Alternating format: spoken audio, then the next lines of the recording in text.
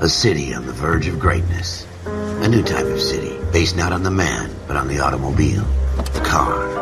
The symbol of freedom and vitality.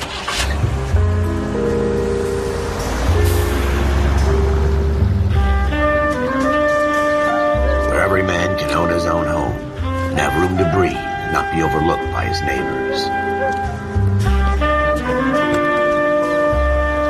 A city where a man's home is his castle. A quarter acre of the dream made possible by victory.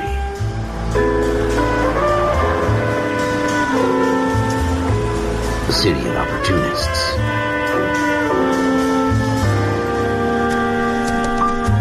A city of dreams, where Hollywood will shape the thoughts and desires of the entire planet.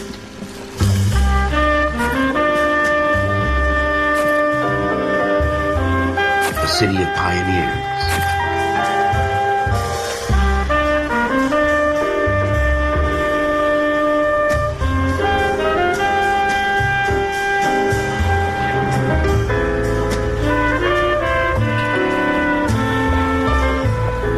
A city of dreamers.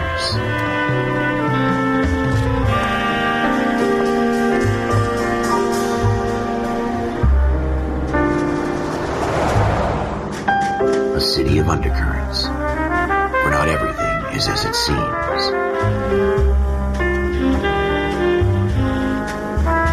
A 20th century city that will become a model for the world.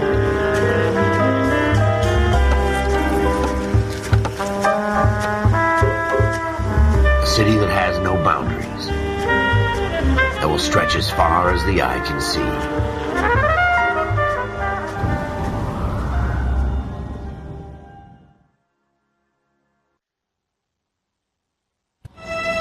In the Marine Corps, you deal with the chain of command. Mistakes get made, but you deal with them. You know what you're fighting for and that you're on the same team. But dealing with corruption is like chasing shadows. You never know whether the guy you're talking to is on the pad, or whether it's your partner, or maybe even the watch commander. So who do you trust, Cole? I made up my mind a long time ago. KGPL calling caller 14 Adam. 14 Adam, come in. Go ahead, KGPL. 14 Adam, see the detective an ambulance shooting at 6th and Industrial Street. Unit 16 William requests uniform assistance for an evidence search. 14 Adam, code 2. Roger, 14 Adam en route. Here we go again. They don't request uniforms for an evidence search unless there's some kind of catch. Ever the optimist. From the beam of sunshine himself.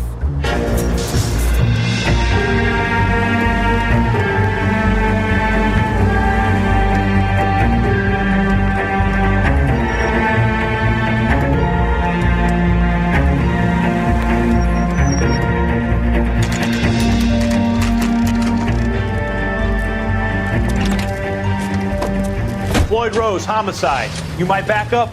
Yes, sir. Phelps and Dunn, Wilshire Division. We had a shooting took place down this alleyway. We have the Vic, Scooter Payton, a Negro male bagged up and on his way to Central Morgue. Witness says a tall white guy, our shooter, put 2 in the Vic's head and then threw his piece. I need you guys to try and recover the gat. You want us to look anywhere in particular? Give it your best shot, guys. The dead guy's a lowlife. I'm not expecting any miracles here. And if we recover the weapon? Bag it and return it to technical services. You hurry it up, Floyd. We got places to be. Happy hunting.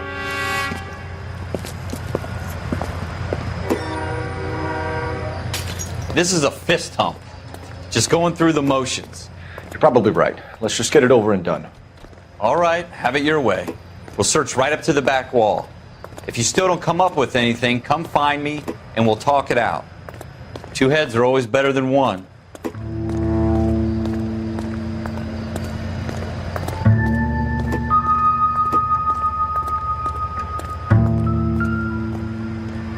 Look at this junk.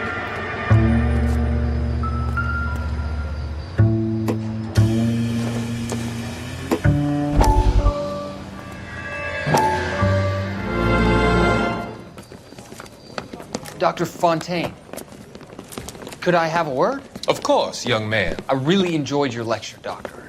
Psychiatry seems to have a tremendous amount to offer. Why, thank you. I'm always happy to receive acknowledgement for my work. The mind is the last great mystery in medicine. Are you thinking of specializing, Mr. Sheldon. Or Courtney Sheldon. I'm only in second year, Doctor. They fast-tracked me a year because of my experience during the war. Ah. That's what I wanted to talk to you about. Battle fatigue and collapse under duress. Can it be helped? I would say yes, given the right set of circumstances. Trauma forces the mind to close down, retreat in on itself. We try to find ways to unlock the mind again through a combination of therapy and drug treatment.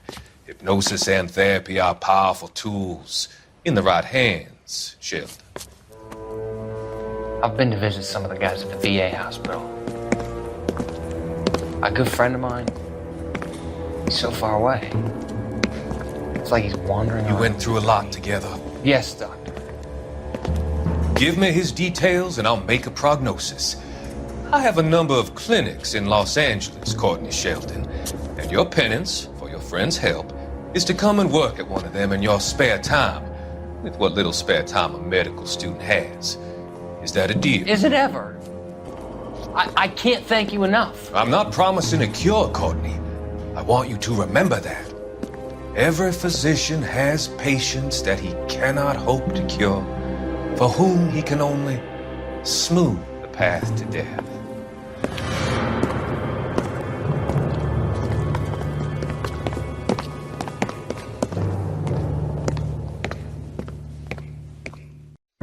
It's not my job to pick through other people's trash.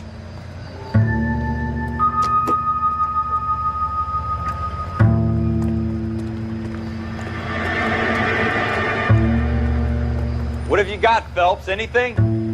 Jesus. Cole, come take a look at this.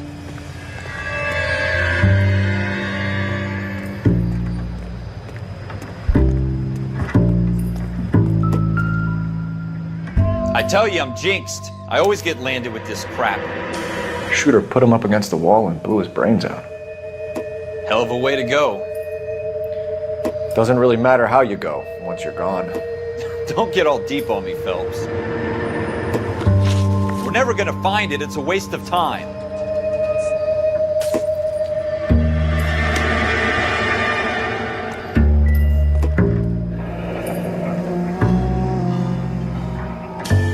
Ralph, there's something on the rooftop. How the hell did you see that? A reflection in the window. Looks like it might be our weapon. I'm gonna see if I can find a way up there. All right, don't hurt yourself.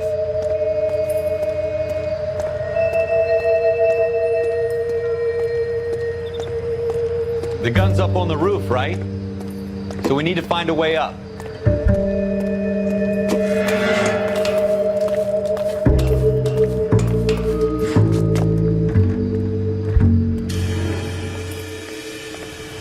What kind of chumps do these homicide guys think we are?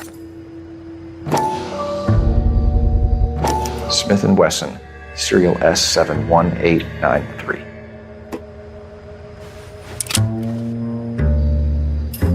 Two rounds fired. Instead of dropping it down a drain, our shooter hoists it up here. Interesting guy.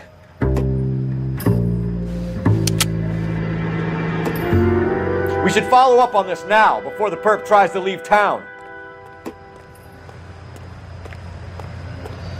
We have the gun, Cole. Let's take it back to Central. We could get a commendation. Could show some initiative, Ralph, and see if we can come up with an owner. That's a long shot, Cole. It's a pretty fancy gun. You know a local gun store? Sure. There's a place a couple of blocks from here.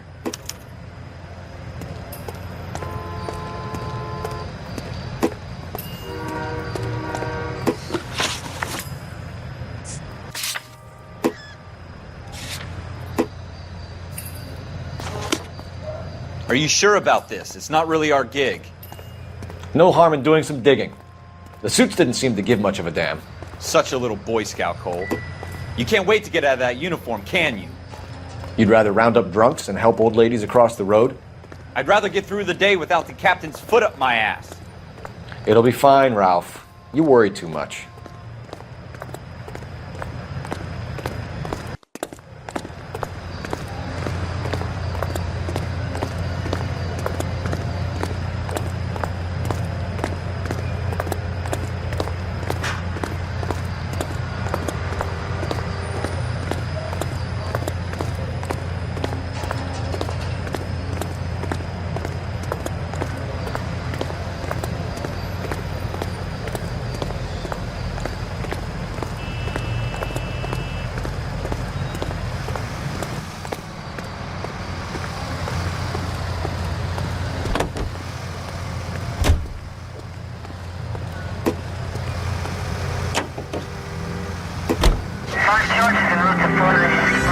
take the next right turn.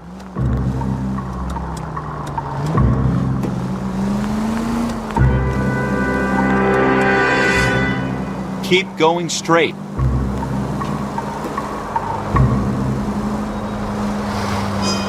Go straight over the intersection.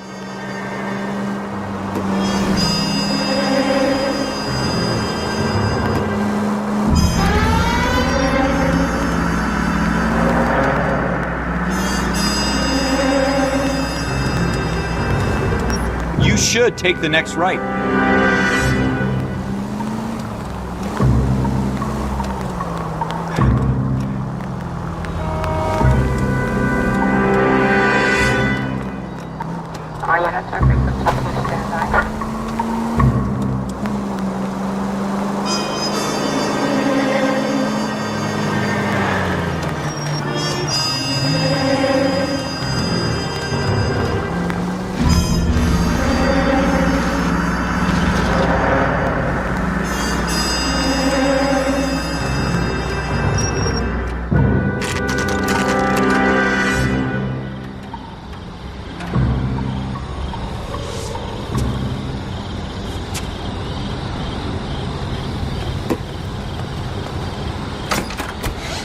Officers Phelps and Dunn.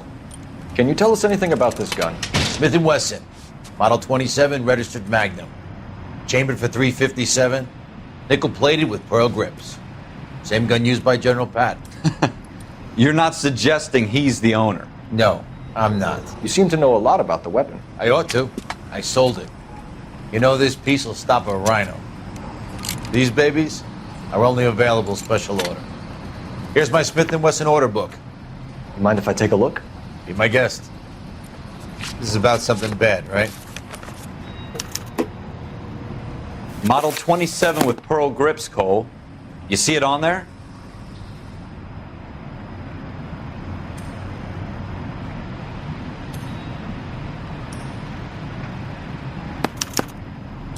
We're in luck. Errol Schroeder, 203 South Glass Street. Ordered the gun in February '46.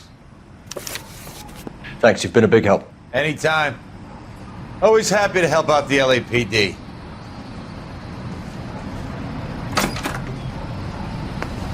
Do we call it in? Let's see if he's at home. Owning the gun doesn't prove he pulled the trigger. Okay. In for a penny, in for a pound. Lead the way, Gunga Din.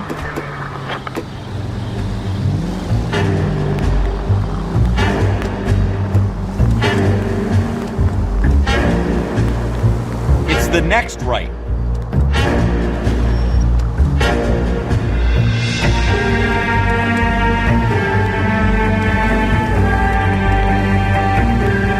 Now that wasn't so hard, was it? Just because we're in uniform doesn't mean we can't use our initiative. I guess so. Seems a little too good to be true. One-of-a-kind murder weapon bought locally using a real name? If Schroeder's our shooter, he's no criminal mastermind. Most of them aren't. That's why they get caught. 2 out of every 3 crimes are done on impulse. Another fact from the Phelps Encyclopedia of Thin Air. You really are full of it.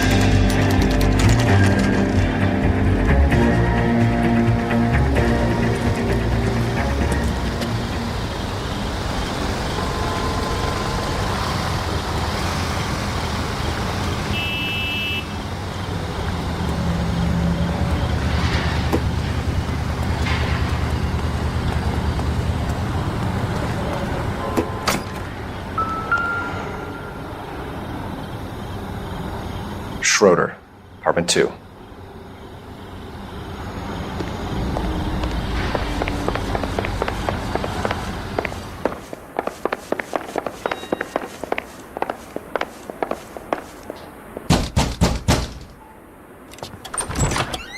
What do you guys want? I'm Officer Cole Phelps. This is Officer Dunn, Wilshire Division. You're the owner of a Smith & Wesson Model 27, nickel-plated with pearl grips? I might be. What of it? Then you'll be surprised to know that Scooter Payton was murdered tonight with your gun. You're out of your mind. Scooter? He works for me. I have that gun here in my drawer. What the fuck is going on here? You're under arrest, Schroeder. Cuff him, Ralph. No way. You're not taking me down for this.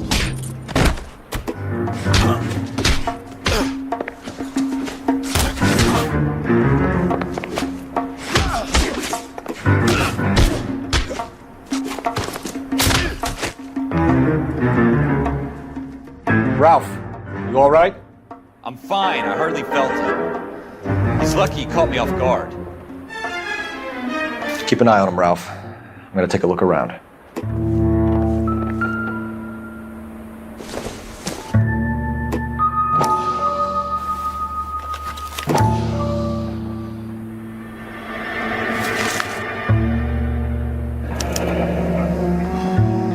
List of names and a series of numbers. Floyd Rose's name is in this book. Phelps, we can come out of this all bright and shiny with a commendation. Or stick our schlongs in a hornet's nest. Call it in, partner. And leave the book where you found it. Officer Phelps, badge 1247, requesting.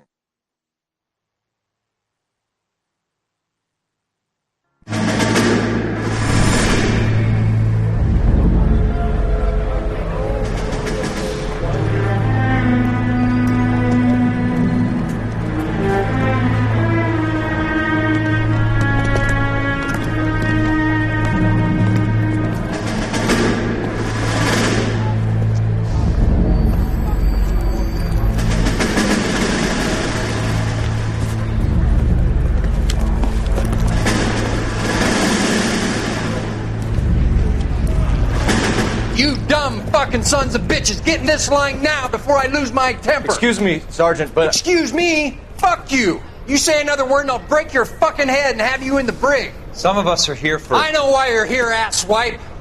I'm having a bad day, Private. Some people don't seem to want to get on this bus. I didn't ask for your help. He didn't ask for your help. Can you believe this guy? Who are you two? Abbott and Costello? We're here for OCS, Sergeant. So it's the three fucking stooges and you're here for OCS. God help this fucking country and the USMC. The Japanese will do the world a favor and kill you quickly. All three of you are on report. What are your fucking names? Phelps. Kelso. Merrill. Any other gentlemen for OCS? OCS is at Elliott. You take the Camp Elliott bus over there. This bus is for MCRD. This bus is for men who want to fight.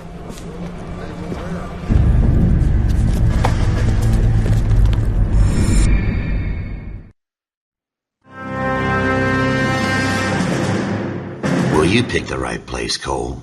A city that needed an honest cop like a thirsty man needed water. You'd heard the stories, but you weren't interested. You were here to fight the good fight, solve cases, right wrongs. But the force is like politics. There's no sitting on the fence. You have to choose sides. A brown paper envelope or a Greyhound ticket to Palookaville. It could only ever end one way. All units to 211 in progress and shots fired at Westlake Savings and Loan, 1415 West 3rd Street. Unit to handle identified, code 3. We'll take that. It's only a couple blocks from here. 14 Adam calling KGPL. We'll handle the 211. Roger that, 14 Adam. Be advised, suspects are armed and dangerous. Roger, KGPL. 14 Adam en route.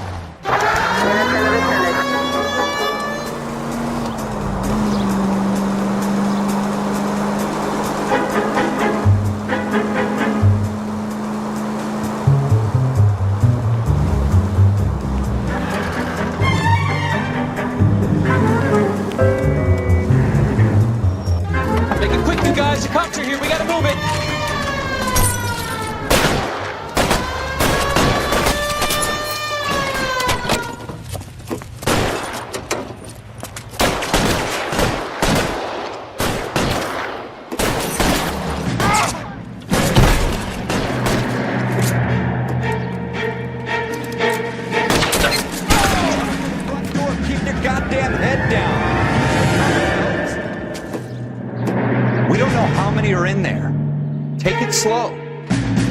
Backup will be here soon.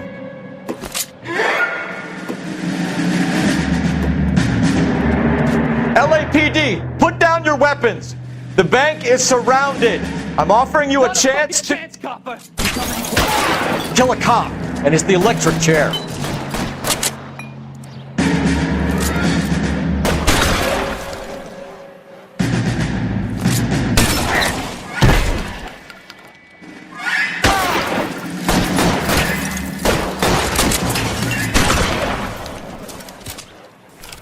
That's it? We got them all? I think we got them, Cole. Should be all clear.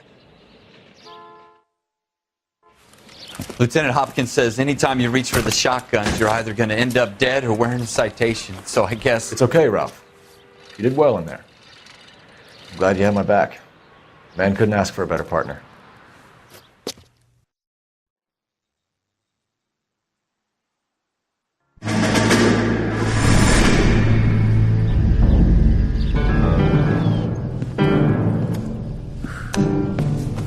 This kind of opportunity comes along once in a lifetime, Hank.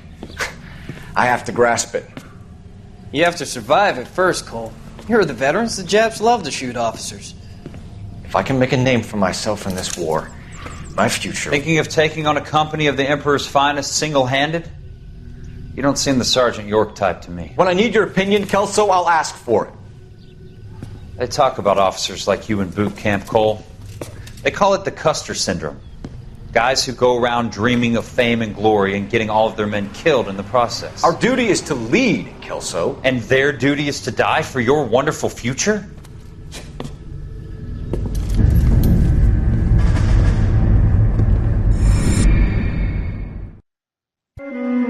Cole Phelps and Jack Kelso. With some people, it's as simple as chemistry. Two guys who should have been friends, but their personalities got in the way. Phelps, a good guy, but wound way too tight. And Kelso, a quiet man who could never walk away from a fight. Well, it's a shame you don't like to talk about it, Cole. Ralph, friends who want to stay friends don't discuss religion or politics. And in my case, you can add the war to that. I know that bum. Wendell Bowers. I put him away before. He jumped parole. Get after him, Phelps. I'll head him off in the car. Wendell Bowers! Stop! LAPD! You can go screw yourselves. Why, you! He's hiding in the alley!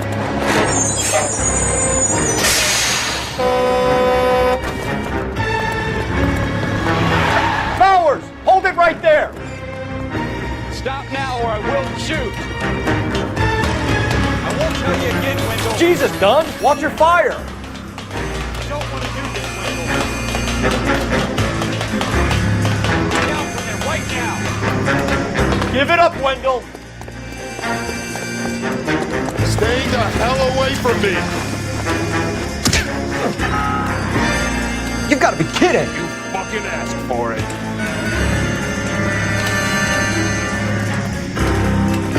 No way I'm going back inside.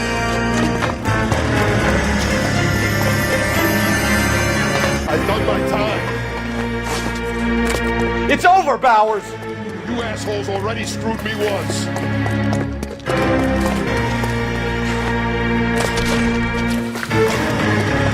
Give it up, Bowers! There's nowhere left to go! Looks like we've got the place to ourselves. Come on then.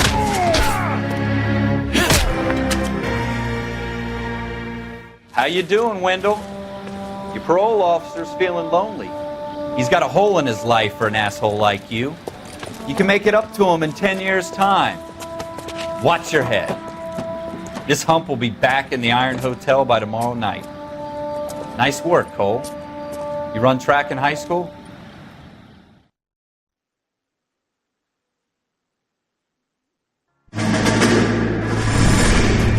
Part of the tradition of the Marine Corps and being an officer in the Marine Corps is the ability to make tough decisions.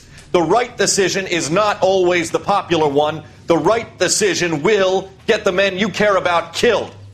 These ratings and your ability to give them frankly and truthfully directly affect your chances of successfully becoming a Marine officer. Candidate Phelps, you have the floor. Esprit de Corps, Merrill, 10. Franklin, 8. Weiss, 8. Donahoe, 6. Kowalski, 6. Hudson, 5. Kelso, 2. Leadership, Donahoe, 8. Franklin, 7. Merrill, 6. Kowalski, 6. Weiss, 5. Hudson, 5. Kelso, 1. Candidate Kelso! I'm sorry, Captain, but I joined the Marine Corps to fight the enemy, not get involved in this schoolboy chicken shit. Kelso, in my office, now!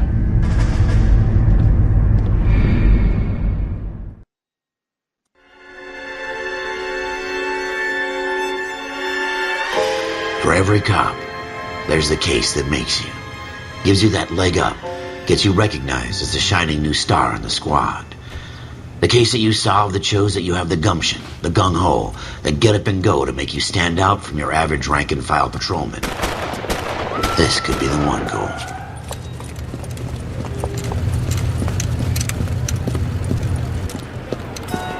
LAPD, could you stand clear of the body, please?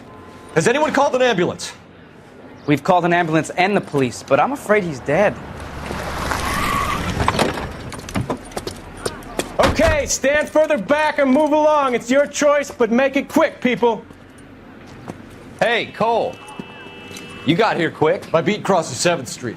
Okay. You're first reporting then. We'll get a perimeter going and move the crowd on. You better see what you can find out before the homicide dicks show up. I'll be with you in a moment. Broad daylight, crowded street. Now I've seen everything.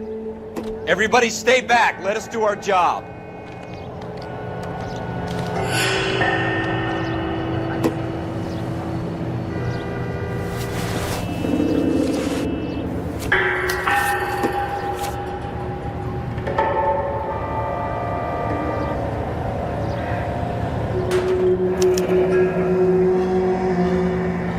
C. Galetta. Layaway receipt. Pearl earrings. Made out to Bank of Arcadia.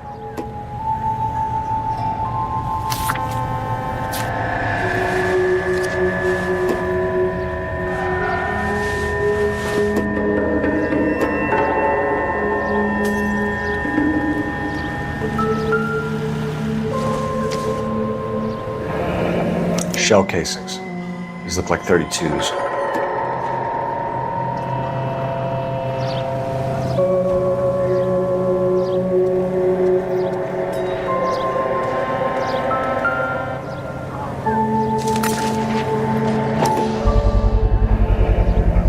FN Browning, serial number 01138. Might need to run it by a gun store. Eagleson's gun store's a couple blocks from here. This guy in the crowd thinks he saw something, Cole. You better take a statement. All right, yes. Sir, I'm Officer Phelps. What exactly did you see? I heard the shots. I thought it was a car backfiring. I saw a girl run at the shoe store. Will this make it into the paper? Speak to the witness before homicide arrives, Phelps. And if you think she's lying, don't be afraid to get forceful. Verbally, of course. And don't accuse her of anything without proof. Lawyers love that shit. And if you're sure she's straight up, try the general approach. See what you can coax out of her.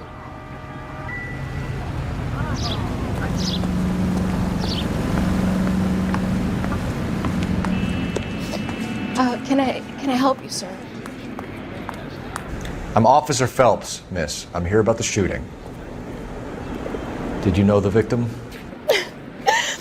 He was my boss, Mr. Gage. Mr. Gage's first name. Everett. And you are? Galleta. Clovis Galleta.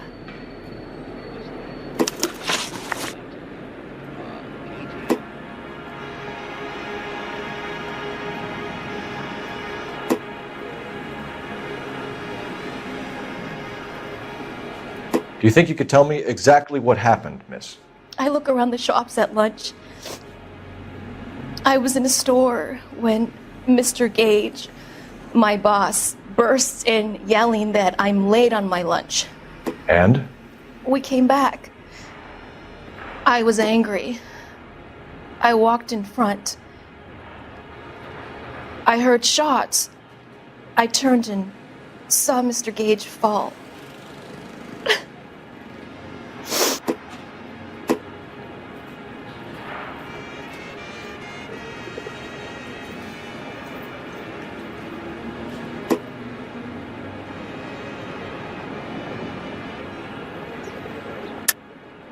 You're lying, Miss Galetta. You know what happened and why. You're going to tell me. There's nothing to tell. I've done nothing wrong. How can you prove different?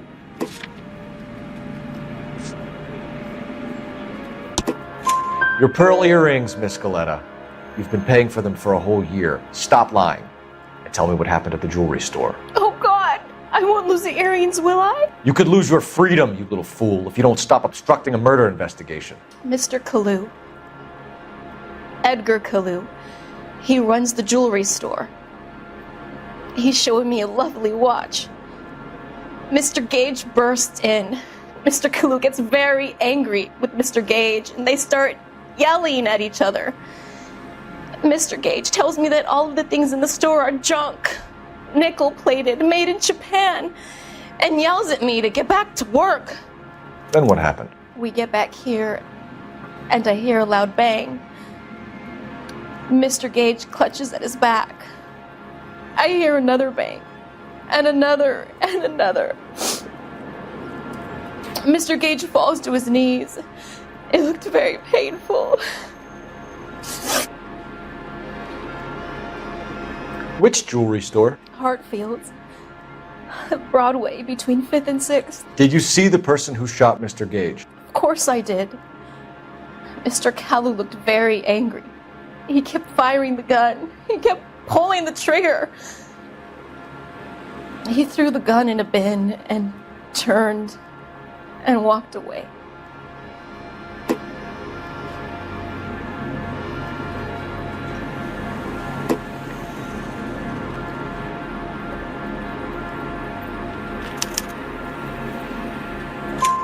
You're making me angry, Miss Galetta. Is that what you want? Tell me why Mr. Kalu shot Mr. Gage. Mr. Gage hates Jews. A lot of people do. It's not my fault if he has nice things. How many shots did you hear, Miss Galetta? It's difficult to remember. It sounded like there were so many, and they were so loud.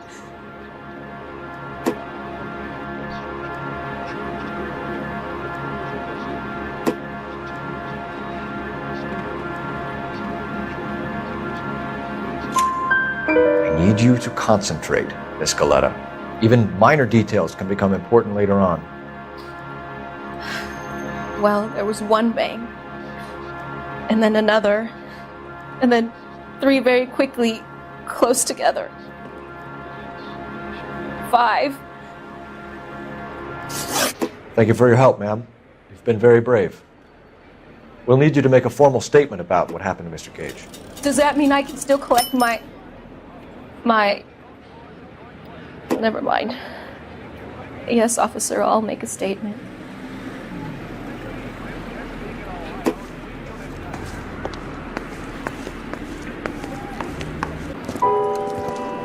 We have the murder weapon. And the murderer. The girl saw it all. Our killer works at a jewelry store called Hartfield's. That's a couple of blocks from here. You thinking what I'm thinking? Tate, maintain the perimeter.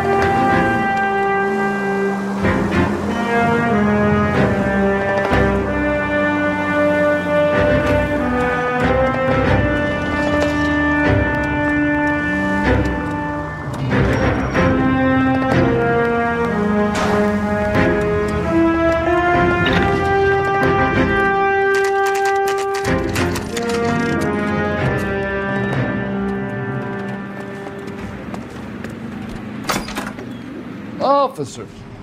What can I do you for? Officers Phelps and Dunn, sir, Wilshire Division.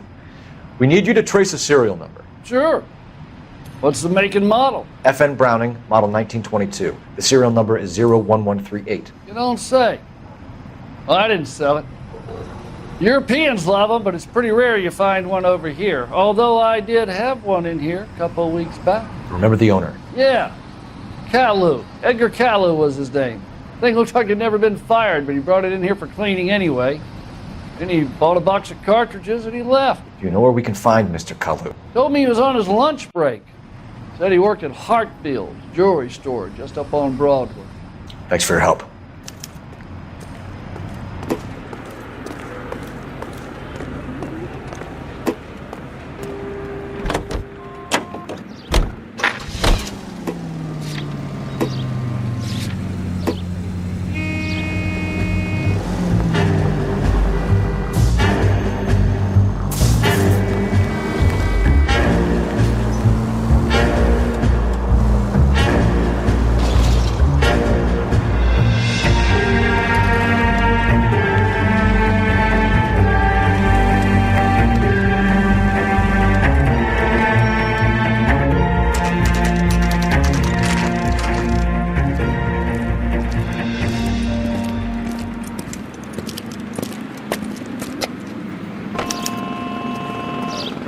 Officer, can I interest you in a new watch?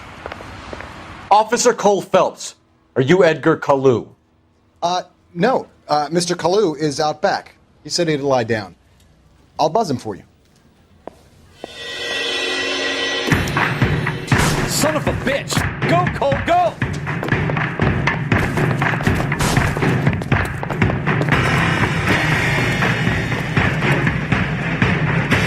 Kalu, get back here!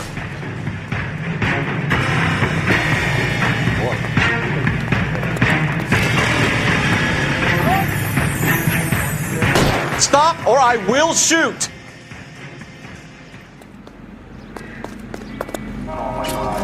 Edgar Kalu, you're under arrest for the murder of Everett Gage.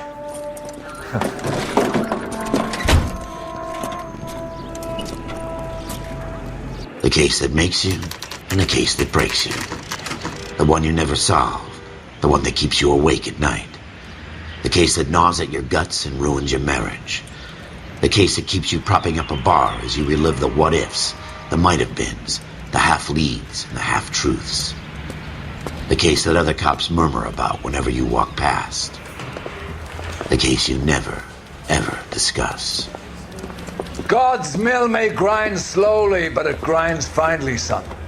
I hear it's you who nabbed our malefactor from the shooting yesterday. Yes, sir.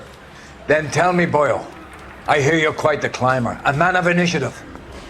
How would you like a chance at smiting this man with the sword of justice? You're asking me to conduct the interview, sir? I am, young Phelps. You've only been with us a short time and you've assembled yourself a stellar arrest record. Not to mention the fine work you did in the war, sending heathens back to the hell they came from. But I'm curious as to whether you can turn your hand to interrogation. Takes a certain animal cunning, lad. Do you think you might be ready for that? Yes, sir. I think I am. Good man. You need many things for a conviction, young Phelps. A motive, opportunity, hard evidence, and best of all, a confession. If you fail in the former, you can always use a modicum of violence to obtain the latter. How are you feeling, lad? Fine, sir. Very good. The evidence is overwhelming. May the cat eat him and the cat be eaten by the devil. Bring me a confession, young Phelps. This is your chance. Don't fail me.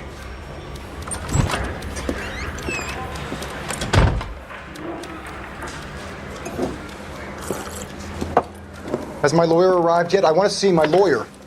A lawyer can't help you, Mr. Kalu. You shot a man dead in cold blood. You're going to have to pay for that. You followed Everett Gage and the girl back to the shoe store. You put 5 rounds in Gage's back. Gage was a bastard. Whatever he got what was coming. But it had nothing to do with me.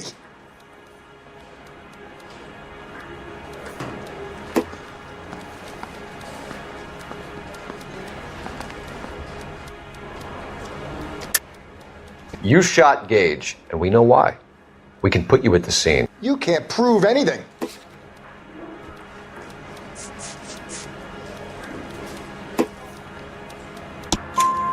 We know all about the argument. Miss Goleta made a statement. You're counting on the girl? You think her testimony's gonna stand up in court? You're going to the gas chamber, Edgar. That Jew-hating fuck couldn't leave me alone. I had a sale. That girl was ready to buy. Let's change the subject. You fasting for Yom Kippur, Mr. Kalu? Yeah, let's change the subject, you going motherfucker. How about baseball? You're not denying you're a Jew, Mr. Kalu. This is America. It's not Germany. It's not a crime. Some people don't like Jews, Mr. Kalu. Yeah, and I guess you're one of them. Gage hated Jews, didn't he, Mr. Kalu? I don't know what you're talking about. You left-wing leaning parasite. You expect me to sit here and listen to your drivel? You call me that? You sit there and you call me those names, you goddamn goy butt snatcher? You and that stup Gage! Why did you do it, Mr. Kalu? Gage. He's in the Chamber of Commerce. He's in with all those momsers. He blocked every proposal I ever put forward. Kike this and kike that. He's been trying to ruin my business for years. Edgar Kalu, I'm charging you with the first-degree murder of Everett Gage. I respect your beliefs and your right to hold them. I hope for your sake the jury can commute to murder in the second degree. May God have mercy on you, sir.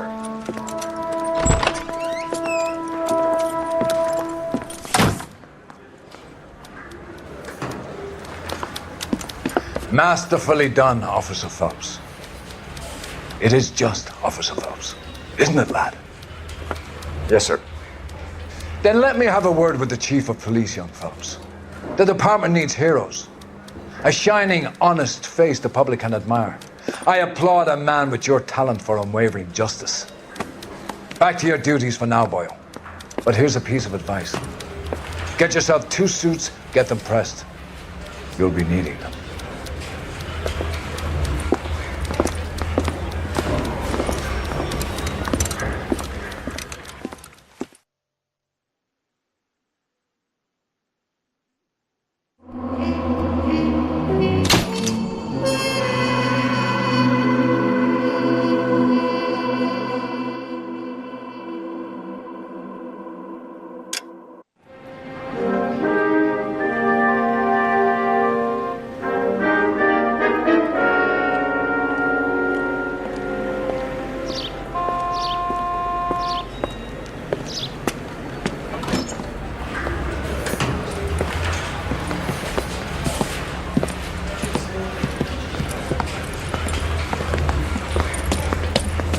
Here's your new desk, kid. You're on traffic. The hot sheet is posted here, next to the map. What's his problem? That's Biggs. He's an institution. So this is what all the fuss is about. Why couldn't they build a freeway that goes past my place? They haven't even approved the money yet, kid.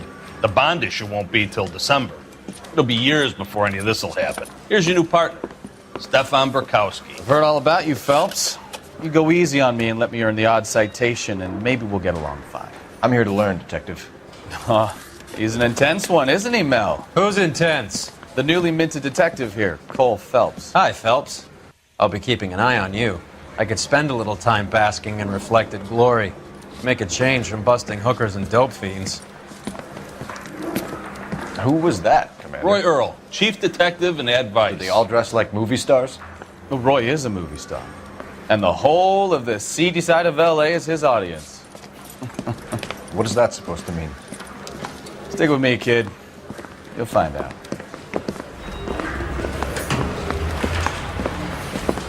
And now some housekeeping. Warm Central Division welcome for Detective Cole Phelps. Some of you guys may know Phelps. He's the cop who broke the jewelry store murder. Stand up and take a bow, Phelps. If it's all right with you, That's sir. an order, Phelps. Shh, quiet, everybody. Phelps is one of only 2 serving LAPD officers who received the Silver Star during the war. Really gave it those lousy Japanese, eh, Phelps? I did my best, Captain. Why you war heroes always so modest? I've partnered Phelps with everybody's favorite Pole, Stefan Bukowski. Hope you like work, kid. Bukowski sure as hell doesn't. Well, that's why we have partners, right? Okay, can it, guys. Stick with Bukowski. He's a good cop. He knows traffic inside and out.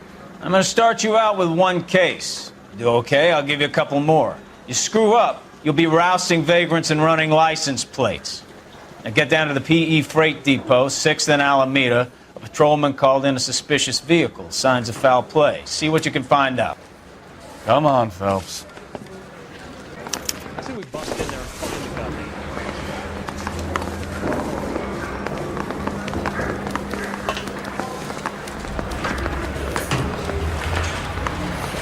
guy. They really pushed you Whatever through quick, kind of didn't look they? you were going for. 6 years on patrol You before I missed. got this desk. You were here in 5 minutes. What do you want me to say? I didn't ask for any favors. On the radio? Just want another commendation? You know this place? Sure. Near the old gas works and signal depot in the warehouse district. I'll direct.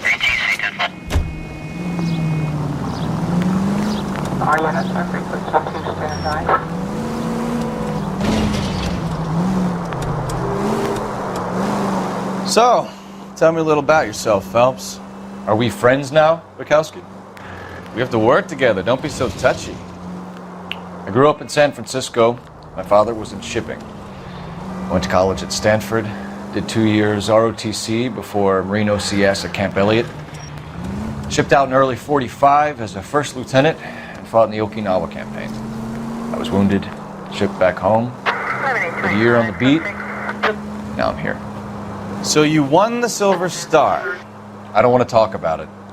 Now let me get this straight. You single-handedly killed 40 Japs on this hill in Okinawa. No. You were up there all night, draped in the flag, knife between your teeth, gun at the ready. You finished? The Emperor Hirohito himself leading the charge against you. I did my part, Bukowski. What did you do? I kept the streets of LA safe for the people. Yeah. Now I get it. Unfit for service. No, fuck you, Phelps. I earned a bravery citation during the Zuda riots. Sounds like you had it rough. I did my job. No one is saying you didn't. I did 6 years as a patrolman. That's the third time you've told me.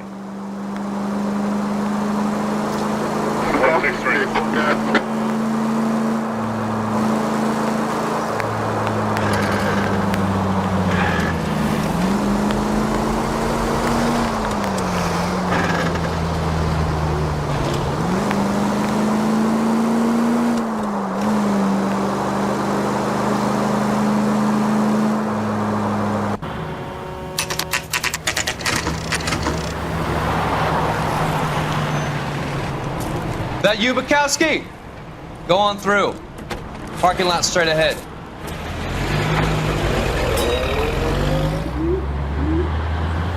I need to get back to work, officer. The detectives are here now. You repeat to them what you told me.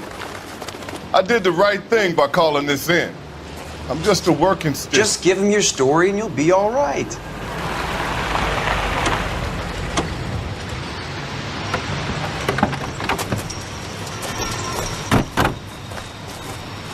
This is your first case, Phelps. It's okay to admit it if you're stumped. If you don't know what to do next, just come talk to me and we'll see what we can figure out. Thanks, Stefan. You're okay.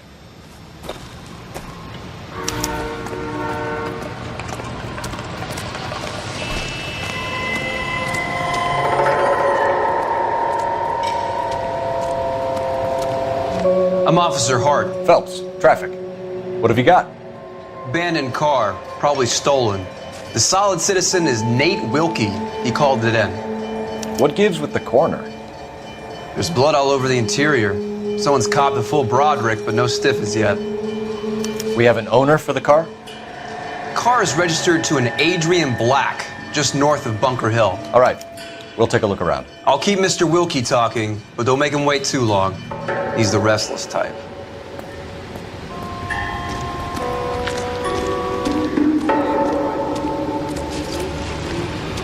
How long you gonna keep me? Doc? Detective Phelps. What have we got? A lot of blood for a blunt force injury. The victim must be in a very bad way. Any sign of the guy? Not unless he's in the trunk of the car.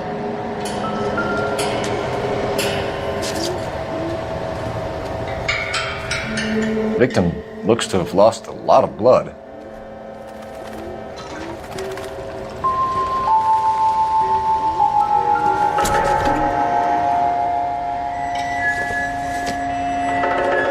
Nothing significant.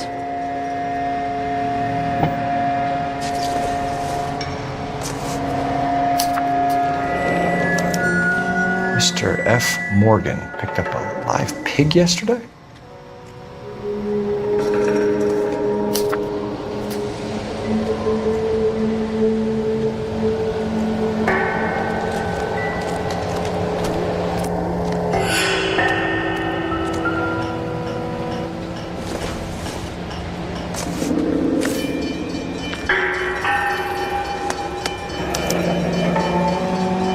"32 years old, married. Sounds like an average guy. What was he doing out here?"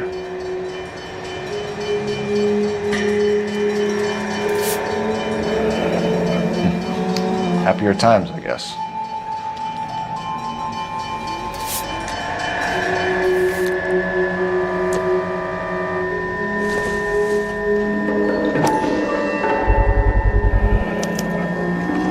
Stenzel glasses. Home repaired by the look of it.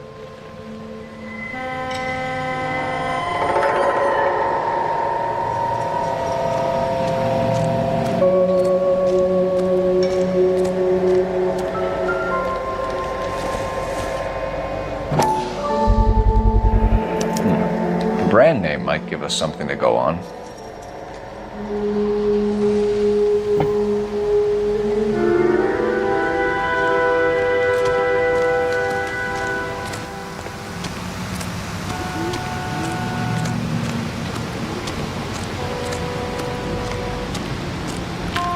Sir, I'm Detective Phelps. Name's Nate Wilkie. You found the vehicle?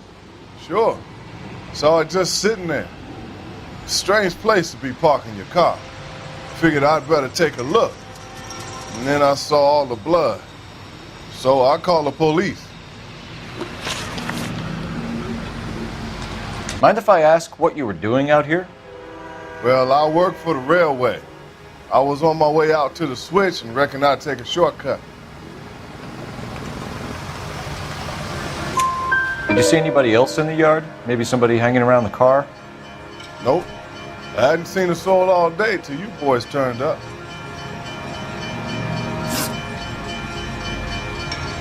Do you know Adrian Black, Mr. Wilkie? No, sir. That ain't a name I'm familiar with.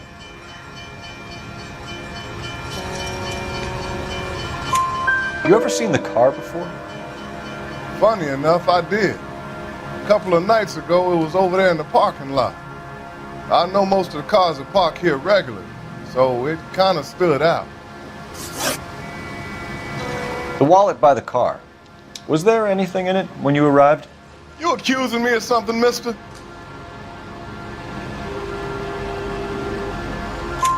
Do you want the patrolman to hold you down while we turn out your pockets, Mr. Wilkie? Maybe I checked inside that wallet. Not that I was gonna steal anything. Maybe I took a look. But there weren't no money in there. Not even change.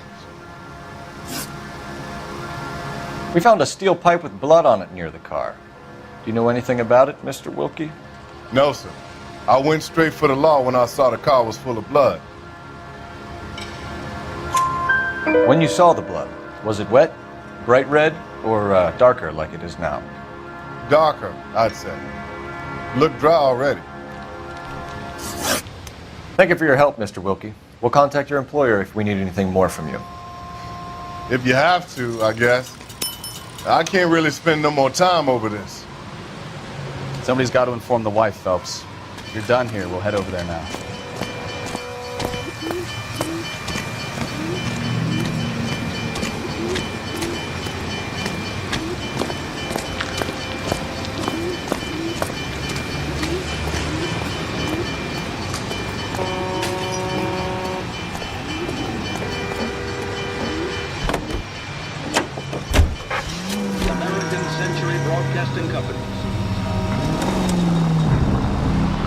620 Bunker Hill Avenue. You know where that is?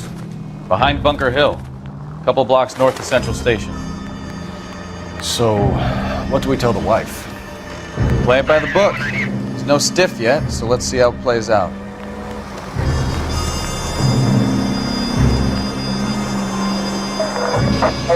All units, officer needs help. 333 South Main Street. Could be a car theft gone wrong. Make Black drive somewhere lonely, then give him a tap. But why leave the car? Well, obviously someone got a little heavy-handed. It's the wrong way around. Well, how so, genius? Where is Adrian? If you've gone to all the trouble to steal the car and it goes wrong, you leave the body behind, not the car. You got something there, Phelps. It doesn't add up.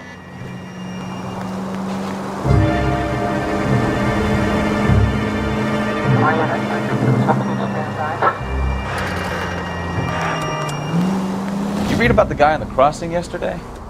No, what happened?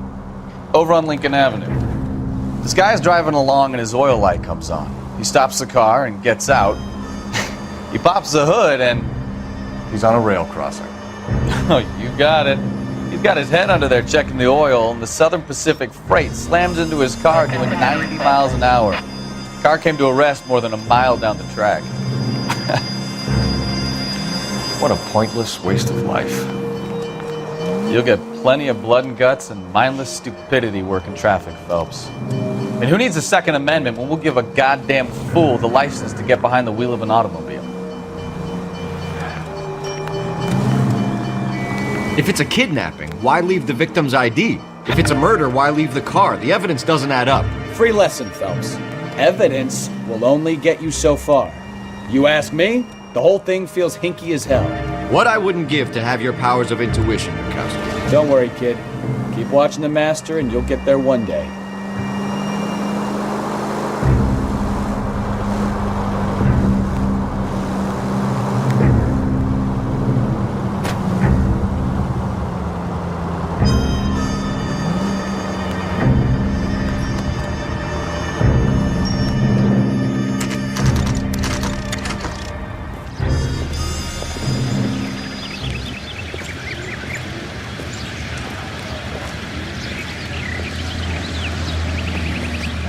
Let's go introduce ourselves. You talk to her, Phelps. I'm no good at this shoulder to cry on stuff. Just a minute.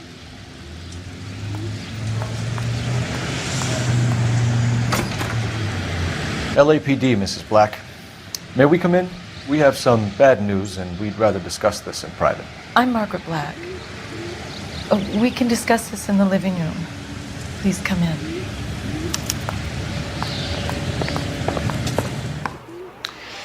Your husband drives a blue Lincoln, Mrs. Black? That's correct. The car has been found abandoned, and I'm afraid there are signs of foul play. I knew something was wrong when he didn't come home. We believe your husband may be injured. We found a pipe on the scene with blood on it. Oh no! My poor Adrian! Does the name Insta-Heat mean anything to you, ma'am?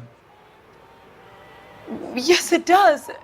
We've just had a new water heater installed. Whereabouts, Mrs. Black? Just outside the kitchen window, at the side of the house. I'd like you to try and stay calm and remember everything that you can about last night. My partner and I are going to take a look around. When you're ready, we're going to have some more questions for you. Is that okay? Of course, officer. Anything to help secure my husband's safety. Well, let's check the place out. Come on. Have a good look around. There's got to be something in here to go on.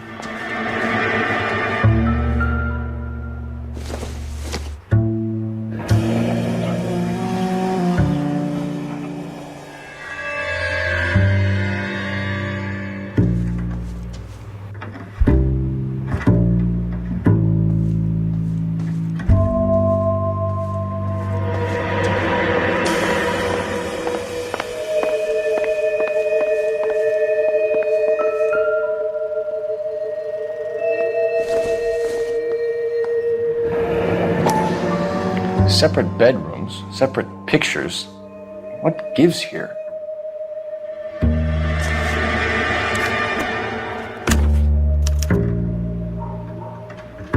To my Adrian.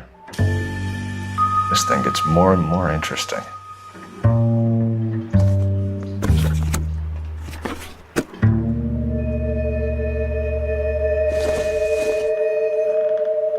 This must be Adrian's.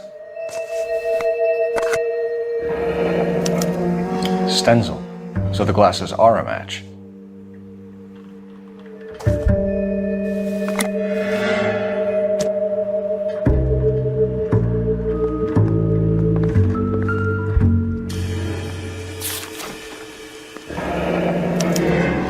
A used ticket to Seattle and a suitcase gone missing. Someone couldn't wait to get out of this house.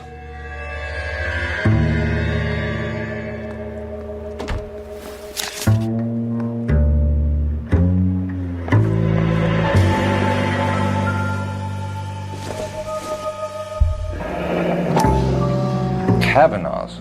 So who brought this home?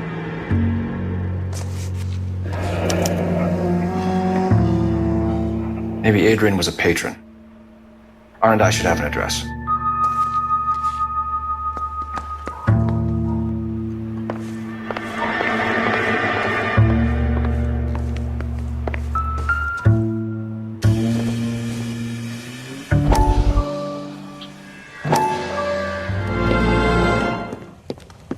Lie down, make yourself comfortable. So, you're a friend of Courtney's? Yes, Doctor. He seems very concerned about you. I have these visions, these blinding visions. I can't get them out of my head.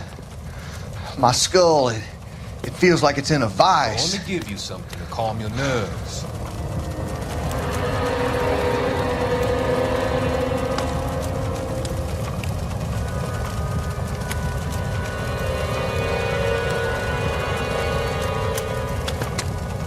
I want to take you on a journey back.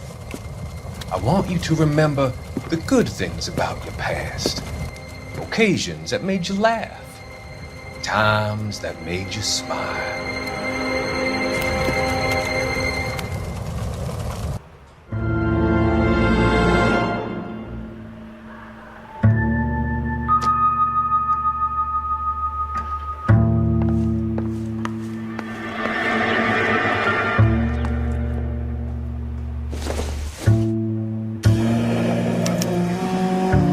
This was only recently installed, not 2 days ago. Maybe it's time we took a look around outside.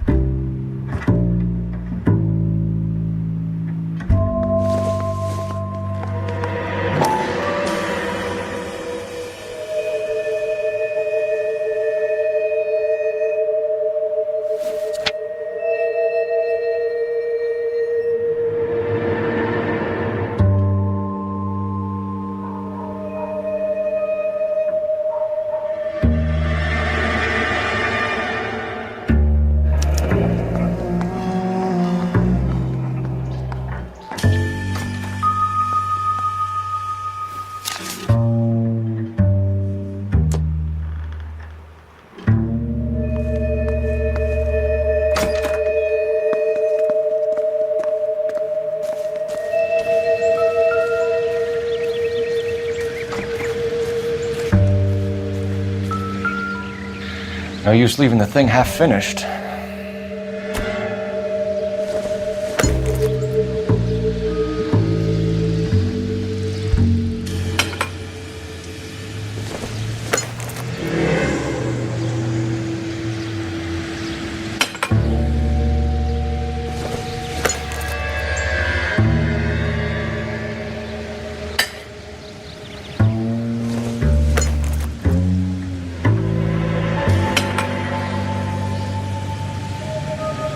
So the pipe missing from Mr. Black's heater is the same one that killed him. Huh. Seems like the assailant is a little closer to home.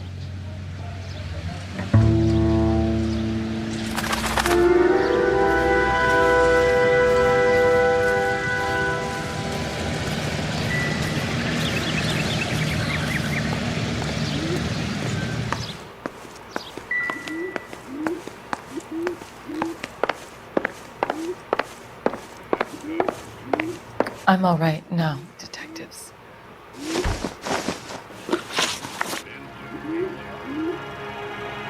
We found a receipt in the trunk of your husband's car for a live pig. This receipt was made out to an F. Morgan. A pig? Adrian runs a tool business. That would be Frank Morgan. God knows what he's up to. What makes you say that about Morgan, ma'am? He's the foreman at my husband's plant. Very shady character. I've told Adrian he needs to keep his distance from the staff. They're always out drinking together. Tell us about the photo of Adrian in the bedroom. What is there to tell? It's from his most recent business trip to Seattle. There's plenty to tell. You just won't tell it. You're lying about the photograph, Mrs. Black. You're incredibly rude and insensitive. But I guess you know that. I've told you what I know about the picture.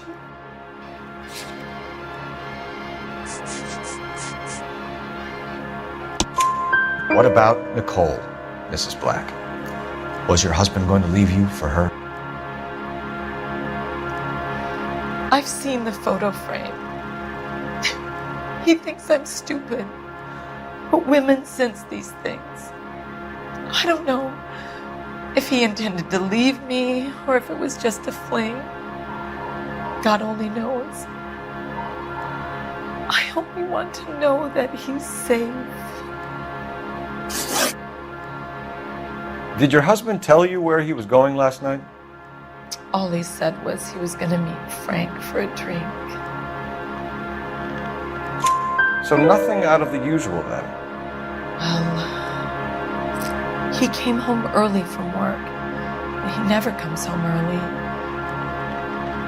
And he went out early, too.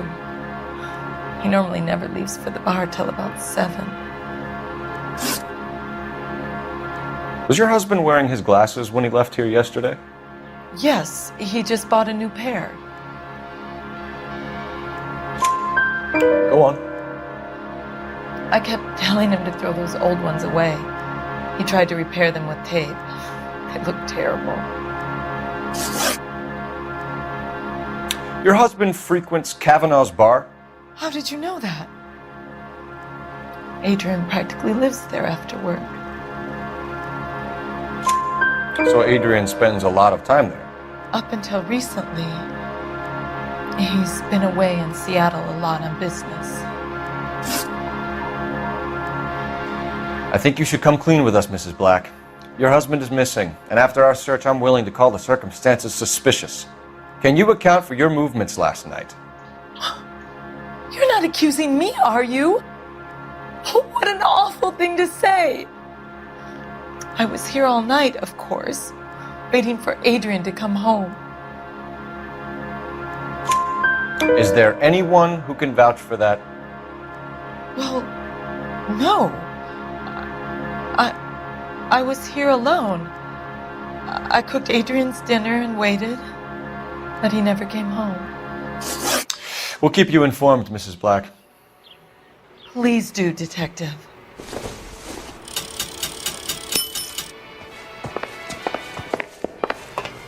Grab the phone. R&I could run down an address for Kavanaugh's in no time. Operator, message for KGPL. Putting you through now. Phelps, badge 1247. How could I help, Detective? I need an address on a Kavanaugh's bar. Certainly, Detective. One moment. Kavanaugh's Bar, corner of Aliso and Hewitt, south side of Union Station. Thanks, ma'am.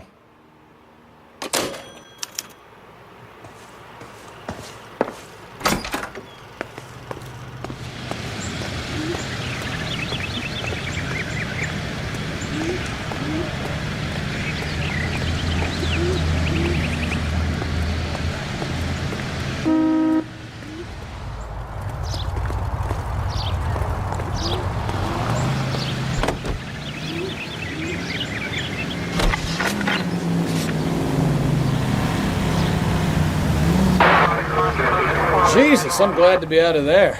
Mr. and Mrs. Black don't seem to have the happiest home life.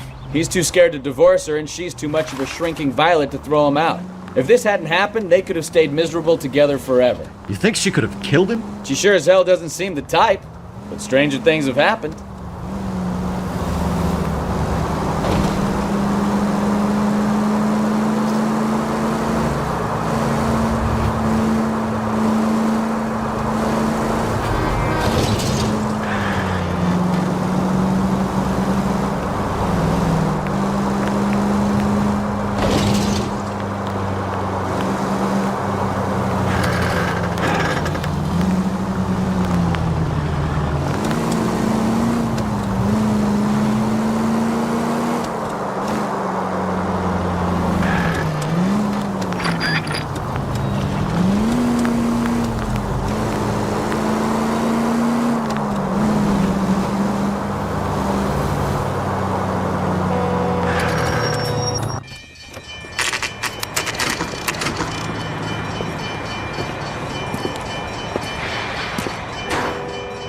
Hey, I know you.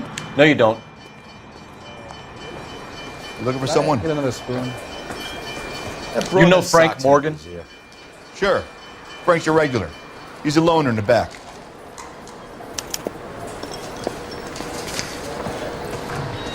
That cherry pie was Frank Morgan? delish. Who's asking? Cole Phelps, LAPD. I understand you're a friend of Adrian Black. Yeah, I know him. Are you aware that he's missing? No, I hadn't heard that. Tough break. We found Black's car abandoned in a freight depot, covered in blood. You know anything about that, Morgan? Hell no. I'm sorry to hear that. I like Adrian. He's a good boss. Please, don't tell me you actually believe this jerk-off, Phelps.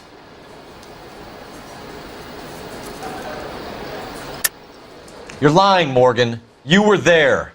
And you're talking out your ass, detective. How about you prove I was out at that rail yard?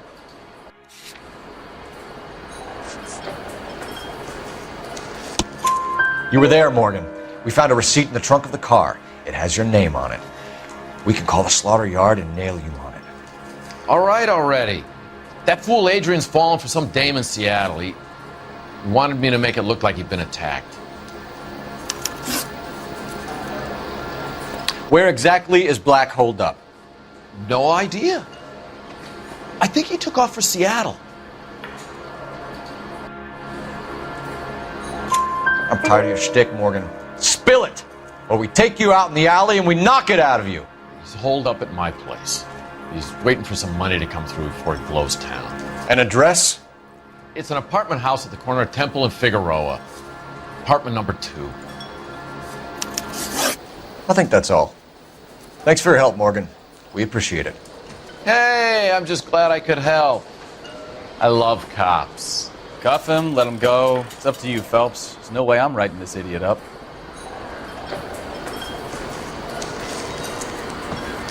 Goddamn Harry thinks he could get fresh Well, if it's all whenever the he same to pleases. you, I'll go back to my drink.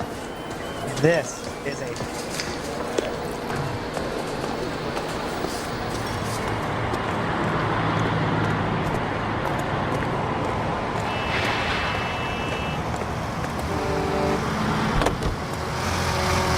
is on ATI Radio.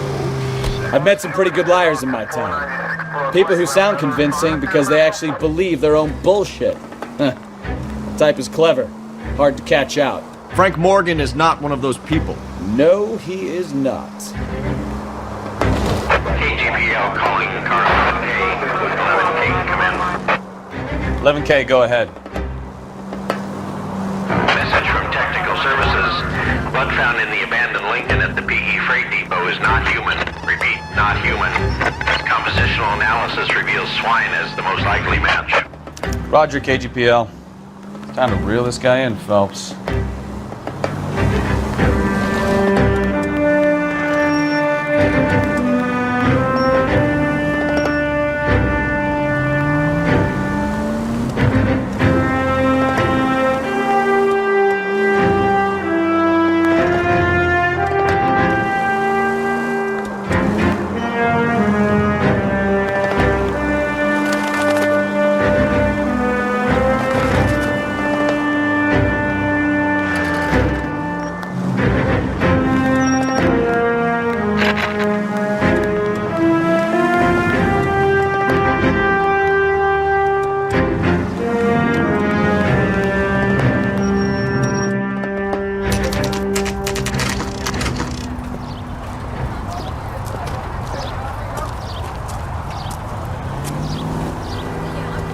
check the place out. Come on.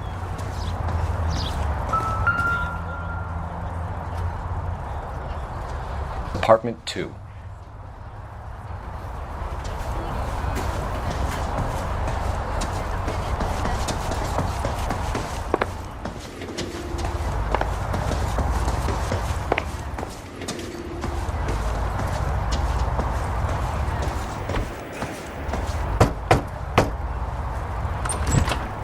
Help you, gentlemen? LAPD detectives, Mr. Black. You're under arrest. Look, I'm really sorry about this. I never tried to hurt anyone. I just needed to get away from LA. I won't put up a struggle. Just let me get my things. Phelps, go after him. I'll try and head him off in the car. Remember, the gun is the last resort. There's no point running, Adrian.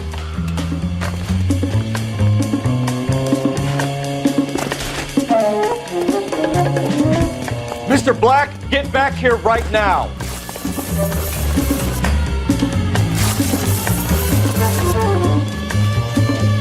It's over, Adrian. Stop right there, Adrian. Why not just come clean with her, Black? Why the melodrama? I thought it would be easier. No, it just got a whole lot harder. Adrian Black, you're under arrest for conspiracy and fraud. We'll see what the DA has to say about wasting police resources on a wild goose chase like this. You're gonna lose your wife, lose your job, and probably end up in the big house. I hope she was worth it, Adrian.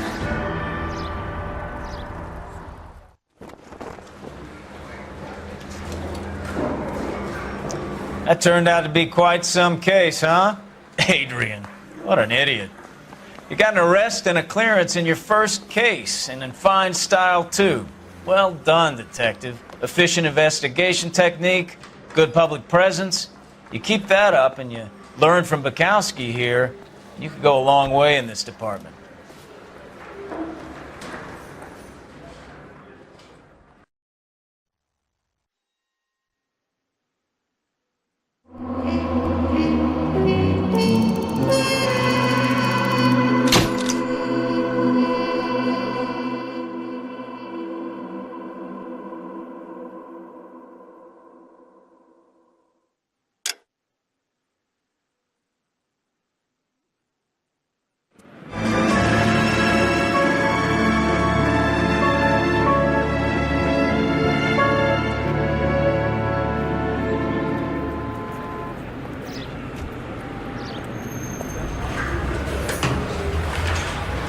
Okay, we're gonna keep this short. I'm already late for the DA. First up, Phelps, Bukowski. We got a report of a brand new Packard abandoned in an empty lot off 2nd Street between Olive and Grand. DR is one Oswald Jacobs says the vehicle was dumped in his backyard. There's a patrolman on site. Get down there and see what you can turn up. Any questions? Good, get going.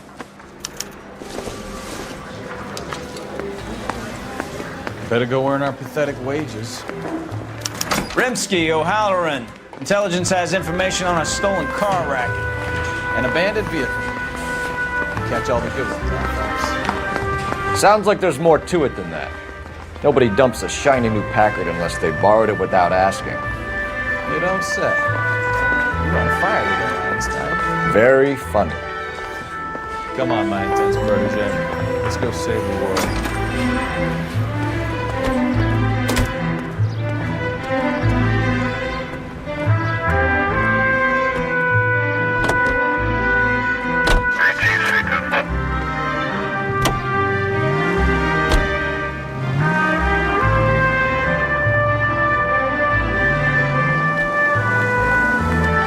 You hear about Adrian? The broad in Seattle threw him out.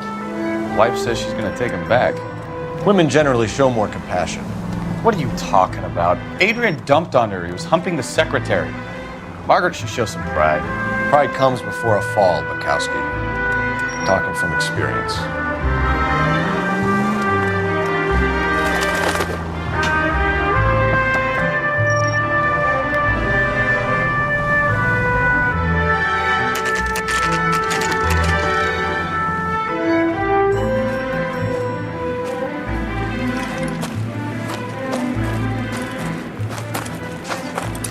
Phelps, traffic. I'm Officer Houlihan. Car's down the alleyway, detectives.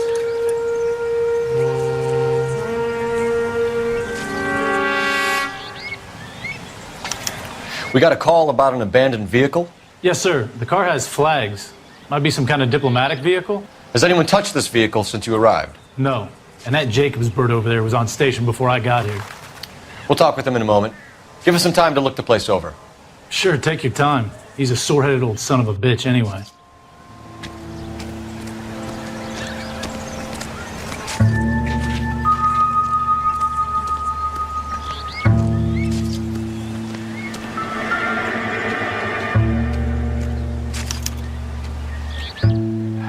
It's owned by the Argentinian embassy.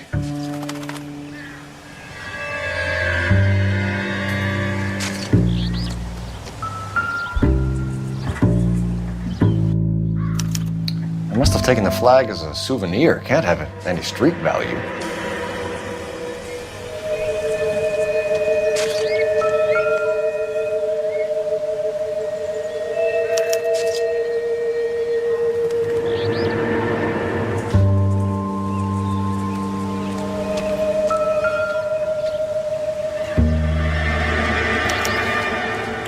Stealing the wheels is for amateurs.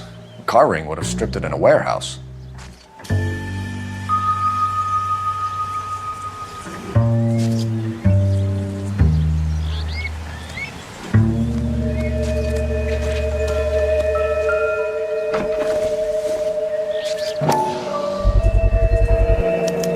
Combination wrench.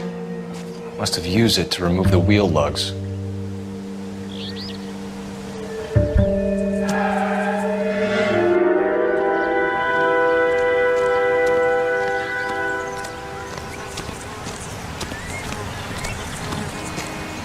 Oswald Jacobs? That's right. What exactly happened here, Mr. Jacobs? Last night, I was looking out of my window. I like to keep an eye on what's going on. I can understand that. You see this empty lot?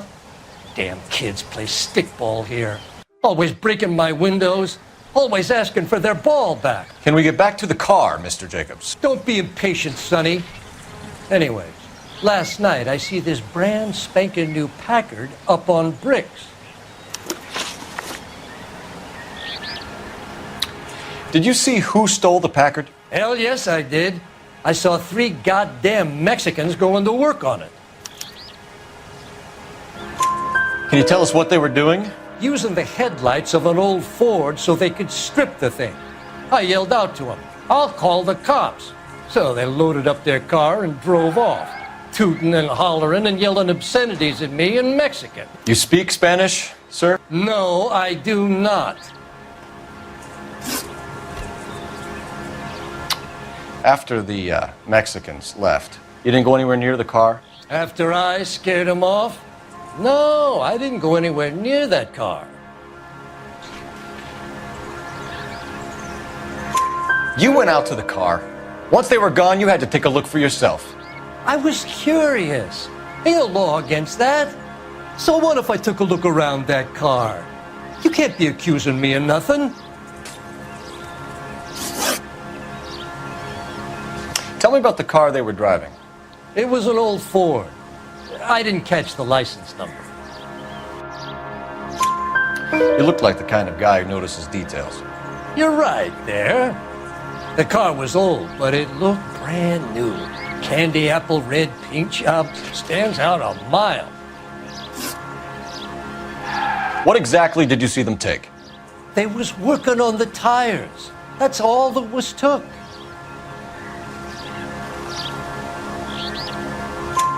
Right. So what did you take, Jacobs? Do you want my partner to pat you down? I found a notebook in the glove compartment. I was going to show you. It's on the chair on my porch. Thank you for your help, Mr. Jacobs. You can speak to Officer Thibault about signing a formal statement. When you get the car out of the way, maybe you could come back and do something about those kids. Well, how about we bring you an umpire's mask?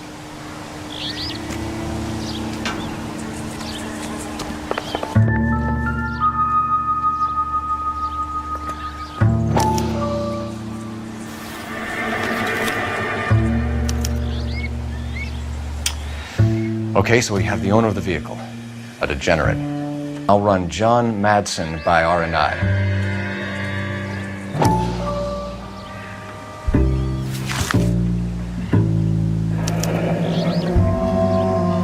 Contact details on a William Dewey. This looks like business rather than pleasure.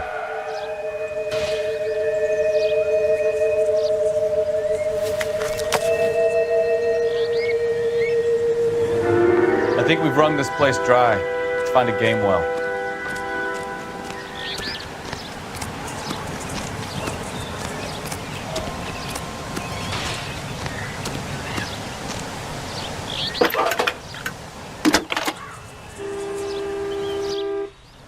Cole Phelps, badge 1247.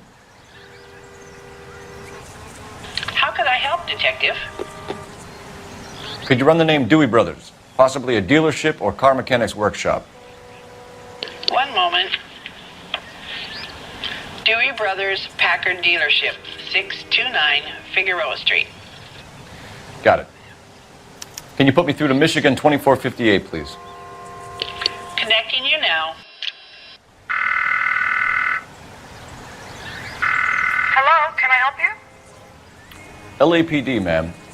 Can I speak to John Madsen, please? He's at school, officer. What's this about? Is he in trouble? How old is your boy, ma'am? Just turned 16. Wrong person, Mrs. Madsen. Sorry to disturb you. Messages, please.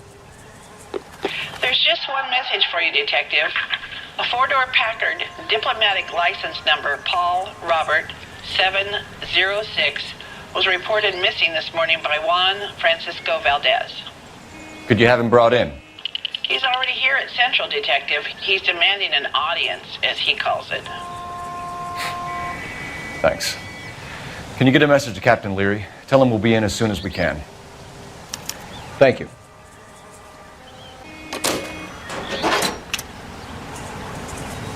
Can you cordon off this lot until we have the vehicle impounded? Yes, sir, Detective.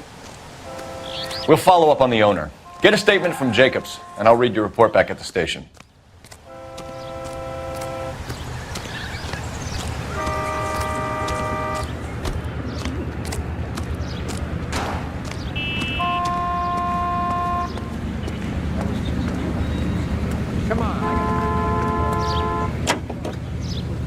We can visit the Packard dealership or head back to Central and interview this Valdez character. Your call.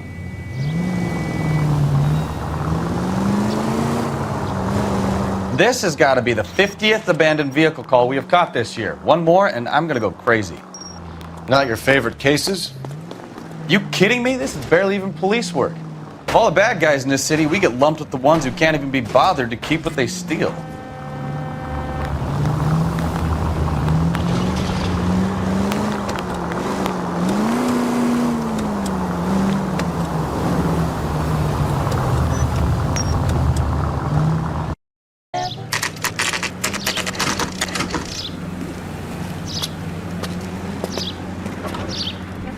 Do we have a Juan Francisco Valdez in for questioning? Sure do, Phelps. Your bird's an interview, too. And get this, he's wearing gloves and doing his best not to touch anything. Can you beat that? Sounds like we don't want to keep this guy waiting. It's this way.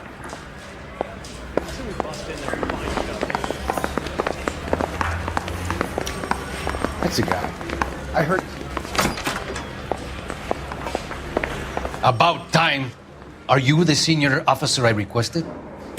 I'm Detective Phelps, and this is Detective Bukowski. Have you any idea how long I've been waiting to speak with you? I am needed back at the consulate, and you keep me here like a common criminal. All right, friend. Let's take a deep breath and start all over again. Mr. Valdez. Consul General. I insist on my full title. Where did you purchase the car? My secretary and driver arranged the purchase. A disreputable place, Dewey Brothers by name. As soon as I can have it arranged, I will have my Hispano Suiza brought up from Buenos Aires. Bought a Packard, Valdez? A snob like you doesn't drive an American car. I want answers or I'll smack you around the teeth. William Dewey offered me a substantial bribe to make a purchase at his establishment. It is not unusual to make this kind of transaction in the civil service. Oh, tell that to the Argentine taxpayers. Consul General, we have located your car.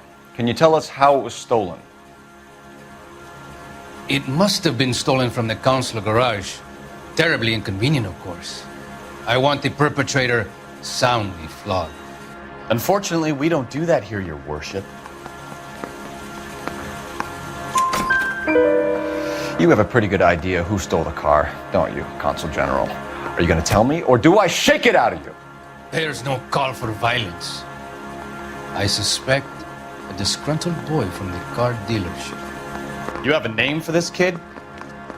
Gabriel, like the archangel.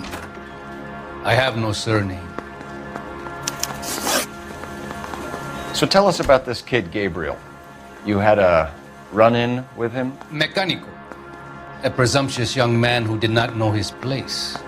He presumed to ask me questions. Well, we do a lot of presuming here in the United States, Consul General.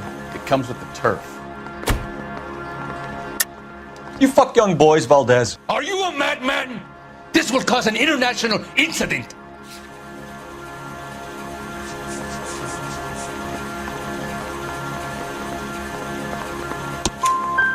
Danny, Ben, Miguel, Tristan, and Teddy. Full lips. Ring any bells? I'm sure we can come to some arrangement. Gabriel, spill it. A beautiful but impertinent boy. I mentioned rendezvous and the young man went quite insane. I thought he was going to kill me. I was prepared to pay. We'll be in touch, Consul General.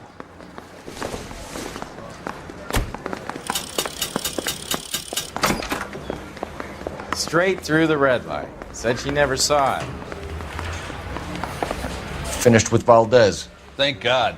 I'll get rid of him in a couple of hours. Yeah, I'm thinking of moving up to a 4.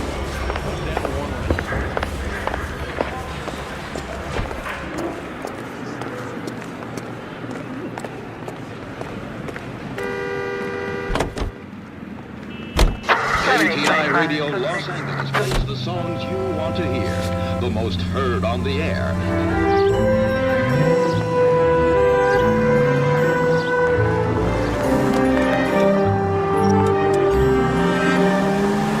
Mr. Valdez moves in some peculiar circles for an international bon vivant. Ah, English, please. See, this is why nobody invites you out for drinks. It's just very industrious of him to be so involved in matters of consular transportation. All right, you're making it worse now. I think what you're trying to say is that lover boy in there is as full of crap as a Christmas goose. That as well.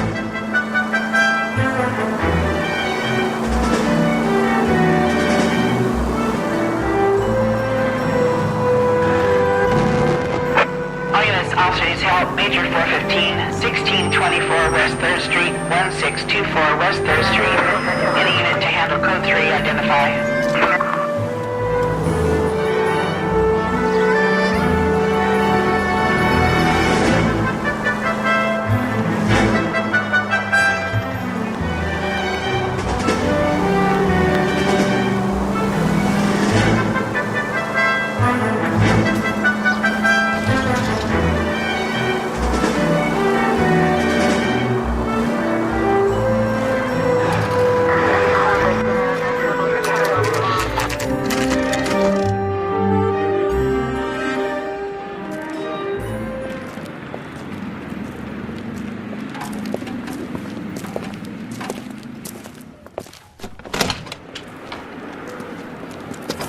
Don't tell me, let me guess.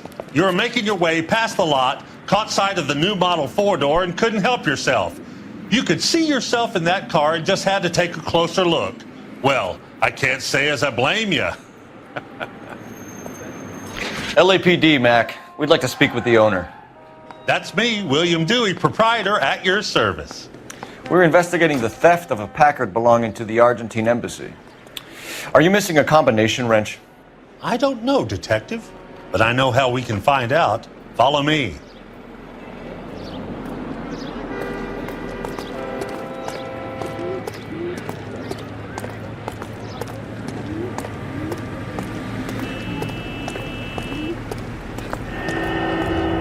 We keep all our tools in here.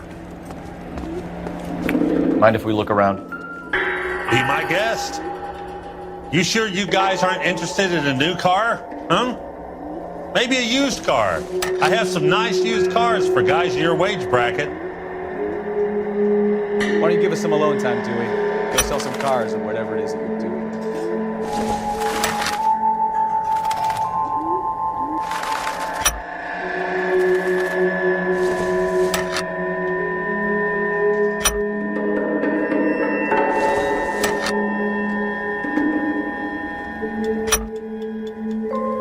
One left. Gabriel Delgado is missing a 3/4.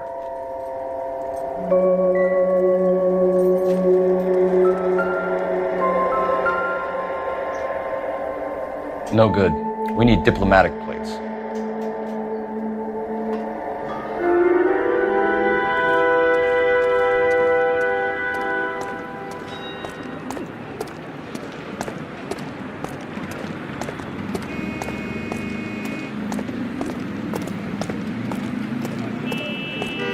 If you don't mind, we have a few questions. Packards are great cars, but this doesn't look like the kind of place favored by foreign embassies. How do you know Valdez?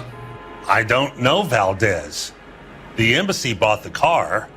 All I know is he must know a quality car when he sees one. And I know a shyster when I see one. You and Valdez are in this together. Me and Valdez? I hardly know him. Valdez wouldn't wipe his shoes with me.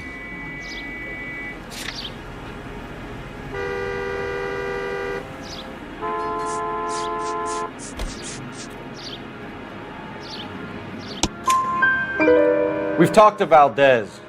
He was very obliging. He told us all about the arrangement the two of you had, and now quit wasting our time. Okay.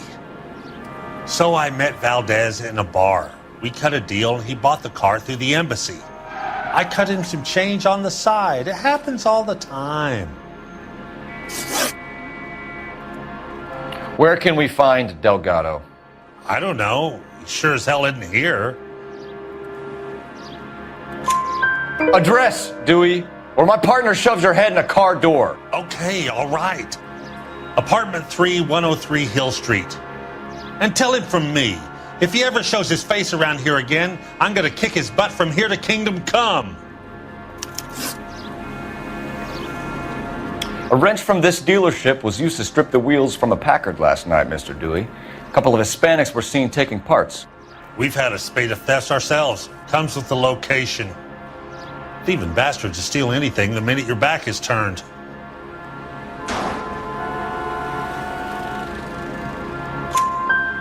What are you hiding, Dewey? Spill it. You don't want the LAPD getting too interested in this place. So I hire a few illegals. It's cheaper than hiring returning GIs, and they have less attitude. Downside is, they're a little light-fingered. Thank you for your help, Mr. Dewey. No problem. God damn that kid. I'm just an honest car salesman. Seems like you just don't know who you can trust these days. Going to movies, Dewey. You're missing your calling. Time to visit Gabriel Delgado. See how good his excuse is.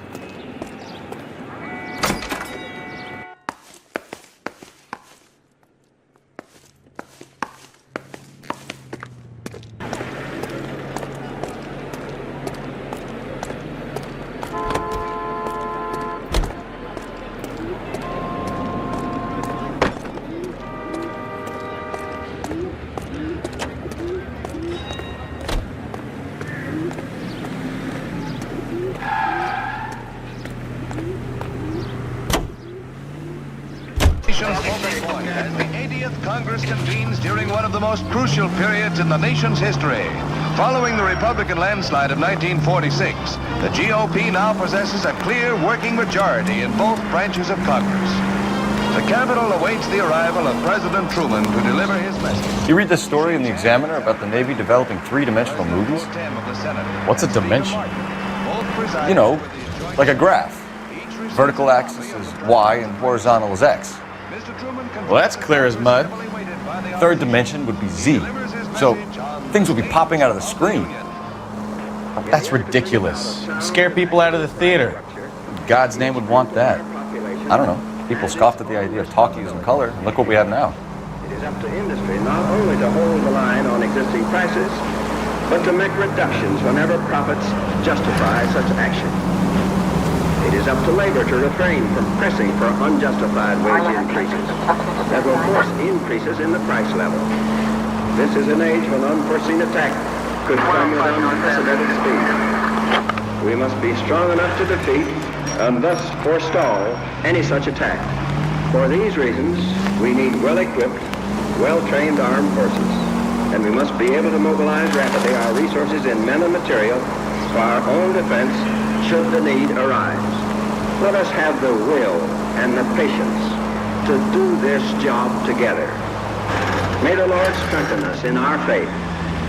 May He give us wisdom to lead the peoples of the world in His ways of Take the next right.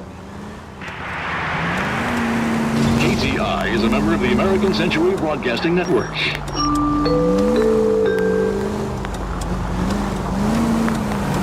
You hear him in musical films, and now you hear him on KTI. Big Joe Turner.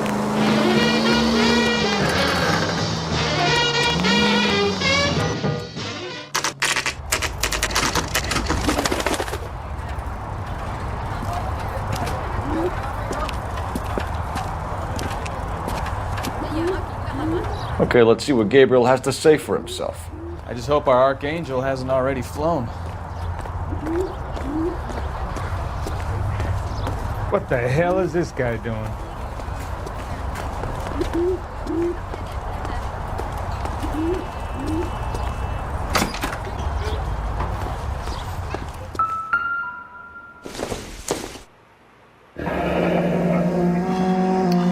Here he is, apartment 3.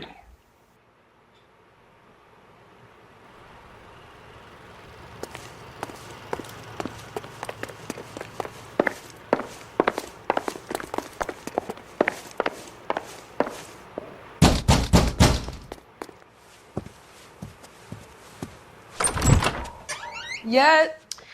LAPD, ma'am. We're looking for Gabriel Delgado. Gabriel? We're from the police. Policia, you understand? Yes, I understand. Could you come inside? What is your name? Ana Rodriguez. Is Gabriel Delgado here, Ms. Rodriguez? No. What do you want with Gabriel? Is he in trouble? Stay where you are, Ms. Rodriguez. We need to take a look around. But he is not here. I have told you. Check out the surrounds. I'll stay with the broad.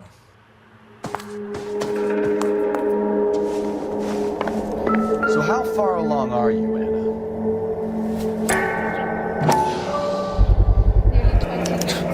Souvenirs are a dumb move. Right. So how's it going to be when you go into labor and he's not around?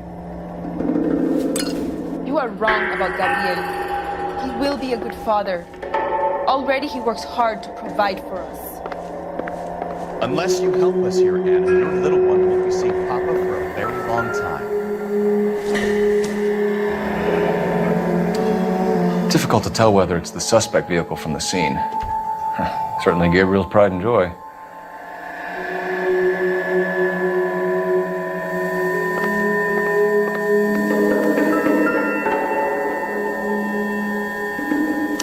Serving breakfast for 2, Anna? You should have cleared up.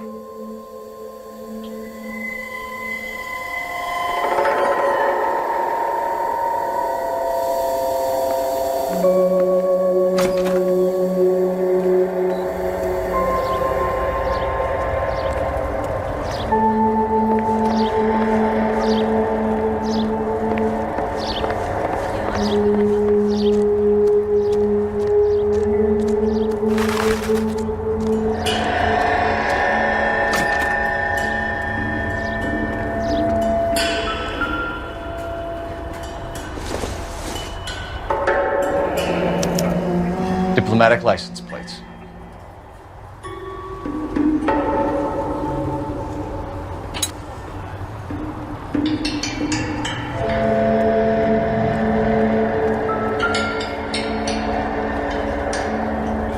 It looks like Valdez gets his wheel back.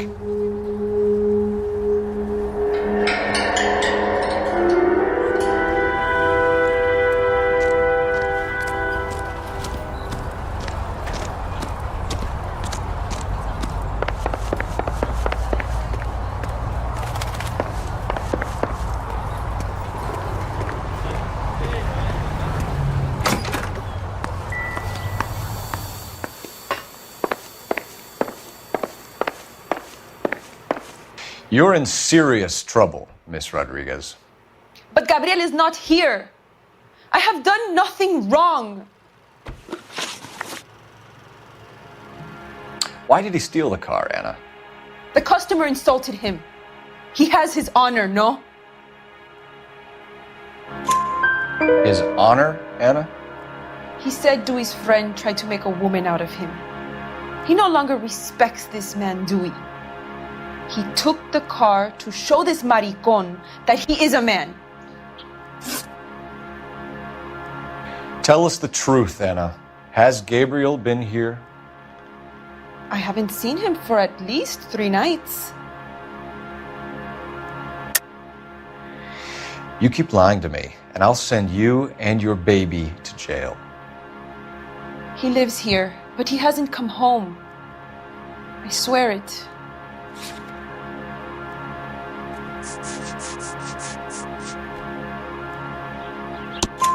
Enough, Anna. There are signs all over this place that he's been back. He was here last night. I have never seen him so angry. He went out to his shed and put some things in it. I don't know what, and I don't want to know. I love him.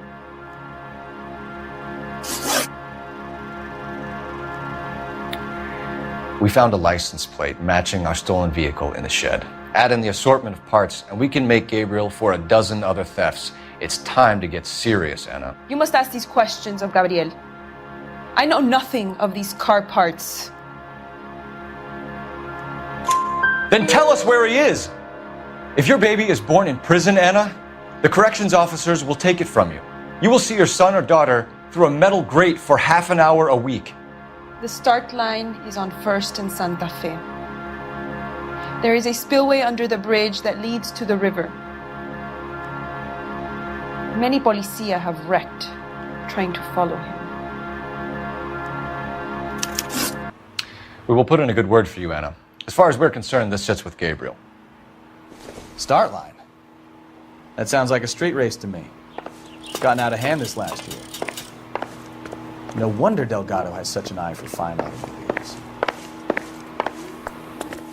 We know where the kid is. Let's go stop these clowns and get them off the streets.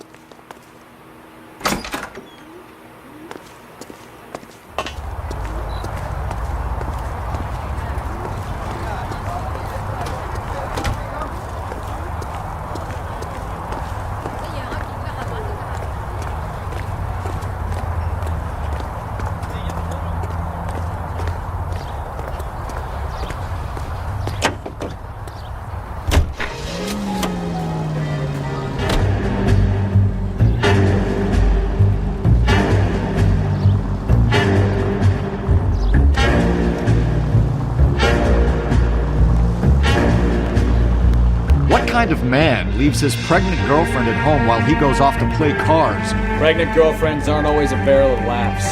Everyone needs to let off a little steam. Some guys wouldn't come back home at all. Are you talking from experience? Quick as we shut one of these races down, another one springs up somewhere else. Kids used to steal cars to sell them. Now they just want to wrap them around a lamppost. The next 16-year-old I have to peel off the sidewalk, you're calling the money. I've had enough of those to last me a lifetime. Units, officers have Major 415, 1624 West 3rd Street, 1624 West 3rd Street. Any unit to handle code 3, identify.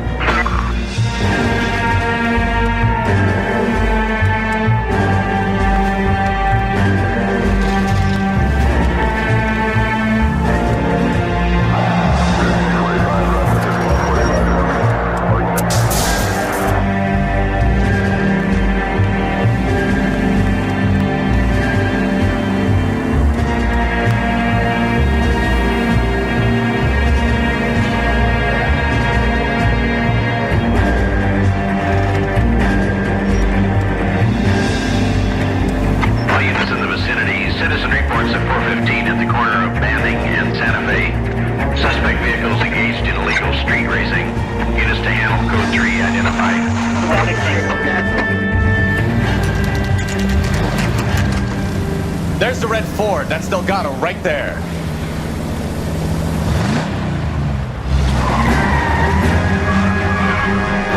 Quick! They're getting away! Phelps, 1247. Requesting assistance at 1st and Santa Fe. Reports of an illegal street race. Stay on Delgado. He's getting away. Gonna lose him. I'm gonna find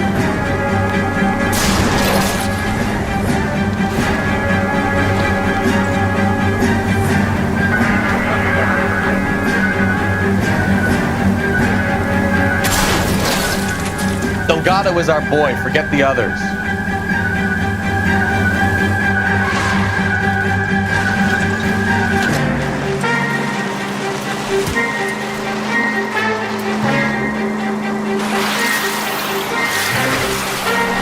Step on it, Phelps. Take him out.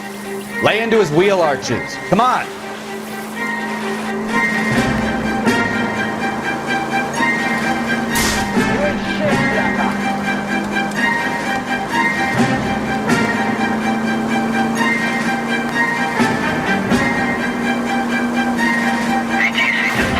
Enough games, Phelps. Take this guy out.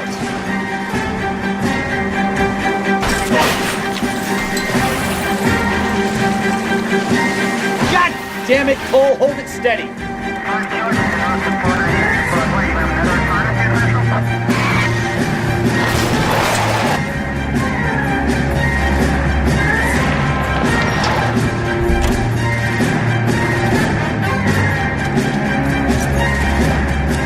Delgado, you're under arrest for grand theft auto.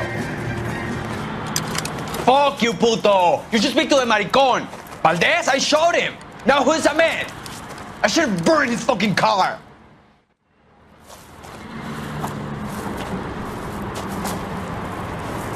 You got a foreign dignitary outed as a fruit and a kitty raper, a car dealer we're gonna let slide for the kickbacks, and a street punk car thief who sure as hell won't be taking liberties with other people's autos again anytime soon. That, Detective Phelps, is not a bad haul. You keep your chin low and your hands high, and you keep bringing me clearances just like that one. That's textbook policing, and we need more of it in this department.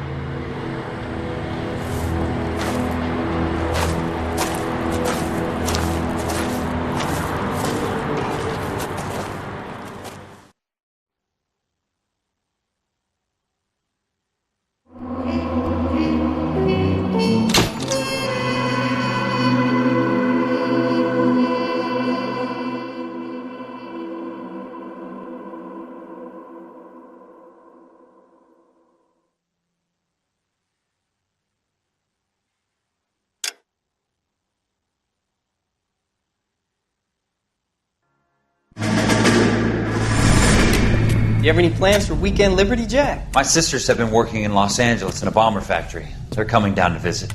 I'm meeting them at the station at 6. Good for you, Jack. Are they cute? They're my sisters, Hank. Attention! Final inspection before Liberty.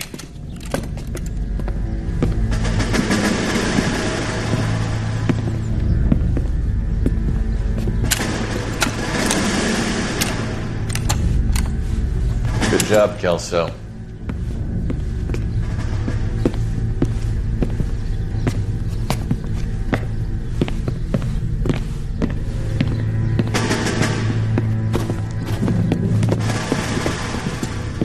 Are we going somewhere, gentlemen? Full inspection. It had better be exceptional if any of you want liberty this weekend. Kelso, this carbine. The bore is dirty. No, it isn't. Are you arguing with me, Kelso? Do what you need to do, Sergeant. You know the bore is immaculate. Weekend liberty canceled. 2-day field drill. Clean this rifle. No. Do you know the penalty for insubordination, Kelso? Jack, don't do it. Forget him, Hank. He doesn't have what it takes. Are you two finished? Are you going to clean this rifle? No, Sergeant. Cole is right. I'm going to stop playing games and join a rifle company and fight the real enemy.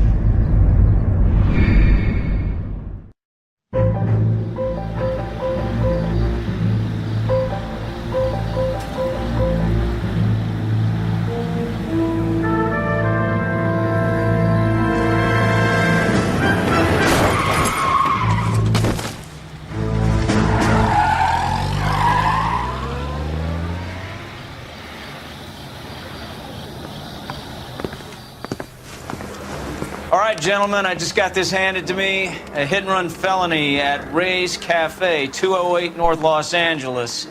Got a patrolman on site. The coroner's on his way. Get down there, see if you can find any witnesses who can put a make on the car. Put him down myself. Mouthpiece tore strips off me at the grand jury. Straight through the red light. Bet you never saw it.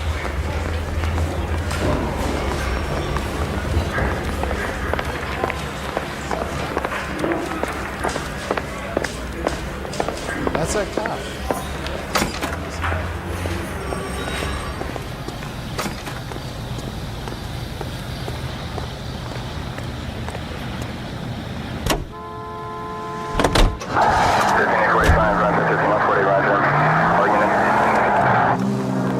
Looks like the DA is going to press charges. Anna Rodriguez might do time. I'll speak to the DA. She suffered enough. I don't know, Cole. She's an easy make, and the DA likes convictions. I'll convince him to let it go. How do you do that? I'll give him something better.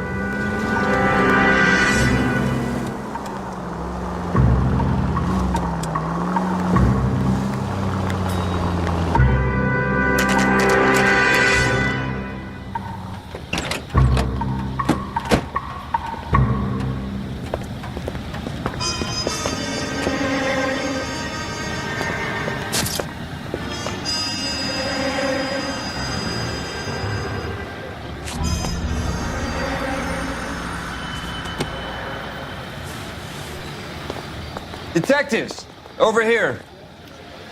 Cole Phelps, traffic. What have we got? Thick as a white male named Lester Patterson. Walked out of the bar and into the street. Car hit over there and he ended up here. Dead on impact by the look of it. Have you canvassed the area? The only one with anything useful to contribute is the young lady over there. She lives above the bar. Name is Shannon Perry. No, it's not a stage name. 24 years old, she left Kansas to follow the yellow brick road. Is that so? We'll take a formal statement later. Right now, we're going to take a look around.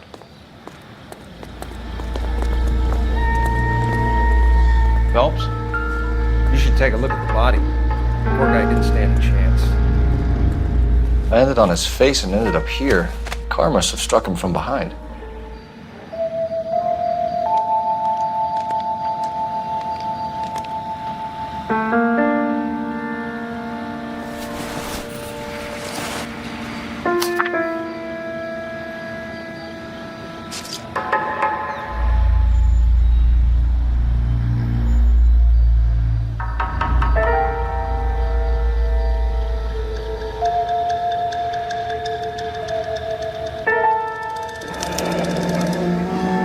Patterson has life insurance.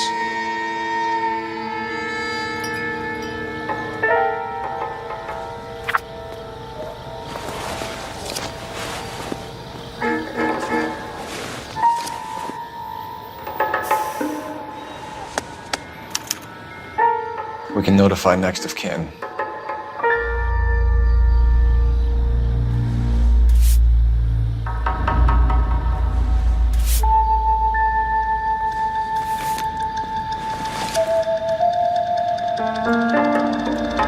What have you got on the victim? From all reports, he was intoxicated at the time of the accident. I'll know how intoxicated once I've done the autopsy. Looking him over now, I'd say he died on impact. What about the chest wound? Isn't that inconsistent? Very common in auto injuries. Look for a car with a prominent hood ornament. Those things are killers.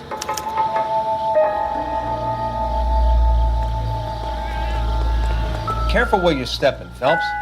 I don't come down to the station house and tap dance on your desk. Body traveled a good 20 feet.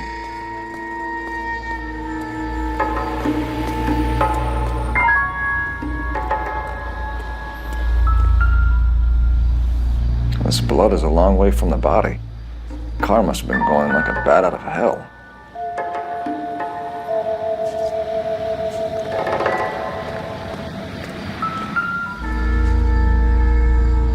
So the driver managed to brake before the impact.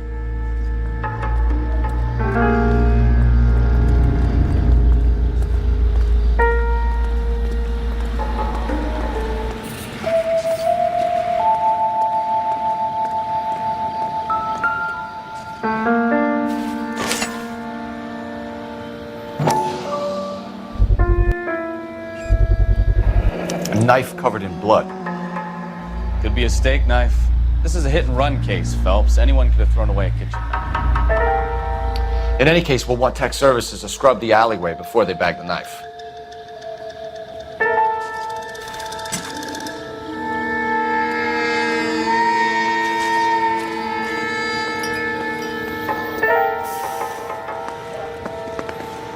I'll take the bartender. You work the rest of the room.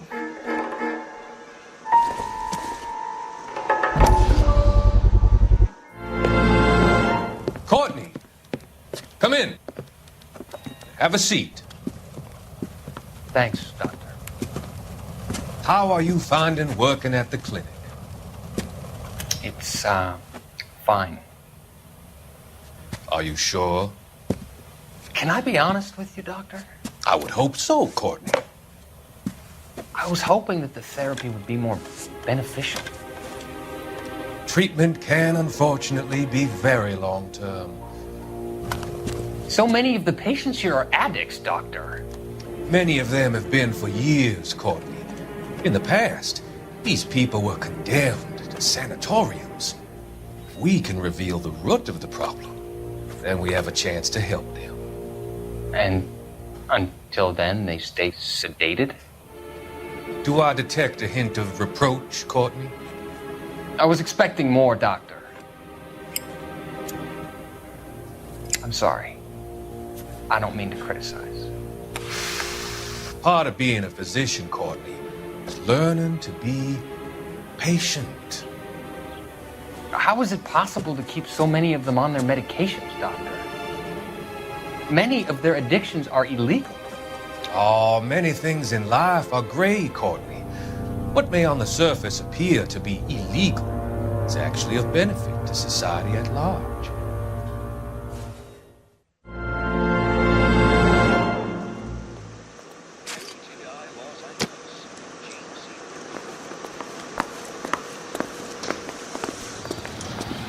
She's all yours, Detective. Miss Perry? Yes? I'm Detective Phelps. This is my partner, Detective Bukowski.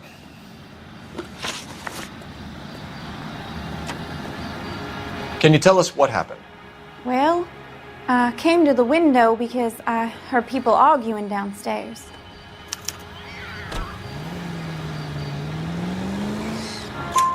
Then what happened? I saw a car hit that poor man and knock him down the street.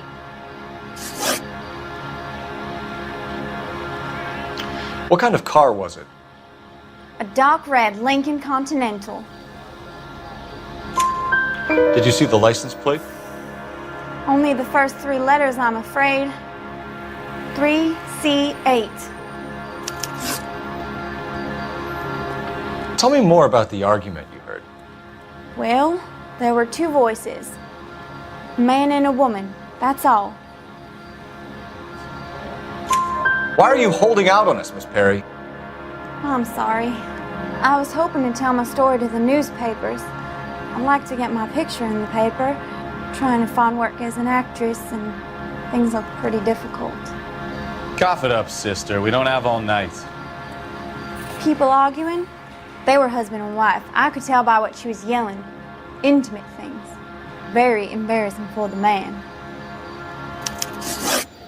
Thank you, Miss Perry. Your information has been very helpful. You can go now. You really think so? I hope you find that driver and put him away. You certainly got away with the dames, Phelps. Give it a rest, Bukowski. Let's see what the patrons have to say.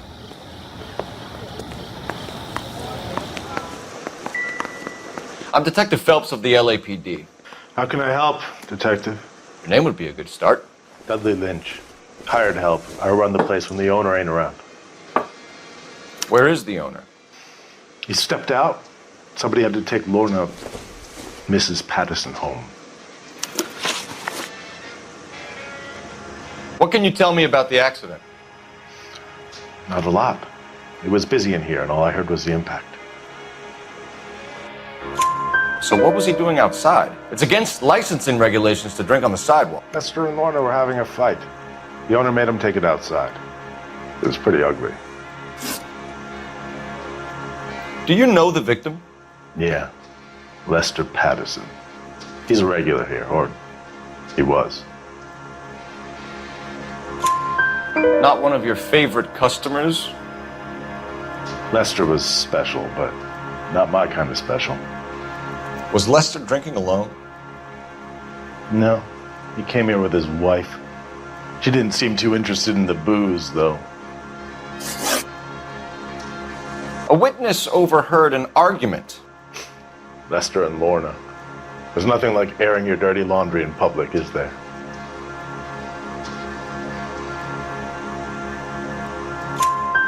Why was Lorna Patterson in such a hurry to leave? What is going on here? Lorna was pretty upset, so Leroy took her home. Lorna and Leroy are close. They've been talking about opening a new bar. Leroy? Leroy Sabo, the owner. How long have Lorna and Leroy been talking about this new bar? Who knows? I just served the drinks. Bartenders hear all sorts of things. Are you going to tell me, or do we have to start playing rough? When Lester was drinking, he treated Lorna like dirt. He gambled away all their money. Lorna pitched Leroy about the bar. I don't know how interested he is. Is Leroy doing well? Hell no. The only thing keeping this place afloat are the poker games. Thanks for your help, Lynch. I'm going to need you to sign a statement with the patrolman. Sure, no problem. You get anything out of the regulars? They weren't giving too much away. They liked watching Lester and Lorna go a few rounds every other day. And Lester was a fan of the love tap.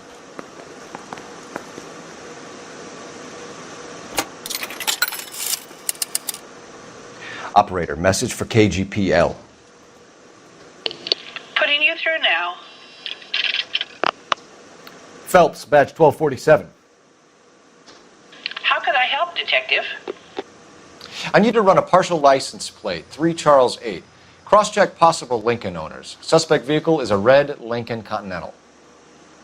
Just a moment, Detective. Only one possible make on that license. Registered to a William Shelton, 738 West Temple Street. Thanks.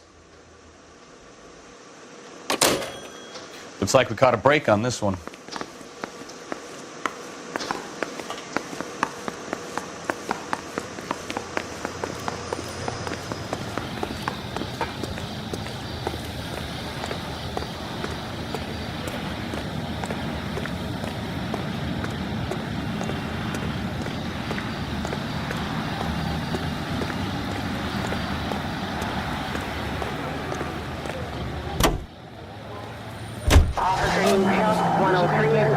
Brought to you by...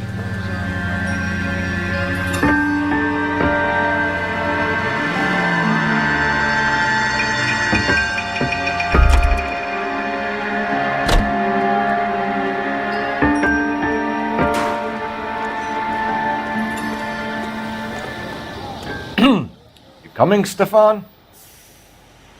Not right now. You catch all the good.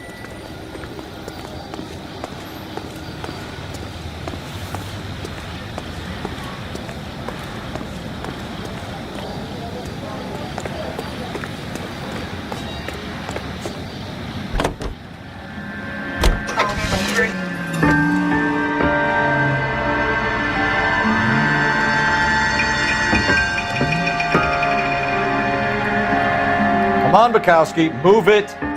Keep your shirt on. Don't dumb.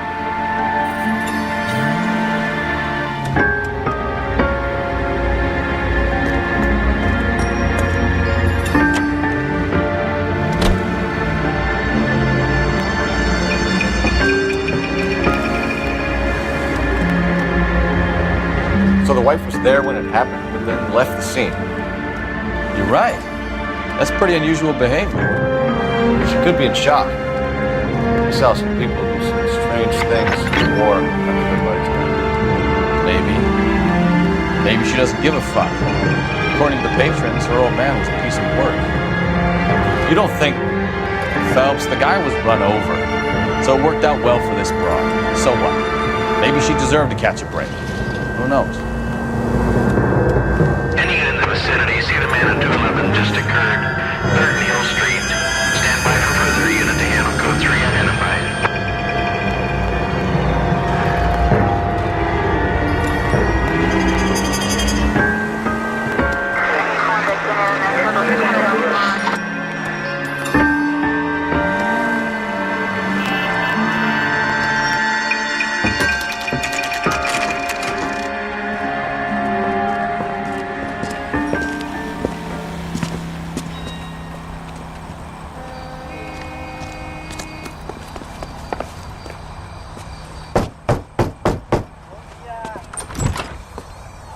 Yes? Hello? Mrs. Patterson. Is this about my husband? We're investigating the incident, ma'am. I see. Come in, won't you?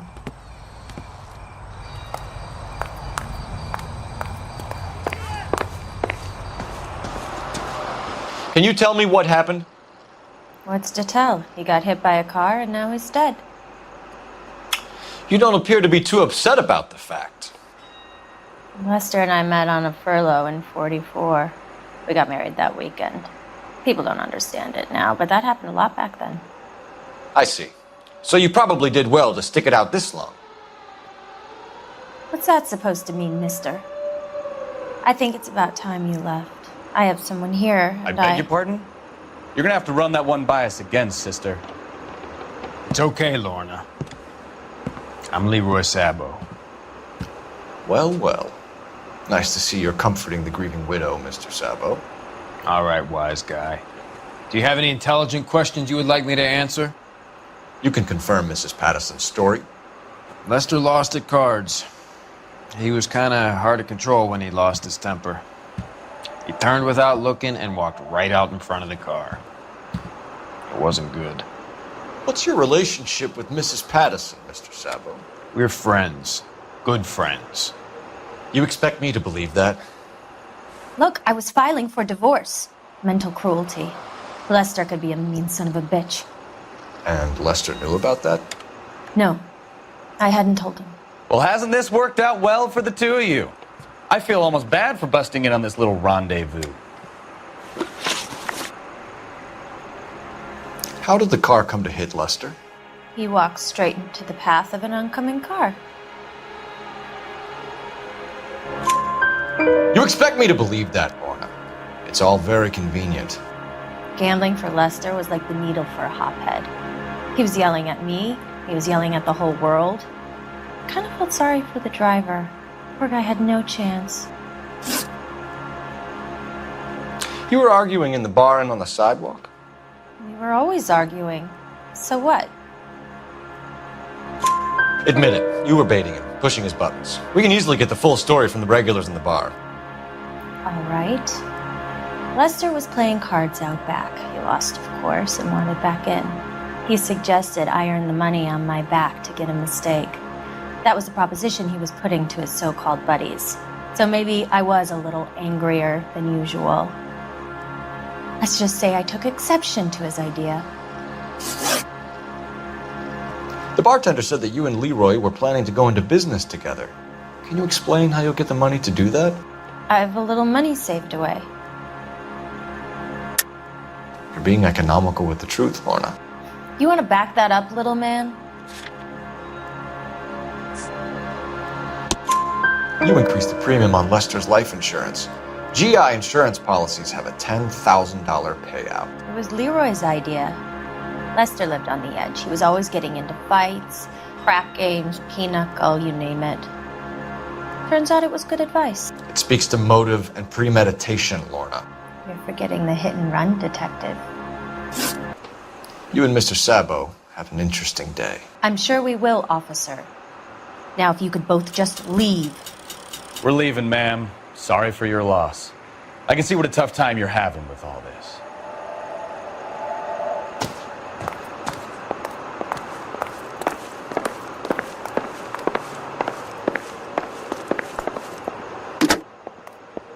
Operator, give me R&I. Putting you through now. Phelps, badge 1247.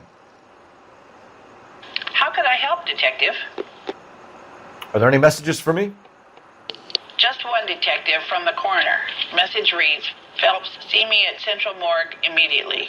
Results of the Pattison autopsy. Thank you.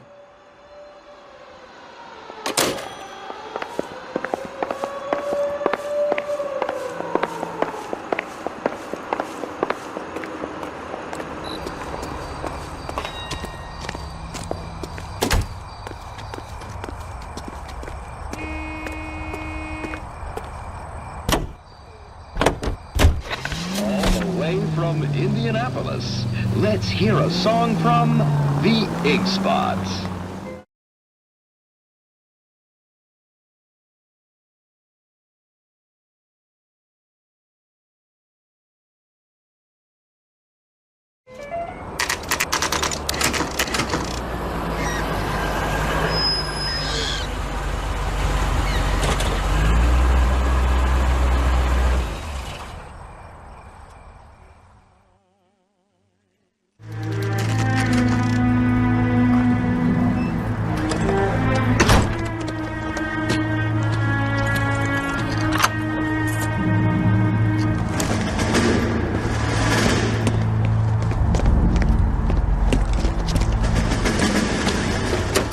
That's the son of a bitch right there.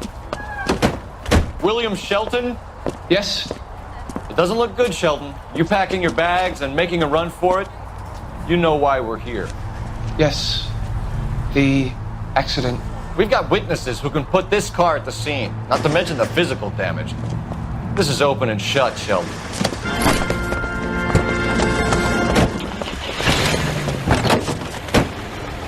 That coward thinks he can run from everything.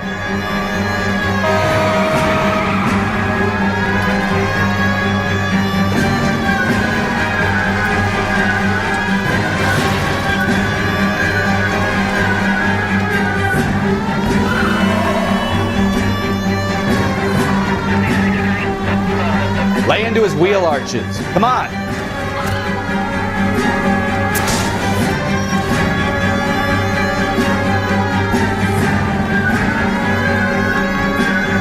Enough games, Phelps. Take this guy out.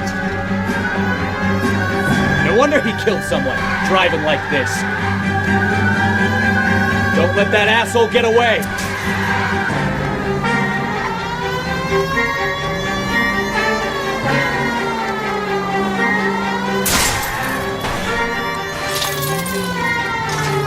All right, I give up. That's it. Cuff him and we're done. Put your hands where I can see them. How does a vehicular manslaughter rap sound, Shelton? I hit him. I admit it. I just panicked, but it wasn't my fault. What do you mean? The guy jumped right out in front of me. He came out of nowhere. There's nothing I could do about it. Why didn't you stop? I've had accidents before. That's it. We're done here. The DA is gonna love you. They weren't all my fault. I'm a surveyor. I need my license for my job. There were people around. A woman and a man were standing right next to him. I thought they could get him to a hospital. I'm telling you, it's not my fault. The guy is dead, Sheldon. You can't be serious. William Shelton, you're coming downtown. We need to talk about a manslaughter charge.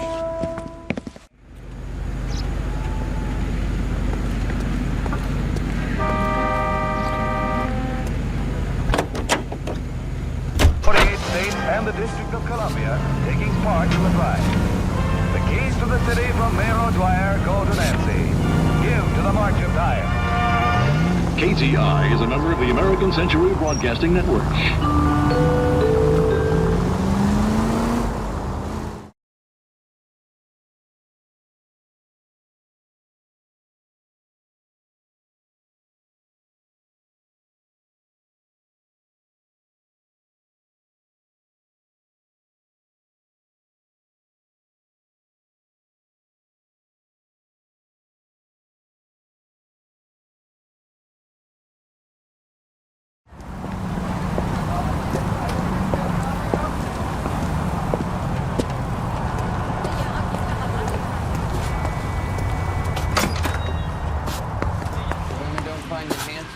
They should at least We can put the driver in front of a judge in less than a week.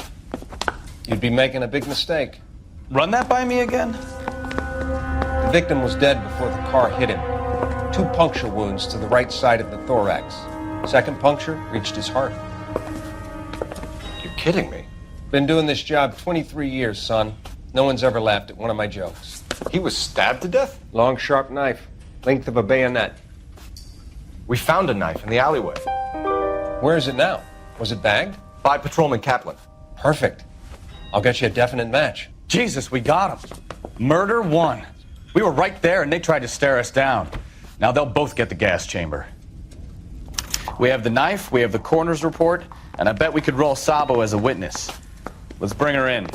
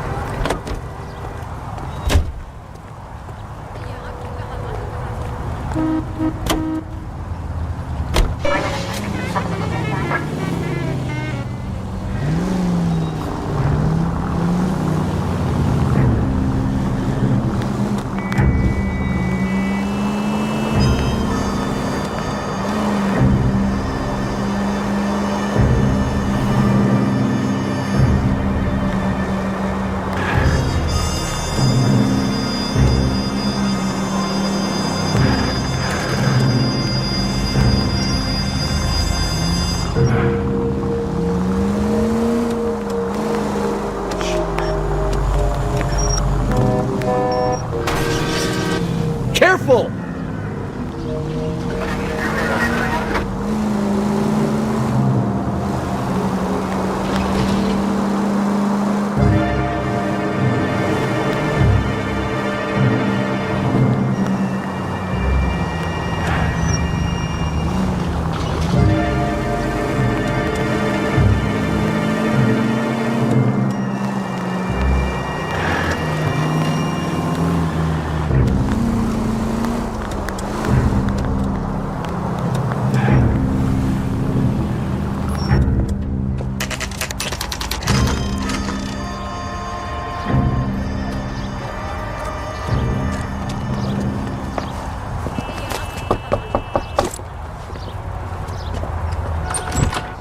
Spoken to the coroner, Mrs. Patterson. He confirmed your husband's cause of death. We'd like you to come downtown and answer some questions. It wasn't me. It was Leroy's idea. Leroy stabbed him. I had nothing to do with it. Where is Leroy now? He's in the bedroom. You're very good, Lorna. Put the gun down, Leroy. If you do something stupid now, you don't stand a chance in front of the grand Nice of jury. you to give me up, sweetheart. All that whispering in my ear telling me how we had to get rid of him, how good it could be, all the money we could claim, all that planning, how to get him into the street, how to make it look like an accident. For God's sake, you had Leroy, all shut the up. bases covered, baby. I had nothing to do You with it. think I'm gonna fry for you, He's a Lorna? crazy man. Shoot him. Shoot him, for God's sake. It's too late, Sabo.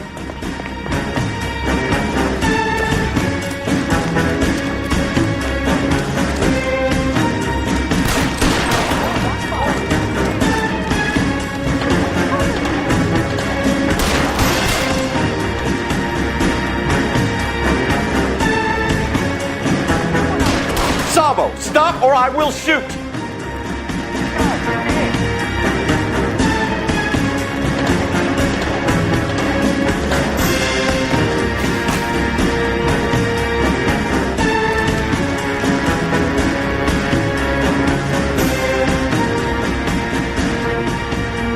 Are we gonna make a bargain or what?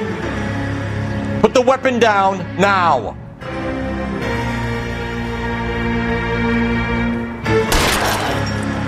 Help me!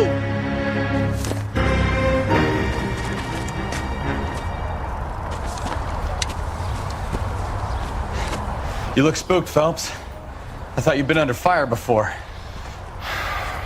It never gets any easier, Bukowski.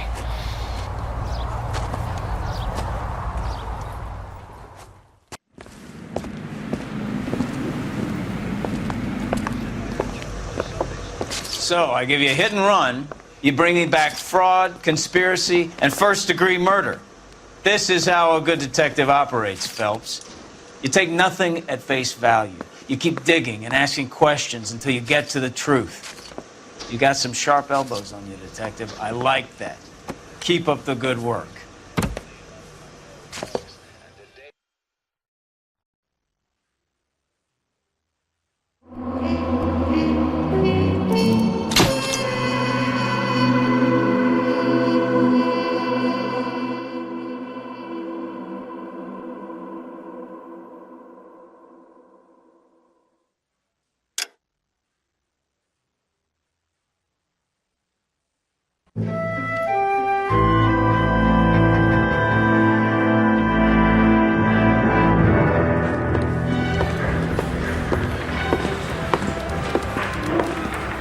Phelps, Bukowski. B-Cop says he located a green Kaiser Fraser from the hot sheet. Address is 6 West 2nd Street. Get over there, see what you can find out. Go on. Sorry to inconvenience you. We're on it, Captain.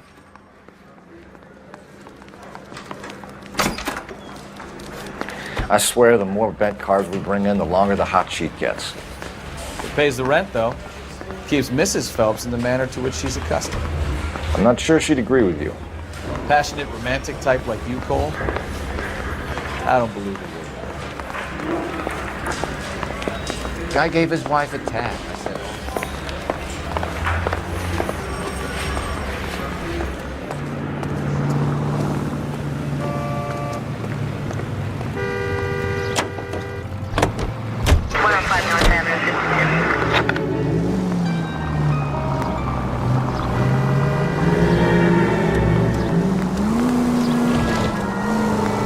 They're calling her the Dahlia now. Wonder what Veronica Lake makes of that one.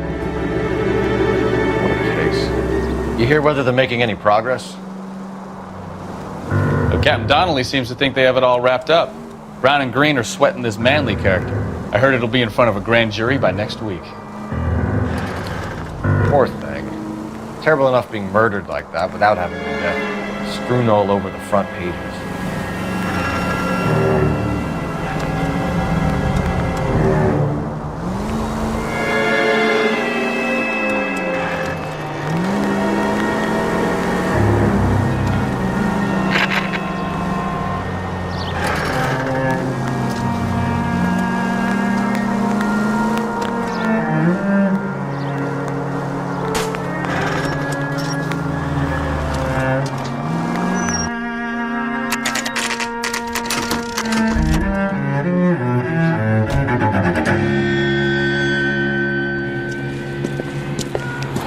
That's the car, Cole. Just pulling out of the drive. Get it. Remember, we need him healthy enough to answer questions. 1247, Detective Phelps, requesting immediate backup in pursuit of a stolen green Kaiser Fraser from 6 West 2nd Street.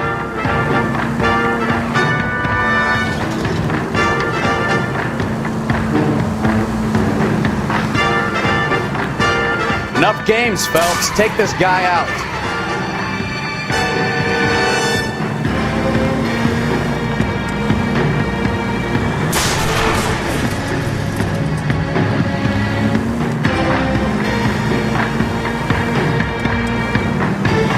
Lay into his wheel arches. Come on.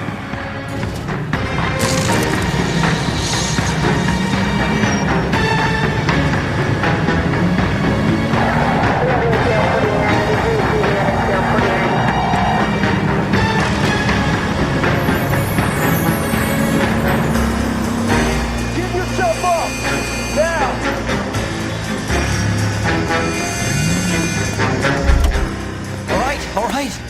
Maybe I was a couple miles over the speed limit. Show me your hands! I'll call it in. Why did you run from us?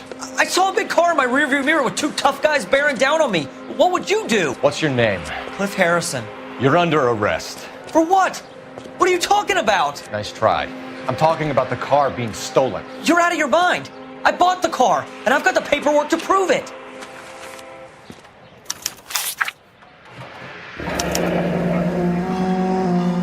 Looks like we'll have some questions for the people at Coombs Automotive.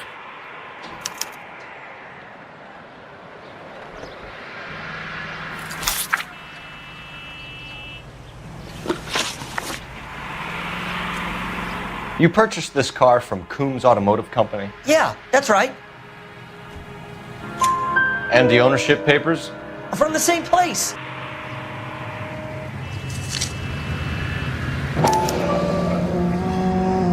If this is a forgery, it's top-notch. This will need to be traced.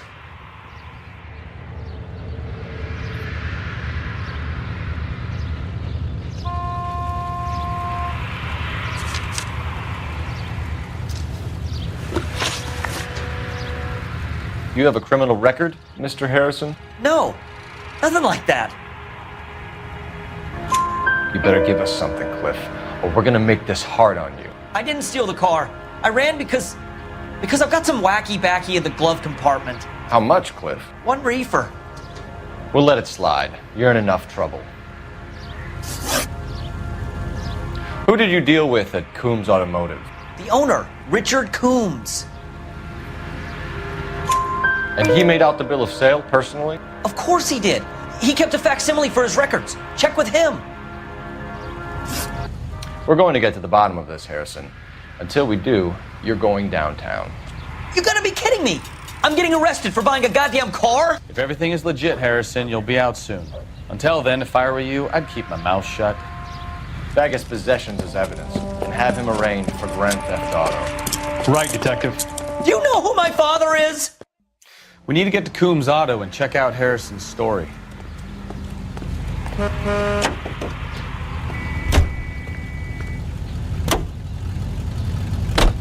You know what? I think he's telling the truth. Turn over your side. Some of the most convincing people you will ever listen to are born liars. Usually they're called politicians. I know I'm whistling. It's the only way I can stop you from snoring.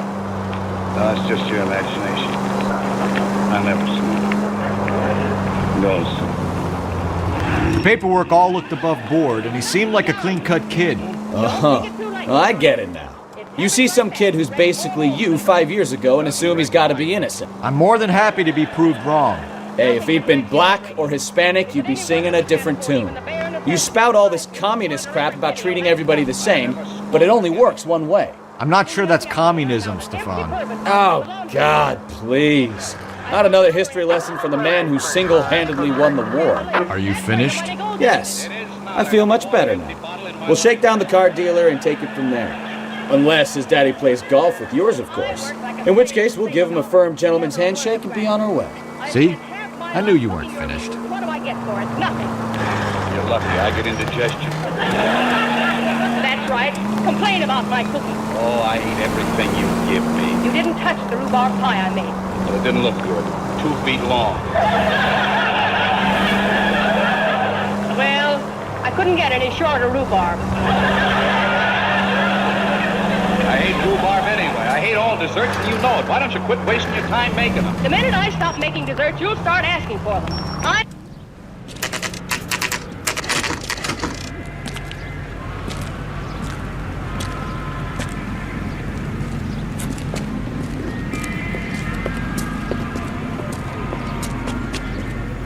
Not another step.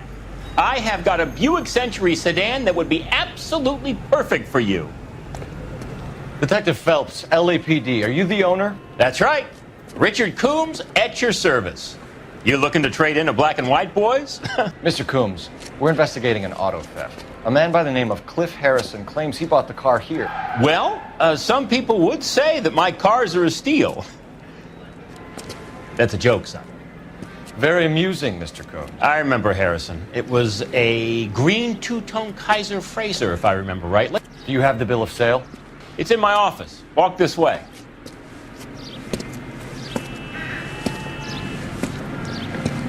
That's a joke too, son. Phelps, you mind if I shoot this guy? He's getting on my nerves.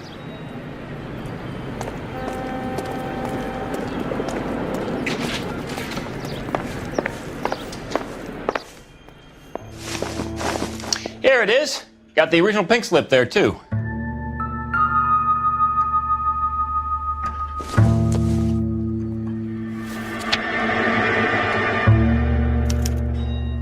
Gene Archer, 146 North Fremont Avenue.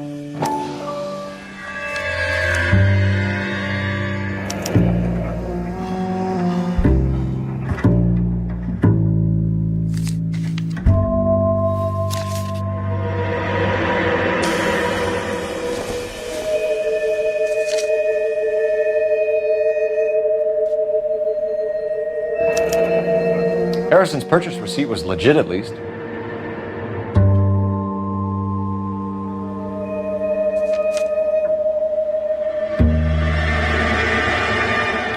We have a couple of questions. All right, fellas, shoot. Can you tell us how you came to buy the car? Girl just wandered in right off the street. Nothing unusual about the car. Not really my usual type of vehicle. The price was certainly right, though. Nice girl, but about as sharp as a bag of wet mice. Did you pay with check or cash? A check. She wanted it made out to cash, but I insisted. Man has to watch his cash flow. What name? I made it out to Gene Archer on the Bank of Arcadia. Can you describe this Gene Archer? Brunette, maybe 25, 26. Little on the plump side, but not bone ugly. What was your impression of her? Kind of harried and harassed, in a hurry to go somewhere, but no place to go. You get to know the type. Do you know anything about the company that prints these pink slips? Nope. Should I? It isn't exactly my business. It says Marquee Printing. You've never heard of them? Marquee. Sure. They do all the government red tape. You'll find the place down on Aliso Street near San Pedro. When exactly did you hand over the check, Mr. Combs? Close of play on Friday.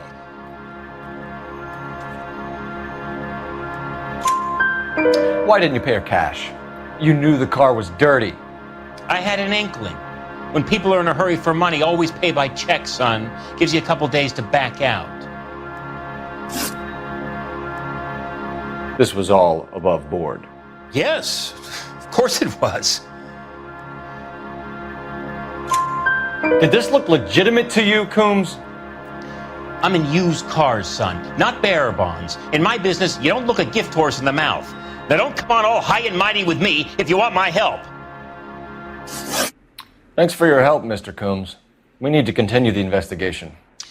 Hope you sort out your problem with Mr. Harrison. Go easy on him, son. Boy's about as sharp as a bowling ball. He's built too low.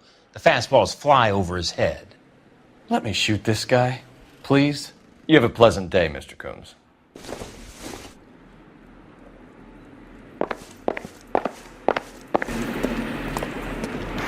Well, Harrison might be off the hook, but we can still run an APB on Gene Archer. Get on the horn and call it in.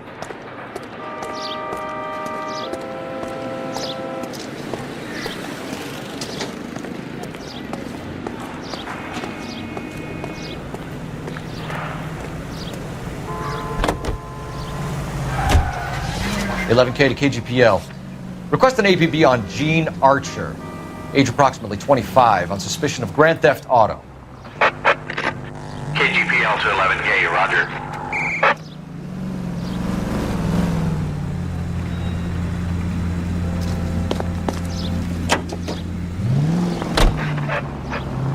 Continue to response. 11K, go ahead. 11K,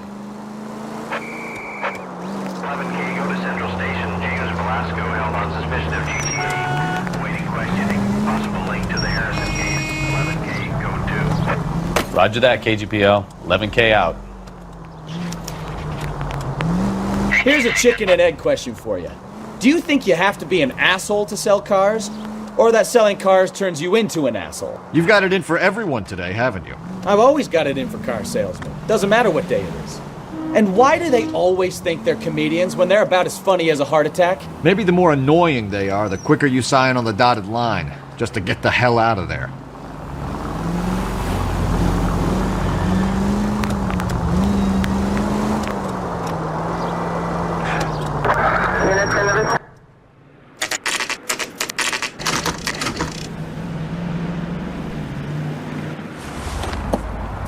Empty.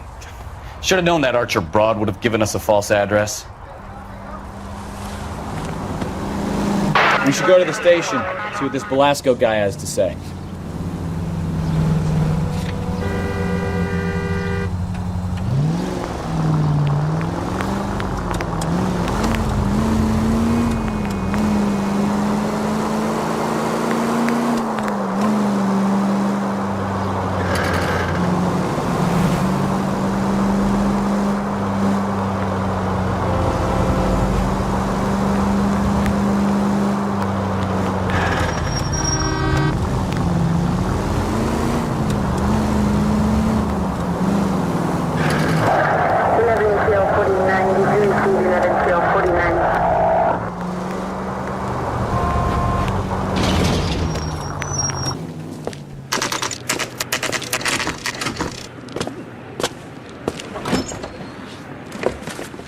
Detectives, Belasco is prepped and ready in 2.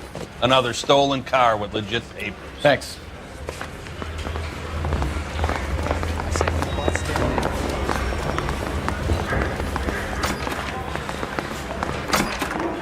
Crummy bastard. James Belasco? I want a lawyer. It's my car and I got the proof right here. Take a look for yourself.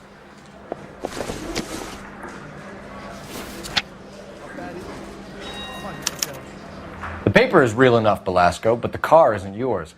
This pink slip is a forgery.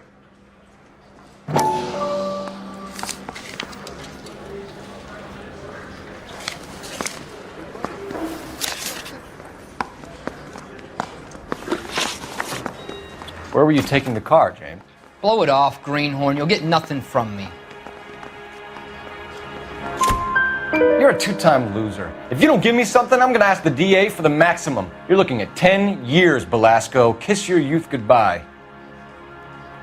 I want a deal. Keep talking and we'll see what sort of deal you're worth. My job is to drive the cars out of state. Nevada, Arizona, sometimes New Mexico. With the paperwork they provide, it's normally a breeze. Does the name Jean Archer mean anything to you? Nope. Never heard of her. You're a liar, James.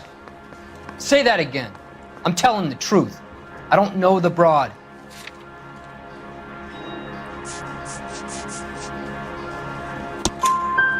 So that's why you both have the same address printed on your pink slips. She's a mule for these stolen vehicles, genius. Same as you.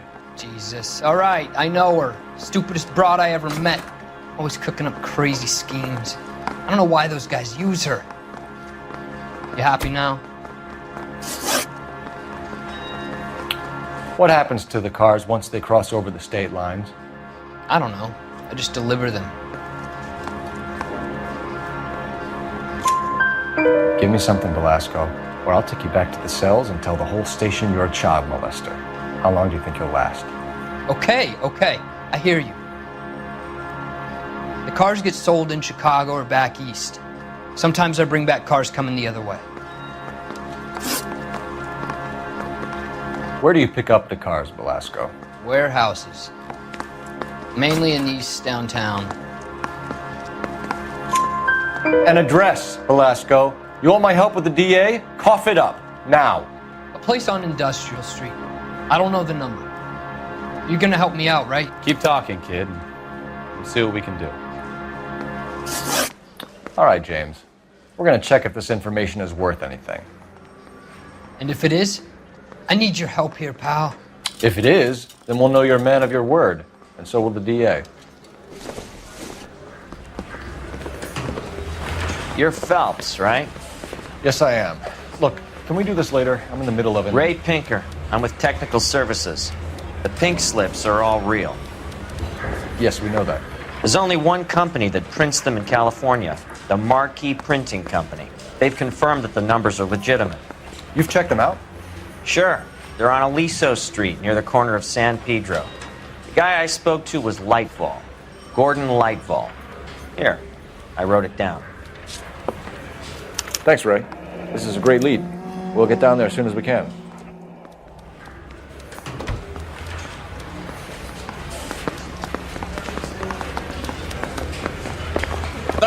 Your GTA suspect, Gene Archer, spotted by a patrolman.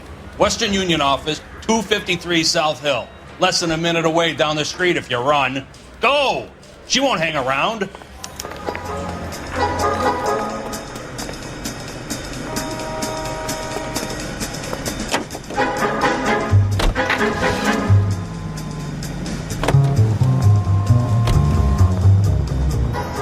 Come on! We don't want to lose her!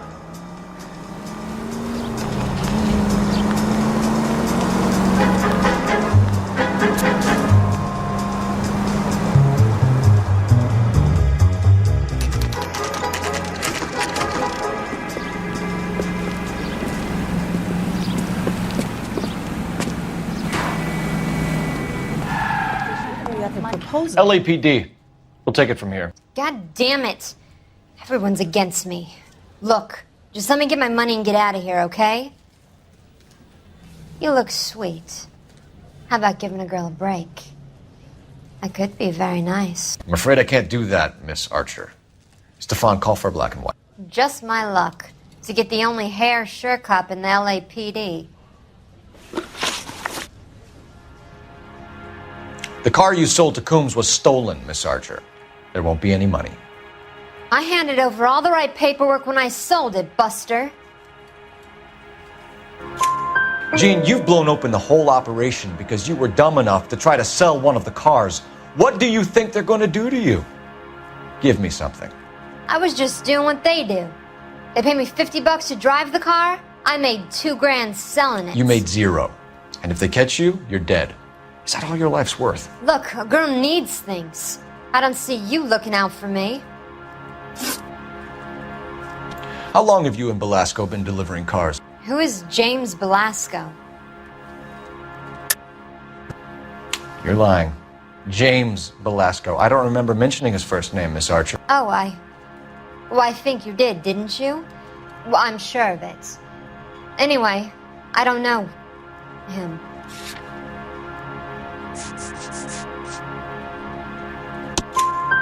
You aren't sharp enough to lie to me, Gene. You and James Belasco share the same address on your pink slips. We have him in a cell. Okay, so I know the creep. The pink slips are real. The home addresses are always vacant lots. Bigelow is always boasting that the paperwork is legit and that if we stick to our stories... And don't try and sell the car? Yeah, that too. Tell me where you picked up the car, Miss Archer. Look, I can't remember. Let me go, will you? Please. What have I got to do? Trying my patience here, Gene. I'll have the reporters down here and have your picture in all the papers. You'll have nowhere to run. All right already. I get the message. I pick up the cars from a guy named Bigelow. 58 Industrial Street. Big warehouse full of goons. Now you've got what you want. Can I go? Please? No, you sure can. We've got a car waiting outside for you. Some career advice, Gene. Get out of crime. Marry someone boring who has money and will find you captivating. Is this guy for real? He takes a little getting used to, but yeah, he generally means what he says.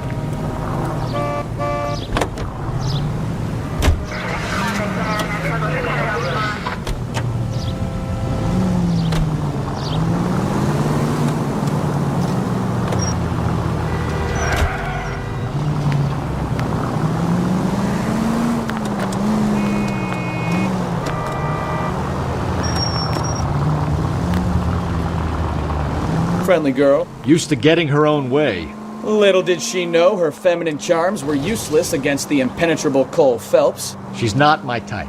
And what is your type, Phelps? I'm married. I know that. But you're not blind or dead inside, are you? Wait, scrap that second half of the question. I don't know. Blondes, I guess. Hallelujah! The man is human after all. Now we're getting somewhere. Yep, I'm with you on the blondes. Brunettes are fine too. And there's nothing wrong with a good redhead. But I draw the line at gray. You know what? I might have to lift that embargo soon in the interest of maintaining a free market. A man with high standards. My standards are only as high as the last glass of whiskey.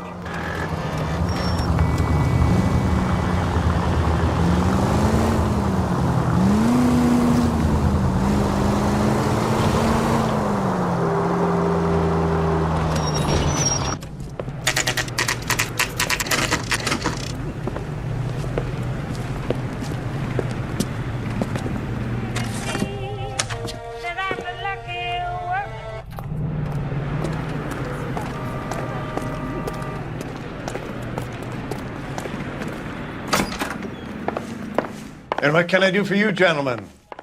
I'm a traffic detective from Central Division. Who's in charge here? I am, Gordon Lightfall. What's this about? We understand that your company prints California vehicle titles. Yes, I have the government contract to print pink slips. I've done for some years. Have you had any goods or equipment stolen recently? We're running up against stolen cars with seemingly legitimate paperwork. Not recently. Have you ruled out forgery?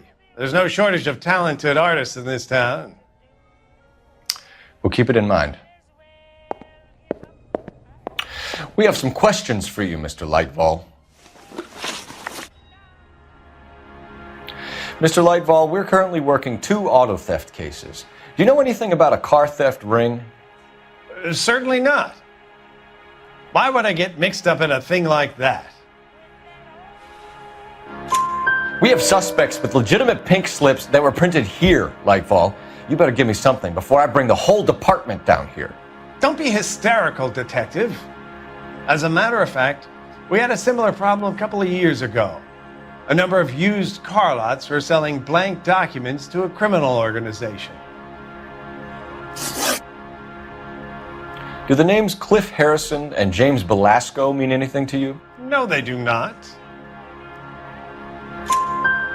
Harrison bought his car from Coombs. The pink slip looks good, and that points the finger here. Do you have any employee trouble? No, I don't. They've all been carefully screened. Look, now that I think about it, the name Coombs sounds familiar. I think they may have been involved in stolen documents in the past. Do you have a delivery ledger, Mr. Lightfall? We would like to cross-check against the Coombs Automotive Emporium. It's a little out of the ordinary, Detective. I'm not sure I can share those sorts of records. Hand it over, Lightfall. You don't want us having bad thoughts about you, do you? Very well, but this really is irregular. Over here.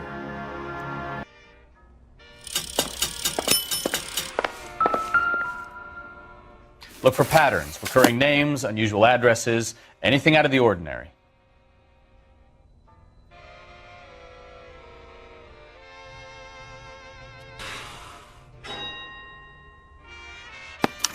You certainly encourage repeat business, Lightfall. This Mr. Bigelow is a good customer. Sorry to bother you, sir. We'll let you know if there are any developments.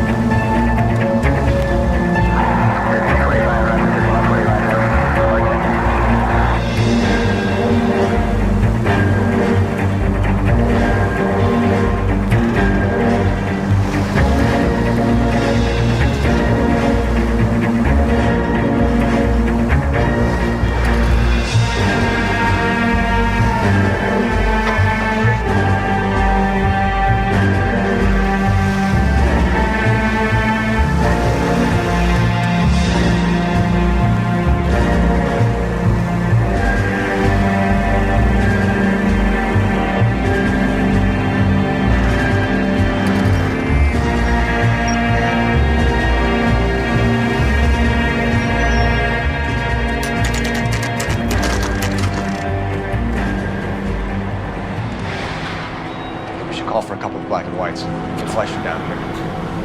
I thought you Marines were gung-ho, Cole. You have a 45, don't you ever want to use it? I'll take the back. Just give me a few seconds to get around there.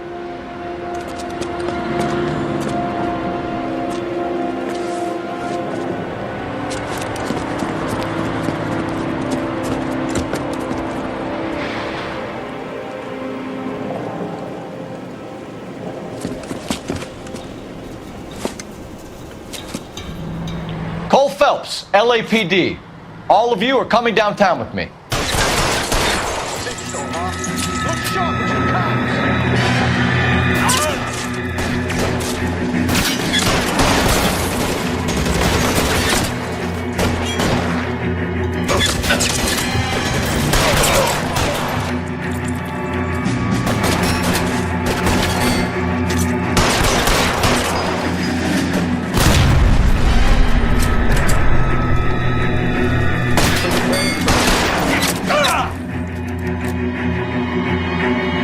You're surrounded, and your buddies are dead.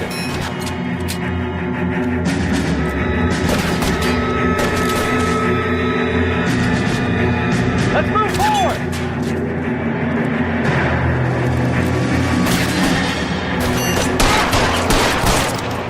Your boat is still coming.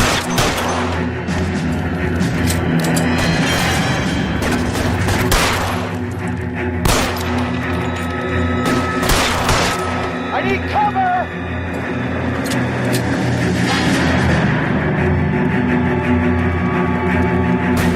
Walk out of here or go out the box. Your choice.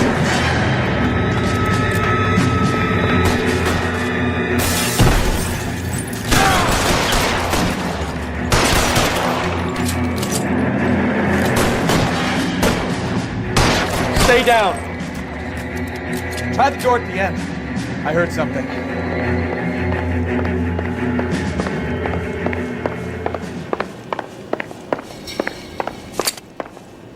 All right, don't shoot!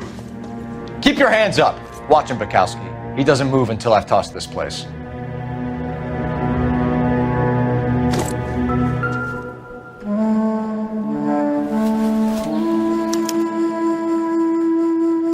Marquee Printing Company. There's nothing like going direct to the source.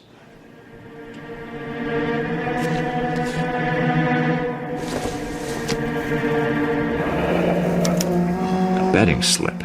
Looks like Mr. Lightfall has been on a losing streak.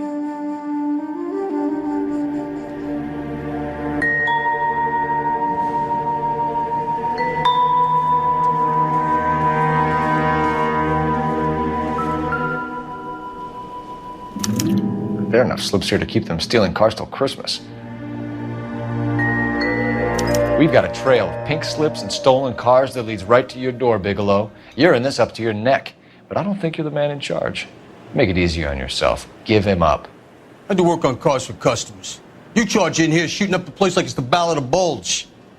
I can't give you anything. We know about marquee printing. You can make this easier on yourself by giving us your man on the inside. I sometimes repair cars and put them back on the road. I need a pink slip to resell them. There's no problem there. There are at least 4 dead men in this warehouse. A couple more. Punks won't make for that much extra paperwork. We'd be doing the legal system a favor. Okay, tough guy. I get the message. Lightfall, the guy who runs Marquee. He's the big shot. He likes to spend big at the track. He owes people. Lightfall, the guy with no luck at the track. Tell me about him. It's one of the guys lying over there. You're right. He has no luck. That's the best lie you can come up with, Bigelow? Hey, would I lie to you, detective? I'm not exactly in a good position here now, am I?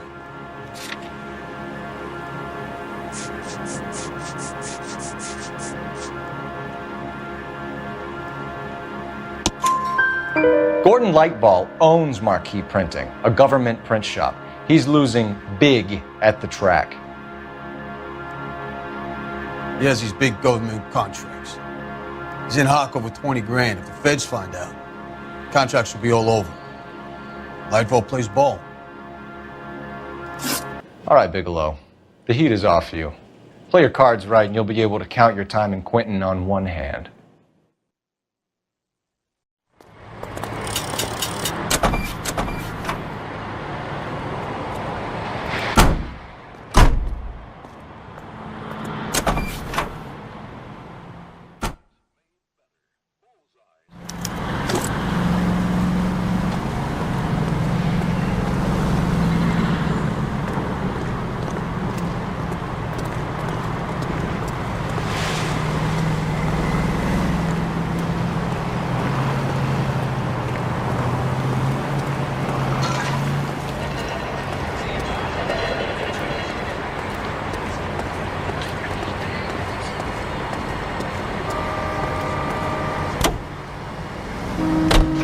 A better variety.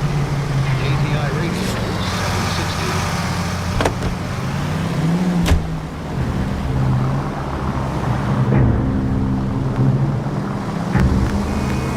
760. What a mess. Gonna take some cleaning up, that's for sure. I wish it hadn't gone that way. Well, they shouldn't bring guns to work with them. We didn't have a lot of choice. You have to admire the barefaced cheek of someone who tries to blow your brains out one minute and pleads innocence the next. Yeah, especially when he's surrounded by evidence. The guys like Bigelow spend so much time convincing themselves that they're not doing anything wrong that they actually start to believe their own bullshit. They get sloppy. Bigelow, Lightfall, all of them. If they hadn't, who knows how long they could have kept this racket going. Complacency or greed. It's always one of the two that brings them down.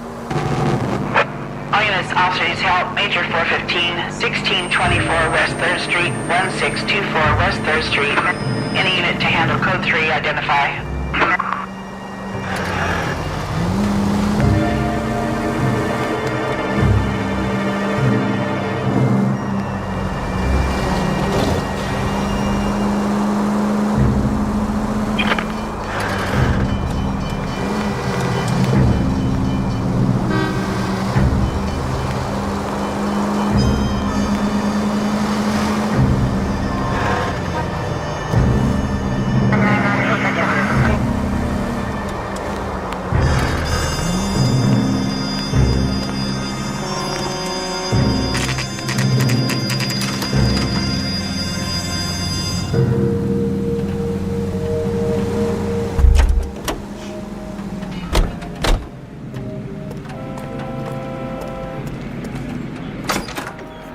You're under arrest.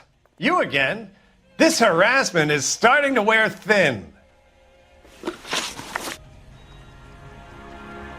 We found a box of pink slips in a warehouse full of hot cars. You signed for them, Lightfall.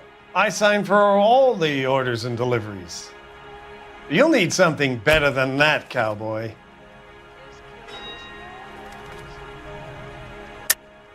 Save it, Lightfall. We already have all we need to send you down. I've had enough of this. You either produce some shred of proof, or I call my attorney.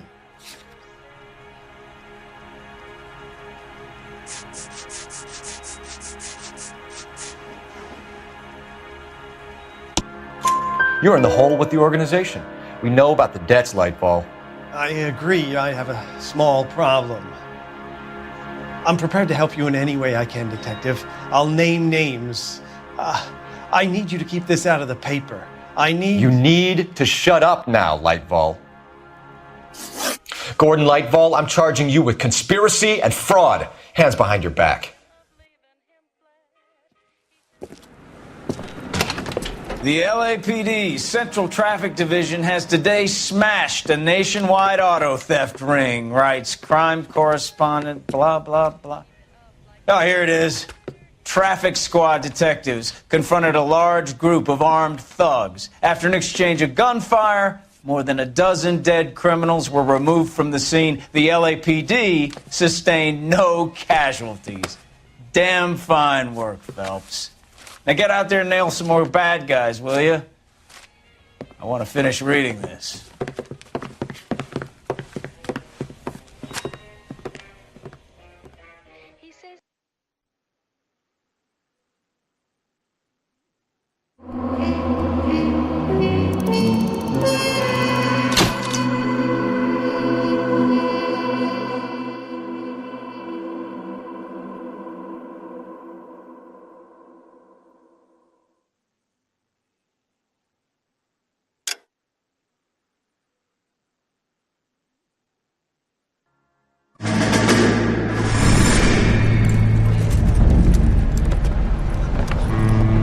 My family runs a shipping business in San Francisco. We used to have 2 ships a week to Tokyo. We've been in shipping for 2 generations, Hank. I've never been on a voyage anywhere. I feel like Odysseus in the beginning of his journey. The Odyssey took 10 years, Cole. This is the American century. America can rule the world after we win this war. We need to stay alive, Cole. These men are counting on us. Have you heard what the veterans are saying to each other? No. Golden Gate and 48. That's 4 more hard years of fighting.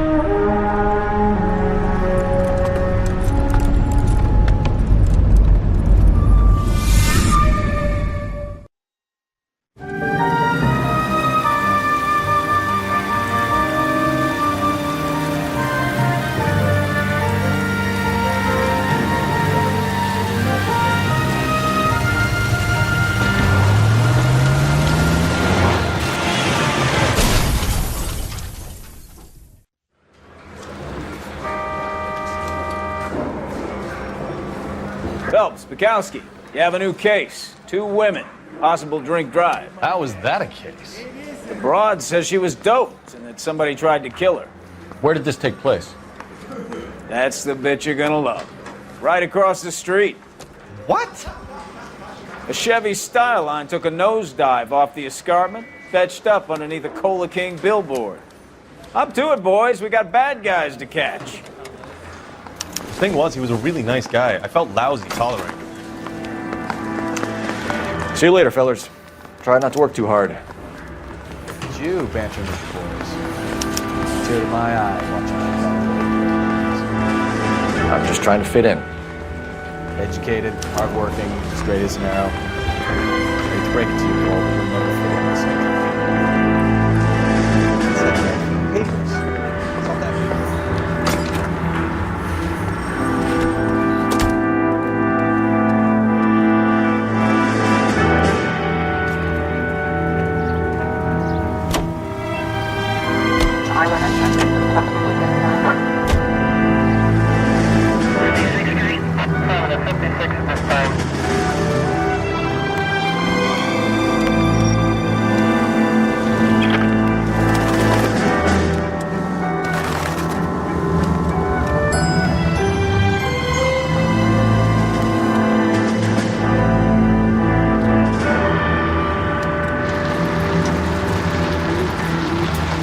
Stop just ahead.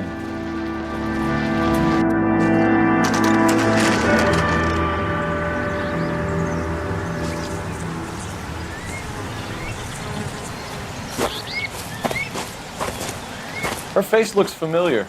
Well, that's June Ballard, Tarzan's sister, beast of the Amazon. She's married to Guy McAfee. The captain has moved to Vegas now, but the 2 of them still have juice. Phelps, traffic. Detective Phelps. Hey, Bukowski. Long time no see. You could have called this in by megaphone, Enrique. Phelps, this is Enrique Gonzalez. Enrique was a pretty decent middleweight. What do we have, Gonzalez? Broad drives right through the empty lot and off the side of the escarpment. Her story is that a movie producer doped her and her friend and sent the car over the cliff. Was anyone hurt? Driver's beat up. Not too bad considering. If she hadn't hit that billboard, you'd be scraping both of them off the pavement. Passenger's a Jessica Hamilton. She's just a kid. She's pretty knocked around. Kid gonna be all right? I think so. They've taken her to central receiving. If you want to take a look around, stall the ambulance. Thanks. Do that. One more thing. Watch out for the driver. She cuts rough.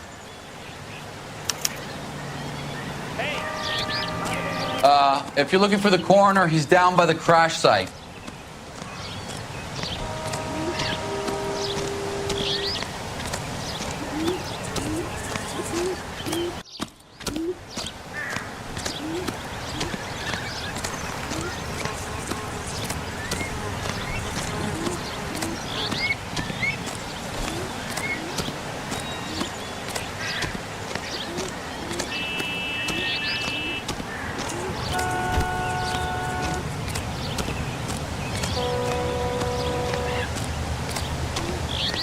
You'll want to see this, Phelps. There, laid out on the trunk.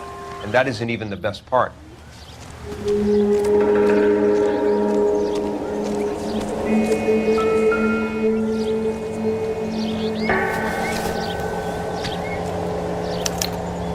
torn off. Where did you find them? They were stuffed in the young lady's handbag. I'll run a trace for semen when I get back to the lab.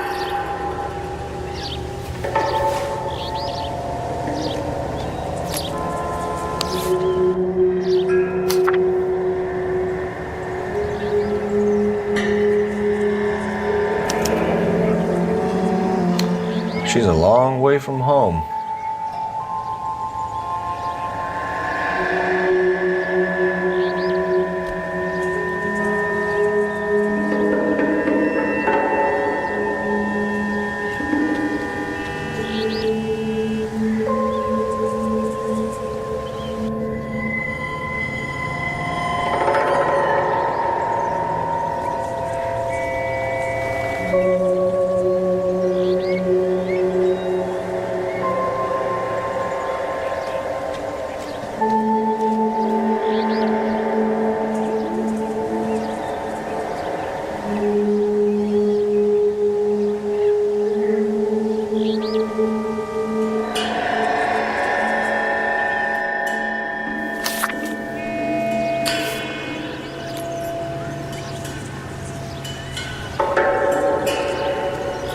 Drunk driver? Maybe not. How so? Well, the head I found without a body piqued my interest. See what you think. Alas, poor Yorick, I knew him, Horatio. Is it real? No. I think it's supposed to be a replica of an Indian shrunken head. It's some kind of curio or movie prop. See the casting mark? What's it made from? Plaster of Paris would be my first guess, then painted. So we can rule out the murder angle? No, you can rule that in. That thing was wedging the accelerator to the floor. Whoever did it wanted these women dead.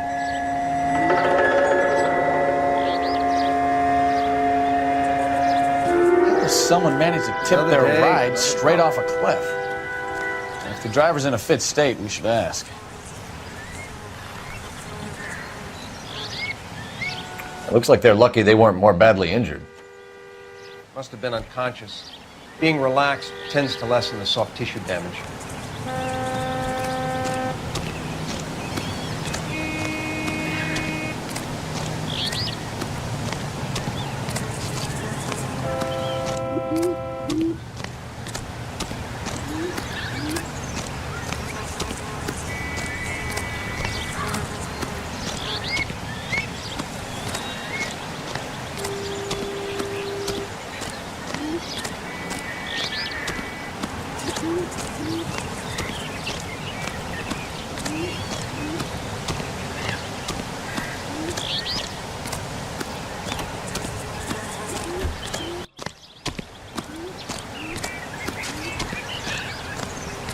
Mrs. McAfee, we would like to ask you a few questions, if that's okay. I prefer to use my maiden name, June Ballard. You might be familiar with some of my work. Can you tell us what happened here? You're kind of cute for a cop. Maybe a bit on the serious side. What about me, June? I'm a big fan of Beast You? of... I don't like. Keep out of this. We understand that you're still suffering from the effects of the accident, Mrs. McAfee. The officer says that you claimed that you were drugged. Who did this to you? That rat slipped us a Mickey Finn. It's no wonder I feel so dopey. I can't remember. It's a serious offense to withhold information from the police during a criminal investigation, madam. I told you to call me June. You're making me feel like an old lady. And don't bother your handsome head about this. My husband will settle the score with Mark Bishop. What can you tell us about the passenger in your car? Jessica Hamilton. Poor Jessica. It's been a rough day for her. She's desperate to break into movies. What more can I say? I think you're lying, Mrs. McAfee. I think something happened to Jessica yesterday before the crash.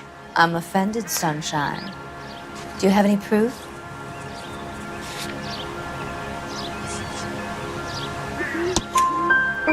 Miss Hamilton's underwear were physically torn from her body.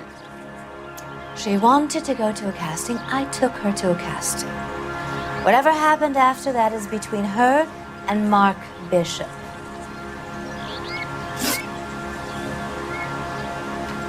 We found a shrunken head.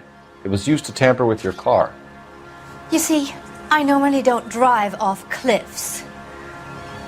The last thing I remember is getting behind the wheel. It's obviously some kind of movie prop. You must know where it came from. In case you hadn't noticed, I am the talent. And the talent doesn't deal with props or sets or any of that kind of stuff. Why don't you ask Mark Bishop which prop house he uses? You mentioned a Mark Bishop.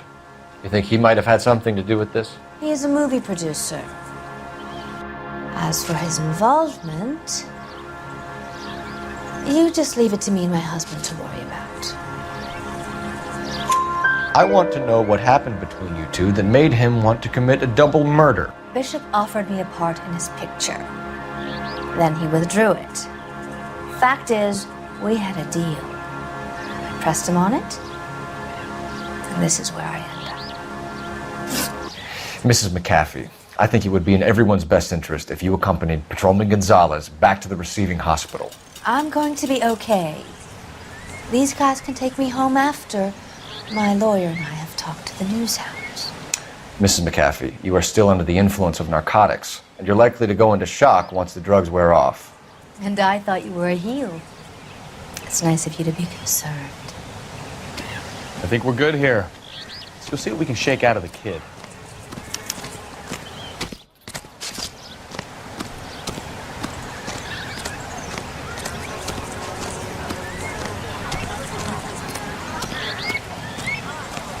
This is awful. Just awful.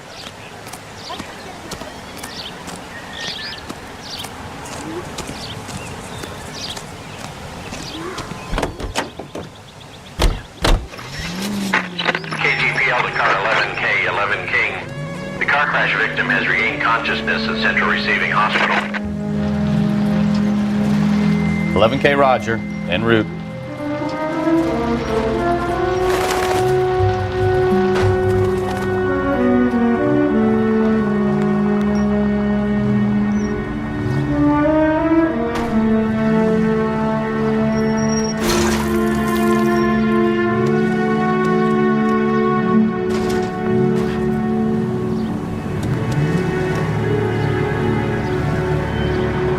Every man for himself!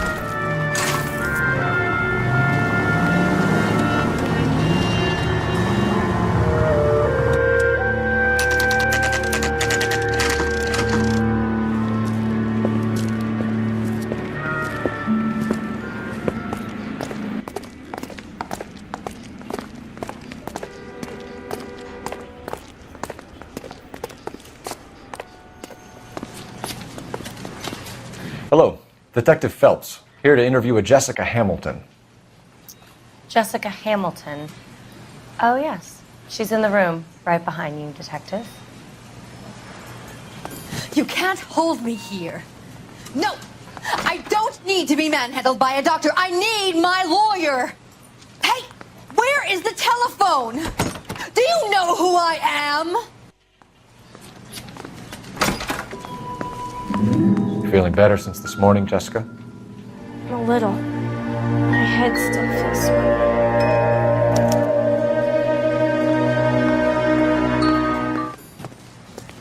Hello, Doctor. I'm Detective Phelps. You're attending to the young lady from the auto accident? Yes. She's conscious now, but I doubt she'll remember much. She's still feeling some of the after effects. Jessica was drugged? She certainly was. Chloral hydrate would be my guess, and there's clear evidence of abuse. She's still a minor, Detective.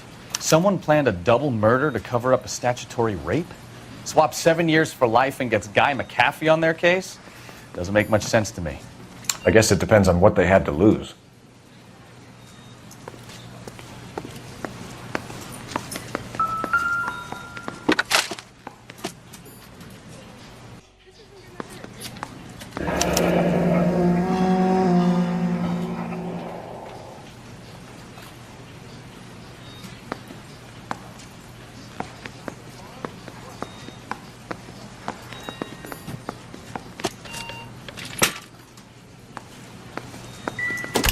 Hello, Jessica. My name is Cole Phelps. I'm a policeman. I'd like to talk to you about your accident, if that's okay. Okay. Can you tell me what you remember about the crash? It's all kind of fuzzy. I remember waking up here. Nothing happened yesterday. Tell the truth, Jessica. Why the big cover-up? I'm not lying to you.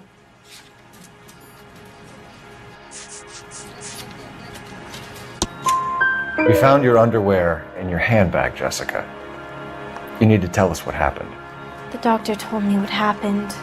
I didn't want that. I just wanted to be a star, to be in movies. I told Junie what happened, and she told me to toughen up.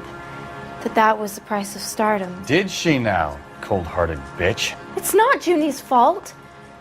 It's not my first time. I had a boyfriend back home, but my father found out about him. Even if you consented, Jessica, you're still underage. We need to get in touch with your parents, Jessica, to tell them what has happened. Oh, you don't need to worry them. They sent me along to stay with Aunt June. They trust her to take care of me.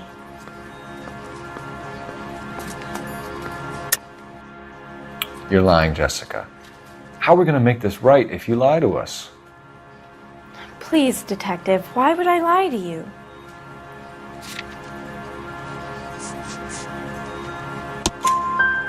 Because you're a runaway, Jessica, and you don't have your parents' permission to be here. Now, do you want to tell me what really happened? I went with Junie to this strange place. It's difficult to remember. Someone gave me a drink to calm my nerves, and then I felt faint. I think I must have passed out. How did you meet Mr. Bishop? Well, Junie is a big movie star. You probably know that. She's doing a new movie. What's the story with Bishop and Mrs. McAfee? Why does he want the two of you dead? That can't be true. Mr. Bishop seemed very happy today. I mean, yesterday. And that's why he wedged a shrunken head against the accelerator pedal and punted the two of you over an escarpment? I overheard Junie speaking to him on the phone a couple of times. Screaming, really. She can be very hard sometimes, Junie. But they seemed okay yesterday, like they worked it out. I know what happened to you, Jessica. Where exactly did it take place? Please, it's scary. It's really difficult to think of anything. Jessica, I really need you to help me here. I remember the mermaid. Was the mermaid in the movie too? No, it was on the front of a building. We pulled up in front of the mermaid. Thank you, Jessica. You've been a big help. Here's my card. If you think of anything or you need some help, just get in touch, okay? Okay. I think it might be a good idea if you went back home till you felt better, Jessica. I couldn't do that, officer. What if I got the part and I wasn't there?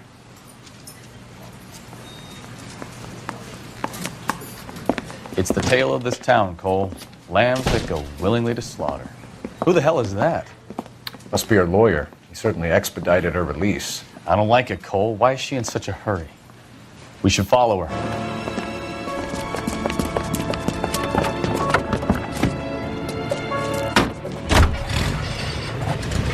There she goes. Come on.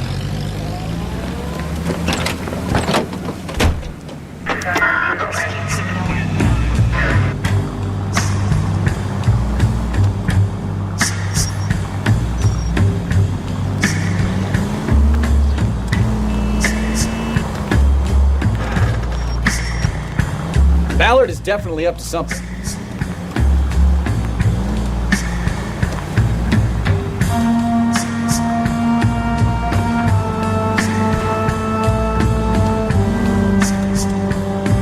She seems to have made a remarkably speedy recovery.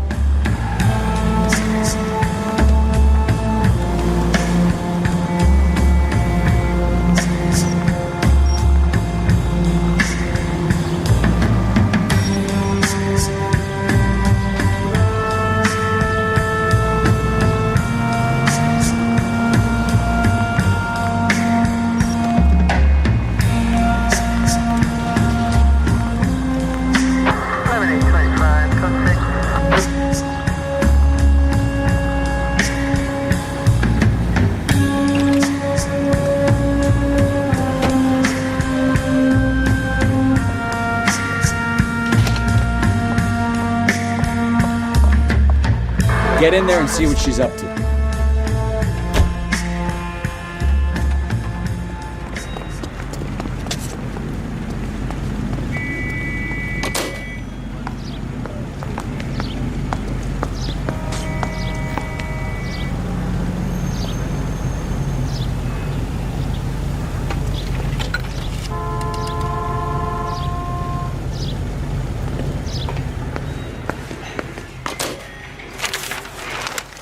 Baby?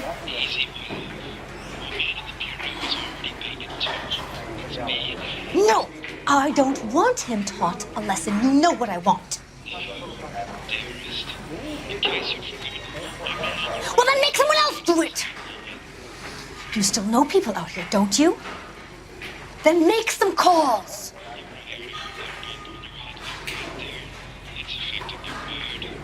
I'm gonna be very clear about this. You get this done, or I'm... Wilson's Hotel. Mr. Mark Bishop, that son of a bitch, lives in apartment 803. Sure, I got the film.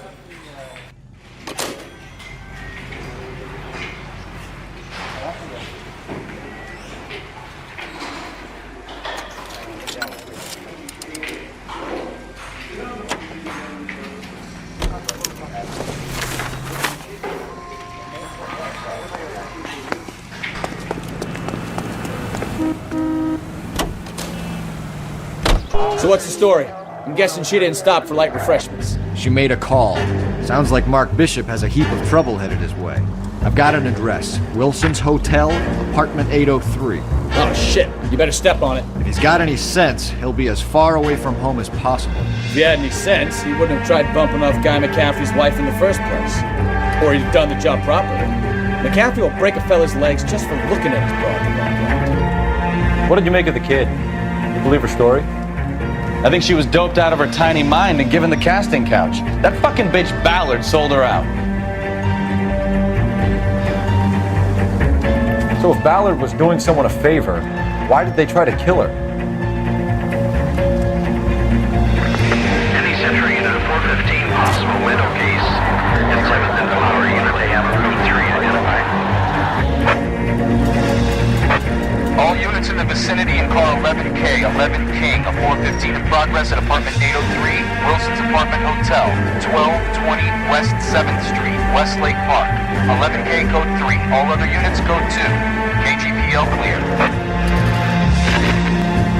Gun it! Let's get to the apartment before someone gets hurt.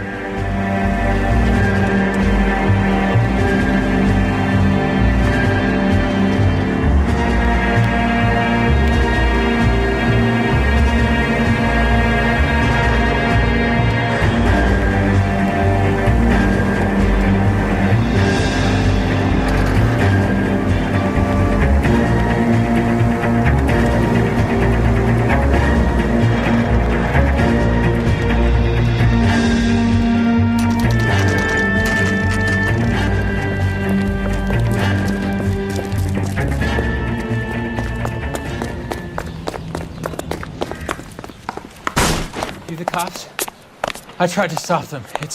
It's room 803, left out of the elevator.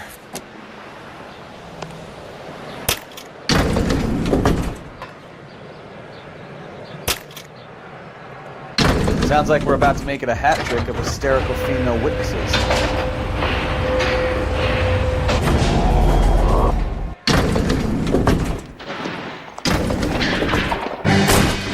Give it up, LAPD!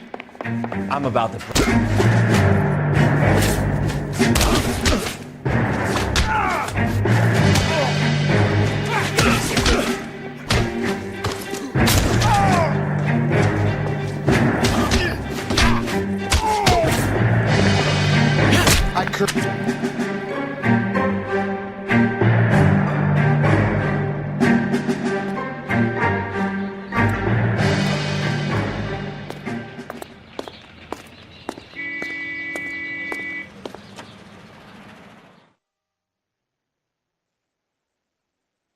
Are you injured, Mrs. Bishop? I'm all right now. Those horrible, awful men. Perhaps you should sit down, ma'am. Yes. Forgive me, officers. I'm very flushed. I'll just sit down for a moment. That's perfectly normal, ma'am. Take a moment while we look around. Yes, thank you. Just look at this mess.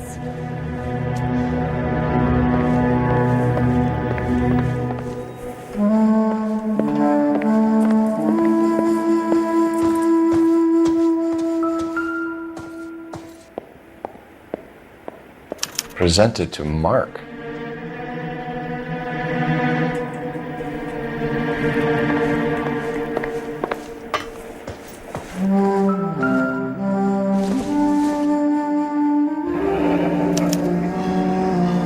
What do you have to do to earn $20,000?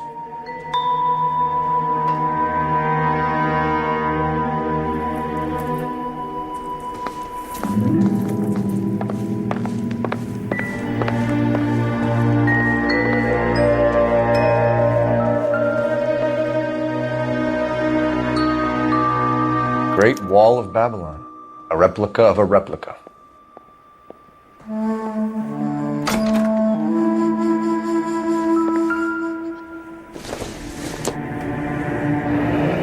Looks like the old movie set downtown.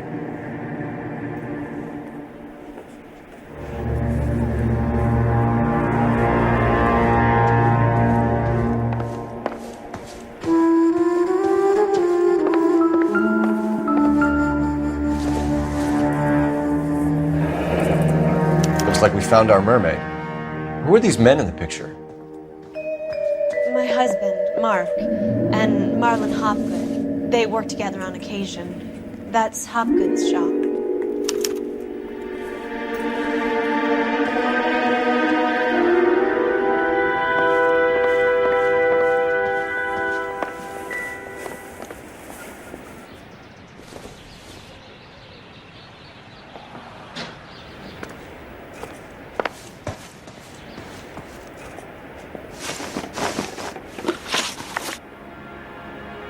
Those men, I think they work for Guy McAfee. Do you know the name?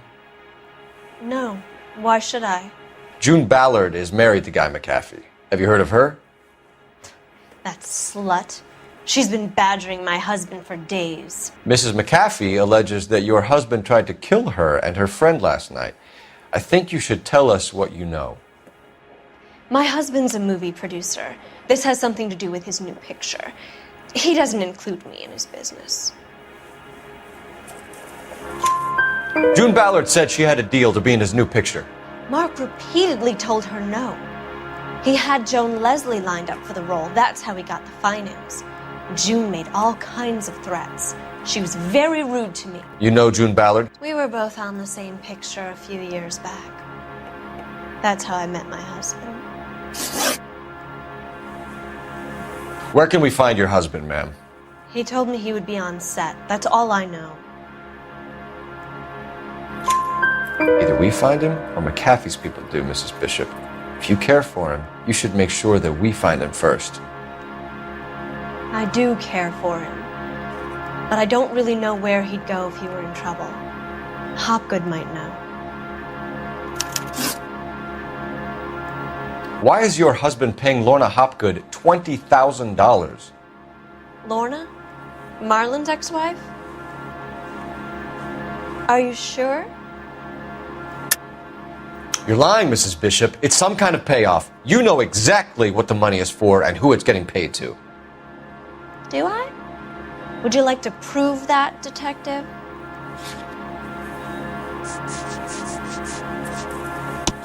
Your husband looks like he's being blackmailed. They obviously have something on him if he's prepared to kill to cover it up. Why is the payment going to Hopgood and not McAfee?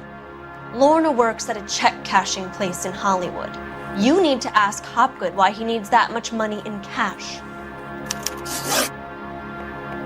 Your husband was at a casting yesterday with a young girl? Not that I know of. He told me he was looking at locations.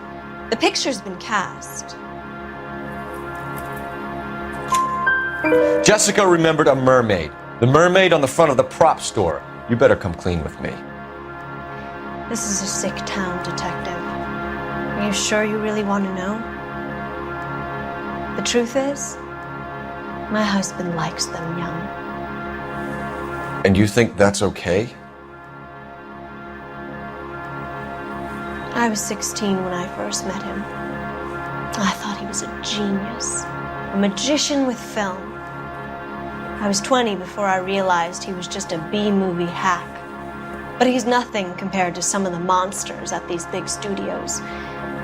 My guess is Ballard sacrificed her little friend. Happens to a lot of girls. Your husband is in trouble. It could go easier for him if you were more helpful, Mrs. Bishop. He's a big boy, Detective, and so are you. This is Hollywood. There's always a deal to be done.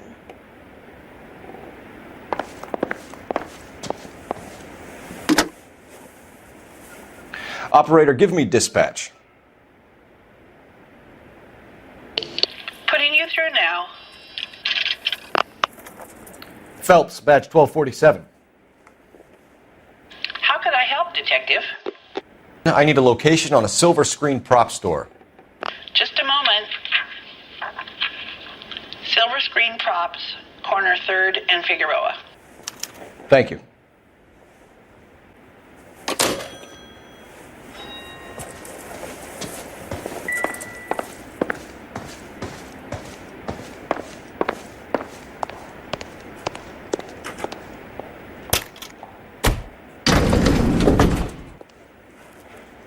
An aging movie star, a wannabe starlet, a movie producer's wife. They're finally rubbing shoulders with the almost famous. And from the stories they've given us, clearly none of them can act.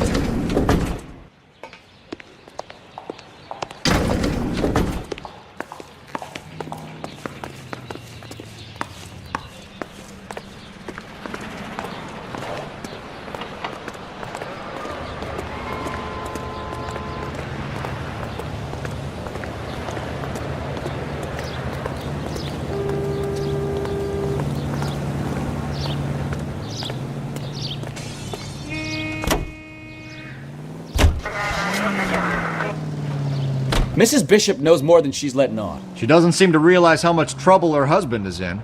The LAPD are the least of their worries right now.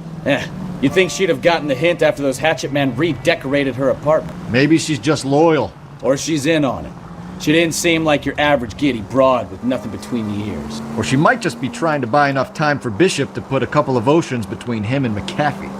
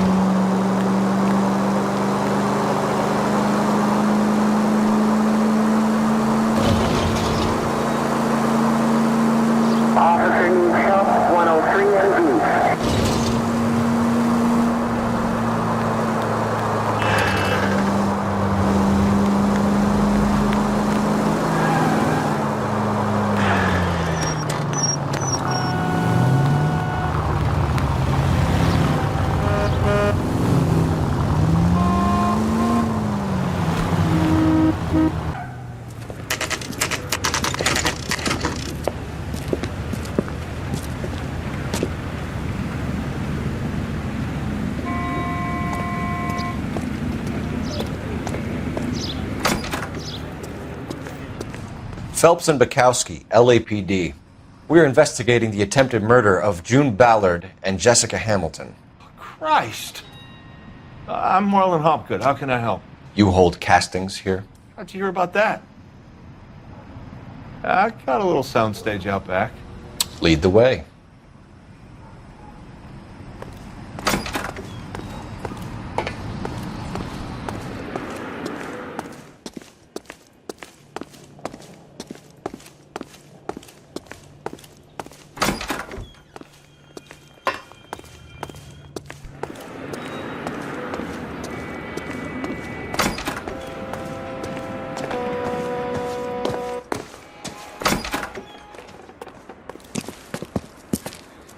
Keep him here, Stefan.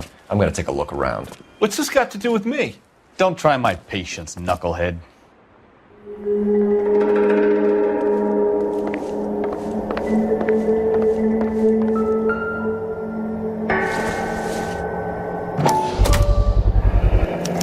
a 15-year-old kid and abusing her in a screen test. What is wrong with these people?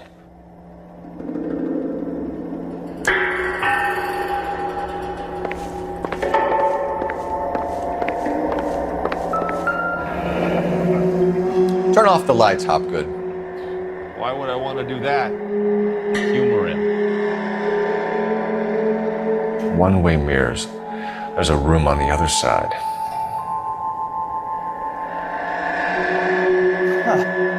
Well. Find a way into that peep tent, Phelps. I'll stay here and keep our pervert company. Can't be that way, Phelps. You couldn't fit a rat through there.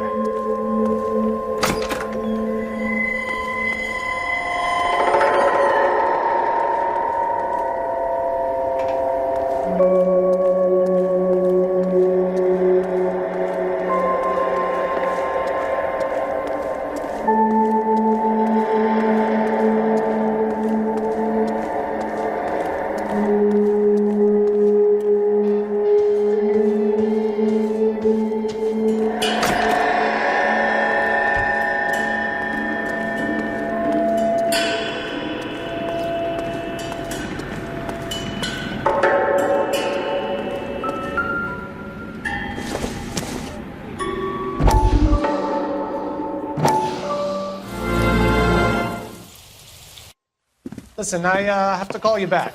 I got some business here. Sit down, Courtney. This is Mickey. Mickey, this is Courtney Sheldon. What would you like to drink? Scotch. Straight up. I hear you're back at school learning to be a doctor, kid. Yes. That's right, Mr. Cohen. So you want to be a doctor and a dope peddler. Interesting combination, huh?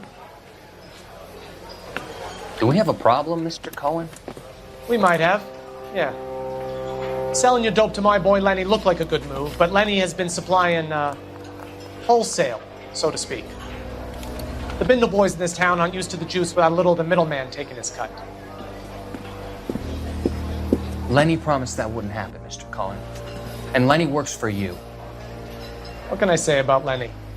Let me think. Oh yeah, he's a putz. And he's lazy, and he's greedy, but he's my wife's brother. How can you make a cake with those ingredients, huh? So how is that my problem, Mr. Cohen? Well, kid, the only way we're going to be able to make this work is to do some repackaging.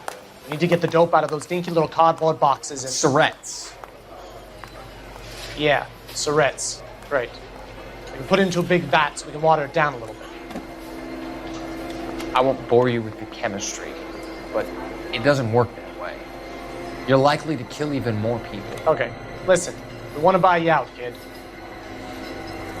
I'll offer you 50 grand.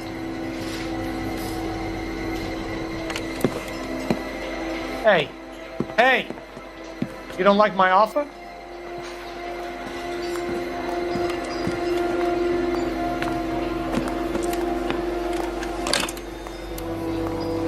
The Sheldon kid? I think I want him dead.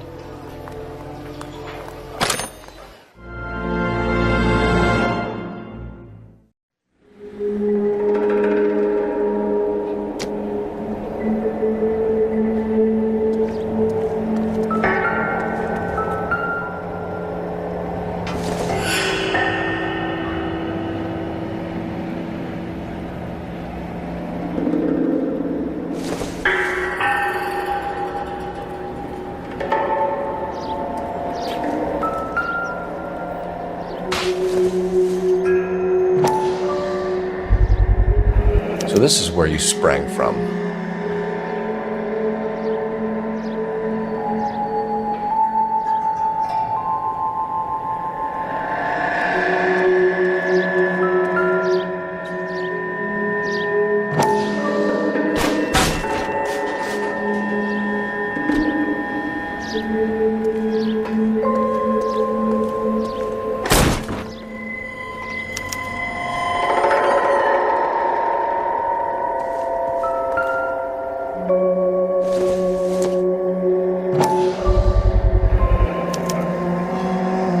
Jungle drums, 8th and Francisco. Attention, Mark Bishop.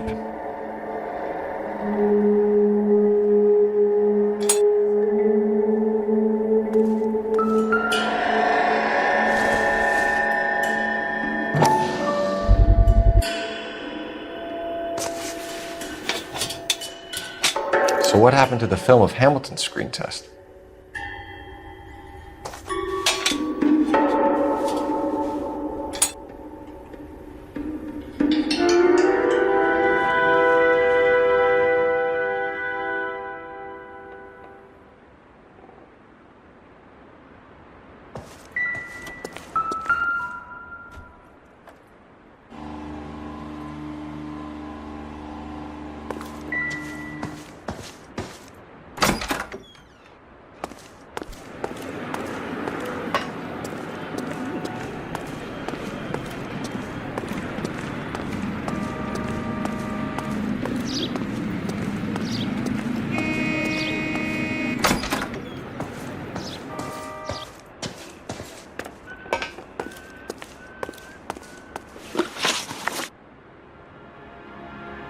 You ever do any work for Mark Bishop?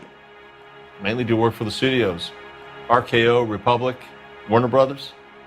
So yeah, when Bishop is doing work for a studio, yes. When did you last see him? Now I'm doing work for his next picture. Still pre-production though. Haven't seen him around here in a while. I know you're lying, Hopgood. Bishop was here, and you know exactly what he was doing and what he left lying around afterwards. You come in here without a warrant, and now you start throwing your weight around?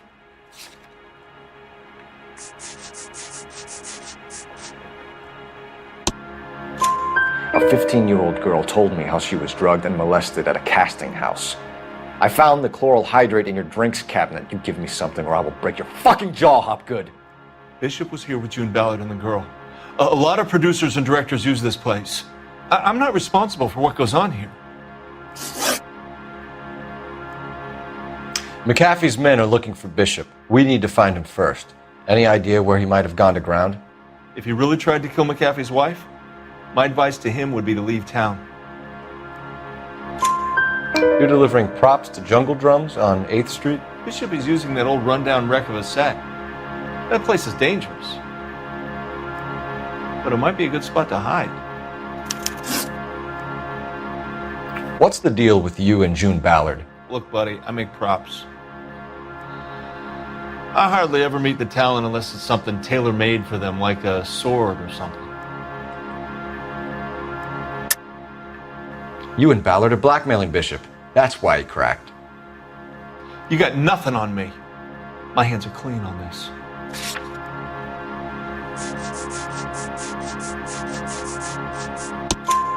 Enough! I've been in your peep room, Hopgood.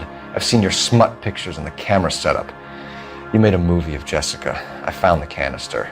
The deal is I get to sell the movies to burlesque houses and private collectors. These movie guys love seeing their cocks on screen. But part of the arrangement is I never film their faces. June had me film Bishop, and then she kept the movie for insurance. He went apeshit when he realized his face was front and center. Who has the film now? Who else? McAfee. Ballard had what she wanted. Where does the money come into it? What money? Enough of the lies. I told you I get my cut selling dirty movies.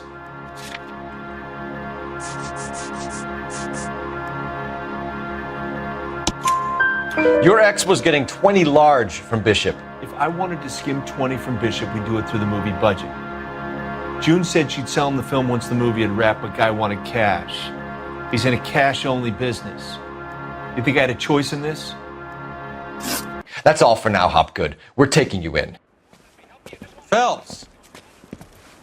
Roy Earl, advice. Hold on a moment. This is clearly a vice case. You've been roughing up my informant? Hopgood is a vice informer? Yes, he is, Phelps, and a very important one. Look at that mug. Have you been upsetting these two officers, Marlon? So we just drop it? You do if you know what's good for you. You need to catch the movie producer before an angry husband does, from what I'm hearing. I'll be making a full report to the captain, Detective. You do that, kid. We're all very impressed with you. Let it slide, Cole. Let's get out of here. Detectives. Johnny Goldberg. You work for Mickey C. That's right, detectives. You wouldn't happen to know the guys who roughed up Mrs. Bishop earlier today by any chance? No, not us. We don't do that kind of thing. It's the husband we'd like to talk to. This is a police matter. You don't want to be taken in for obstruction of justice, do you, boys? You could try the obstruction rap, but it won't stick. We could beat that. You've had your 10 cents worth, gentlemen. Bishop knows how the world works. Mrs. McAfee hits him up for a movie part. Happens every day. But Bishop takes it a step too far and tries to rub out Mrs. McAfee. Naturally, Guy is going to get upset. What made you think Bishop would be here? We figure he might be planning a little accident for Hopgood, too. Those two guys have got some unfinished business. You let us know if you find Bishop. Guy McAfee can be a very generous man. I'm only going to warn you once, gentlemen. Stay out of this. This is a police matter. We will be bringing Mark Bishop into custody. At least he's polite. Kind of dumb, but polite. But I'm a lot less polite, you smug son of a bitch. So let me put it in ruder terms that even a pair of blockheads like you might understand. The only reason that you don't have bars on your windows already is because you're small fry. And we don't waste our time on small fry. You stay away from Bishop, and you stay away from me. Is that clear enough for you, asshole? Now run along back to your boss so we can pat you on the head and tell you what good boys you are.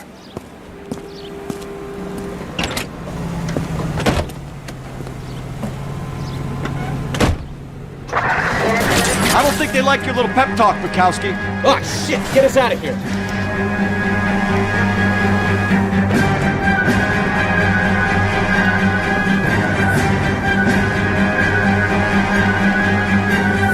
They really don't want anybody getting to Bishop before they do.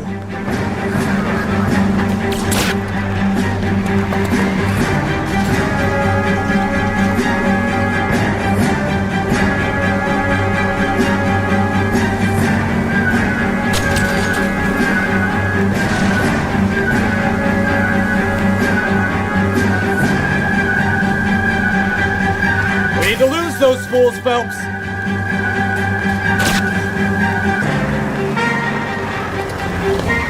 Enough games, Phelps. Take this guy out. I need to be closer, Cole.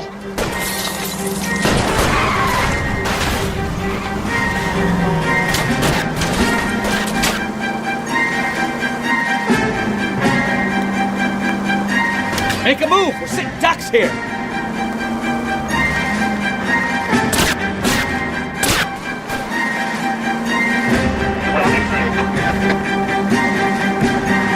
Lay into his wheel arches. Come on.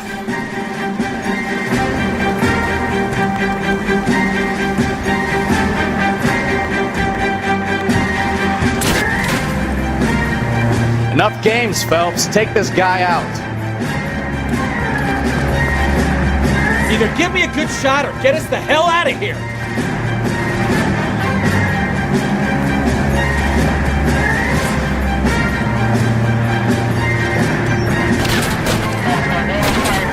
I can't take the shot from here, Cole.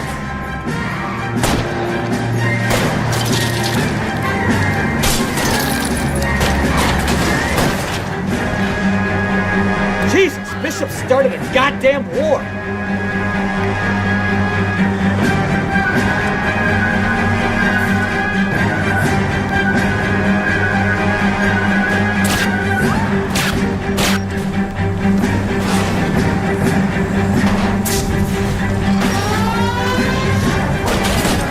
Get me closer. I can't take them out from here. Citizen reports a 211 in progress. Let's see him chase us now. Onto the movie set, Phelps. Let's roll. Oh, Christ. And they say working traffic is like watching paint dry. You know how to piss people off, Bukowski. Hey, if they're prepared to gun down cops in broad daylight, McCaffrey really means business. Seems like we're the only ones who want Bishop alive. I have a good mind just to let him go work on the son of a bitch. I'm about done putting my life on the line to protect some child molester. That's our job, unfortunately. They don't get to dole out the justice.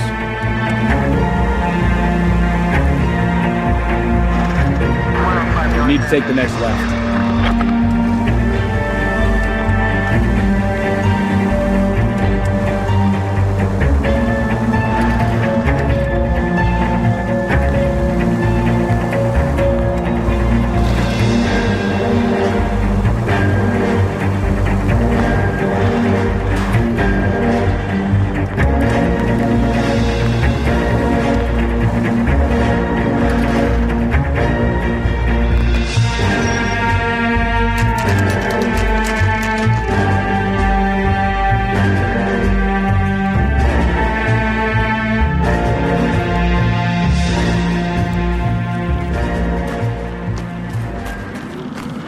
There's the slippery bastard now. No. God damn it! Mark Bishop, stop! LAPD!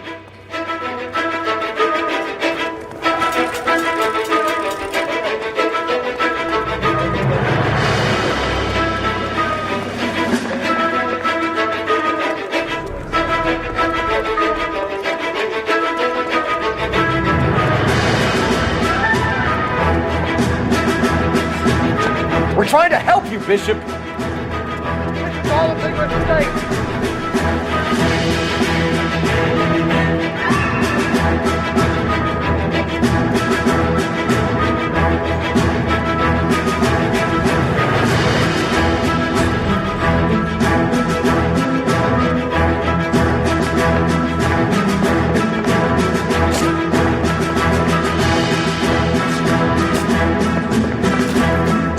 It's us or McAfee's boys. Your choice.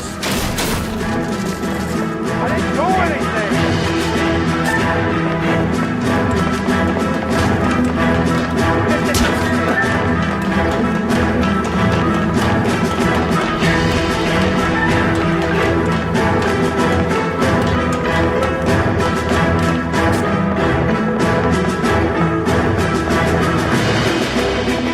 Bishop, that's enough. That girl made it all up.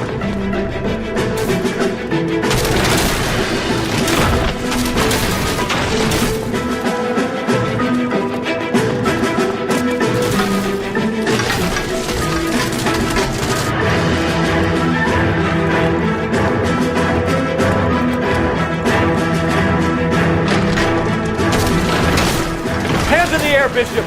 Move another inch and you're dead. Don't make the...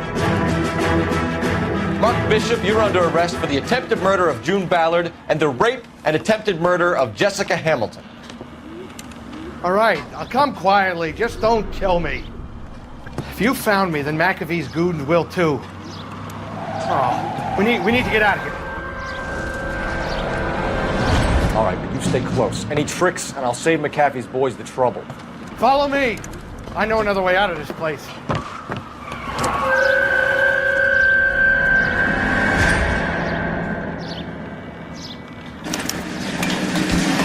Christ, detective, they're trying to kill me!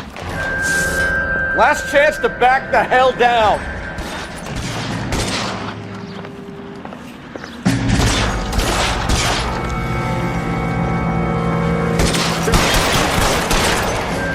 It's this way. McAfee doesn't make the rules. You hear me?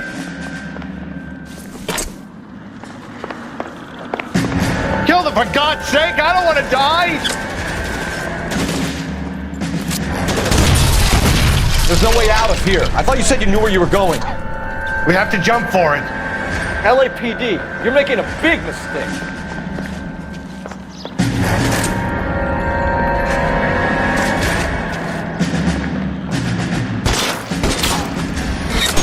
Is this really the best McAfee's got? Come on, it's this way.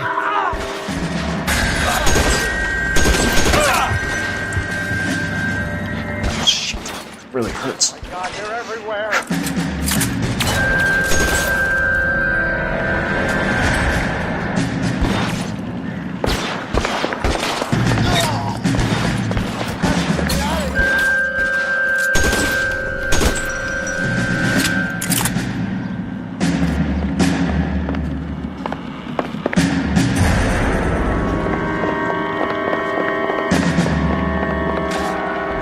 long do you think you can hold out?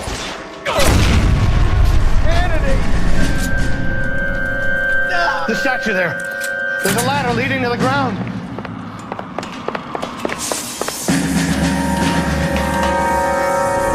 For the love of God, how many are there?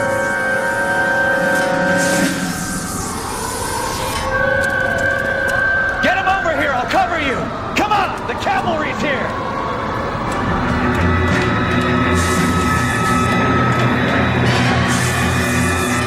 Get him, Phelps. I'll cover the exit.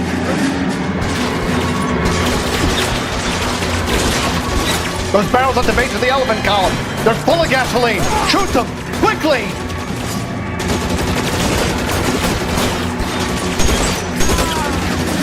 All down. Stay down.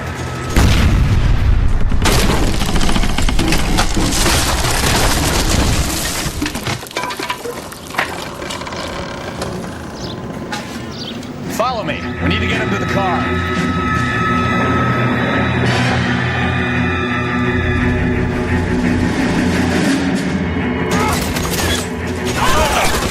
Empty. That's just what I need.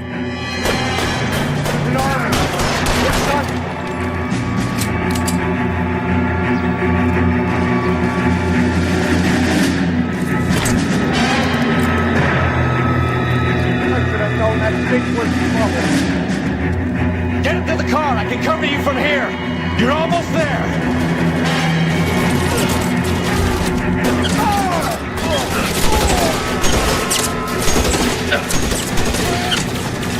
Stay in cover. All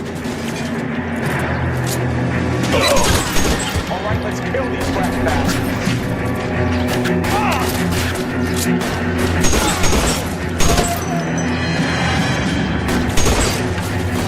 Come on, let's kill them.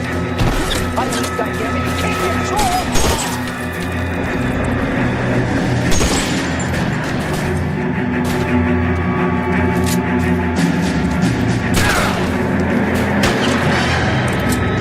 Let's go.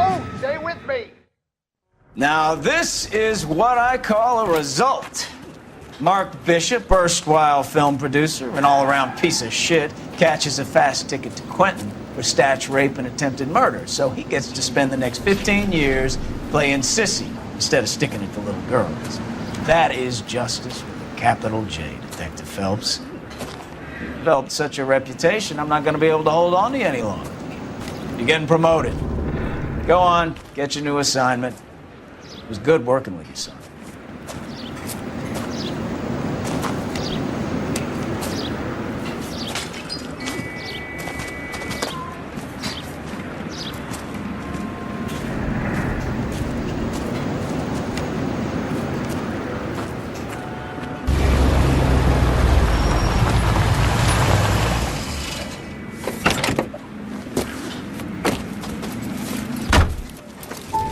Phelps, Bukowski, this your work?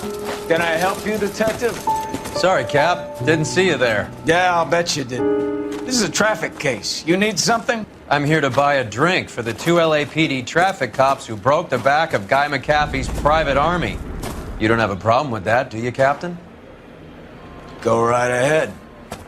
Get in. I'm buying.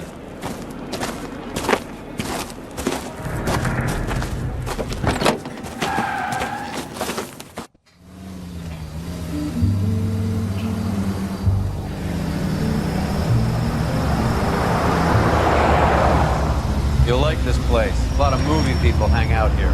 You like jazz, Cole? The hopheads love it. Sure, I guess. Big bands and swing I can understand, but this bebop palaver? How are you supposed to dance to that? This is Phelps, Leroy. Be nice to him. You'll like this place. They treat you right. You like a table, Roy? What do you think we want to do? Stand at the bar like I'll chumps? get a table ready for you. Don't look so happy to see me, Alphonse. I might get the wrong impression. Cole, this is Alphonse. He's a French Negro from Africa. Can you beat that? The Congo. A pleasure to meet you, Alphonse. Is Elsa singing tonight? Yes, she is. She has the next set. Come on, Cole. You can meet Elsa while they're fixing us a table. You'll like her. She's something else. Maybe another night, Roy. She's pretty beat up about it. Get your hands off me. Don't ever tell me what to do or what not to do, Alphonse. You got a nice club here. Don't spoil it. If you will follow me, detectives. Just through the door. He was my only real friend, Harlan. We went through it all. Do you realize what he meant to me? Of course I do. You have no idea. You said it was construction work. It was an industrial accident, Elsa.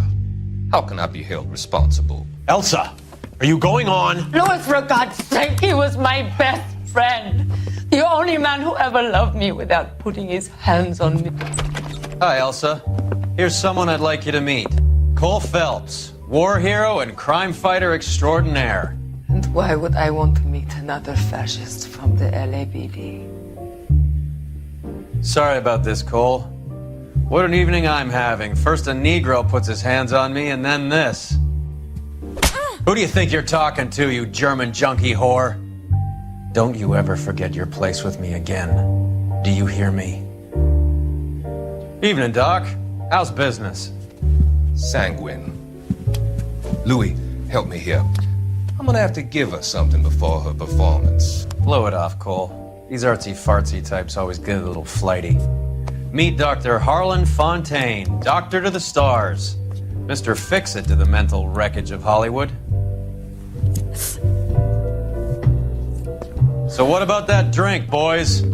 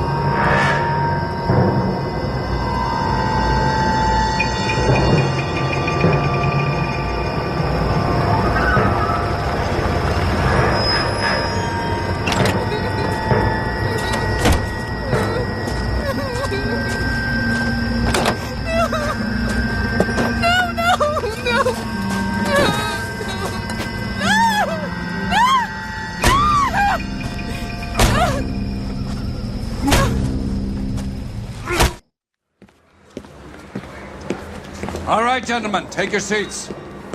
Let's get this over before lunch. Floyd Rose of the Homicide Squad has decided to take early retirement. We will all miss Floyd and the steely edge he brought to his police work. The department has arranged a wee drink at the Galway Arms to quench the mighty thirst a man gets from 25 years of police work. Floyd's departure leaves a place at the top table, and the chief has seen fit to promote Cole Phelps from burglary to the homicide desk. Stand up, Phelps. Take a chair. You're in the major leagues now, Sonny. Rusty Galloway, a fine lawman of the old school, will be taking you under his wing. Your first case is the murder of a woman, found last night and bearing all the signs of the werewolf. Get out to the scene, lads.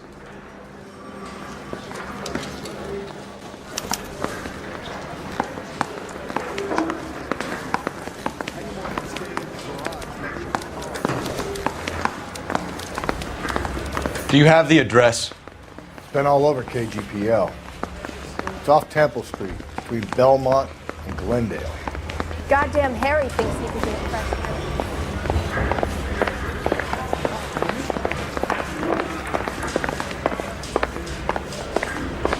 I'd rather you took the wheel.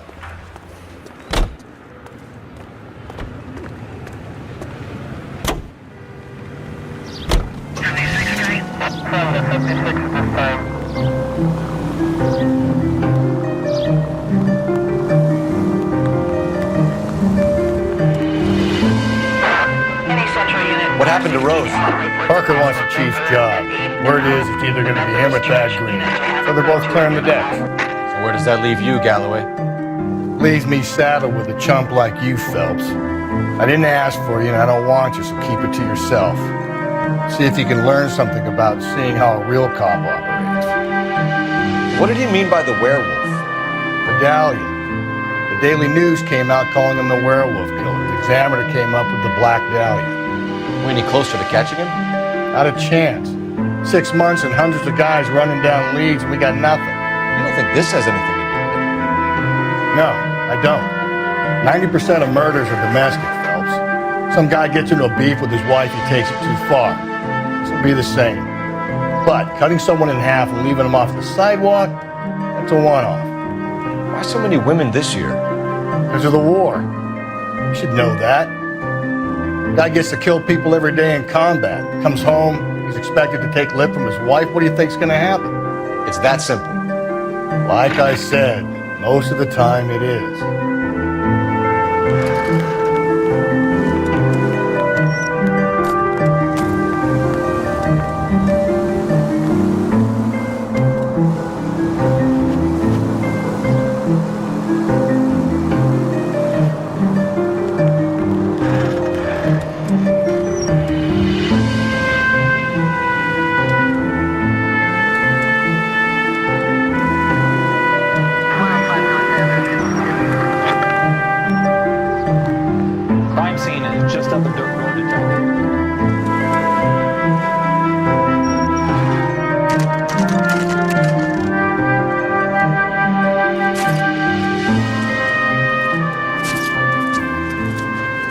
How about a scoop for the Examiner, Galloway? You could use some good press. Another tramp, another message. Is the werewolf back in business, boys? Do you have a mother, asshole? A sister? How about showing some respect for this poor woman? Let us do our job, and Detective Galloway will give you a statement later. He's good, Rusty. He even sounds genuine. That's Phelps, guys. The war hero. Defending the honor of murdered humps. Get used to it, Phelps. Moving along, guys. You got your pictures, you got your headlines. Now scram.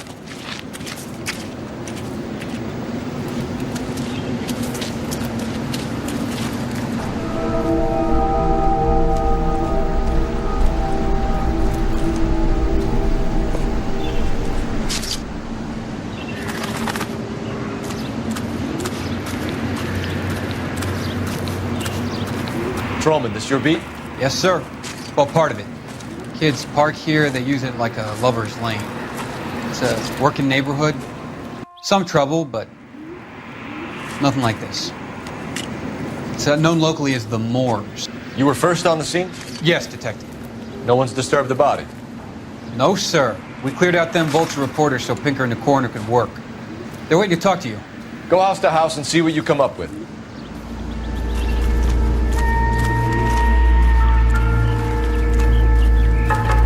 Carruthers.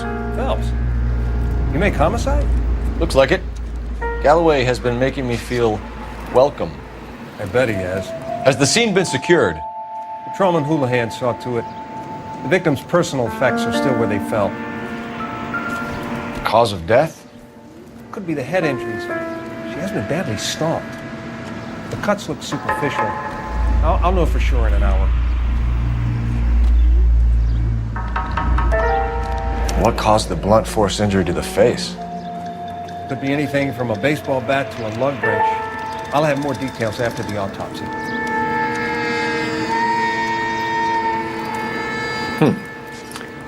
Interesting.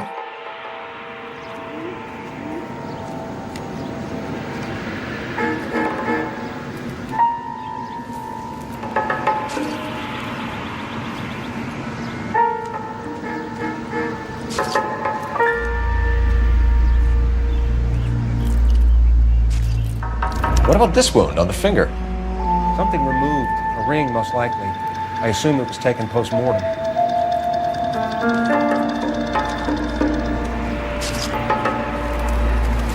What's the writing on the victim mean? BD. Black Dahlia? Tex? Your guess is as good as mine. Could be something to it, or it could be the killer's trying to throw you off the scent. Either way, I'll run tests from the lipstick. Any idea of the time of death? From the temperature, I'd say after midnight. I'll confirm with you later.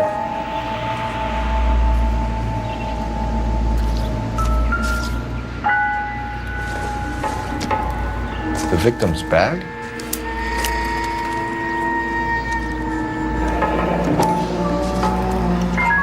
Looks brand new. Can't be the one used on the body.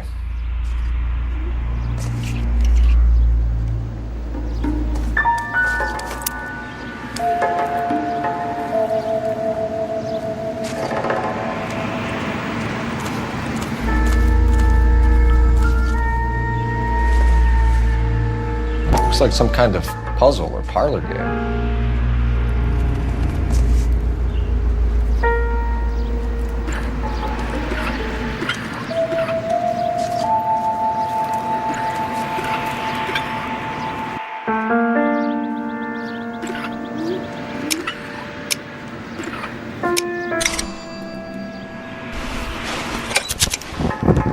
The Bomba Club. Why steal a table lighter?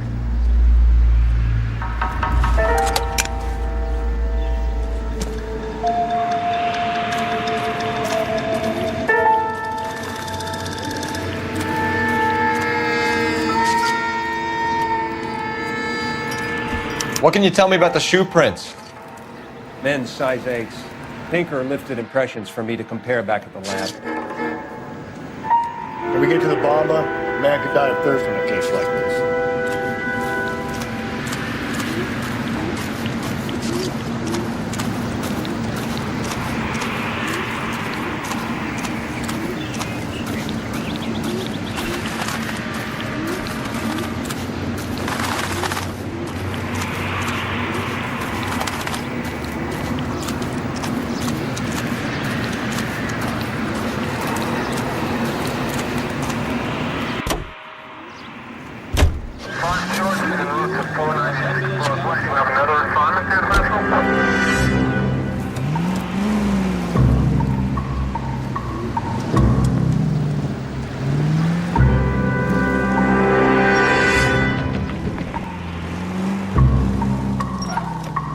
The werewolf? For my money, a copycat. We can't rule it out. We need to work the evidence.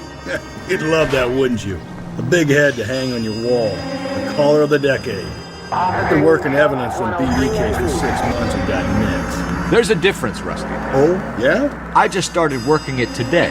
Okay, Oddshot. What's more likely? The werewolf comes back around, leaving us a note on the corpse? He clearly has a thing for power. Power over women. Why not power over the police department as well? Let me finish, Phelps. A guy opens his mouth again after 6 months of stewing. Or some opportunist who's been reading about the BD figures, he'll rip off the MO and get himself a freebie. That's not totally fantastical. You know, the Examiner and the Daily News might be good at coming up with monikers, but they're terrible for police work. There's a reason we didn't get the son of a bitch after the short murder was them, locusts. Where do you think the werewolf killer is now?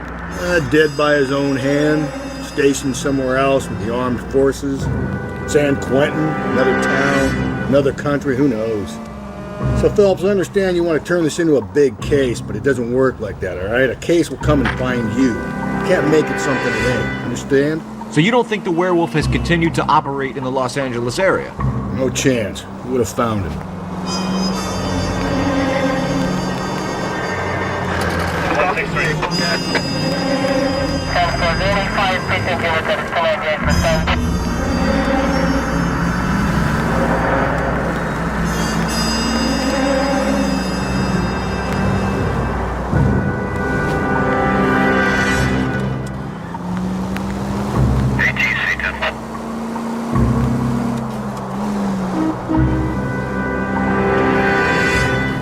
Go right through here.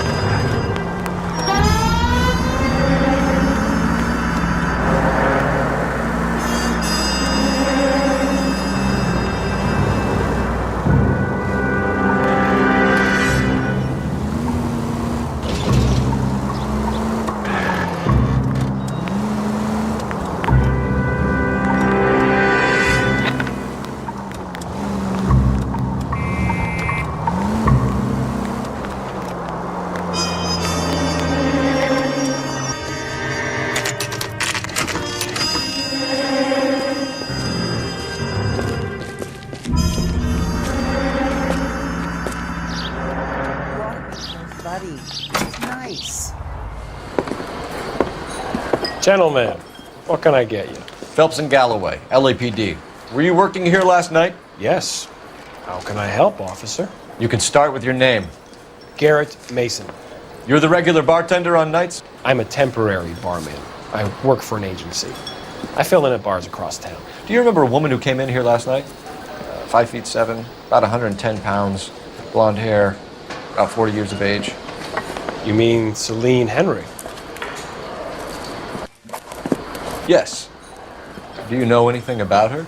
I don't. But the owner, Mr. McCall, serves her most nights. Would you like to speak to him? I would. He sits at the back of the club. Wears a hibiscus. You can't miss him.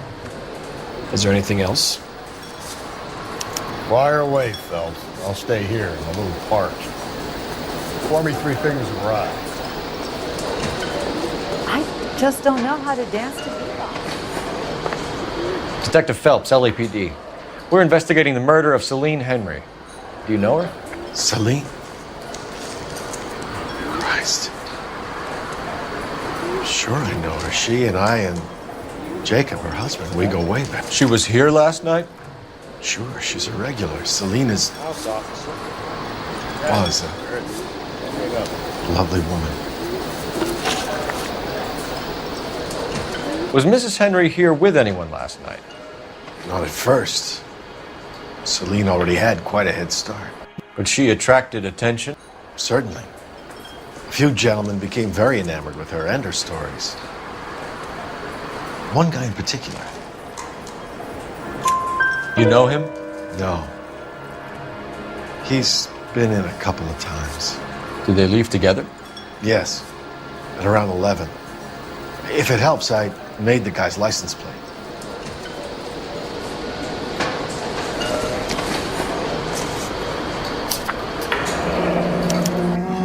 I think this could be a great help, sir. Thank you.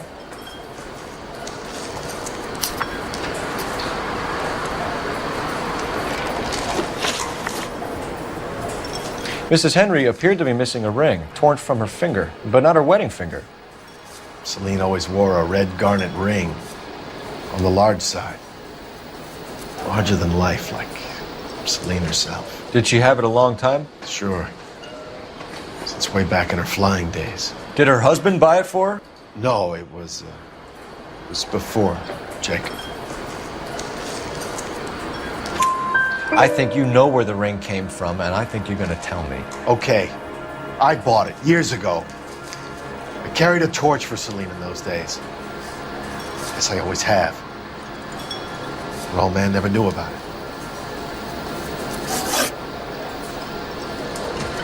You know the husband? Sure I know Jacob. He was in the Corps. He met Celine on a furlough and married her when the war was finished. He put up with a load of shit. Do you think he killed his wife? No. No, not in my opinion. So if it wasn't Jacob, then you probably let her out of here with the guy who killed her. How do you feel about that? Stow the attitude, will ya? I tried to get onto Jacob. I rang him up. Asked him to come pick her up like usual. But he refused. She picked some night to push him over the edge. I rang him back around 11:30, but got no answer.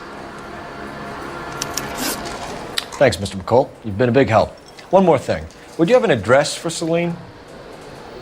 142 North Union Avenue. God knows I had to send her home in enough cabs to remember that.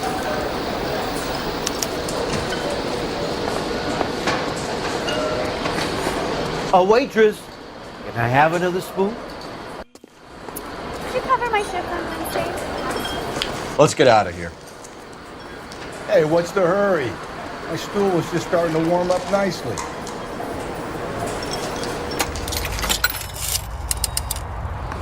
Operator, message for KGPL. Putting you through now. Cole Phelps, badge 1247. How could I help, Detective? I need a registered owner on a license plate, 2boy8899. Yes, Detective. I'll need to contact the DMV. Shall I relay the details via KGPL? Please. Thanks, ma'am.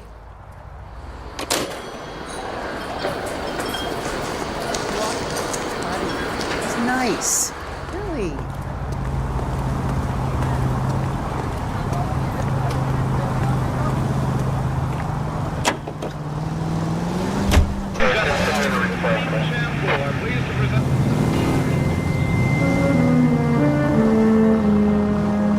You find the booze helps you get through a working day? Sharpens my investigatory instincts, Phelps. A smart lawyer might use that to throw out anything you collect today. A smart man might know it's unwise to stand between the patient and his medicine. As long as you're not falling over, Rusty, I'll let it slide. That's mighty kind of you, Phelps. You know, you picked the wrong job if a healthy thirst offends you, Cole. We owe it to this city to do the best we can in this position. As homicide detectives, that responsibility is all the more serious. Always the politician. It's not political, it's practical. Maybe the men combing Hollywood Boulevard after the Elizabeth Short murder were more interested in sniffing out booze than the clues that would have led to her killer. Yeah, well, if only you'd been there, choir boy. Betty Short would be alive, the Japs would have spared Pearl Harbor, our ancestors wouldn't have tasted the forbidden fruit. Minor syntactical error, Detective Galloway. I never claimed to be able to prevent crimes. I only suggested a proficiency in solving them. Guess that's the drink slowing you down. Oh my God, brother, oh brother. It's worse than I could ever have imagined. Any Central Unit, Car 16 Adam reports a possible jumper at 8th and Hope. The Methodist Church unit to handle code 2 identify.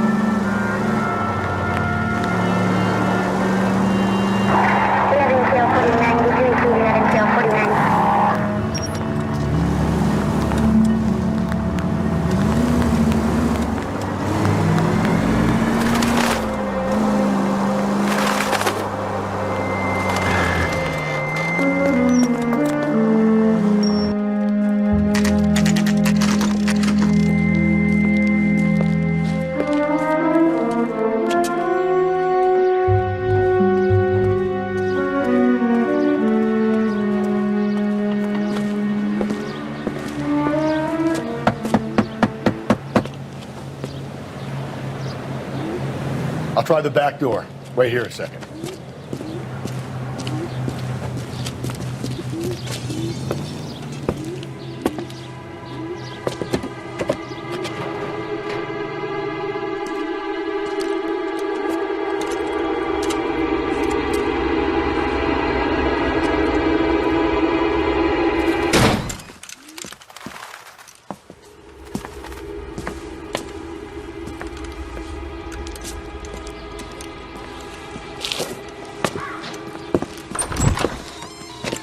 Side window's been jimmied. Looks like somebody's creeped the joint.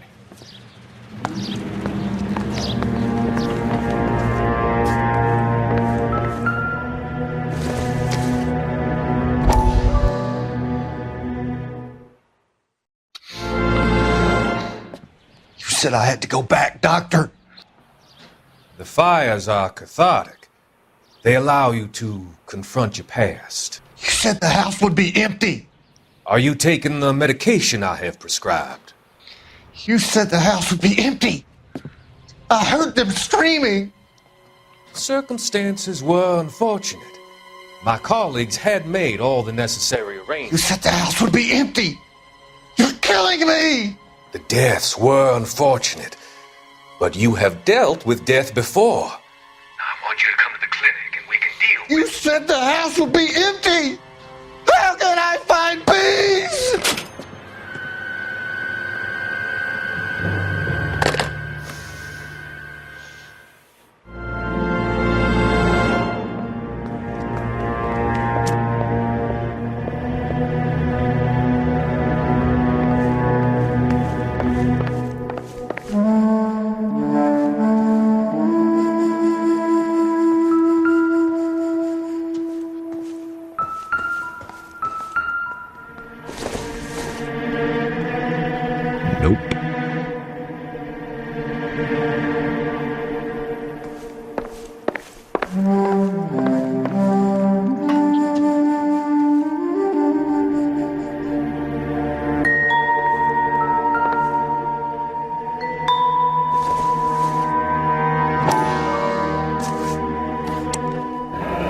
Tiffany? The rest of this stuff is junk. Might explain the missing ring.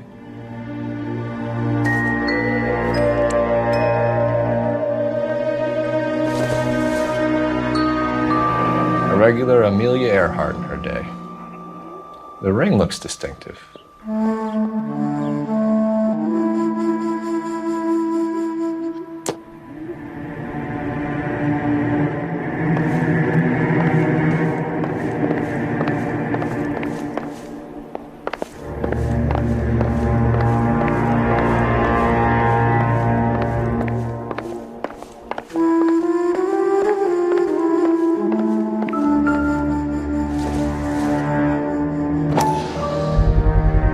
Size 9s, above average for a lady.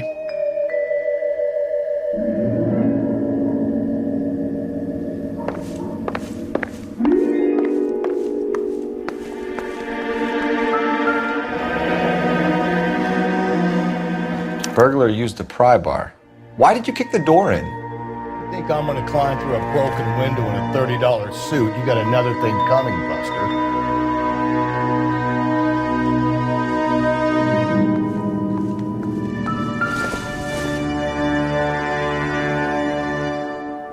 Celine and Jacob are obviously having problems.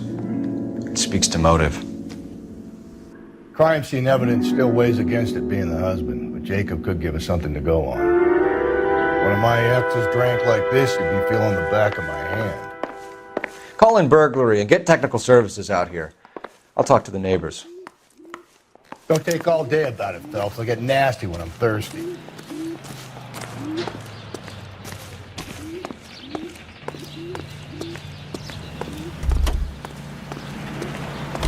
Galloway, homicide, badge number 564. Requesting technical services for suspected 459 at 142 North Union.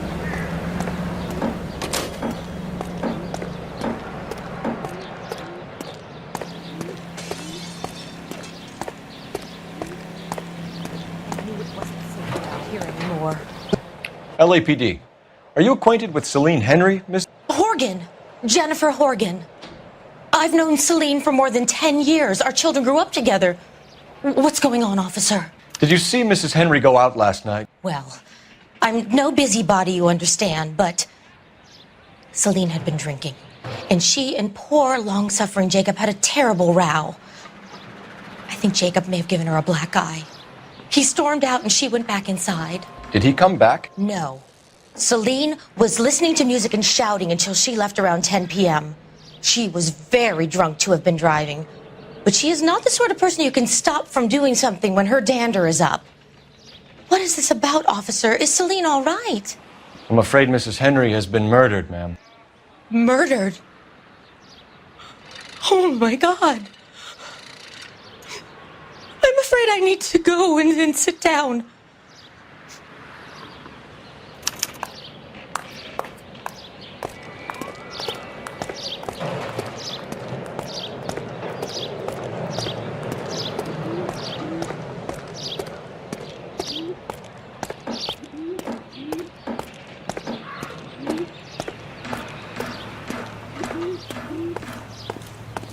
Let's see what Jacob has to say for himself. I don't think Jacob is our man, but we should see what he has to say.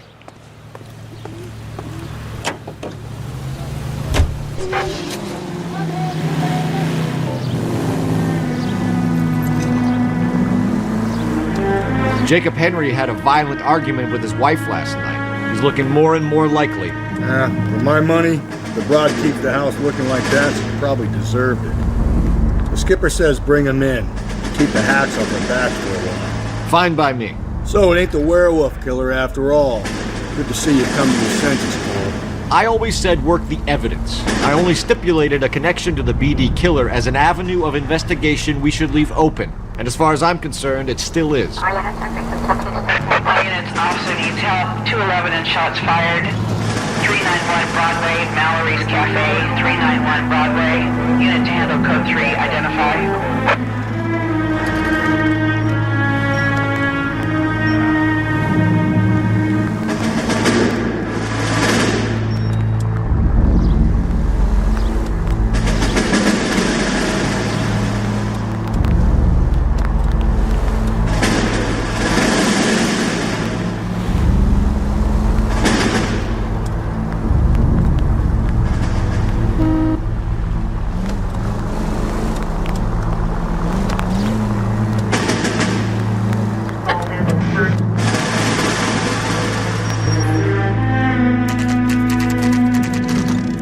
Okay, Phelps, we go in hard. You follow my lead.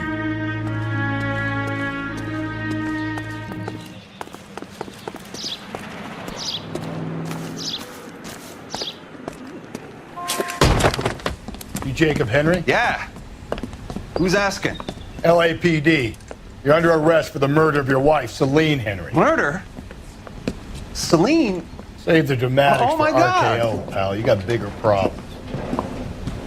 What the hell are you talking about? You come in here, you tell me that Celine is... Take a seat, Mr. Henry. she's- We're gonna have a look around, then we'll talk. Jesus, I'm sorry.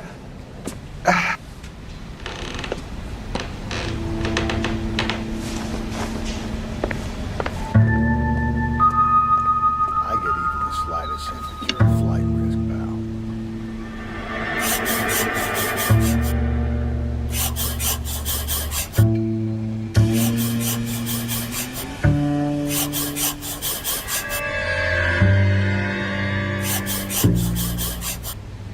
You think the atmosphere's different here?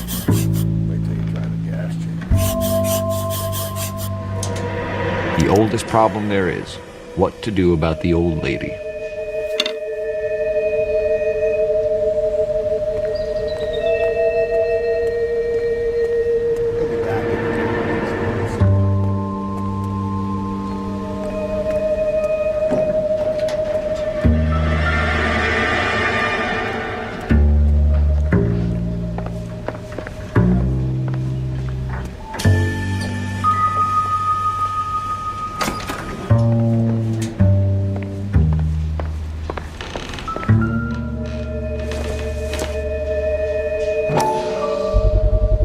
Size 11s.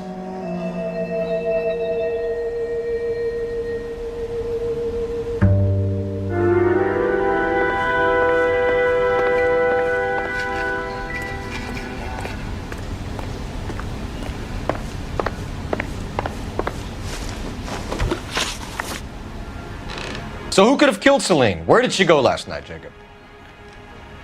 A bar, I suppose. Look, I don't know. You know where she went, Jacob. You're lying. Why would I help you if you keep lying to me? Look, I'm telling you, I don't know.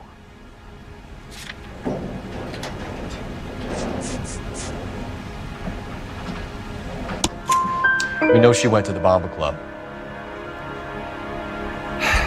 The bartender there.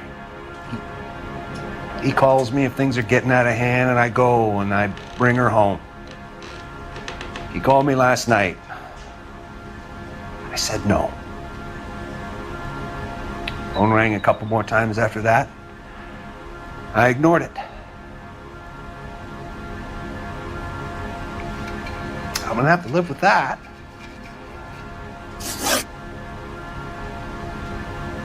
When did you last see your wife, Mr. Henry?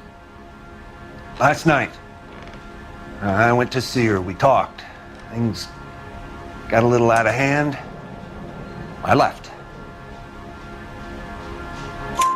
You don't remember what time you last saw your wife alive? Look, I'm sorry. I left. Maybe 9 p.m. Might have been a little later, but right around 9.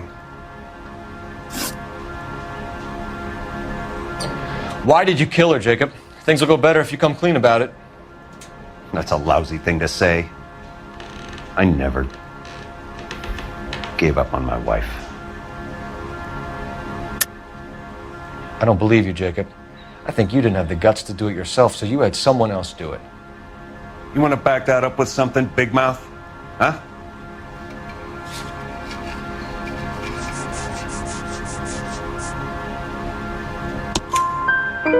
The note by the phone suggests you meant her harm. You want the truth? Truth is, I was sick to death of her. I was trying to have her committed. We're still going to need you to come downtown, Mr. Henry. We can get this all down on paper, Jacob. How you got fed up with your wife and how you figured killing her would bury all your troubles. Kill my own wife? She was a lush and a tramp, and you just couldn't stand it anymore. Shut your goddamn mouth. So now you're going to tell me you loved her? Ah, the DA goes all gooey over remorse, Jacob. You're awful hot under the collar for an innocent man, Mr. Henry.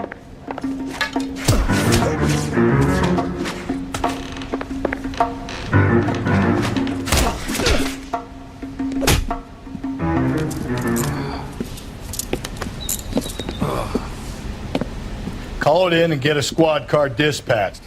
And check for messages. I'll keep old Slugger here company.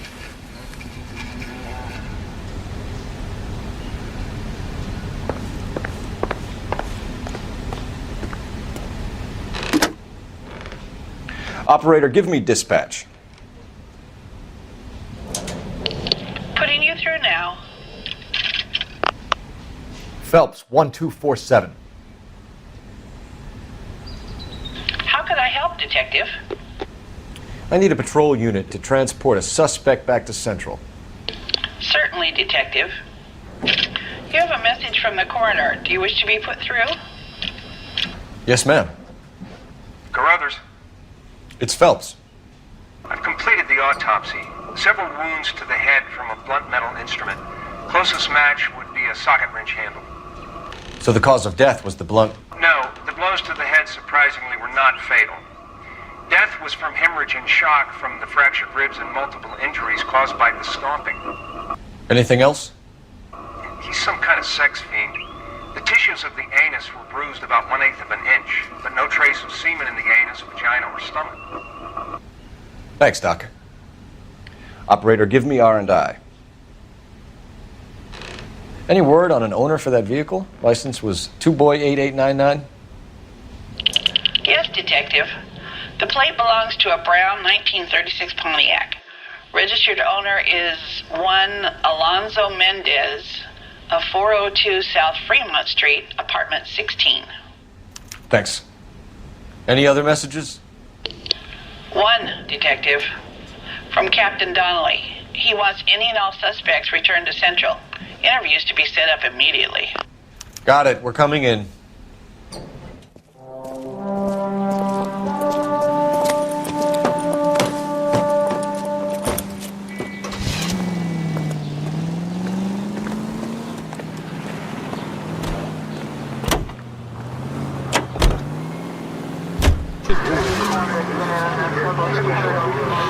Operated by a member of your community. He's always ready to serve you with first-rate automotive gas and oil products. Carruthers said she took a real pounding. Maybe if he had been a little firmer in the beginning, he wouldn't be in this situation now. I imagine that Neanderthal routine is a big hit with the ladies, Galloway. Women love me, Phelps. I have no complexity. They know exactly what they're going to get. Alico brand gasoline and Alico brand automotive oil. At your local Alico service station.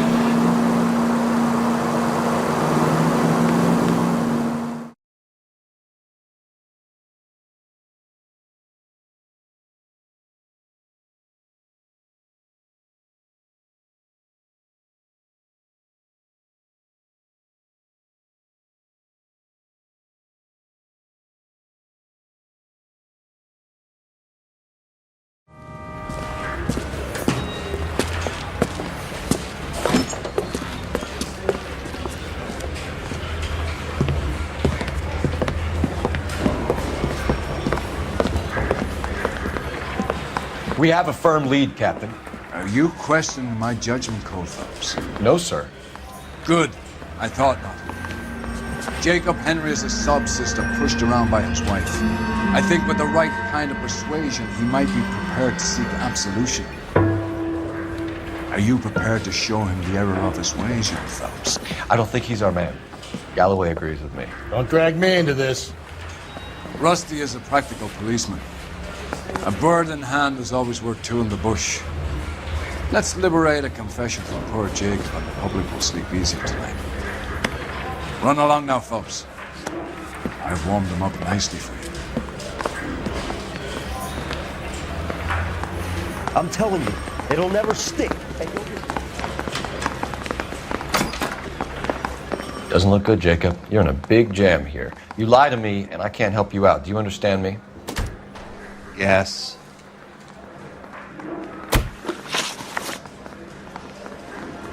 What do you do for work, Jacob? I'm a mechanic. Engines, differentials, transmissions, that kind of stuff. So you have access to tools? Yes, I do. Your wife was brutally beaten with a socket wrench handle, then stomped to death. How do you think that looks, Jacob? I was home in bed. You're full of shit, Jacob. The truth is you hated that bitch. You followed her and dragged her into the car and then took her out to the moors. She woke up and you smashed her face in with a socket wrench. No. And then you stomped her. You stomped her because she's a drunken whore and she treated you like shit. You stomped her for all the years you had to take it. You stomped her because you are such a weak fucking sister, Jacob, and you wanted to erase all memory of it. Go on. Try to deny it. I was at home. I should have gone to her at the bar, but I didn't. You can't prove I wasn't home.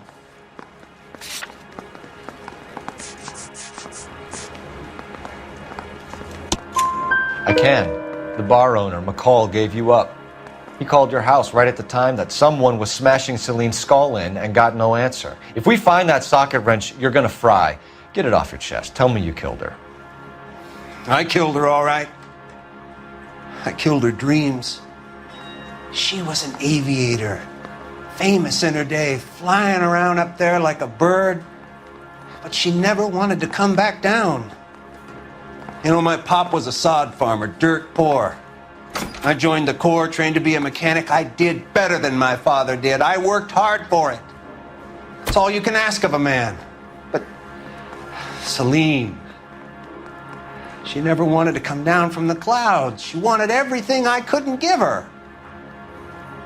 All I had was security. That was never going to be enough. You did it. Everything points to you. What does Tex mean, Jacob? I don't know what you're talking about. I need a reason to believe you, Jacob. You want a confession? That's what you want? That's exactly what we want. Seems to me there are two types of marriages. First, where the couple love each other equally and everything's roses. And then there's the other, where one person loves the other more than life itself and always puts them first. Chumps like me, who love them no matter what, no matter how badly they behave. That's it. That's my confession. I love my wife. And I'll take any test you got to prove it. Your marriage was over. You took her in and she threw it back in your face. You didn't go over there to hurt her. It just got out of hand. It's not how it was. You're lying, Jacob. It was falling apart and things got violent. I'm not lying. I'm telling you how it was.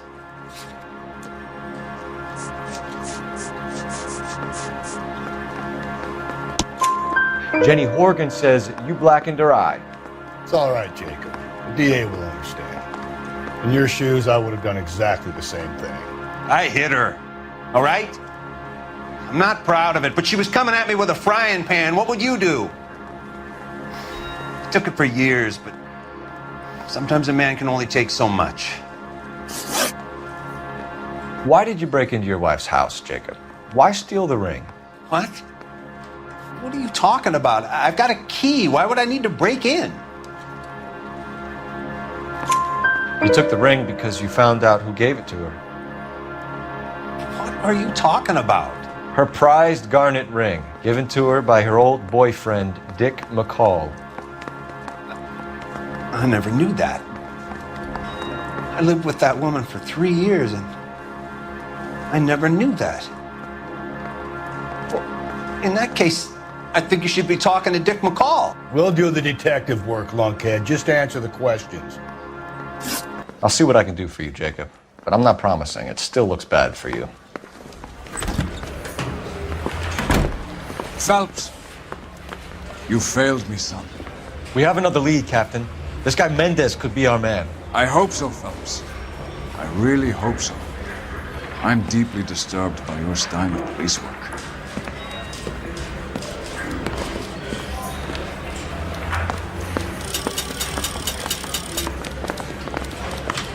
We can still pull down a conviction for the skipper if we chase down this Mendez guy.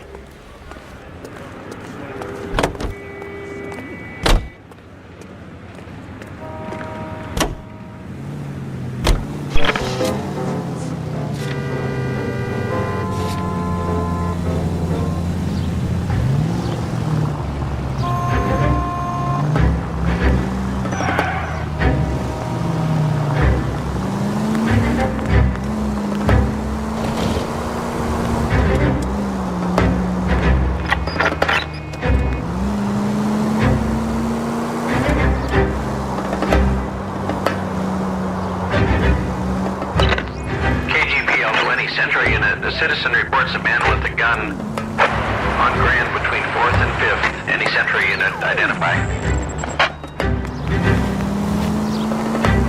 Alonzo Mendez. Sound like a man who moonlights as the werewolf? Don't sound like a man I'd let my daughter in over here. You've got a daughter. Spend enough time drinking, Cole, you'll find yourself with any number of things you don't want when you're sober. So that's why you never sober up. Exactly.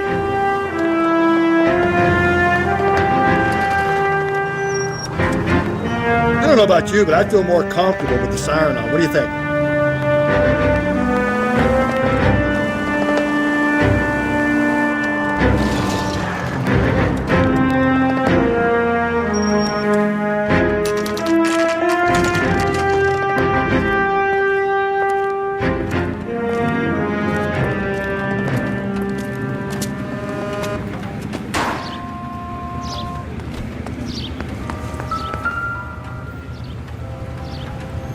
Mendez, apartment 16.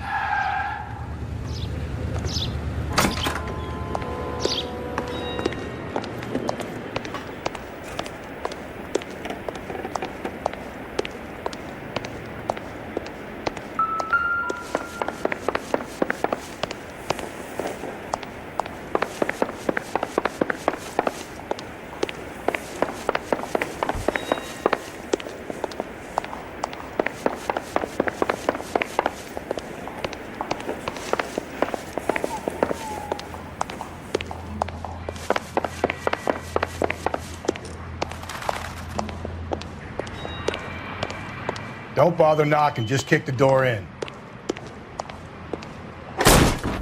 Take a look around and see what you can find.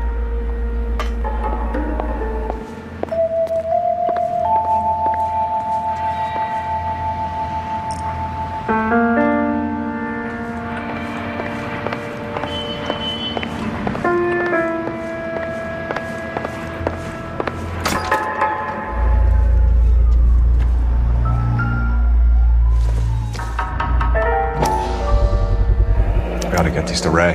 Size 8s could help place Mendez at the scene.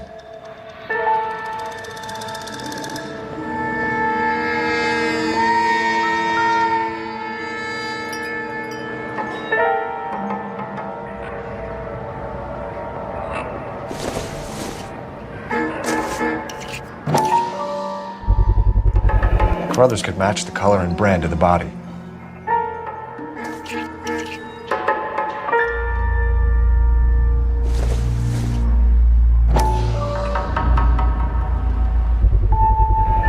Consistent with Celine's injuries, and the blood can be typed.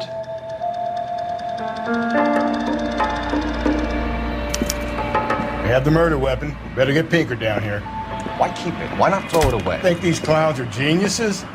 Thank your stars you caught a break. Captain Don would begin to like you. Hey, what gives? LAPD, you're under arrest.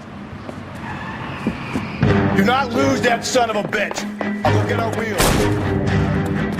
Mendez, stop right there!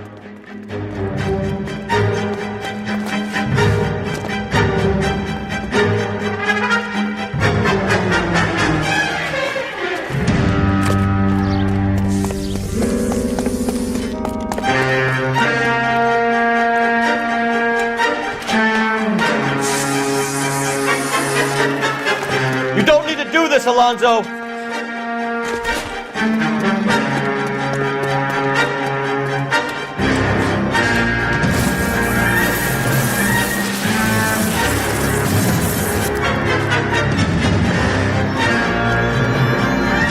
Get in and drive.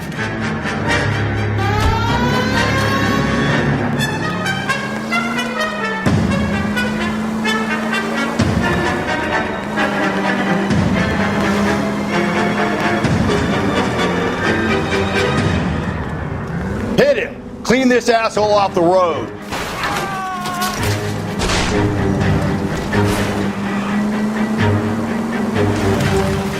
I got an idea. Get him next to my window, Cole. Keep me alongside his vehicle and I'll stop the son of a bitch. Hit him, Cole! Spit him out!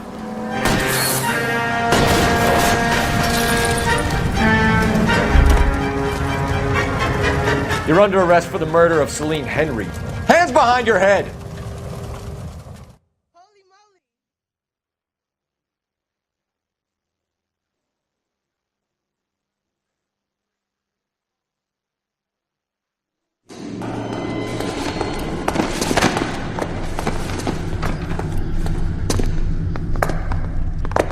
I ain't saying a goddamn thing.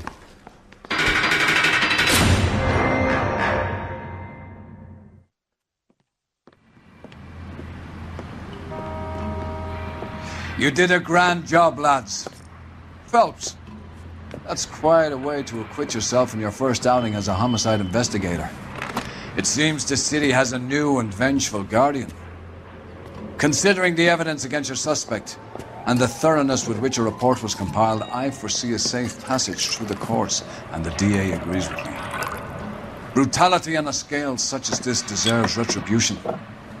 The people and the press of this city demand it.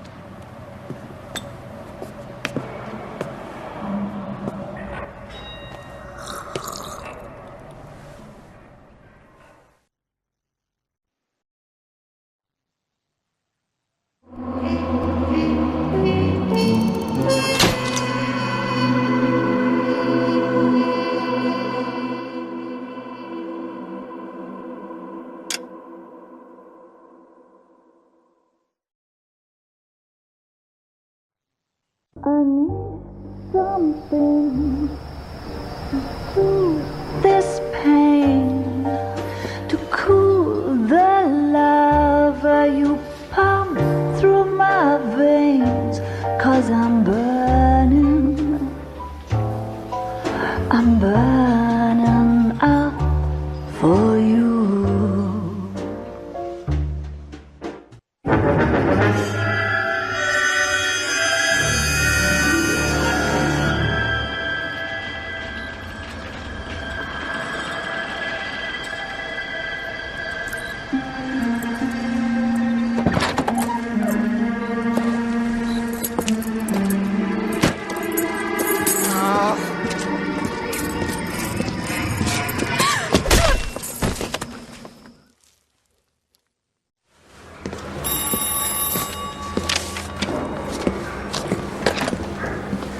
Galloway.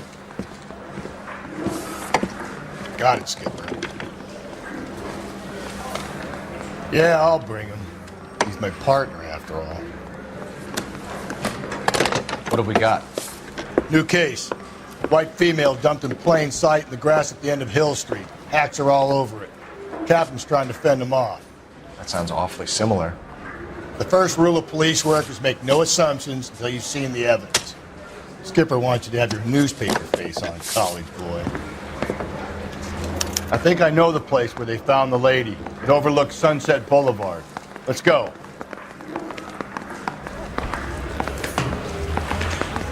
want to make homicide. I mean, you know you've made it if you got that desk.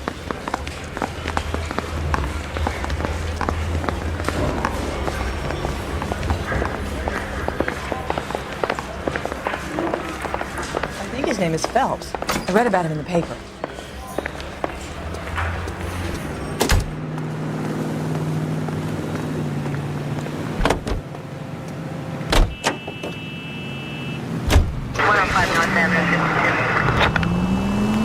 You did a decent job on the Henry case, Phelps. Not bad for your first time at bat. Thanks, Rusty. But don't go getting ahead of yourself. That's one clearance under your belt. Now it's a new day with a new dead lady that needs our attention. And no assumptions until we see the evidence, right? Right. See, I knew you were a fast learner, Phelps. You might get along after all.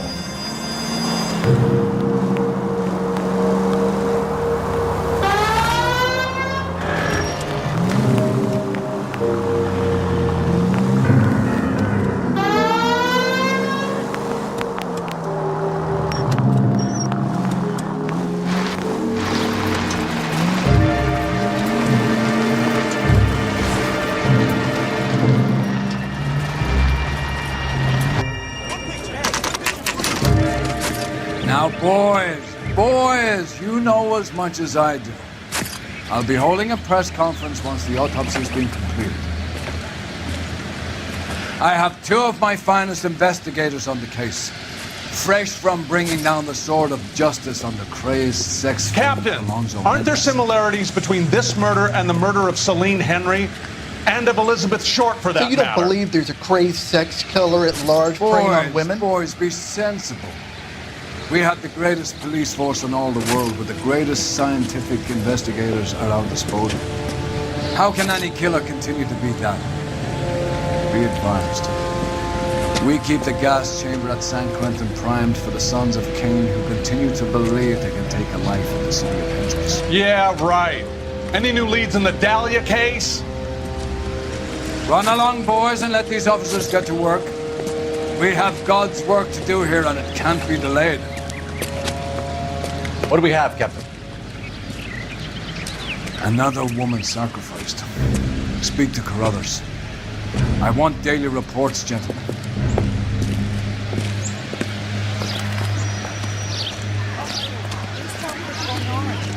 Detective, I was first on scene.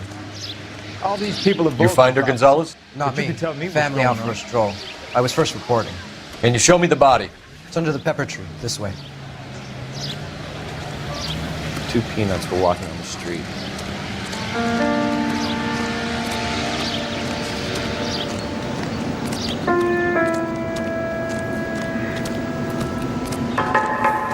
Can't be much help to you, Phelps. Here she is. Similar remote. To what? The Dahlia? I don't think so. Celine Henry. That's a closed case. This is probably another sad sack who lost his temper with a broad who wouldn't put out. Are you a suspect, Rusty? Watch your mouth, Phelps. All I'm saying is we got enough to do without reopening closed cases. Talk me through it, Mal. Severely battered, on display. Footprints would indicate that she has been stomped. Size of the footprints would seem to indicate a smallish men's shoe. What size shoe did Mendez wear? You finished? No, I'm not. At a glance, I would say strangulation was the cause of death. I'll need to do further tests for semen. Angry boyfriend. If they were married, they'd be at home. Not humping out here in Lover's Lane. You mind if I examine the body? Be my guest.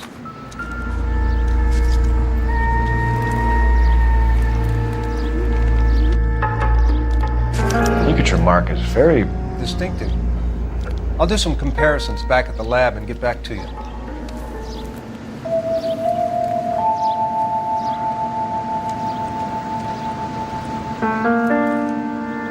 What's this mark? Cut on a finger.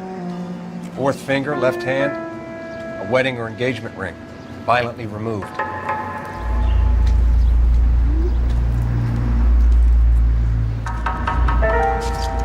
The stomping angle in the Henry case, was it reported in the press? Sure was. Every detail a copycat could want was there in the story.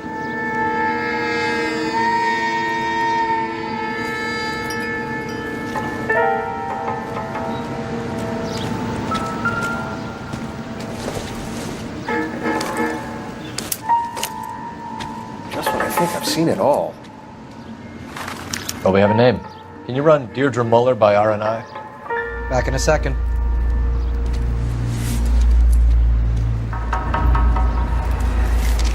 If the motive was robbery, why not take the money?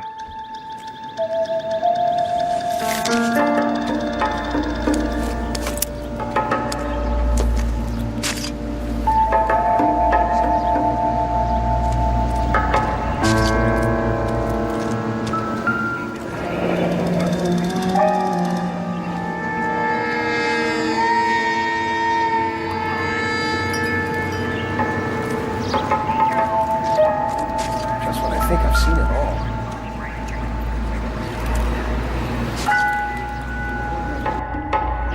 Looks like she was tied up. It does at first, but that would leave a mark on her other wrist, too. I think her watch might have been torn off.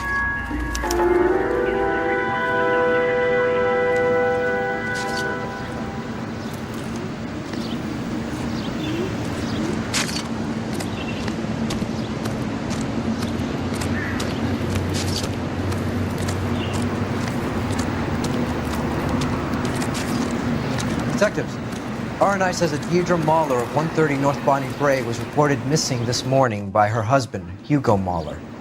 What'd I tell you? Let's grab the husband, take him downtown, and work him over. Could have this wrapped up by lunchtime. What about not making assumptions and going on the evidence? So, what's going on over there? officer. But you can tell me what's going on.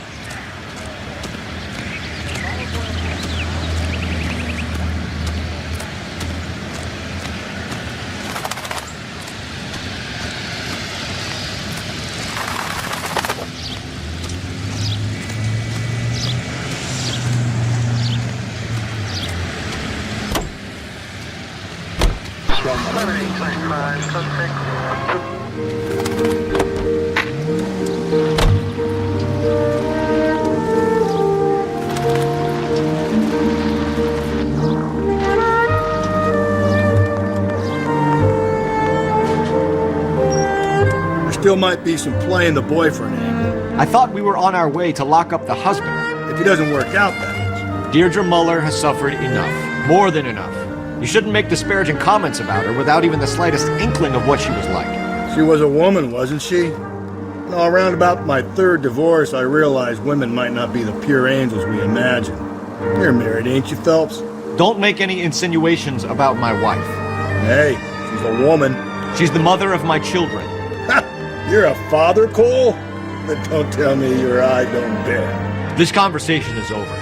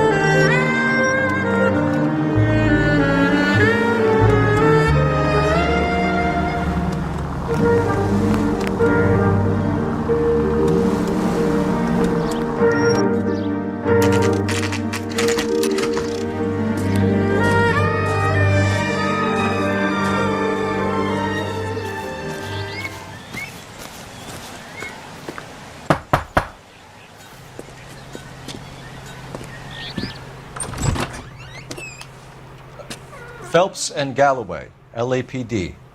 Is your father home? He'll be home soon. He's been out looking for Mommy.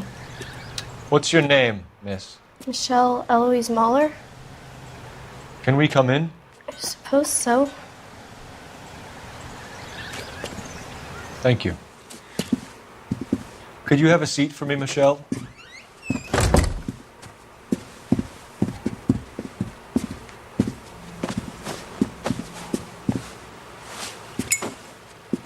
We're gonna have a look around. We'll be back in a moment. Just sit tight.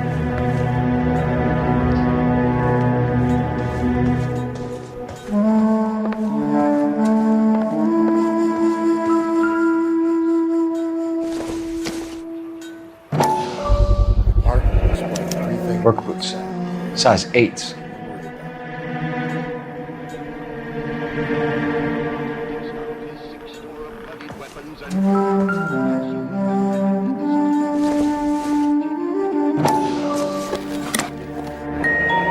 Elgin wristwatch.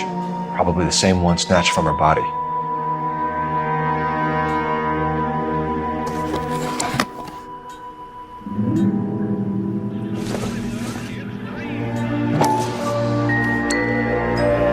No sign of a wedding ring.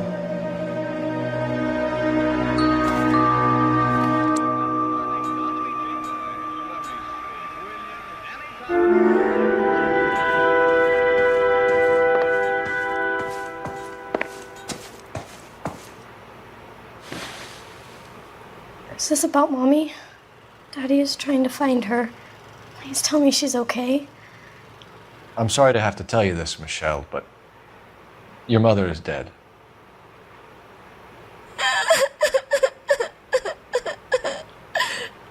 Do you think you could answer a few questions for us? Could try. When did you last see your mother? Yesterday afternoon. I went to a dance at Belmont High. Mommy was supposed to pick me up, but she didn't show. So what did you do then? I was upset. Daddy came instead. So you were hanging around the school for quite a while. What happened with your father? I don't know. I called and finally he answered. He came straight away then. Some of your mother's jewelry was missing. Can you describe her things? A ring, a watch. I never paid much attention to that stuff. I know it's painful, Michelle, but this may be important. She wore a wedding ring? Mommy chose it herself. A rose gold wedding band and a matching diamond and ruby engagement ring. She wore a watch? Yes, a yellow gold Elgin watch. Daddy bought it for her birthday. We had a fight. It was kind of a makeup present. Your mom and dad are happily married? What are you saying? Of course they are. They weren't happy, were they, Michelle? Did your father ever hit your mother? Just the once. She said she would leave him if he ever did it again. He bought her a brooch pin to make up for it. Mommy always wore her golden butterfly. Thanks, Miss Muller. You've been very brave. Hey! What gives? Daddy, the police Go to your are room, here. please, Michelle.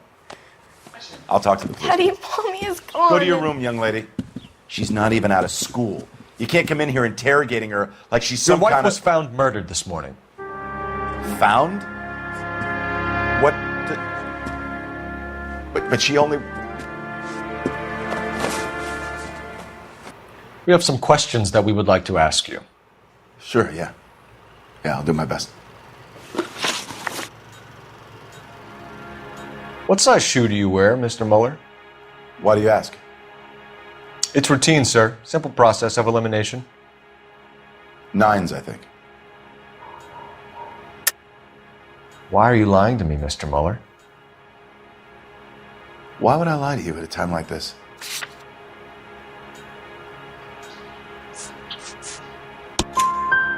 That's funny. The work boots we found here are size 8s. Why lie about it if you've got nothing to hide? Because I always get teased about the size of my feet. You know, small feet, small... Always been true in my experience. So you were here all night? You stayed in while your wife went out to pick up your daughter? Yes, that's correct. You should come clean if you're having an affair, or if there's something going on. I told you I was here. Were you saying I wasn't?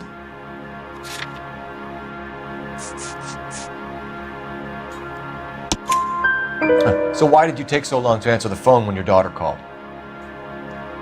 Okay, I went out for a while. I was driving around. It's my way of relaxing. You phoned in a missing persons report this morning? Yeah, that's right. My wife didn't come home last night. She left around 9:30. Michelle was out at dance. She called me to let me know that Deidre didn't turn up. Did your wife ever go out by herself? To bars, nightclubs? No. What are you suggesting? You suggesting my wife's loose? Now is not the time for you to be pushing me, mister. Your daughter said you were having an argument. We argued about who would pick up Michelle.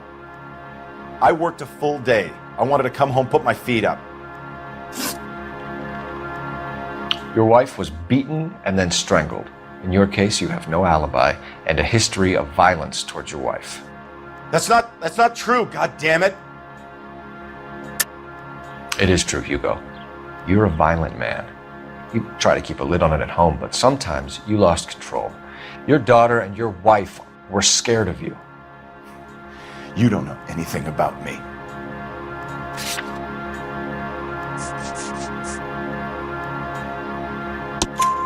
I know about the golden butterfly, Hugo, and how you bought your wife off the last time you heard her. She liked to spend money, all right? Dresses, jewelry, her hair. It drove me goddamn crazy. Do I look like a Rockefeller? Nobody likes a cheapskate, Hugo. Getting hostile with us is a very bad idea, Hugo. I'm no murderer. Make some arrangements for your daughter, and then present yourself to Central Station for questioning. You gotta be kidding me, Phelps. Put the cuffs on it. This is an outrage. I didn't kill my wife. Your daughter is in the next room, Muller, so I'm giving you a break. Don't make me change my mind, and don't make me come looking for you.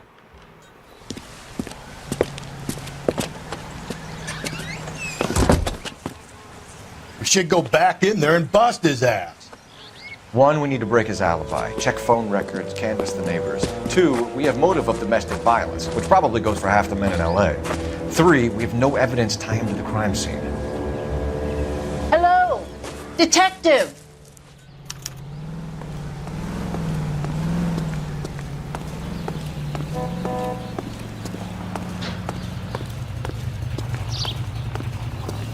Yes, ma'am. I heard the terrible news over the radio. And you can help us with our inquiries? Yes, sir. They had a row last night. I heard Mrs. Muller screaming. Did you see Mrs. Muller come home late last night at all? No, not at all. I did see Mr. Muller put something in the incinerator earlier this morning, though. I told you he was our guy. Now let's get this bum downtown and into a cell. Look, there he is now.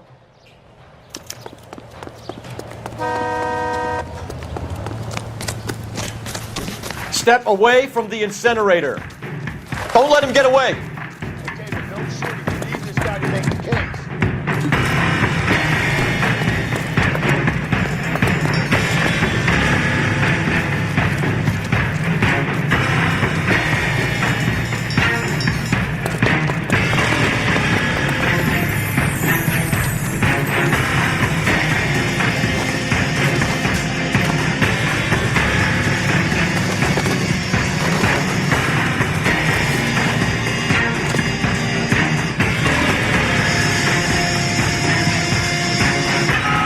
Enough running, Hugo. Hands where we can see them.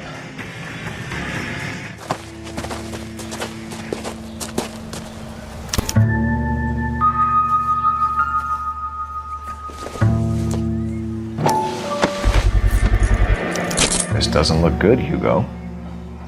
I can explain the blood. Get him booked in at Central, officer. Then put him in an interview room. We'll be speaking with him later. And inform the captain. Yes, sir, Detective. Is there someone you can call, miss? I don't want home, and You need somewhere to stay, Michelle. You have other family? Grandparents? Aunts or uncle? call Aunt Helen, but she lives in Bakersfield, and Call her. We're gonna get someone down here from Juvenile Hall to talk to you in the meantime. We ought to get some uniforms down here, clean up, take care of the kid.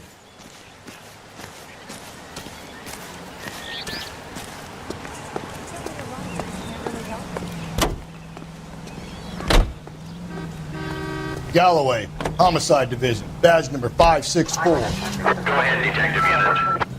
Can we get Ray Pinker and a technical services team to a house at 130 North Bonnie Bray Street? And send someone down from Juvenile Hall to look after a young lady. Roger, 11K. Inform Detective Phelps that the coroner has a report waiting. Police morgue downtown when he's available. Got it, KGPL.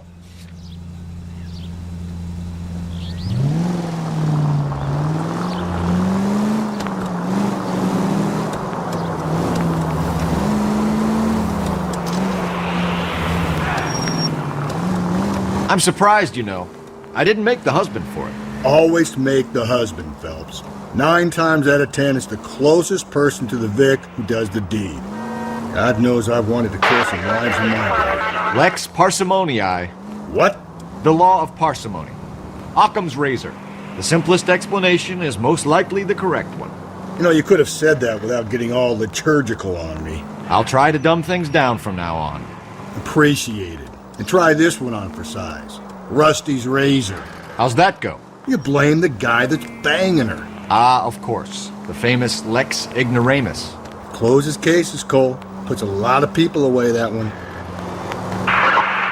Any Central Unit, a possible 288 at Belmont High School, 1575 West 2nd Street. Stand by for further unit to handle. Identify code 2. 11K to KGPL. We'll take the 288. Go ahead with the further.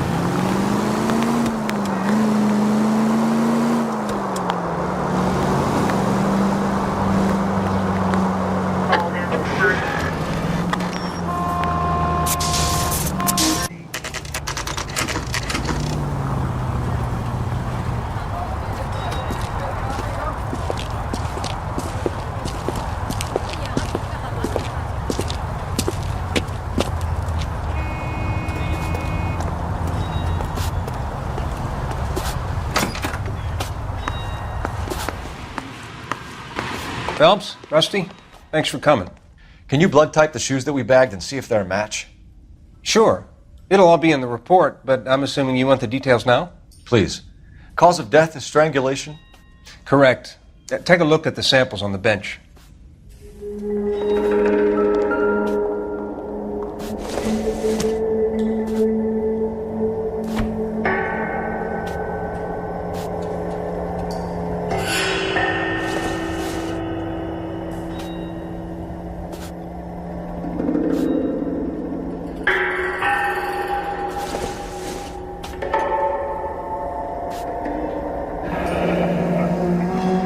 What are the normal uses for that kind of rope?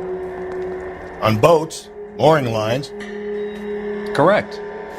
Although Ray says that they're sometimes used as bell ropes in churches. So are we looking for a sailor or a minister? Well, in my experience, sailors seem to have the greater libido. Was Mrs. Muller criminally attacked? No external or internal traces of semen. Thanks, Mal. Anything else comes up, you let us know.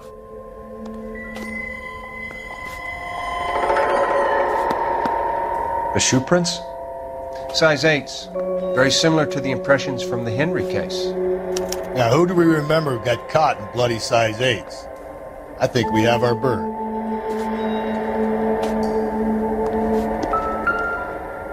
We've got to nail this guy. Okay, if you're finished jawing, we need to get moving.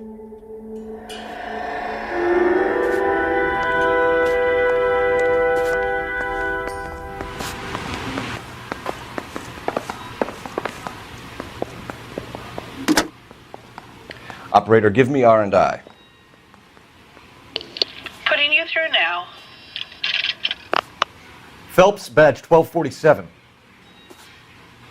How could I help, Detective? Are there any messages for me? Yes, Detective.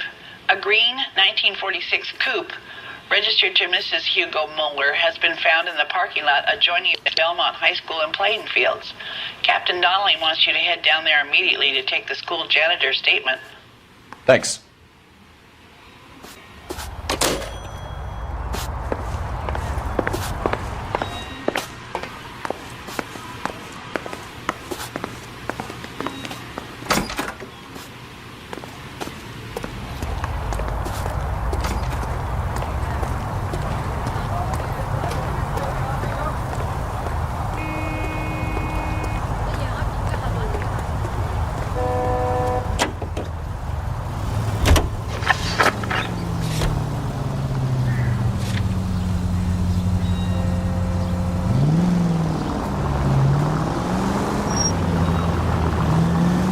Not exactly the happiest of places, the coroner's office. Carruthers is a good man, professional, diligent.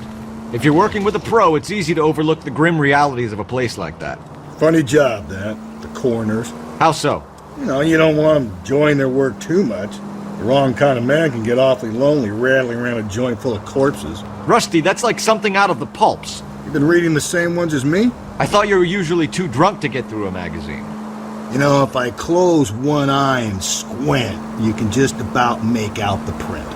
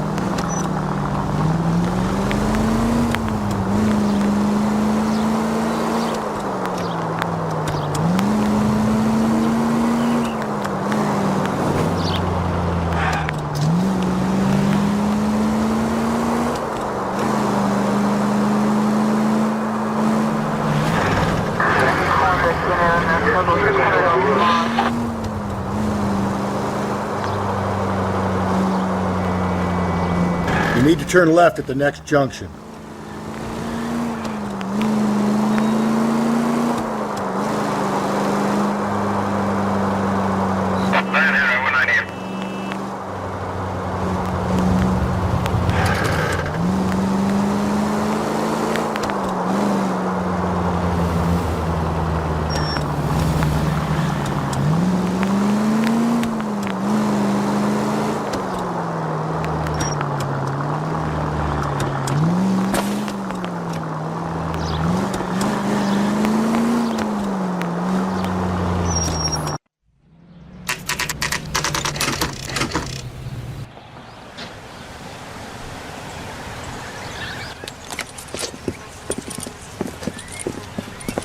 This is the car? Yes, sir, Detective. Have you looked it over? Superficially. I was told to wait for you guys. Thanks. We'll take it from here. What time did you see the person park the car? Late last night, after school social, maybe 1 a.m. I've been keeping a good eye out lately. We've had problems with the child molester. And this was the same man? I don't know, sir. I mean, I'd like to say yes, but truth is, it was pretty dark. All right. Tell me about this man you've been having trouble with. He hangs near the playground, tries to befriend the children. He was around here last night before the dance. Is he violent? Yes, sir, I would say so, yes. There's the son of a bitch now! Hey, you! Go, Phelps. I'll take the car and see if I can cut him off.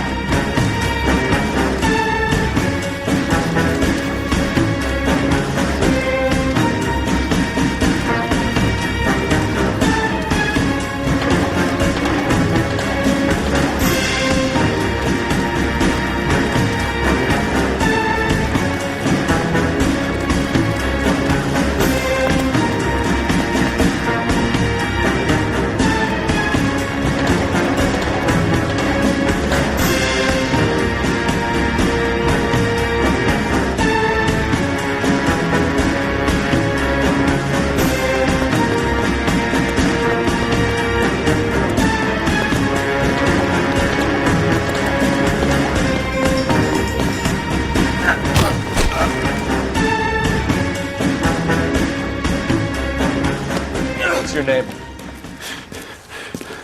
Who's asking? We can do this the easy way or the hard way. Name's Eli Rooney. You've been in trouble with the law before, Eli? Some.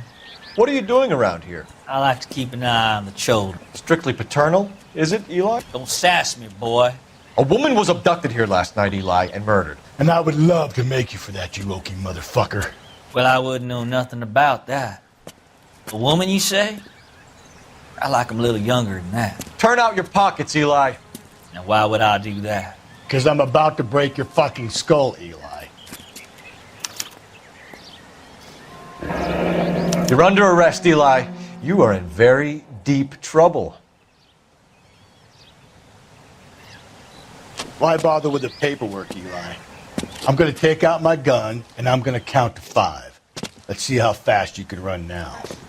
Hang on a goddamn minute. I found that thing in the parking lot. Get some backup out here, Rusty. We need to get this one downtown and into a cell. I'll tell them we got a kitty raper coming in. They can roll out the red carpet.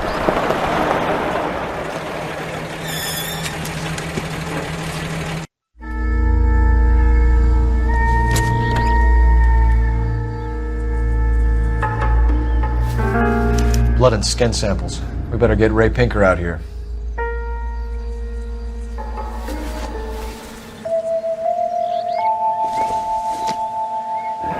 It's from a Chrysler. Could be important.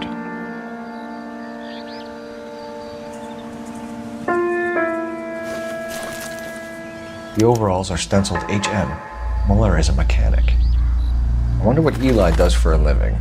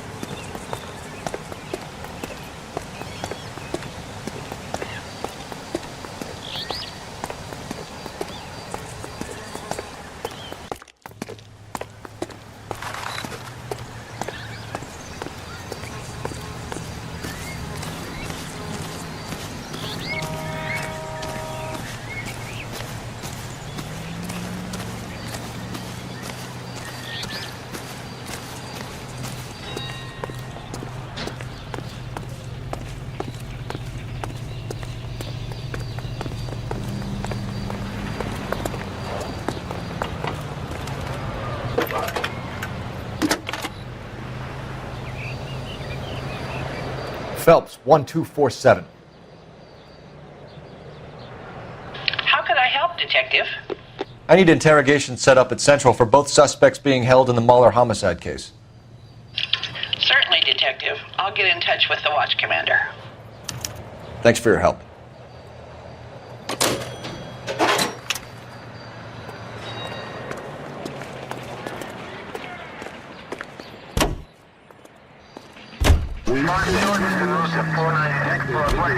I say we make Rooney for this.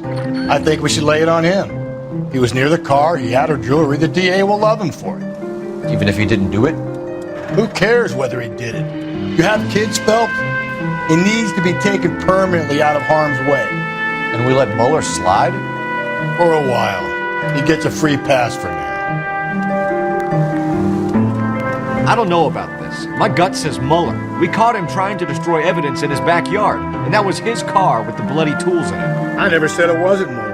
Hell, he probably killed his wife, deprived that poor kid of a mother. But he's not an immediate danger to anyone else. Rooney's a threat to every kid at Belmont. He's a peeper, Rusty. We can pick him up for something else. You really want to run that risk? All units in the vicinity in any Century unit. The 211 is shots fired, 410 South Flower Street. Units that can handle code 3 identified.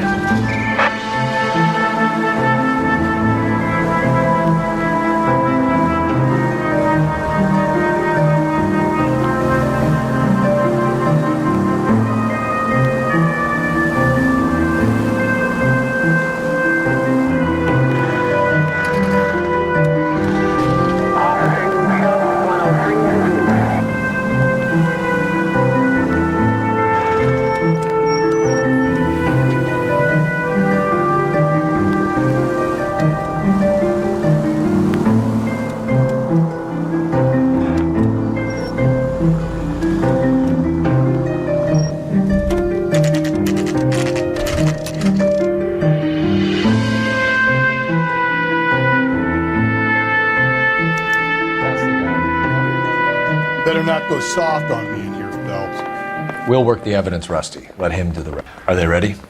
Bowler's in 2 and the pervert's in 1. Get in there and get a conviction.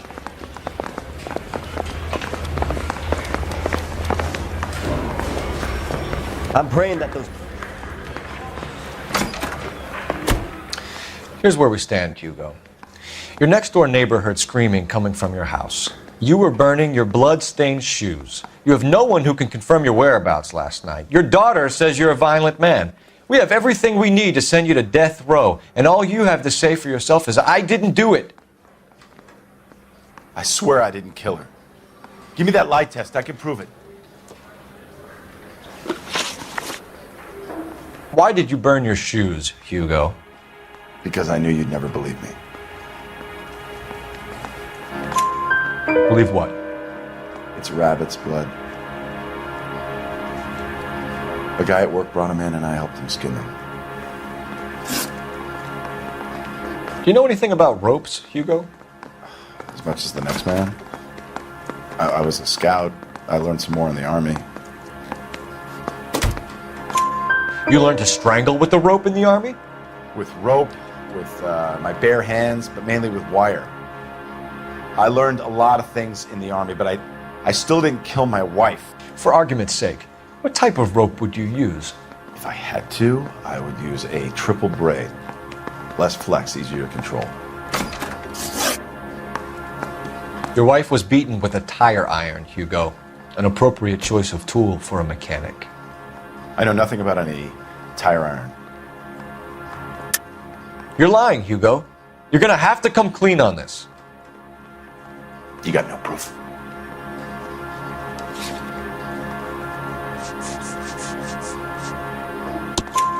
Your wife drove a Chevrolet, Hugo. What make of car do you drive? A Chrysler Airflow. So I guess that explains why the tire iron that killed your wife came from a Chrysler. We found your wife's car. Someone parked it at the school late last night. Do you have anything to say about that? It wasn't me.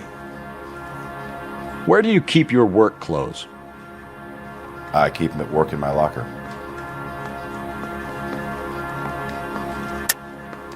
Enough lies, Hugo. Your overalls put you at the scene of the crime last night. My overalls are in the laundry of my house.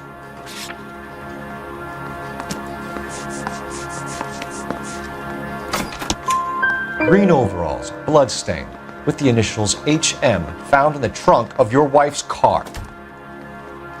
They can't be mine. Why, Hugo? Because if they were yours, they'd be in the incinerator too?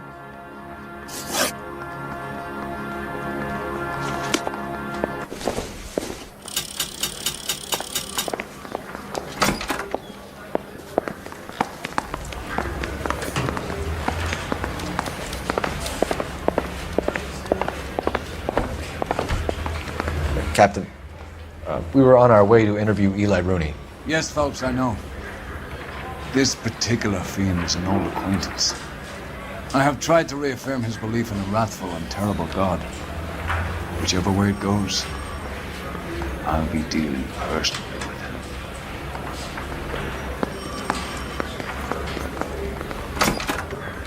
him. You look like you've had it rough. See me asking for your sympathy, boy? What size boot do you wear, Eli? Kind of like anything I can get my hands on. I'm wearing 11s. You're maybe 5'5", 5'6" tops, and you wear size 11s? I don't think so, Eli. That might be on the large side. Maybe 10s. Maybe 8s. Now that I come to think of it. Why punish children with your iniquity, Eli? You think I was never punished? You must know what you're doing is evil. Well, son, nobody's perfect. You down on your luck, Eli? I've had worse. My family ate roadkill during the Dust Bowl. But you have a job. A parolee has to have a job, correct? I had me a job down in San Pedro. I'm looking for something new. This place you worked have a name? Hennessy Marine. You can't miss the place. Big yellow letters, HM out front. They give you any workwear, Eli? Sure. Green coverall. Dang thing was hot. Felt like I was back in the pen wearing it. You ever tie up any of your victims, Eli? It's not a nice thing to go calling them. What would you call them? I can't say. I learned a long time ago not to go talking about the things I like. Talking about it just seems to get people's dander up. Answer the goddamn question, Rooney, before I brain you. See what I mean? Short answer is yes. You have any preference regarding rope, Eli? I know a good rope from a bad rope, if that's what you mean. That's not what you mean, is it? Any old rope will do me fine. A farm boy like you, Eli, must prefer Magay for roping. Am I right? I prefer braid till I hit your braid. It stays tight. You killed Mrs. Moeller and stole her jewelry. That ain't so. I ain't done nothing like that. You have no job and nowhere to live by the smell of things, and you need money. You've been in trouble before, Eli. Who do you think a jury will believe? I've been in trouble for other things, but I ain't never killed no one. I saw that car coming to the parking lot late last night. Man got changed there and put his coveralls in the trunk. I saw him drop the butterfly in the lamplight and he strolled out, cool as you like. And I went over and I picked it up. Eli Rooney, I'm charging you with the first-degree murder of Deirdre Muller. You want to put me back in the stir that badly, boy? You go ahead and try. I'll beat that rap. I ain't a killer.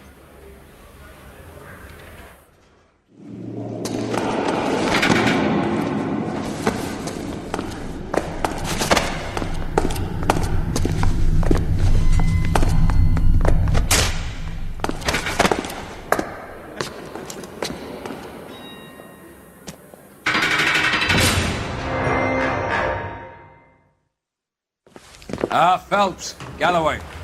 Congratulations are at hand. Drink, boys? I think you'll receive a commendation for this one, gentlemen. In the meantime, I'll speak to the DA about expediting the passage of the case. We need swift and merciless justice for poor Deirdre.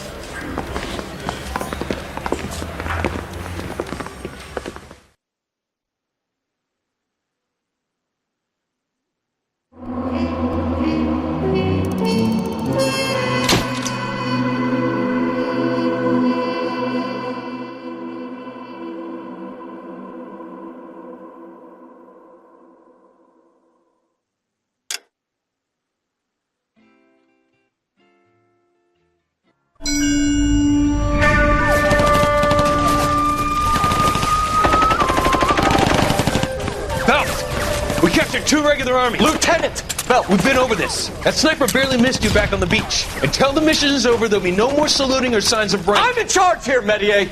Do you wish to interrogate the prisoners?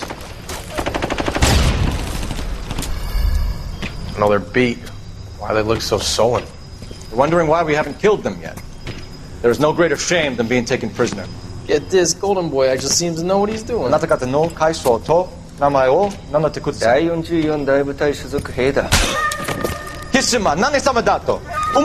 See that, boys? He slapped that Jap right upside the head. It was merely to remind him of his place.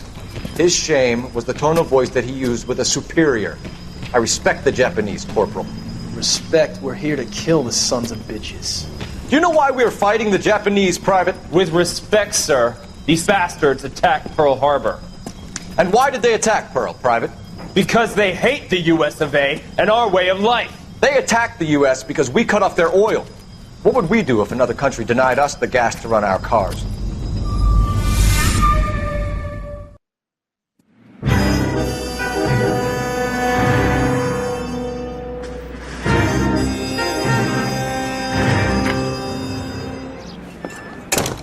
Ah, Phelps. I was just discussing with Finbar here how well you were doing. Have a seat. Yeah, my real name. You can just forget all about it. You boys have a new case. A poor Hispanic woman murdered near City Hall and left lying naked in an alleyway. Another naked woman, sir? Yes. We seem to have had quite a run of them since the Dahlia fiend first struck. Phelps is politely trying to hint that he thinks the Mendez case is hokey. Well, young Phelps, you win some and you lose some in police work. You're happy with the Mueller case, sir? Over the moon, boys! The DA couldn't be more pleased with the evidence, the witness, and the lack of an alibi. Now, get out there and catch me another sinner.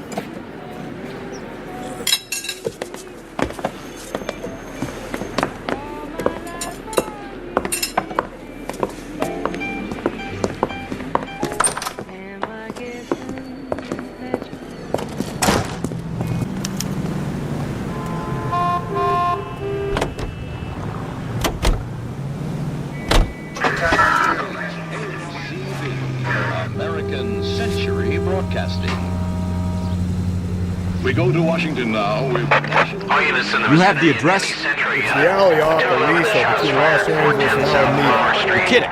The next one will be opposite Central Station. Count yourself lucky, Phelps.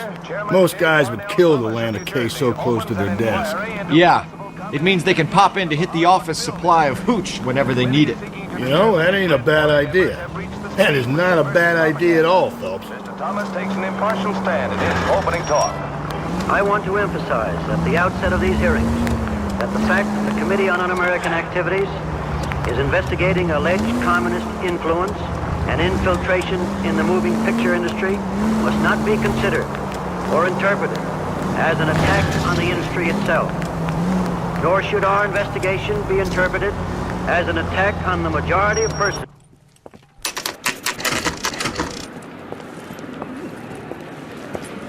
Detectives, they're ready to start the show. I'll take you through.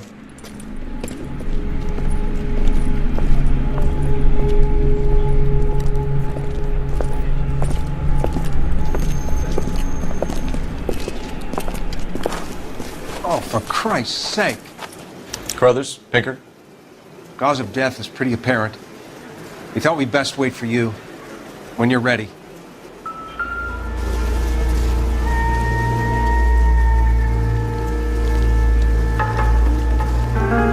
Lacerations on the neck would indicate a great deal of force.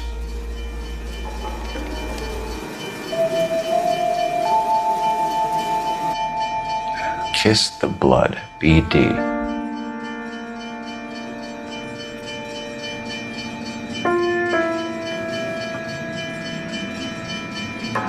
Another wedding ring torn from the finger.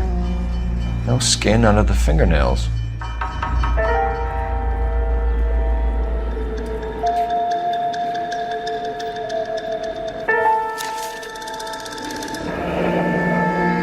Only 21 years old. But why the library card? Did he want us to find it?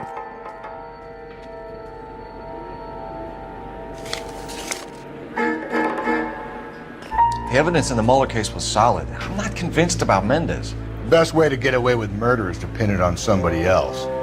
I'll bet a month's salary this is a copycat. Strangled, battered, Yeah. We know the M.O.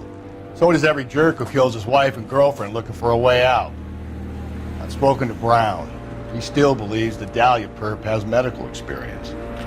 4 women, all murdered, all put on display, all with messages. Mueller had no message. Look, Phelps, this is getting us nowhere. Anything for us to go on, Mel? Head injuries from contact with road, bruising from a small man's shoe, further blunt force trauma to the occipital region at the base of the skull. Could have been fatal, but clear signs of strangulation would seem to rule it out. Lipstick appears to be a similar color to the other cases. I'll see if I can nail down a brand.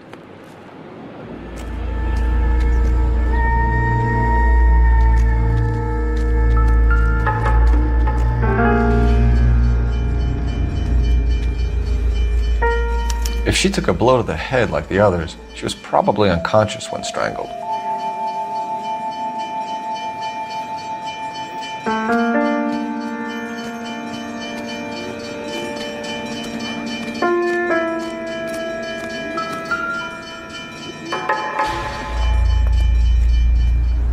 May as well follow the trail.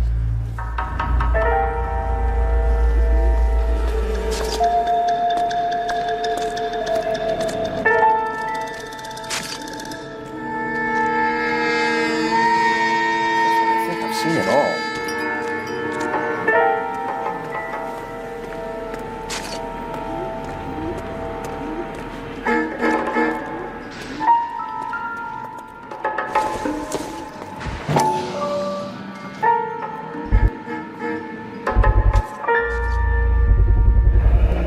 Antonia.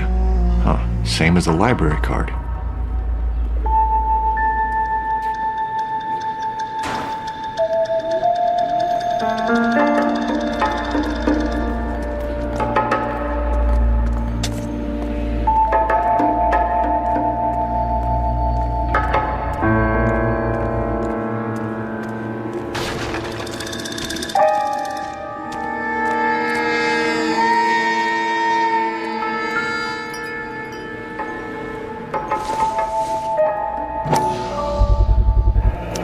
Proximity to the scene, plus the bloodstains. No way is this coincidence.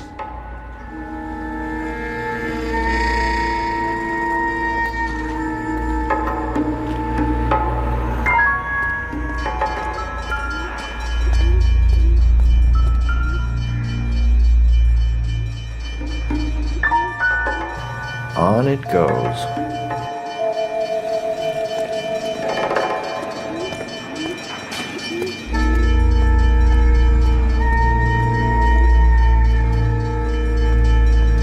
Kept the area pristine for you boys. Let's check it out.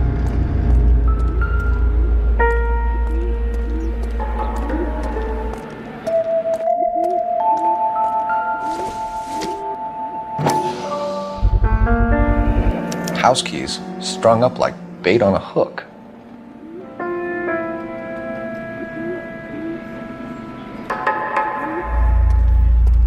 You think he's trying to lead us somewhere?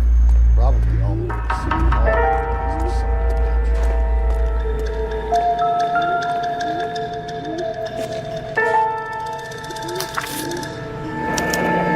That's got to be a code or a cipher.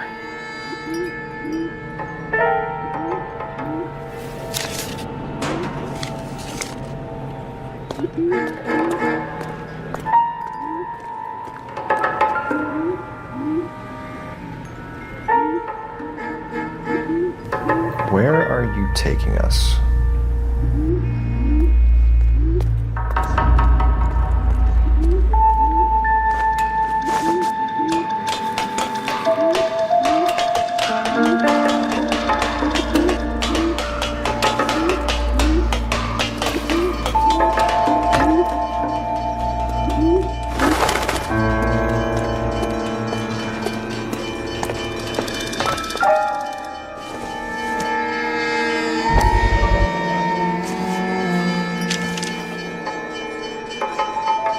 Empty. Where is all of this meant to be taking us? clearly wants us to find these things. He's left them for us. There you go, Phelps. Got a new M.O. Told you. Yeah. Or he might just be getting more confident.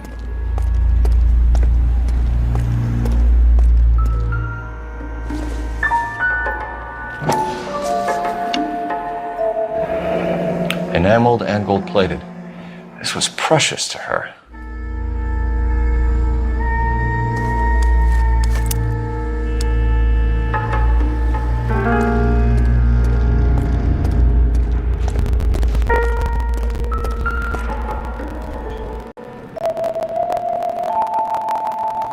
The trail points up.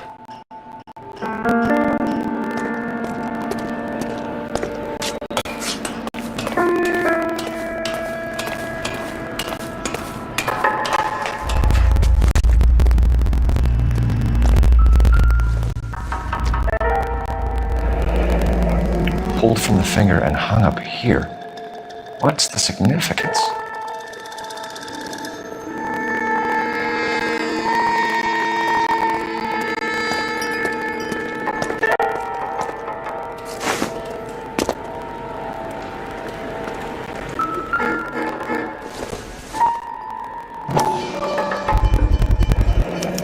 Looks as though the killer was decorating with this.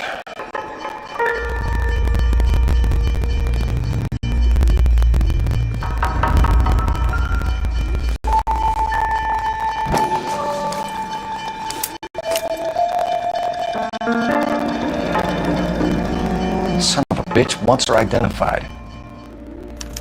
Mrs. Antonia Maldonado, 712 North Hill Street, downtown.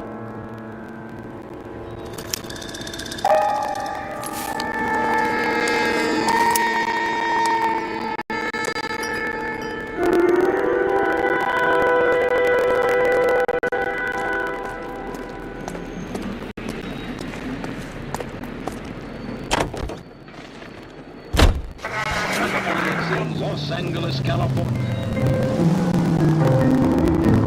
It was Mrs. Maldonado, right? That's affirmative. All right, so then there's a husband we should be looking for. Get him, we've closed the case. Rusty's razor, of course. I don't want to question your tried and tested techniques, Detective Galloway. But doesn't the DA require sound casework before he'll close the book? Not if he's got a confession. And, you know, there's ways of getting those. I'm sure.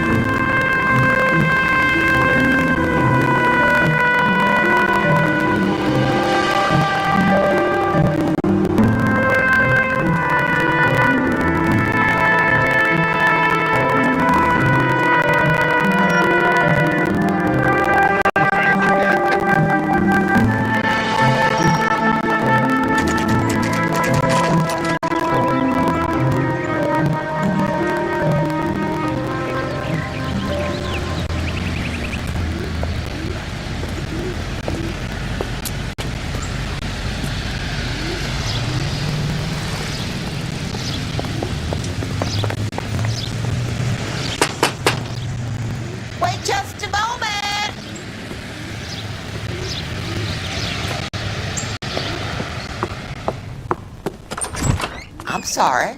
Can I help you? LAPD, ma'am. Detective Phelps and Galloway. Does Mrs. Maldonado live here? Yes, she does. I'm Mrs. Barbara LaPente, the owner of this boarding house. Is there a problem? I'm afraid so, ma'am. Do you mind if we come in? Is there somewhere we can discuss this? Of course. Follow me through to the parlor. Swap your feet as you come in, detectives. It's this way. Mrs. Maldonado was found dead this morning. Dead? Oh, no. She can't be. I'm afraid she was murdered, ma'am. We need to take a look at her things. I can't believe it. A person seems so alive, and then they're gone. Antonia's room is upstairs, last door on the left. Thank you. We'll be back shortly. Excuse us a moment there.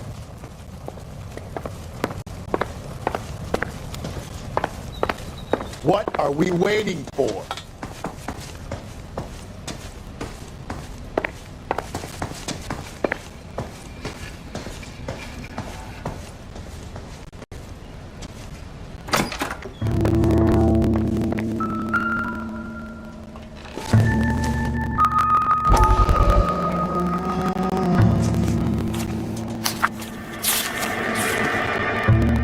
Look at that. Someone's turned the place over.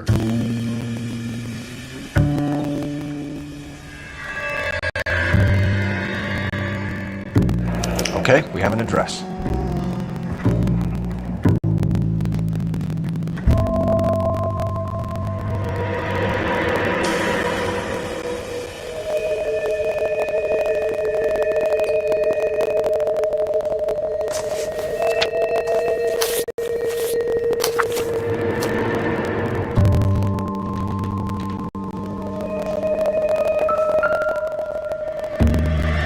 The smashed window explains why the place looks tossed.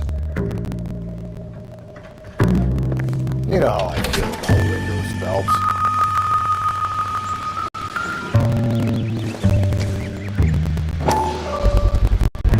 So someone broke in using this thing instead of a crowbar.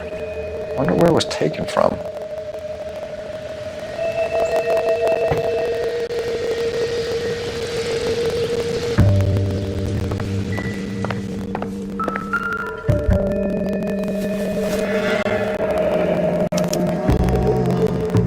The charm bracelet wasn't among the crime scene evidence.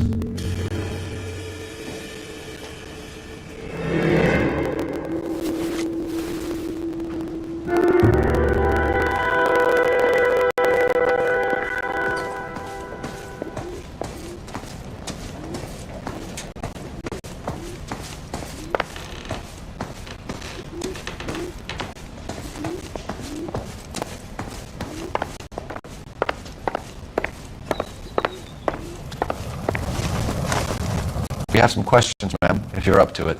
Yes, Detective. I'll do my best. Do you have any idea who might have wanted to hurt Mrs. Maldonado? That rat of her husband, Angel. She was serving him divorce papers. If I killed every wife that served me papers, I'd be a mass murderer. Are you being flippant, young man? No, ma'am.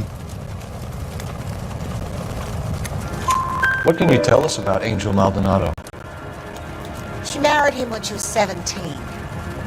He was cruel to her, very cruel. She was a good girl, little on the religious side, but a good girl. What time did Antonia go out yesterday? She left around 9. Do you know where she went?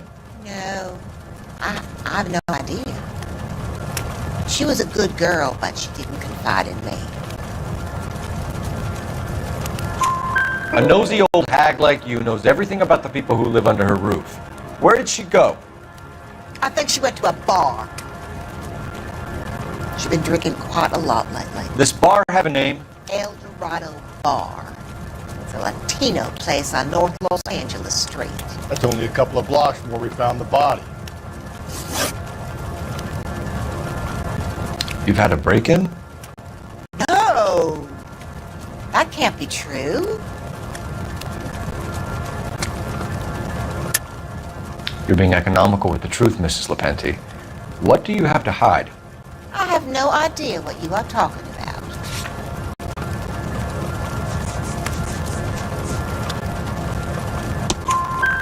So Antonia lost her keys and used an iron bar to jimmy the back window? I heard a noise in the early hours of the morning. I thought it might be a raccoon at the milk bottles. It'd be very bad for business if this news got out. I have a reputation to protect. Antonia and her husband were estranged? Yes. She moved here after she separated from her husband 2 months ago. But Antonia still wore a wedding ring? She wore the wedding ring and a necklace. She always wore a religious necklace. That's about all of her jewelry. What about her bracelet? I don't know anything about a bracelet.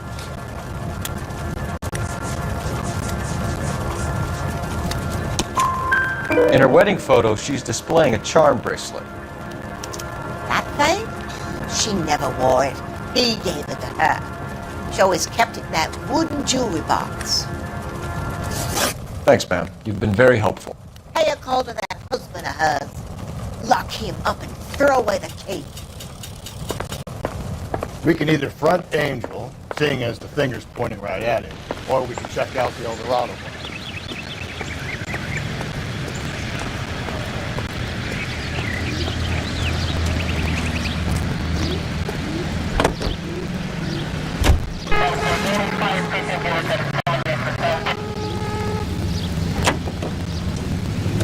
A nosy old hag? Ah! And I thought I was coming on strong with the ex-wives line. Sometimes you have to be firm to get the information you need. God damn it, ain't that the truth? How about we drop in on the husband instead? See if your gut is right. I'll take a bar over a husband every day of the week. Think there's anything to the divorce angle? I've been through 3, Phil.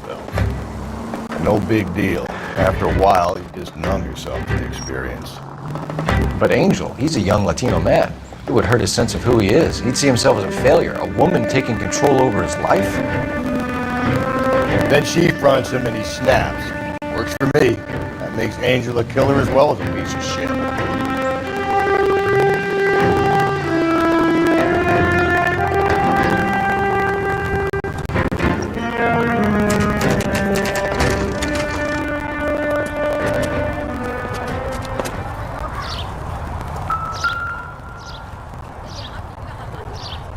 Maldonado is in apartment 304.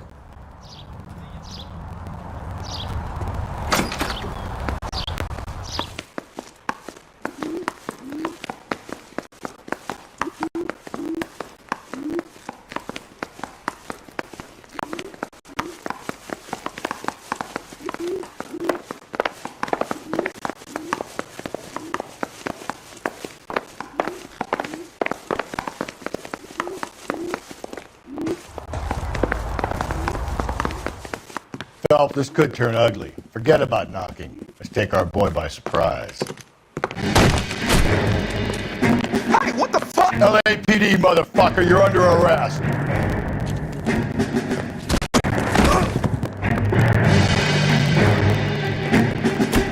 I got 100.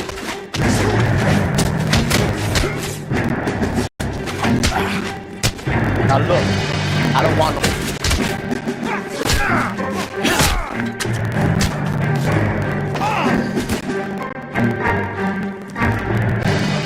Damn, we got some decent shots in there. Cuff these son bitches, Phelps. LAPD, you two are under arrest. Call for some backup, Finbar.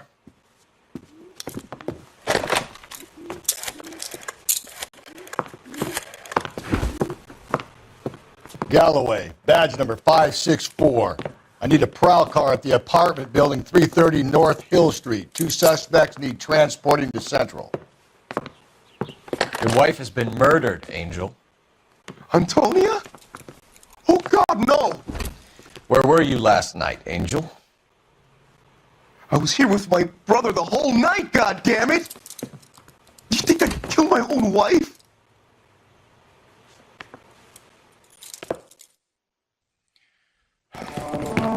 We should get the whole place going over, then talk to the neighbors.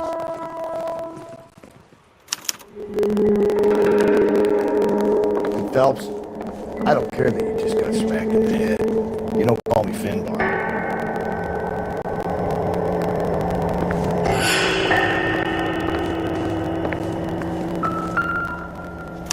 Just picked fruit market. I wonder if Angel gets all his groceries from this place.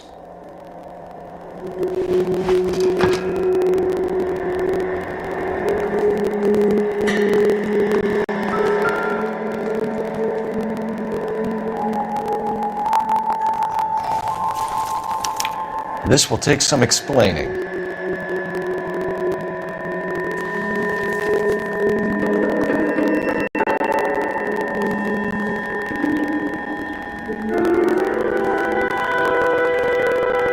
Maybe one of the neighbors took notice of Angel's movements. He's got no alibi. He's toast. The El Dorado must be a family favorite.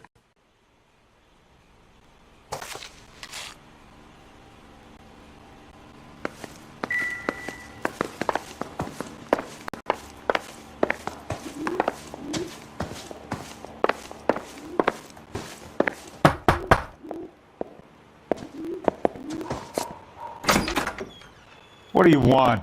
LAPD. We're making some inquiries. Make it quick. I work nights. So you weren't home last night? No, I was at work. You know nothing about Mrs. Maldonado fighting with her husband? Those two? They're always screaming the place down. Thanks.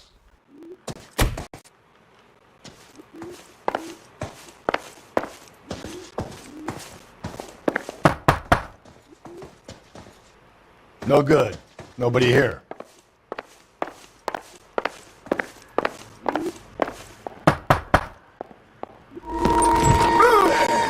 Sorry about that. I'm playing with my kid. LAPD. Were you here last night? Yeah.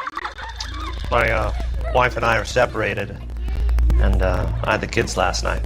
I put them to bed early and went to bed myself. Thanks.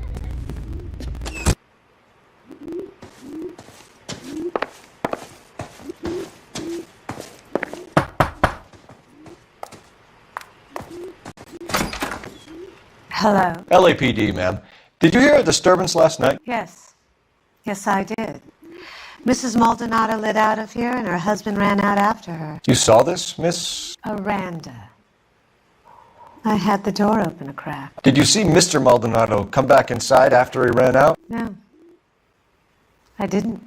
Thanks. We'll be in touch. I kept thinking you were going to call that one a nosy old hag too, Phelps.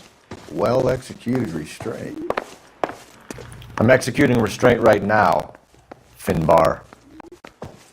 The hired help at the El Dorado might have seen the broad the night she died. Maybe the regulars, too. We should check it out.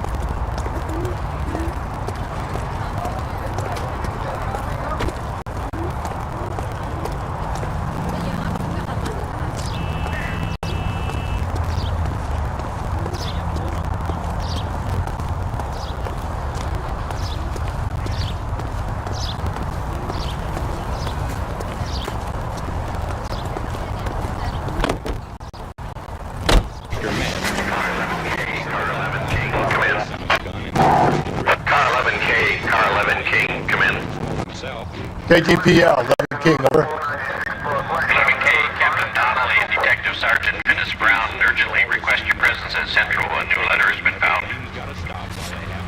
11K, en route.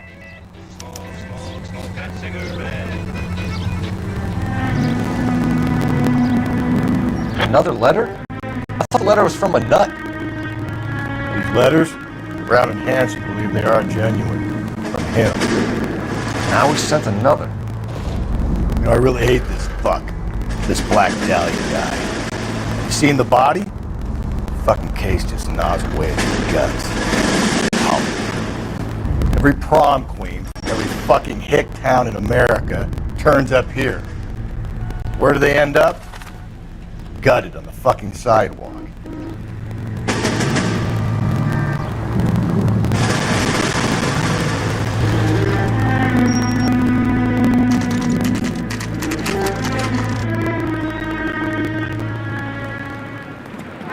The captain is waiting for you downstairs with Pinker. Bust in there and find the goddamn evidence. Someday you'll say something intelligent. Has that just been paid? What's about?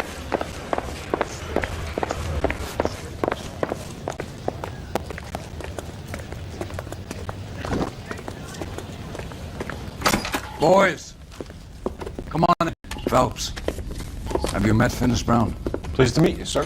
This information is confidential and doesn't leave this room. The new letter was left in the back seat of a cab. The driver thinks it was put through the window and not left by a customer. We're checking all his fares back 24 hours regardless. Good. Like the previous letters, it's been assembled from headlines and typed from the Times and Examiner, then glued to an envelope. What is the other note? This one? That's also new. A poem, hand-typed. Do you mind if I take a look? Go ahead. We've been over both documents pretty carefully. They've been wiped with gasoline, so there's no chance of prints.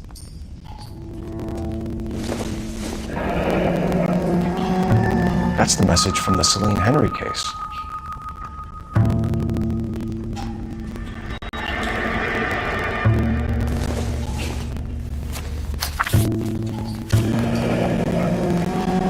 Keep upon thy soul by virtue of this curse.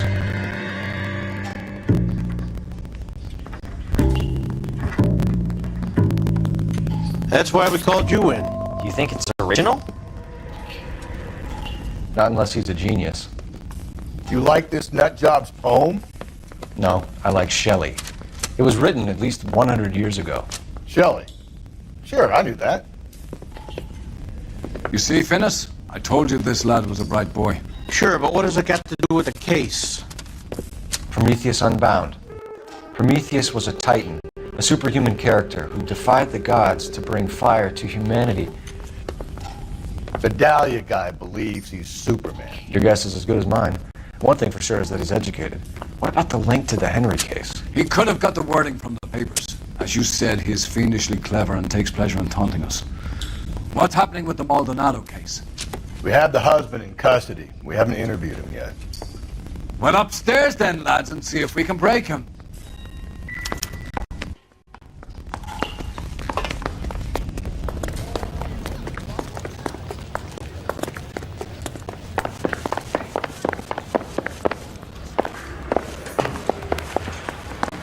This town's dangerous.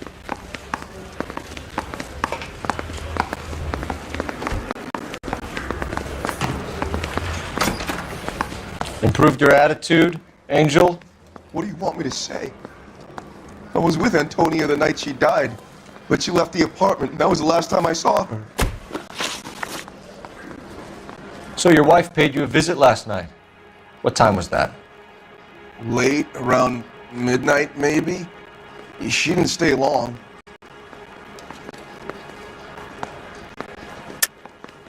You're lying, Angel. You went after her.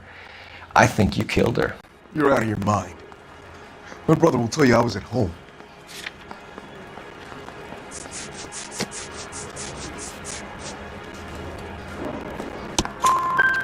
We have a witness who confirms that you were arguing, that your wife ran out, that you followed her, and didn't come back. I know this looks bad, but it's not true. We argued, all right? But she went out, and I went out after her, and she jumped in a car on the corner. There was a car waiting for her? Can you describe the driver? Not the driver. It was too dark. But the car, it was a brown Ford coupe. You and your wife weren't getting along. She was divorcing you. Is that why you killed her? We fought, yeah, but we weren't getting a divorce. I don't believe you, Angel. She'd been granted a decree nisi. She pushed you too far, and you lashed out. I told you, I wouldn't accept a divorce.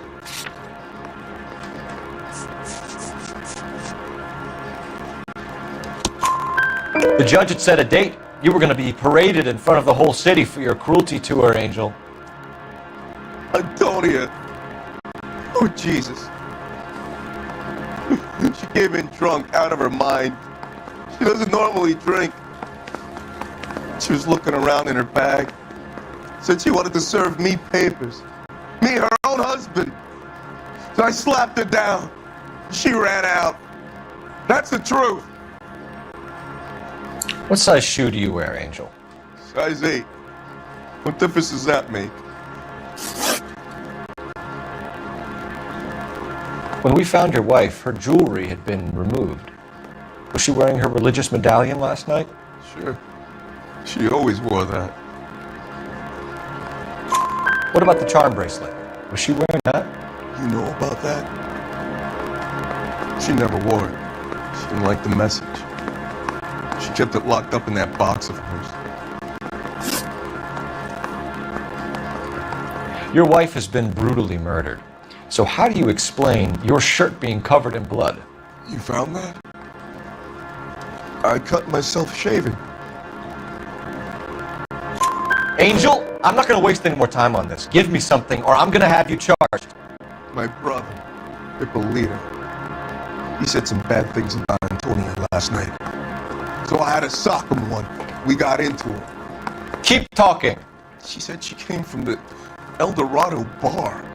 And? It's not one of my places. We used to buy fruit at the market down the street. But the creep there was always running his eyes all over my wife. What's the name of this fruit market? Just picked fruit. Ord Street downtown. One last question, Angel. Do the words kiss the blood mean anything to you? No. Sounds sick to me. You're not in the clear by any means, Angel. You're going back into a cell. You should think about whether you have anything else you need to share with us. Hey, you think those bites? I said we bust in there and find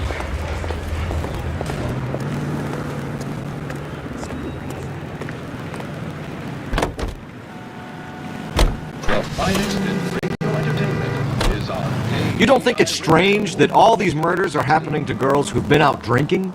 No. A broad drinks, she gets a bit tight, she starts mouthing off. This leads to that, and she ends up in an alleyway. It's a sad story, but this town's seen it play out 1,000 times, Cole. Why don't you want to see a connection here? Because there are perfectly good real-life suspects for every one of these murders. We don't need to go looking for the monster under the bed. Fund drive to replace $71.5 million spent during the severe 1946 epidemics. And in New York, little Nancy Drury with the big cop was once a polio victim.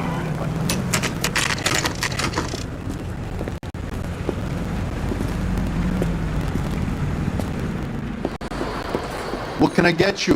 LAPD. Detectives Phelps and Galloway. Diego Aguilar. How can I help? You worked the bar last night? Yeah. Me and a temp guy from the agency. Did you have a woman in here last night? 21 years old, Hispanic, drinking heavily? We have a lot of ladies like that in here. But yeah, I know who you mean. Antonia Maldonado. Oh, what did she do? She was murdered last night. Oh, shit. Do you know her well? Was she a regular? Hell no. She was good and tight last night, complaining about her old man. It's a story you get used to working in a bar. She was so hammered last night, she left a letter on the bar. I'll show you.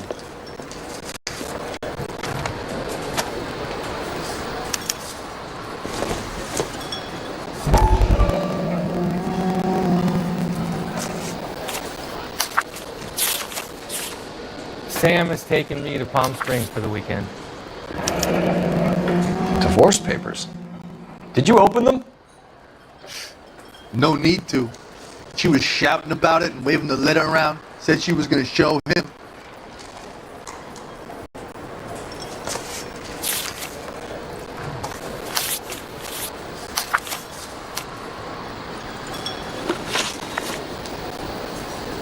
Can you remember what jewelry she was wearing? She had a necklace. Some kind of religious thing, I think. The temp guy would have more of an idea. She took the beer he served her and cried into it all night. What time did she leave? Can't say for sure.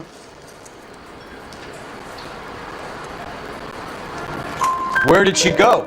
Give me something or the LAPD will start getting interested in this place. Take it easy. She wanted a cab, okay? And my phone was out of order. The closest one I knew was at the fruit market across the street, so I suggested she try there. She seemed reluctant. Did Antonia say where she was going when she left? She said she was going to serve the papers on the husband. Said that would take the smile off his face. If you ask me, she was scared. And the drink was for Dutch courage. She'd attract any interest? An extremely drunk young woman? What do you think? She managed to scare them off, though. Thanks. You've been a big help. No problem. Hey, get the guy, will you? We'll do our best.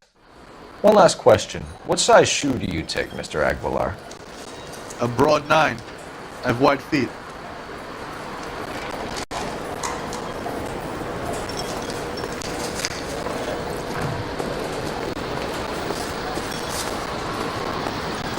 Say, honey, what time do you get off waiting the table?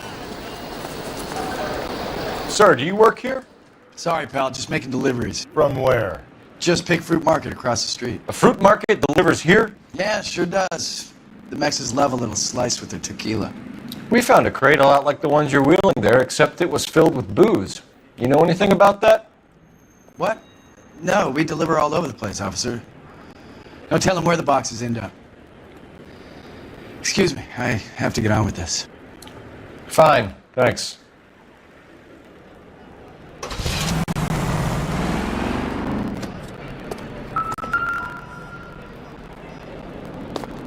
Just picked fruit market. That's where Antonia went to call for a cab last night.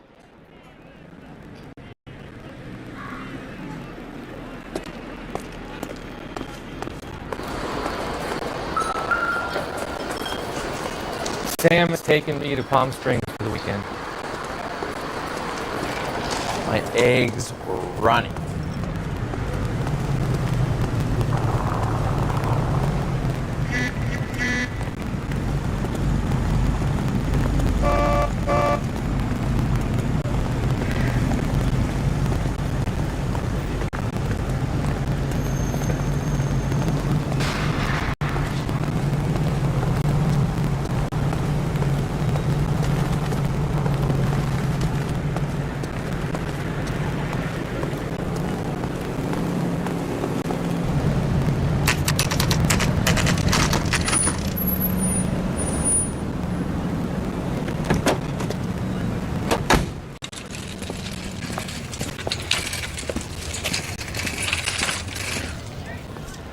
Handbag was left just up there, overlooking the market. Could have come here from the start and saved ourselves a day's legwork.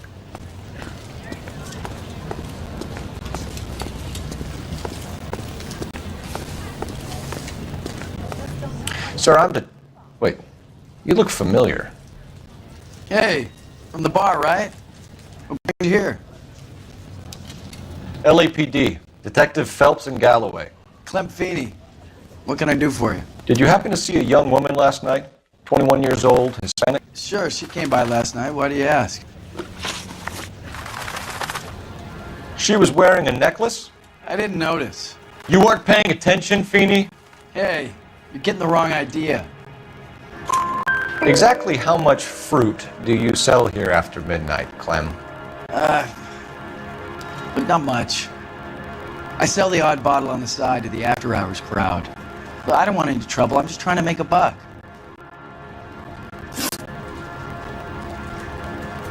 The young lady arrived around midnight? Yeah, something like that. Used the phone for a cab and then left. You already knew Mrs. Maldonado, didn't you, Clem? Sure, I met her before. She seemed like a nice lady. Her husband went apeshit one day when he caught me talking to her. She hadn't been back until last night. Where did she go from here? She wanted a cab, but I couldn't get her one. I was about to offer to drive her, but a car pulled up and she got into that. Can you describe the car? Brown Ford Coupe, I think. She seemed to know the guy. Do you mind if we look around? Why would you want to do that? Because we say so. I guess you can. Don't you have to get a court order or something? I have rights. Clem? Shh.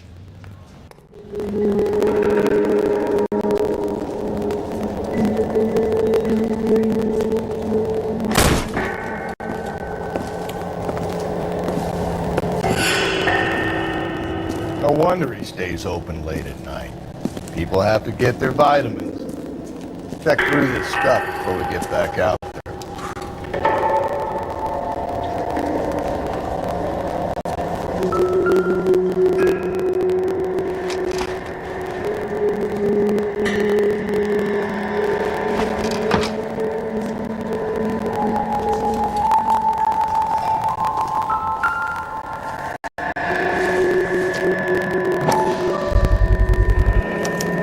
cut someone who was already dead? It's a typical power thing. Once the stiff is dead, the creep usually feels they can do whatever they like. Must have seen it during the war.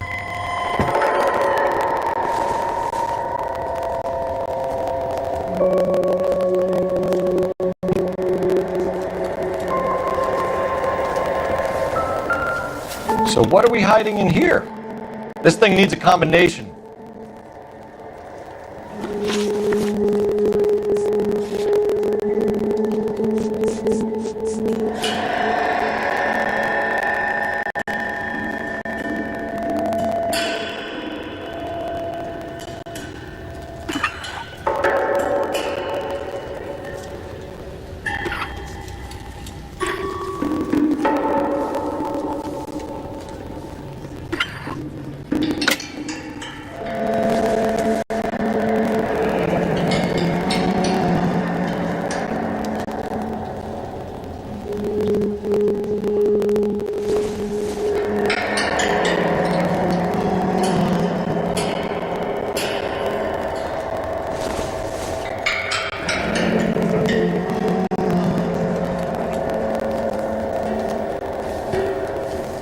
This fruit stall punk gets about 10 seconds to explain before I pull his fucking arms off.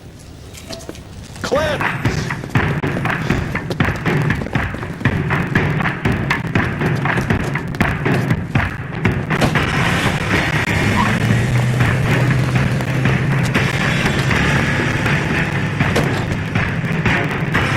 God damn it, get after Cole!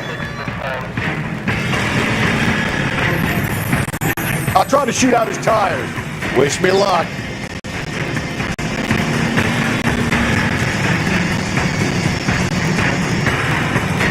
You should have grabbed him when we had the chance, Phelps. When we had the chance, we didn't know he was our guy. Phelps, you gotta get me closer. Strange that he'd leave a trail of blood right back to his own market. Maybe he wanted to be caught. A lot of them do.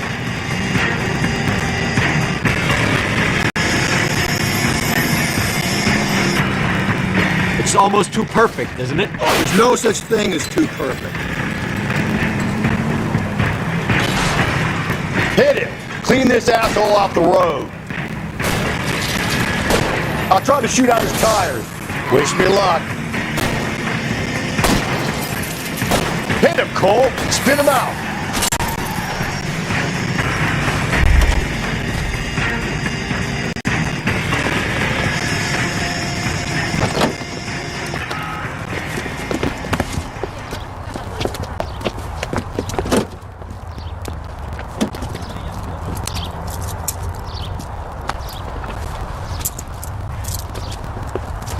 You're a sick man, Clem. You need help.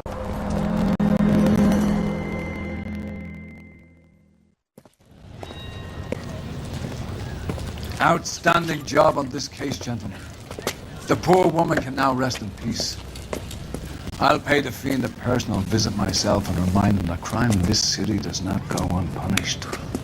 When they finish with him at the receiving hospital, we'll have him up before the grand jury. I have a meeting this afternoon with the mayor, lads. I'll be sure to mention your names. Now, on your way.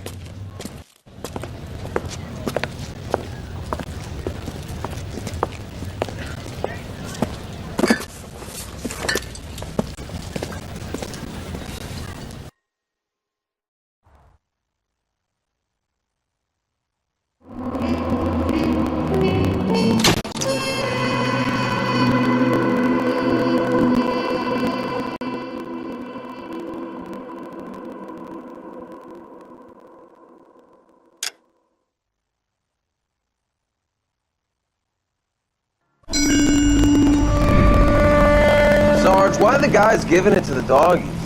They're riding in trucks, numbskull, while you're marching. They look pretty badly beat up. Yeah, they do at that.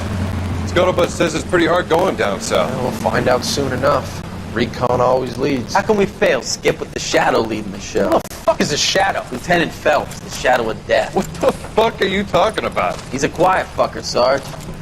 Never hear the bastard coming. You're sitting there, field stripping a cigarette, and suddenly he's there looking down on you. Why do you think we keep saluting that jab-loving son of a bitch? He's bad juju. That's enough out of you three. Bad juju? Where were you dragged up? A swamp?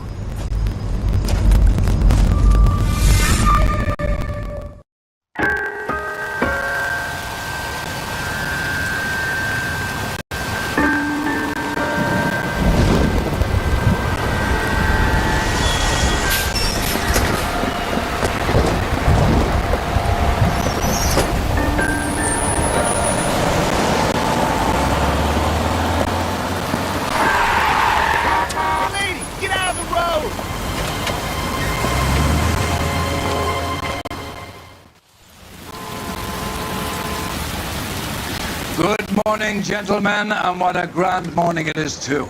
We have just cause for celebration. Galloway and Phelps are sending another fiend to San Quentin. A nice showy trial, and he'll be strapped down with gas seeping into his tiny reptile brain. Now, the fresh business. Galloway and Phelps, the task is at hand. The address is on the hill, north downtown off Fremont Avenue. Skipper, is the new letter genuine? Now, boys, we all know how many imbeciles have confessed in the short case. Ray Pinker will let us know in good time. A fine morning indeed. We keep locking them up, but the bodies keep piling up. Yeah, Californians love a fad, Phelps. As long as the bricks hold up at San Quentin, there'll always be killers in this town to sing. Greetings from sunny California. When's it going to stop?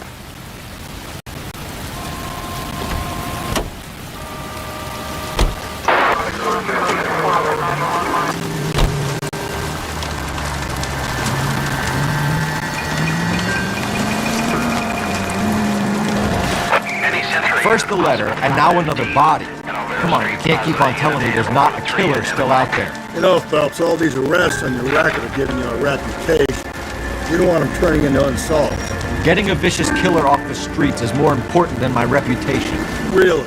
And besides, landing a big fat marlin is more impressive than an ocean full of minnows. The minnows maketh the man, Phelps. You can't always hit home runs. Sometimes you just gotta make first base.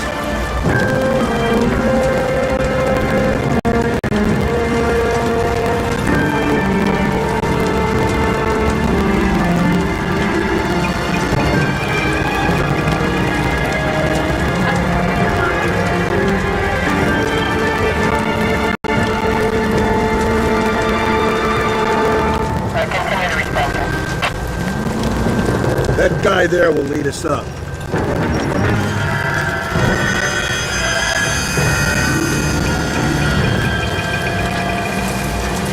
I'm steeling myself for what I'm about to see. That'll just be another dead body, partner. They're used to seeing them. They're the gig when you're working on.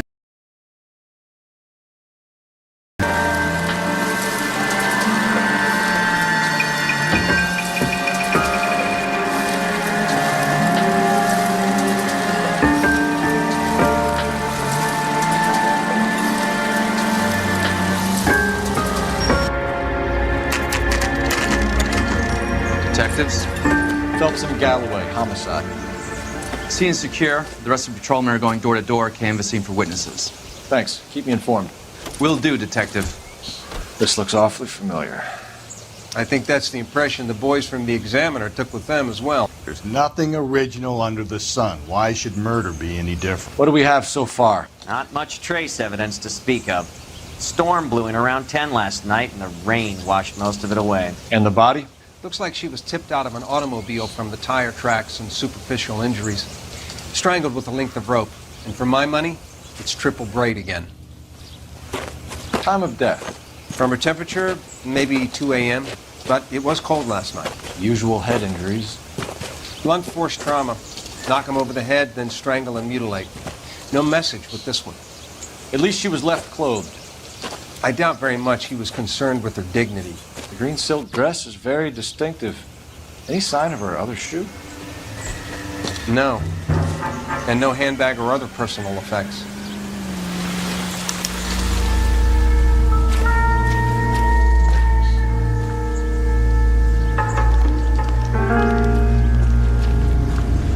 There appears to be a dry cleaning label. Superior Laundry Services, F1363.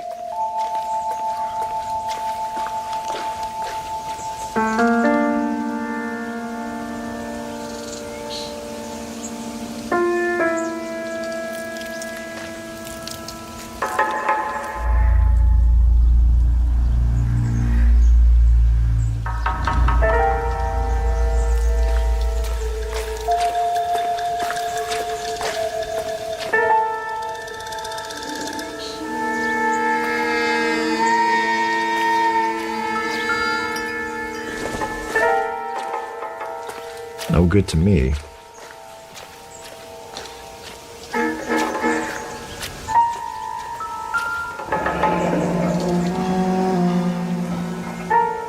No drag marks. The killer was moving around, surveying the scene.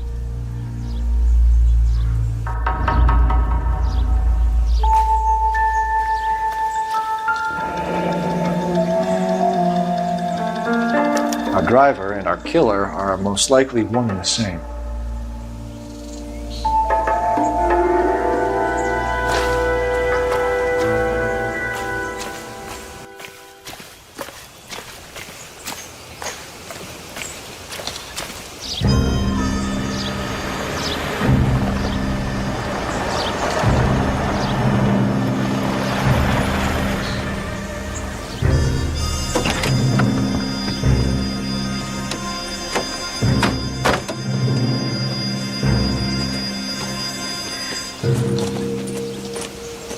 Detectives, I've been working the houses across the street and up the block.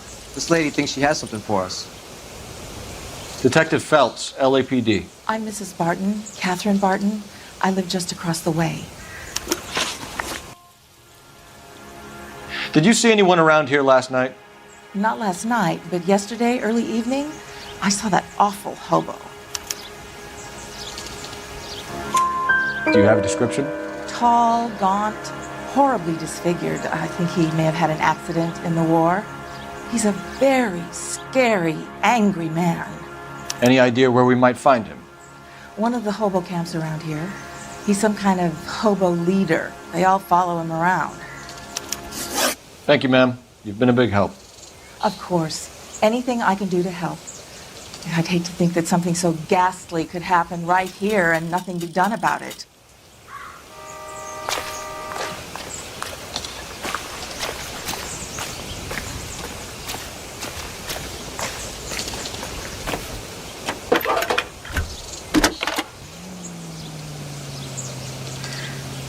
Phelps, badge 1247. How can I help, Detective? I need an address on Superior Laundry Services. Just a moment. Superior Laundry Services, 1260 West 1st Street. Can you track down reports of hobo camps in the vicinity of Signal Hill? Just a moment, Detective. There's a large camp under the bridge on Grand between Temple and Sunset. Thanks, ma'am.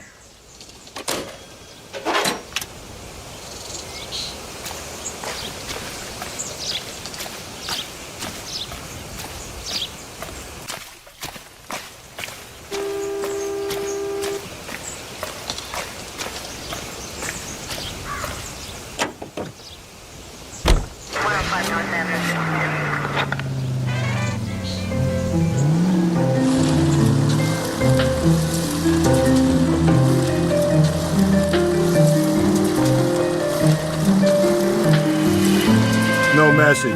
Excuse me? There was no message. Where? On the Vic. The last bodies had something written on them. This one didn't. I'm failing to follow you. Can't be the same guy is what I'm saying, right? Before you start trying to link this to Maldonado and all the others. There are more factors to consider than the messages, Rusty. This doesn't fit your pattern, Cole. End of conversation. Understand?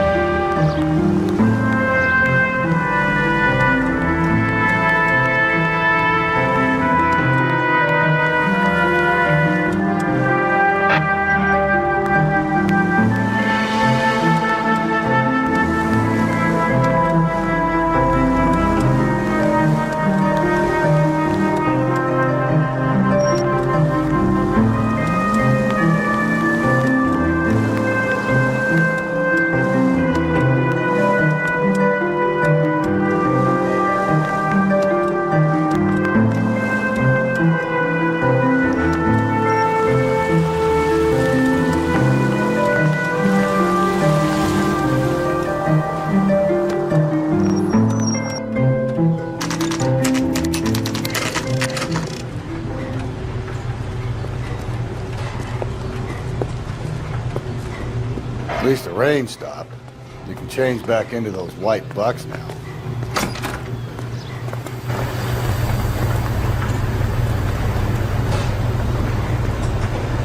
Please, I have business to run. Phelps and Galloway, LAPD. We're investigating a case, and one of your laundry labels came up. F1363. If you give me a minute, I'll go find a register and you can take a look.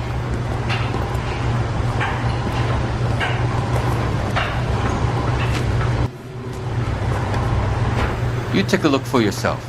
I've got clothes that need pressing. You wrote the number down on that dress, is it there?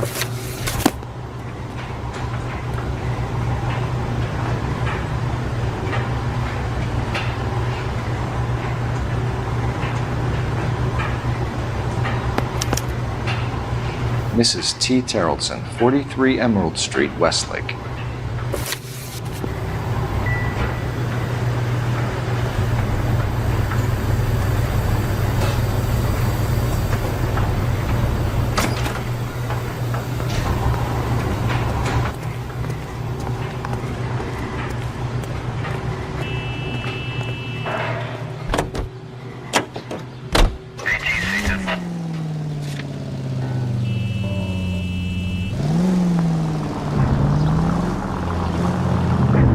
I've got a feeling we're about to meet another wife killer. You've always got that feeling, Rusty. Yeah, and it's usually correct. Please, for once, can you not let your assumptions color your detective work? Just you wait. Nordic types show a particular disposition for this stuff.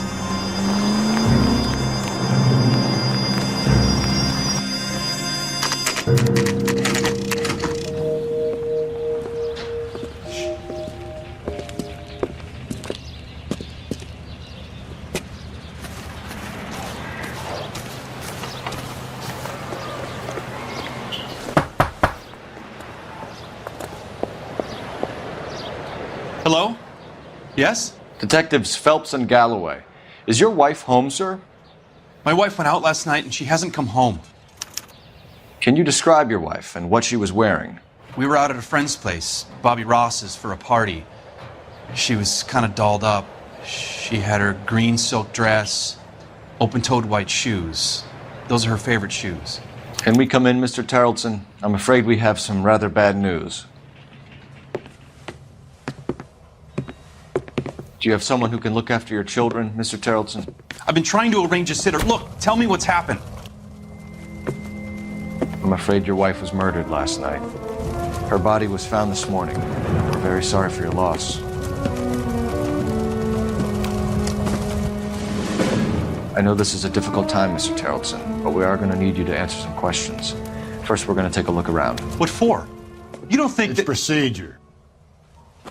You see to your girls.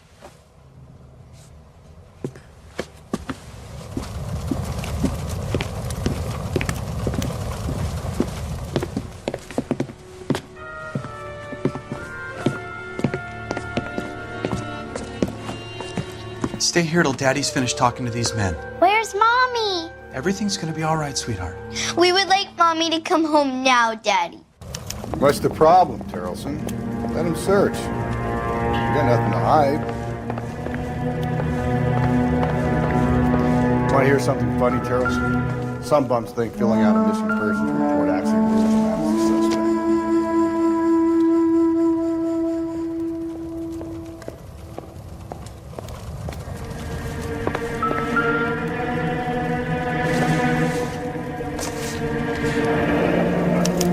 To check if she was a regular.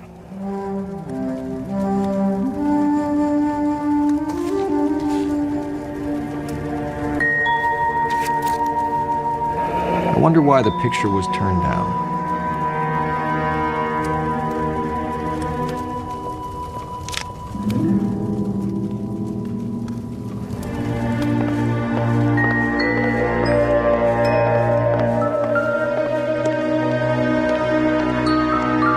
If you'd excuse me, ladies. Seems irrelevant.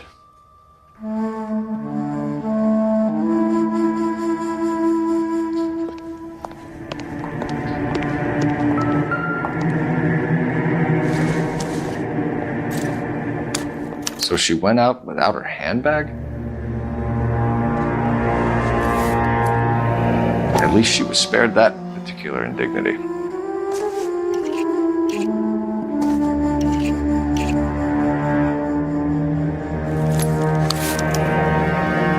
She'd have to be in quite a state to leave this behind.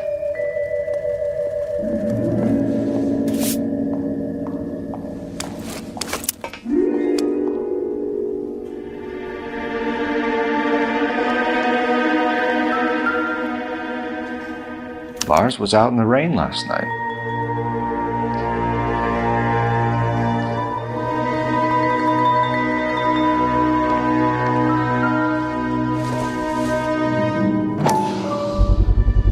We could see if Pinker can match the impression to the crime scene.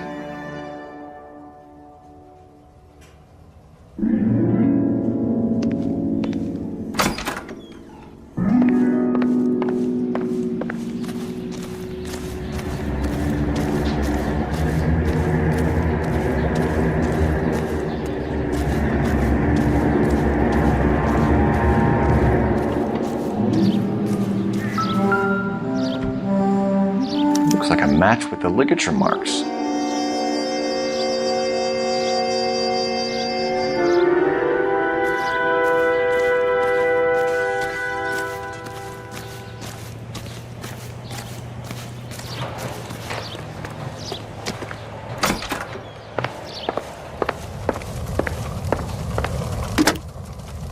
Operator, give me R&I. Putting you through now. Phelps, 1247. How could I help, Detective?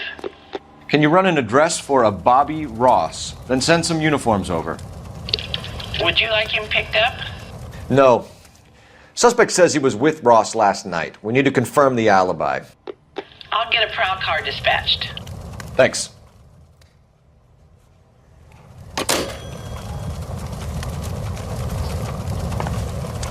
For the record, Mr. Terrellson, what is your wife's name? Teresa. Do you have any idea why anyone would want to hurt your wife? No. Everyone loved Teresa.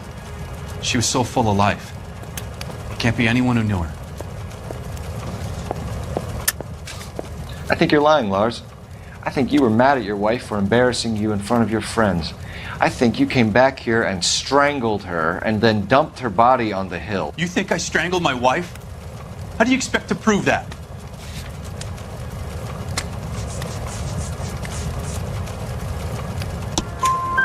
Your wife was strangled with triple braid rope. The bow line from your boat is a perfect match. Look, I know this looks bad. I'm gonna have to come to terms with the fact that I let her go.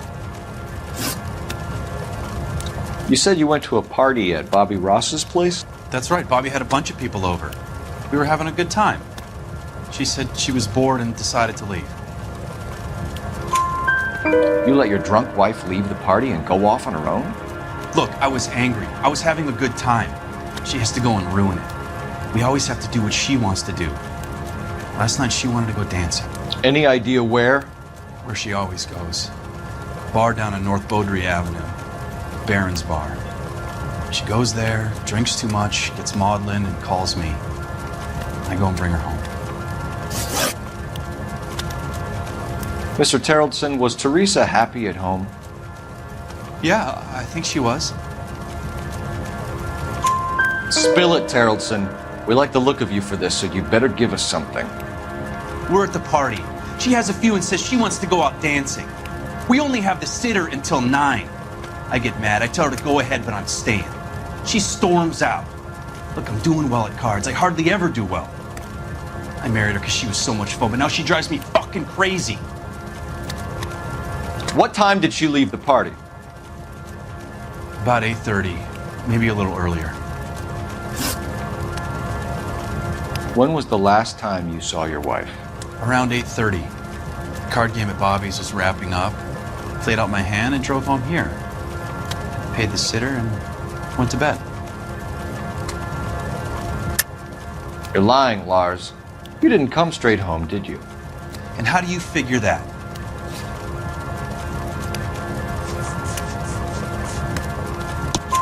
You were out in the rain. You got soaked, Lars. We found your wet weather gear. Okay, I stayed a little later than I said. This cute little brunette was hitting on me. Teresa noticed. I was half cut. I walked her home from Bobby's, but nothing happened. I walked back and got the car this morning. Thanks for answering our questions, Mr. Tarleton. You'll need to go downtown to identify your wife's body. I should have taken her dancing. In my experience, Mac, you give in to broads, you'll be giving in to them your entire life. Sounds like the Tarleton broad had her last drink at Barron's Bar. We should check the place out. Appreciate your time, sir. You believe this guy's story? Kind of rings true.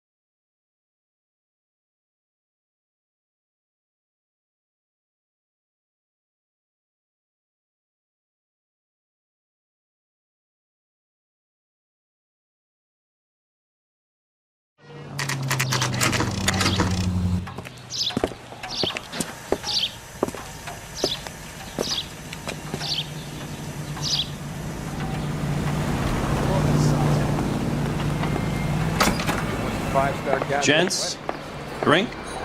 Phelps and Galloway, LAPD. I'm Benny Clough.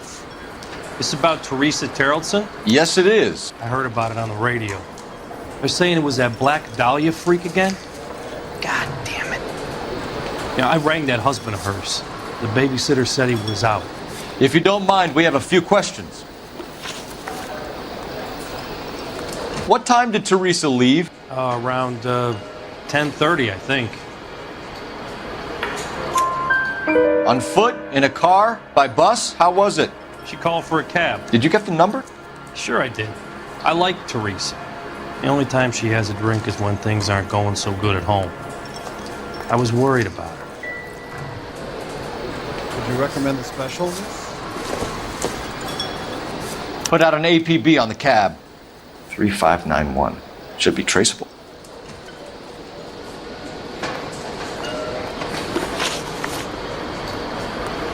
Who was she with? We've had reports about a tall, gaunt-looking hobo. He wasn't here last night? I get plenty of bums in here, but nothing to fit that description.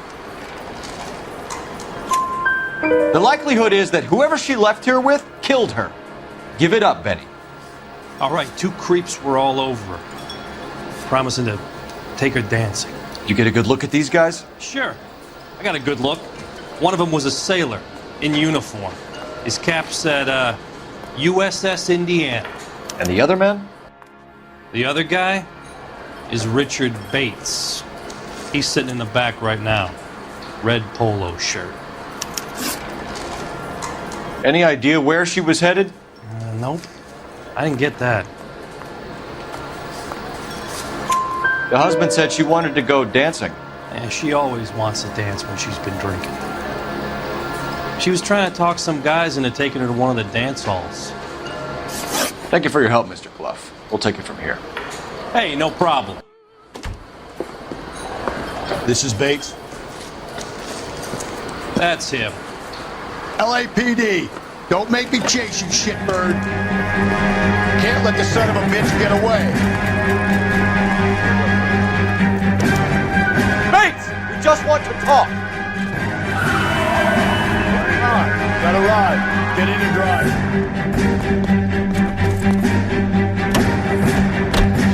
I thought you were gonna leave me there. Who knows what this guy will pull when he's cornered? We could have a killer on our hands.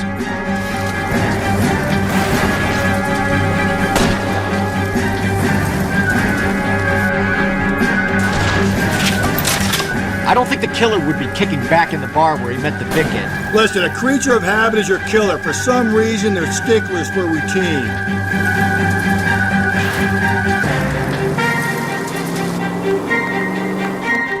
asleep on me. Get me back in close.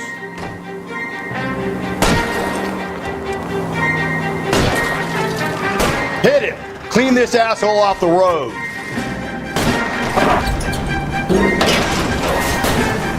Keep it steady and I'll try to bust his tires.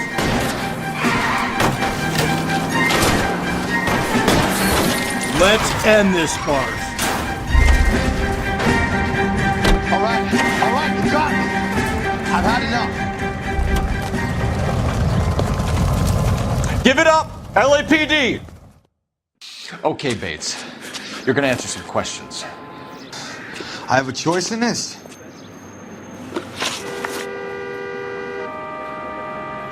Last night, you went drinking with a lady in the bar. Now she's dead. And your face is all messed up. I'm in the clear on that. She preferred a sailor. You could lay it off on him. Are we finished? Do you want my partner to sap you? Tell us what we want to know. She was okay. Drunk. Pissed off at her old man, wanting to go dancing. I thought I'd ply her with a few drinks and get my end away. Looks like your Salty had the same idea. So what happened when you left the bar? Sailor boy laid one on me. A cheap shot. After that, I don't know. You've done time, haven't you, Richard? Is that why you ran? I'm on parole. On what offense? Sexual assault. Look, I was lying there on the sidewalk. He flags a cab and jumps in with the broad. We're taking you in, Bates. How come? Just for a chat. Nice private chat. I'll explain my theory of once a degenerate, always a degenerate. Take him to Central. He's a material witness in a murder case. Find him a cozy cell. Richard here knows the drill.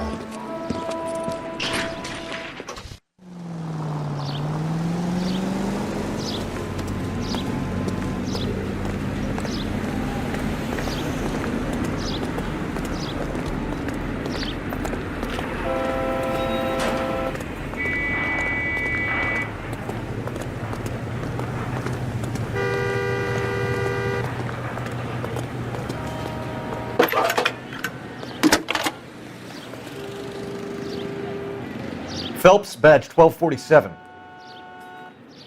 How could I help, Detective? I need an APB out on a yellow cab, number 3591. Ask dispatch to relay all sightings to car 11K. No problem. I'll get on the radio.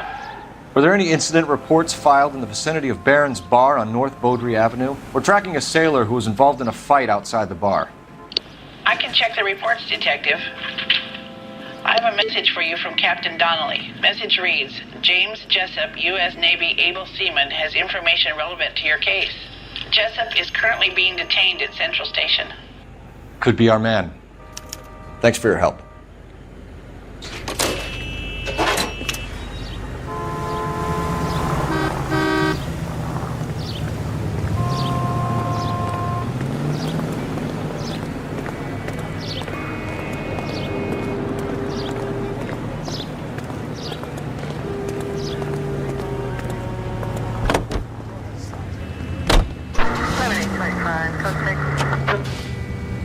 KTI features the best live programming and transcribed shows. KTI 760.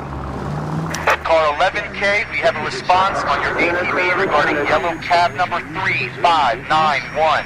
The vehicle has been identified at a gas station, now heading west on 7th Street. It's perfect for a daily beauty bath. Leaves Garage on 7th Street. Let's hit it, Phelps. The cab driver might tie this whole thing together. I hope you're right. Try the Hollywood beauty bath with Pandora, and you'll see more. Active lather that's soothing and gentle on your skin. Why? Teresa's trail leads right to this cabbie's back seat, Phelps. We need to find it. From Hollywood, make Pandora your daily bath soap. Pandora lathers twice as fast, even in the hardest water. It's a luxury that any woman can afford. Just a few cents a cake. Now that's thrifty. With its flower-like fragrance, it's a Hollywood secret. Ask your grocer for Pandora brand soap today. 11K, yellow cab number 3591, sighted at the corner of Wilshire and Whitmer. Repeat, Wilshire and Whitmer, 11K. Where's that cab got you now? 3591, that's him there, Phelps. Hit the siren.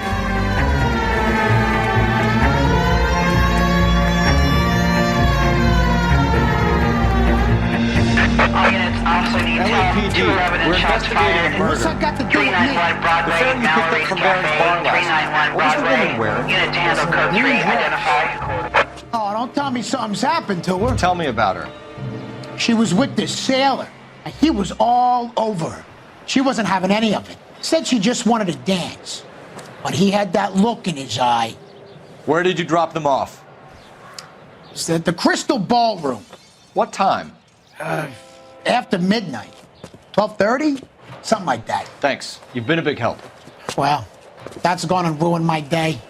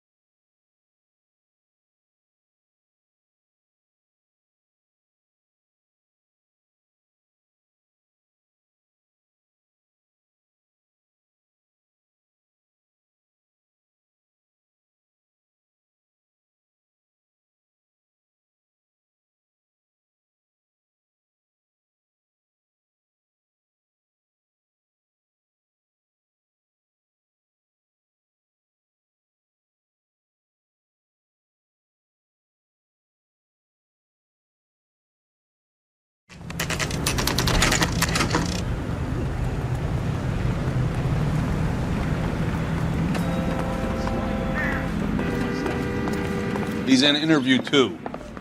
Thanks. What do you make of him? Sailor on furlough who looks like he's in trouble and knows it.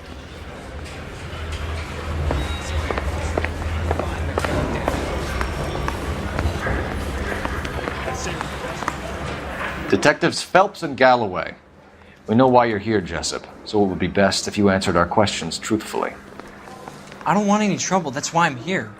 I heard on the radio about this lady getting killed. I got leave from my CO to come down straight away. So why did you kill her? I didn't kill anyone. Look, you need to believe me. Let's start at the beginning. You went to Barron's bar. What time did you arrive? I got a 24-hour pass. I got there around 7. That's where you met Teresa Terrellson? Sure. We had a couple of drinks. So you tried to make a woman who was incredibly drunk? Look, I'm not proud of myself, but I never hurt her. You took her dancing? That's right. Caught a cab to the Crystal Ballroom. You had a fist fight with Richard Bates over Mrs. Terrellson. You met the guy? He's a creep. You should take a look at him for this. He's pointing the finger directly at you, Jessup. I only had one night before I was back in the tub. He had all the time in the world to look for some action. I belted him. I'd do it again. She was better off with me. Sure. You're a shining example of chivalry, Jessup. Where did you go after the Crystal Ballroom? I think the wind had gone out of her sails by then. She caught a cab and I caught a bus back to the base. We spoke to the cab driver.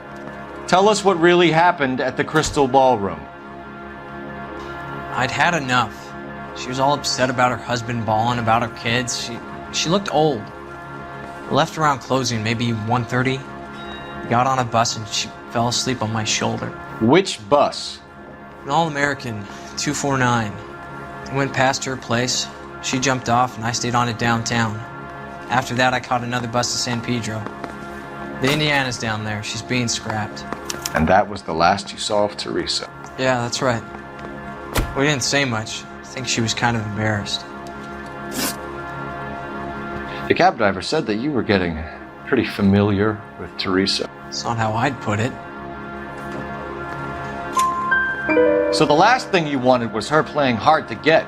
Did that make you mad, sailor? Yeah, it did. She knew what a guy's looking for. All broads do. Dancing comes second. And what happened at the Crystal Ballroom? Nothing. Not even a little hand relief.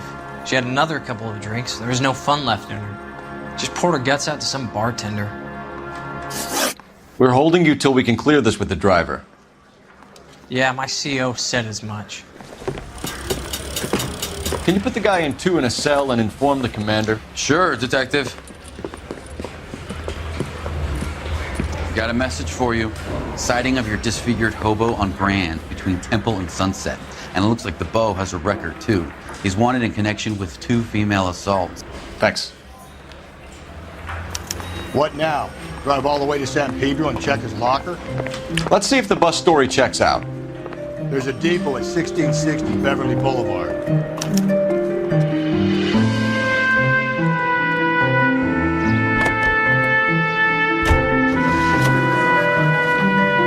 Three suspects in the can and one on the hoof. And still no hard evidence on any of them.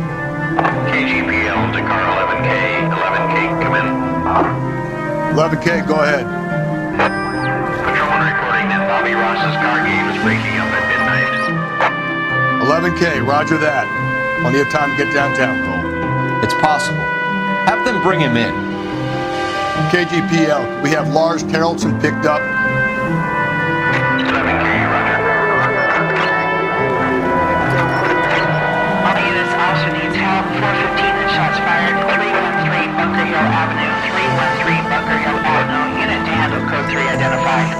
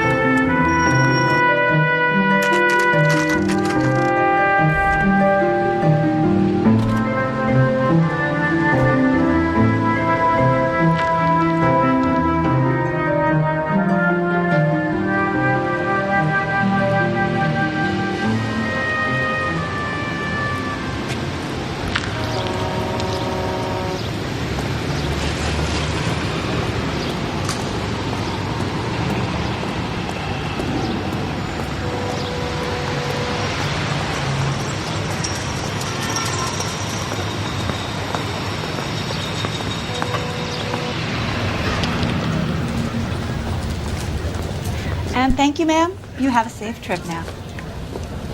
Where are you boys headed today? LAPD.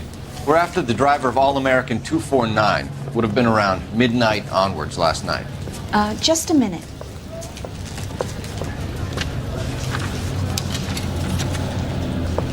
Frank Zeffirelli. He's your man. Where can we find him? Frank is out on the 7-4. Can you tell us the route? Hang on. I should have it mapped out here somewhere.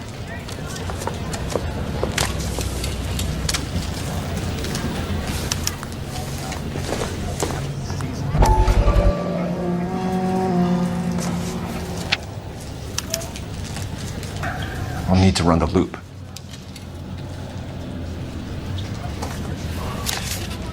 We're not going to drive the whole thing, are we? Won't take long. We have a siren.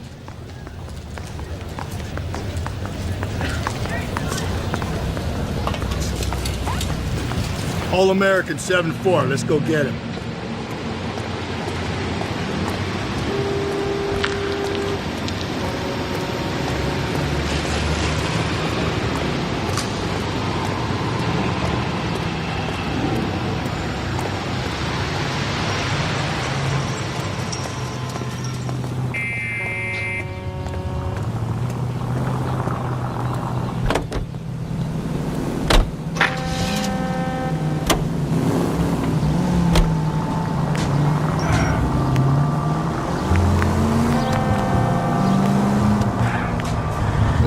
This could be a long trip, Cole.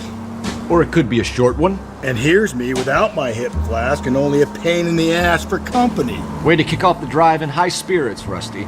Comments like that put me in just the right mood for some legwork. Touchy. You know what your problem is? You don't like hard work. This kind of rigorous search is what police work is all about. Discipline. Save it, Phelps. You're just as bored as I am.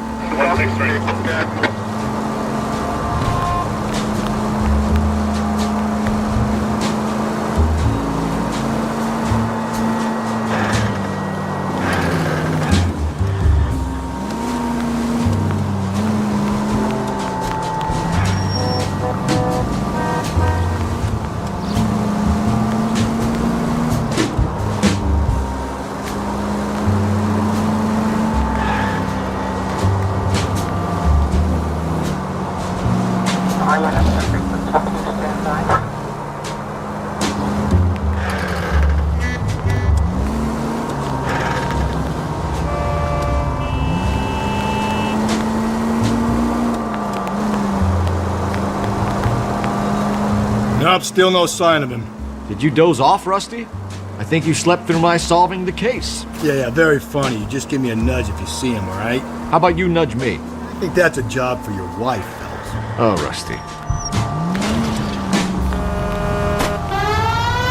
There's the bus, Cole. Turn on the siren and pull her over. That's the bus we're looking for. Ease in behind her and get her to the side of the road. There's some kind of problem, buddy? LAPD, we're investigating a murder.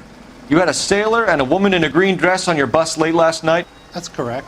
And the woman got off first, around 2 a.m.? Yeah, that's right. And the sailor stayed on all the way to downtown. Can you tell us where you let the woman off? On California Street. To tell you the truth, she looked a little lost, like she got off on the wrong stop or something. I didn't like dropping her off near that hobo camp. You've been a big help, Mr. Zeffirelli.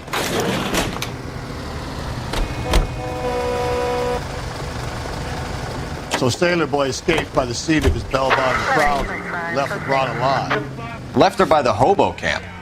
Which means he's as good as killed her. We can't eliminate any of them, but the disfigured man should be our starting point. I'm gonna call for some backup. These bows hate cops. I think we ought to investigate the hobo lead. Well, if you think we ought to, then I guess we ought.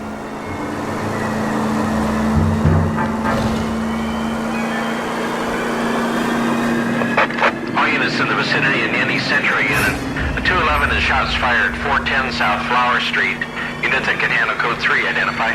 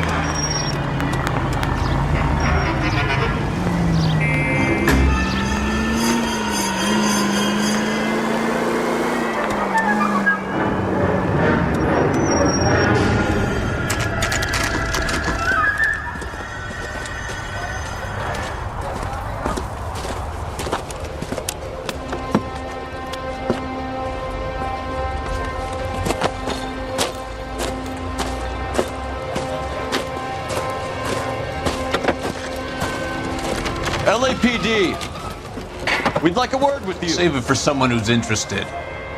They're fascist. Come to move us on and steal what little we have left. 6 rounds won't get us far. I need you to stay copacetic. We need to hold out to the cavalry battle. How do we do that? Like this. Rush that will keep you down, Your disciples know what you did last night?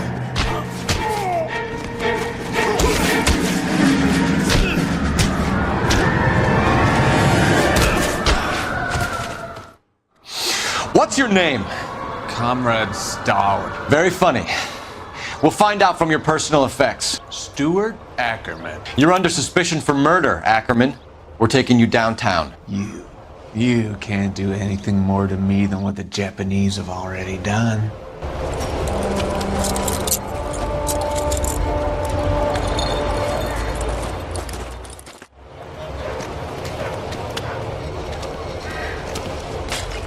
The Kremlin's over here, Phelps. Toss it and see what you find.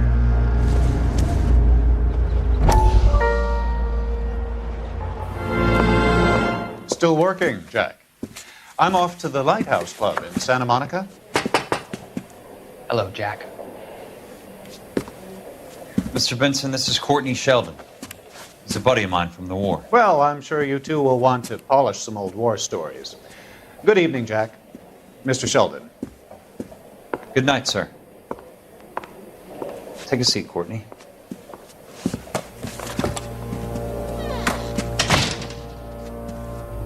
We need your help, Jack. I told you I would have nothing to do with that. I'm fine too, Jack. Medical school's going well. I got a part-time job. Do dope peddlers need part-time jobs? We made a mistake and we're in trouble, Jack. A local gangster, Mickey Cohen, is putting on the squeeze. So hand it over, walk away. What's stopping you? We had a deal with them that they would dole it out slowly. They said they would supply abortion clinics and doctors, but they've been moving it on to addicts, and they can't cope with the purity. So your problem is with gangsters being dishonest? My problem is that people are dying, and that if this gets back to us, we'll all end up in jail. So how am I supposed to help, Courtney? This isn't the war. I can't just wave a magic wand and clean up your mess.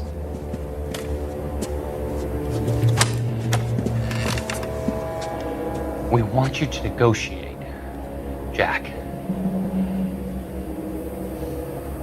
The only thing these guys understand is force, Sheldon. They got to the top back east by proving to be more vicious than the English, the Irish, and the Dutch. They make their own laws. That's the nature of a secret society. God's sake, Courtney, you want to be a doctor. How can you fight with that? We are better trained, Jack. I didn't make it through the war to come back to this kind of shit, Sheldon.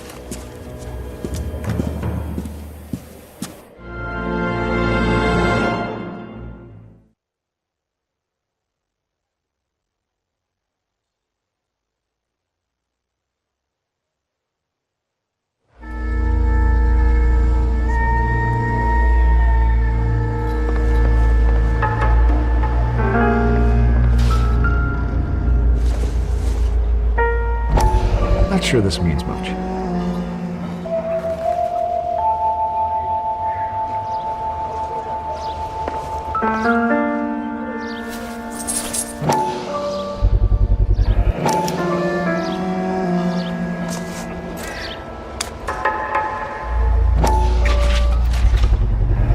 Ackerman doesn't look like much of a dancer.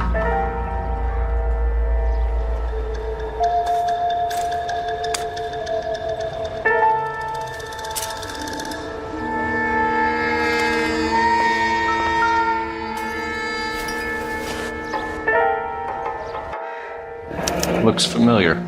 Safe bet it'll match the mark under Teresa Terreldson's chin.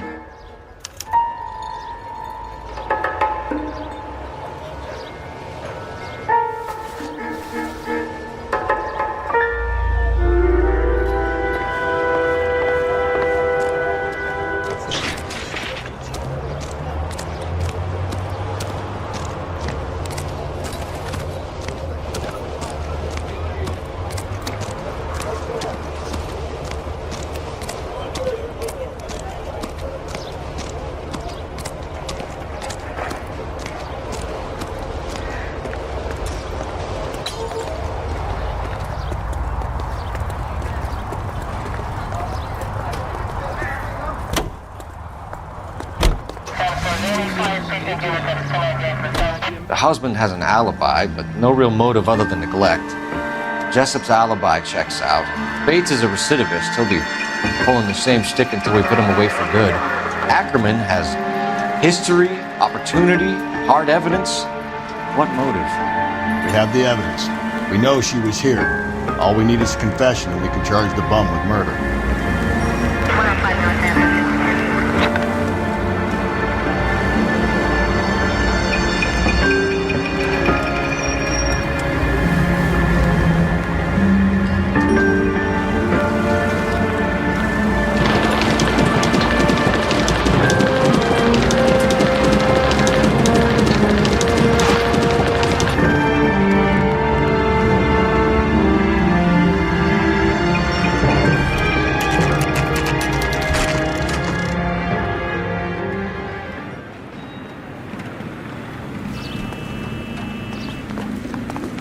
We're going this way.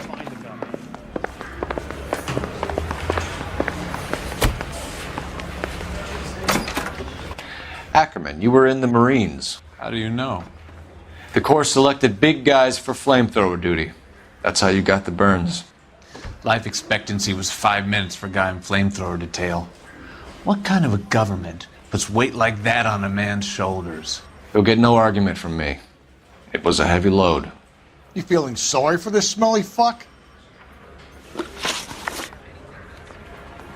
Why did you kill Mrs. Terrelson?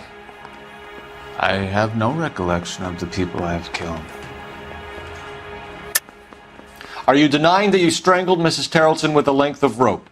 I'm not denying anything. You have to have proof, lackey.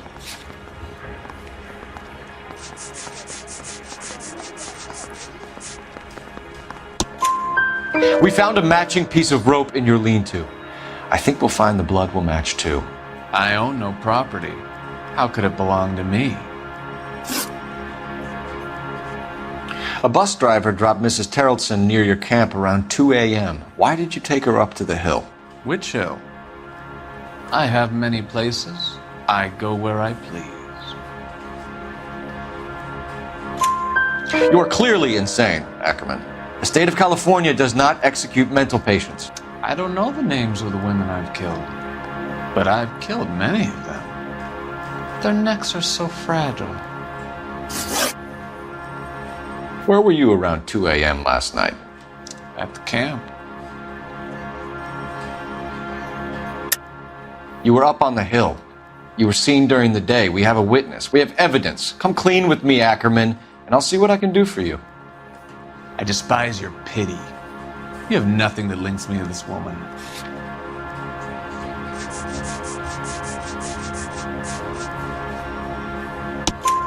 We have you cold, Ackerman.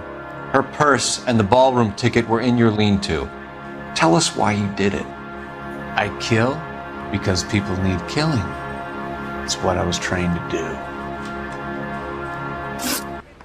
Stuart Ackerman, I am charging you with the murder of Teresa Terrelson.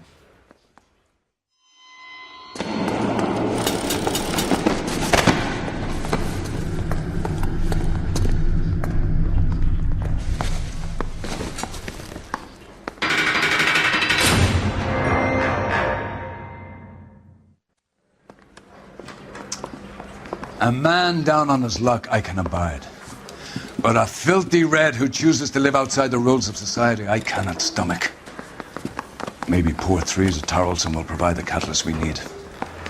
I've spoken to the chief and the mayor, and I think it's time we send some men in to remove the godless and send them on their way over the county line. A grand day that will be, gentlemen. And a grand result you have brought me. You two are fast becoming my finest crusaders.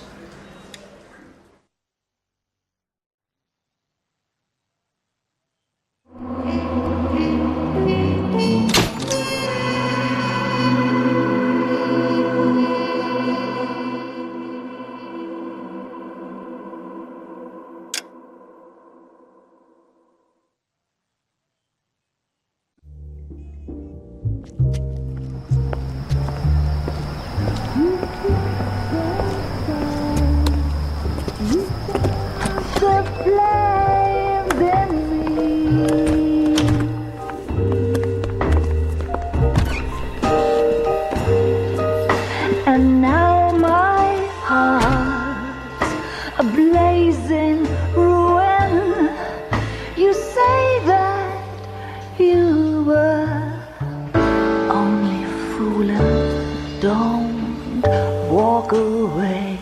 Don't do me wrong. Don't leave me singing this torched song when I'm burning.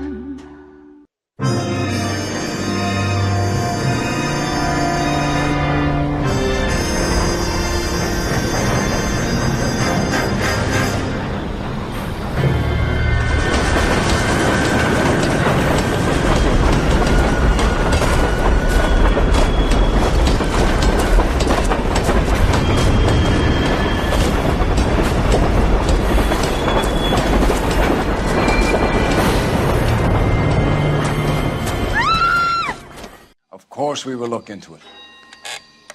Yes, I'm aware that it's an election year. Keep a hold of your hat, Counselor. Now is not the time to lose your nerve. It would appear that someone has hocked a rose gold wedding ring and matching engagement ring. Sound familiar? Deirdre Muller. Press the pawnbroker and see what you can find out. The address is 348 South Main Street. The Muller case goes before the grand jury next week, and the DA does not want any egg on his face. Then get out to the railroad depot on Santa Fe Avenue. We have another poor unfortunate found this morning beside a railroad line. 40-year-old victim. Right, Skipper.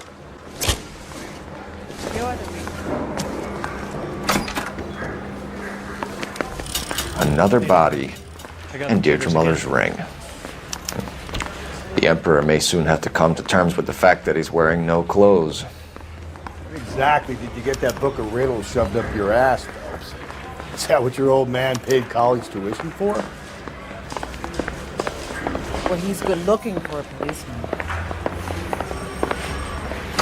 I knew it wasn't safe.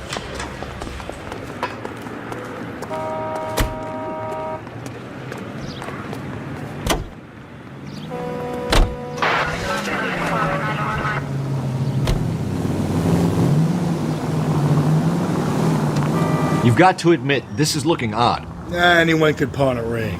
But if you take it along with all of the other indicators... Cole, Hugo Moeller was identified by the school's groundkeeper. He's our guy. Witnesses have fingered the wrong guy before. He ran, for God's sakes. And he always maintained he was set up.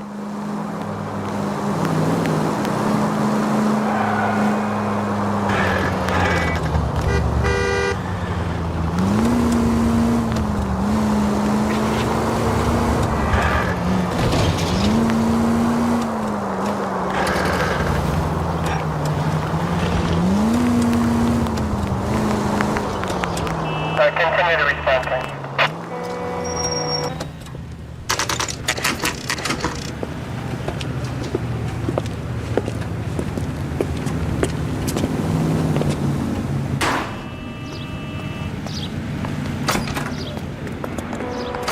How can I help you boys? Advice? Detectives Phelps and Galloway, LAPD. You have a rose gold wedding and engagement ring? David Bremner. Am I gonna get something for this pledge? Gave that bum money, now you guys are gonna leave me short. How much did you give him? $50? Try another number. 20? Try 10. Feel lucky you're getting it. I have the rings right here.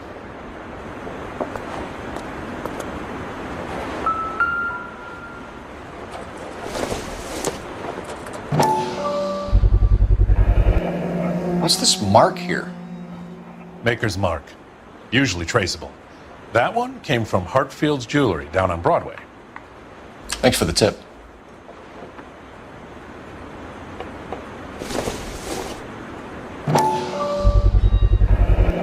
Does this mark mean anything? Hallmark. Gives you an idea of the quality.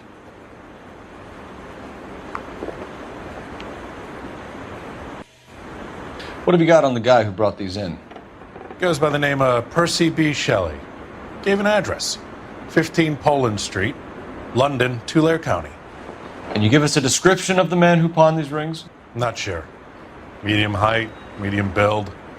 Dark hair, I think. Sorry. He just had one of those forgettable faces. We'll be in touch, Mr. Bremner.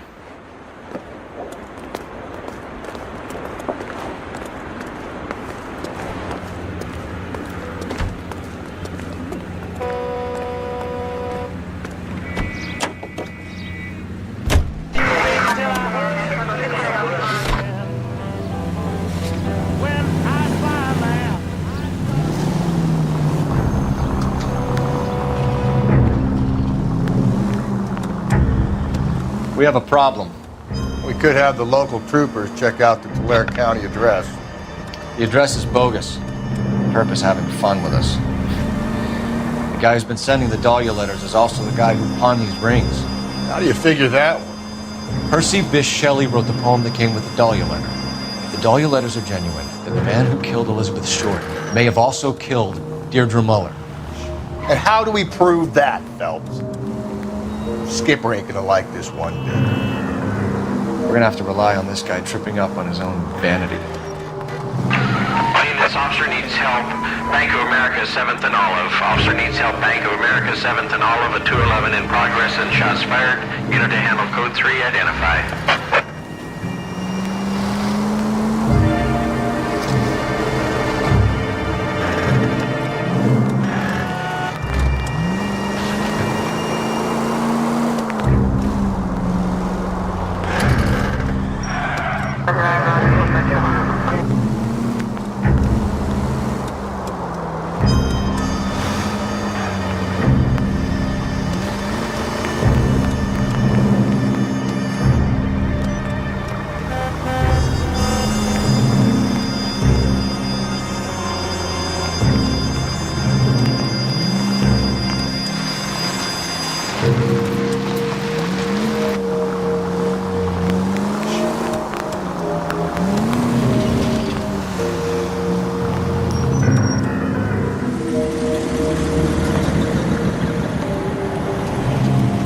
You boys ready? Follow me.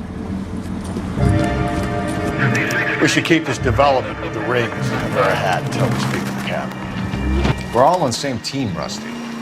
Chain of command, Phelps. The skipper will decide who needs to know. Got it?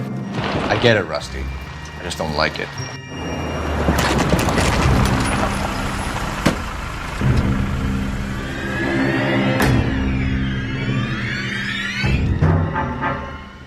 Hard, isn't it? Yeah. I look after all the rail depots. What have you got? The Negro, Nelson Gaines, called it in. I came down here to make sure him and the other guy, Jameson, stuck around. Jameson found the body? Something like that. Guy makes me sick. We'll talk to the coroner. Keep an eye on both of them.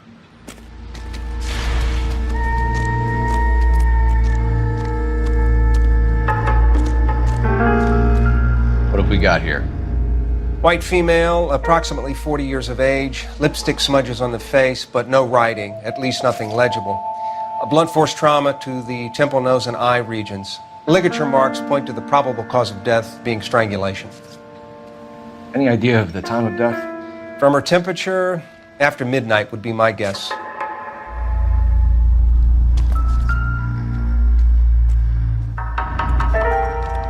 The smell? Very good. There is the usual evacuation smell, but it appears she's been living rough for quite some time. Very strong smell of alcohol. The autopsy will tell, but I would assume that she was inebriated.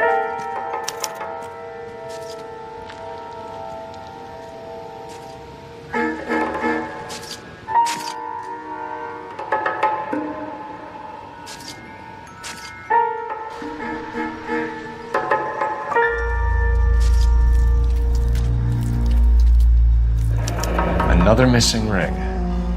Certainly seems I've been swabbing a lot of bare fingers recently. Can you be more exact about the time of death? No later than 2 a.m. The state the body was in, a 1 or 2 hour window is the best I can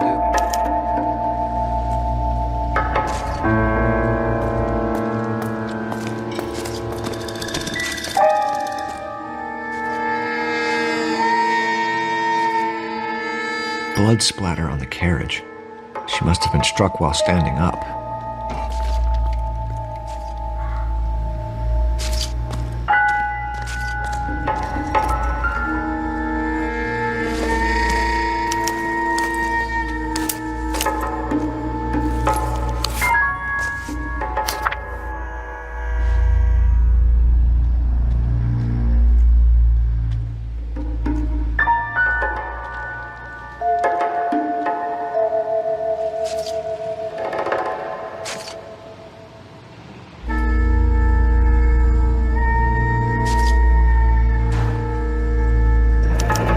Someone was trying to get her to come home.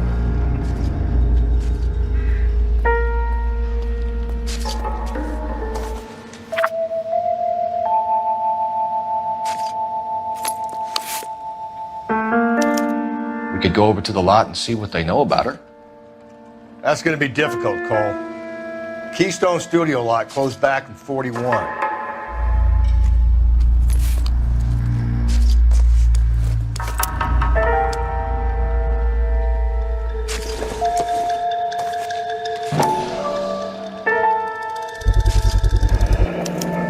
Maybe someone at Mensch's will remember her.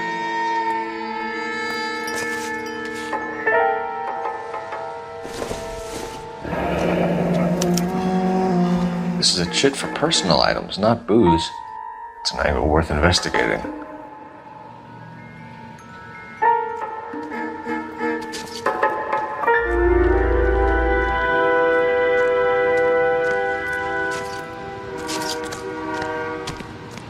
Detective Phelps, LAPD homicide. John Ferdinand Jameson. We need you to answer some questions, John. If you don't mind, I prefer Ferdinand. Don't push your luck, knucklehead. What were you doing to the body, Ferdinand? Are you sure you won't be upset? Try me, Ferdinand. I was kissing her. It's not against the law. Shut up. There's no Take law your against beating it. like a man. Turn out your pockets, Ferdinand.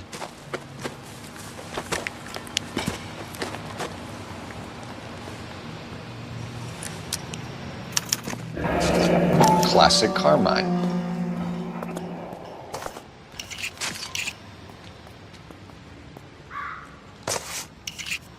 Is this yours, Ferdinand? No. I found it near her purse. I thought she could use some lipstick. Rusty, stop! Don't hit him. You went through her purse? It wasn't like she needed it. I took a look. Did you take any money? Wasn't any to take. I found her lipstick and her matchbook over on the mat. Not much else. You found the body? Yes, I did. I work here. I was coming off shift and headed home. Why didn't you report the body, Jameson? Do you know how this is going to look to a jury? A jury? What gives? I could tell that she was dead. I came through here about midnight last night. She wasn't here then. Let me belt him again. You're under arrest, Jameson. We'll see how this plays out. Until then, you can think a little on how you'd like to be treated if you were found dead. I'm telling you, it's not illegal. Me and some friends of mine... Clyde, you get this sack of shit into a cell. I'll deal with him later. Sure, Rusty.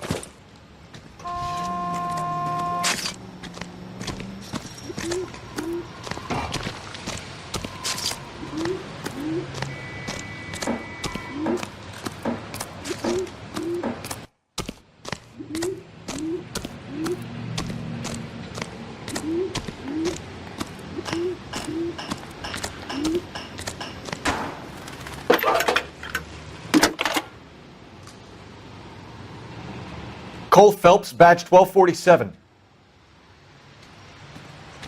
How could I help, Detective? I need an address on Levine's Liquor. Closest store to the Santa Fe Avenue rail yard, if possible. Just a moment, Detective. Closest store would be the one at 939 South Hope Street. Thank you.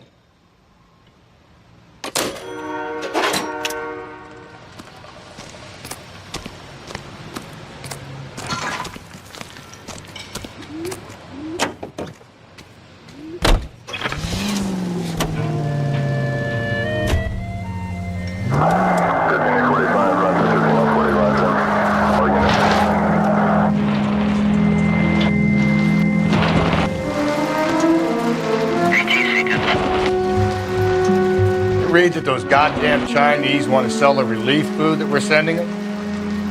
Yeah, I read about that. Those people are starving. They can't do that. Want to sell the food to fund the civil war against the communists. Really? I guess that's okay then. Armies can't fight without food. You spend all your money on weapons, but you still have to have the will to fight. Fortunately, the Reds will win in China. Watch your mouth. You know what you're saying? The people of this country overthrew a king. You think the Chinese will balk at an emperor if they are starving?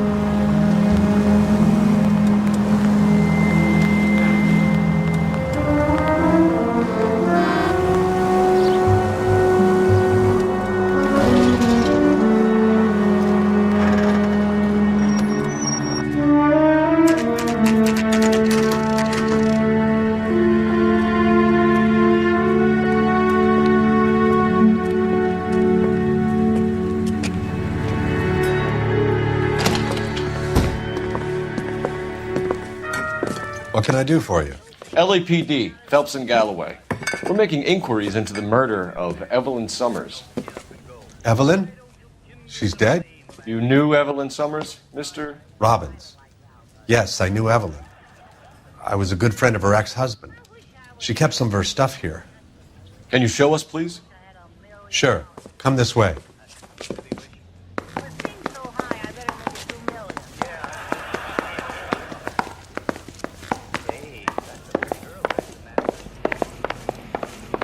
Got some fine stock here, Mr. Robbins.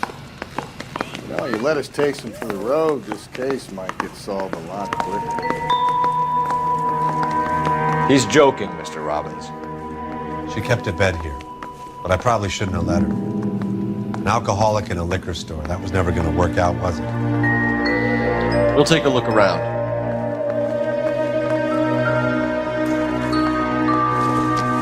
She wasn't always such a loner.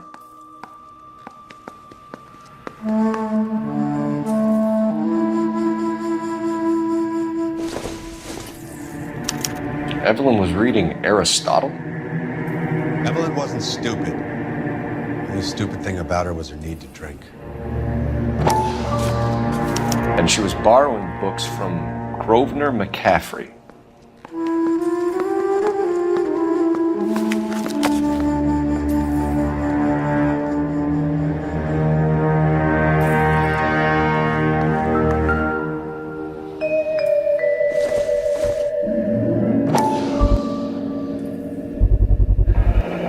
Rawlings Bowling Alley. Maybe Evelyn did something other than drink in her spare time. Rawlings. I know that place. Corner of 9th and Grand. A lot of cops pull there on Tuesday nights.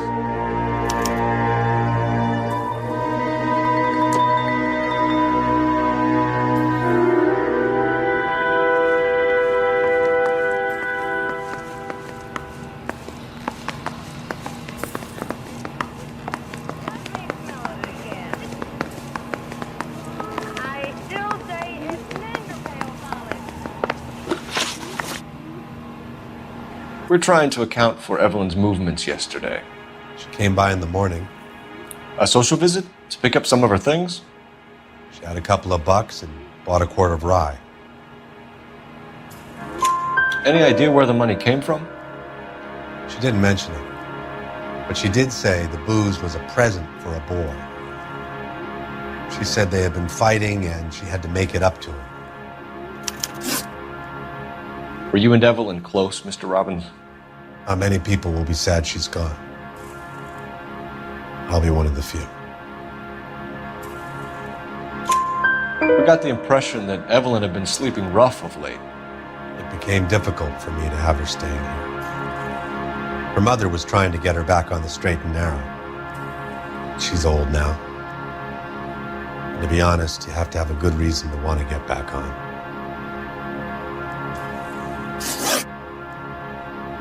Do you know a friend of Evelyn's by the name of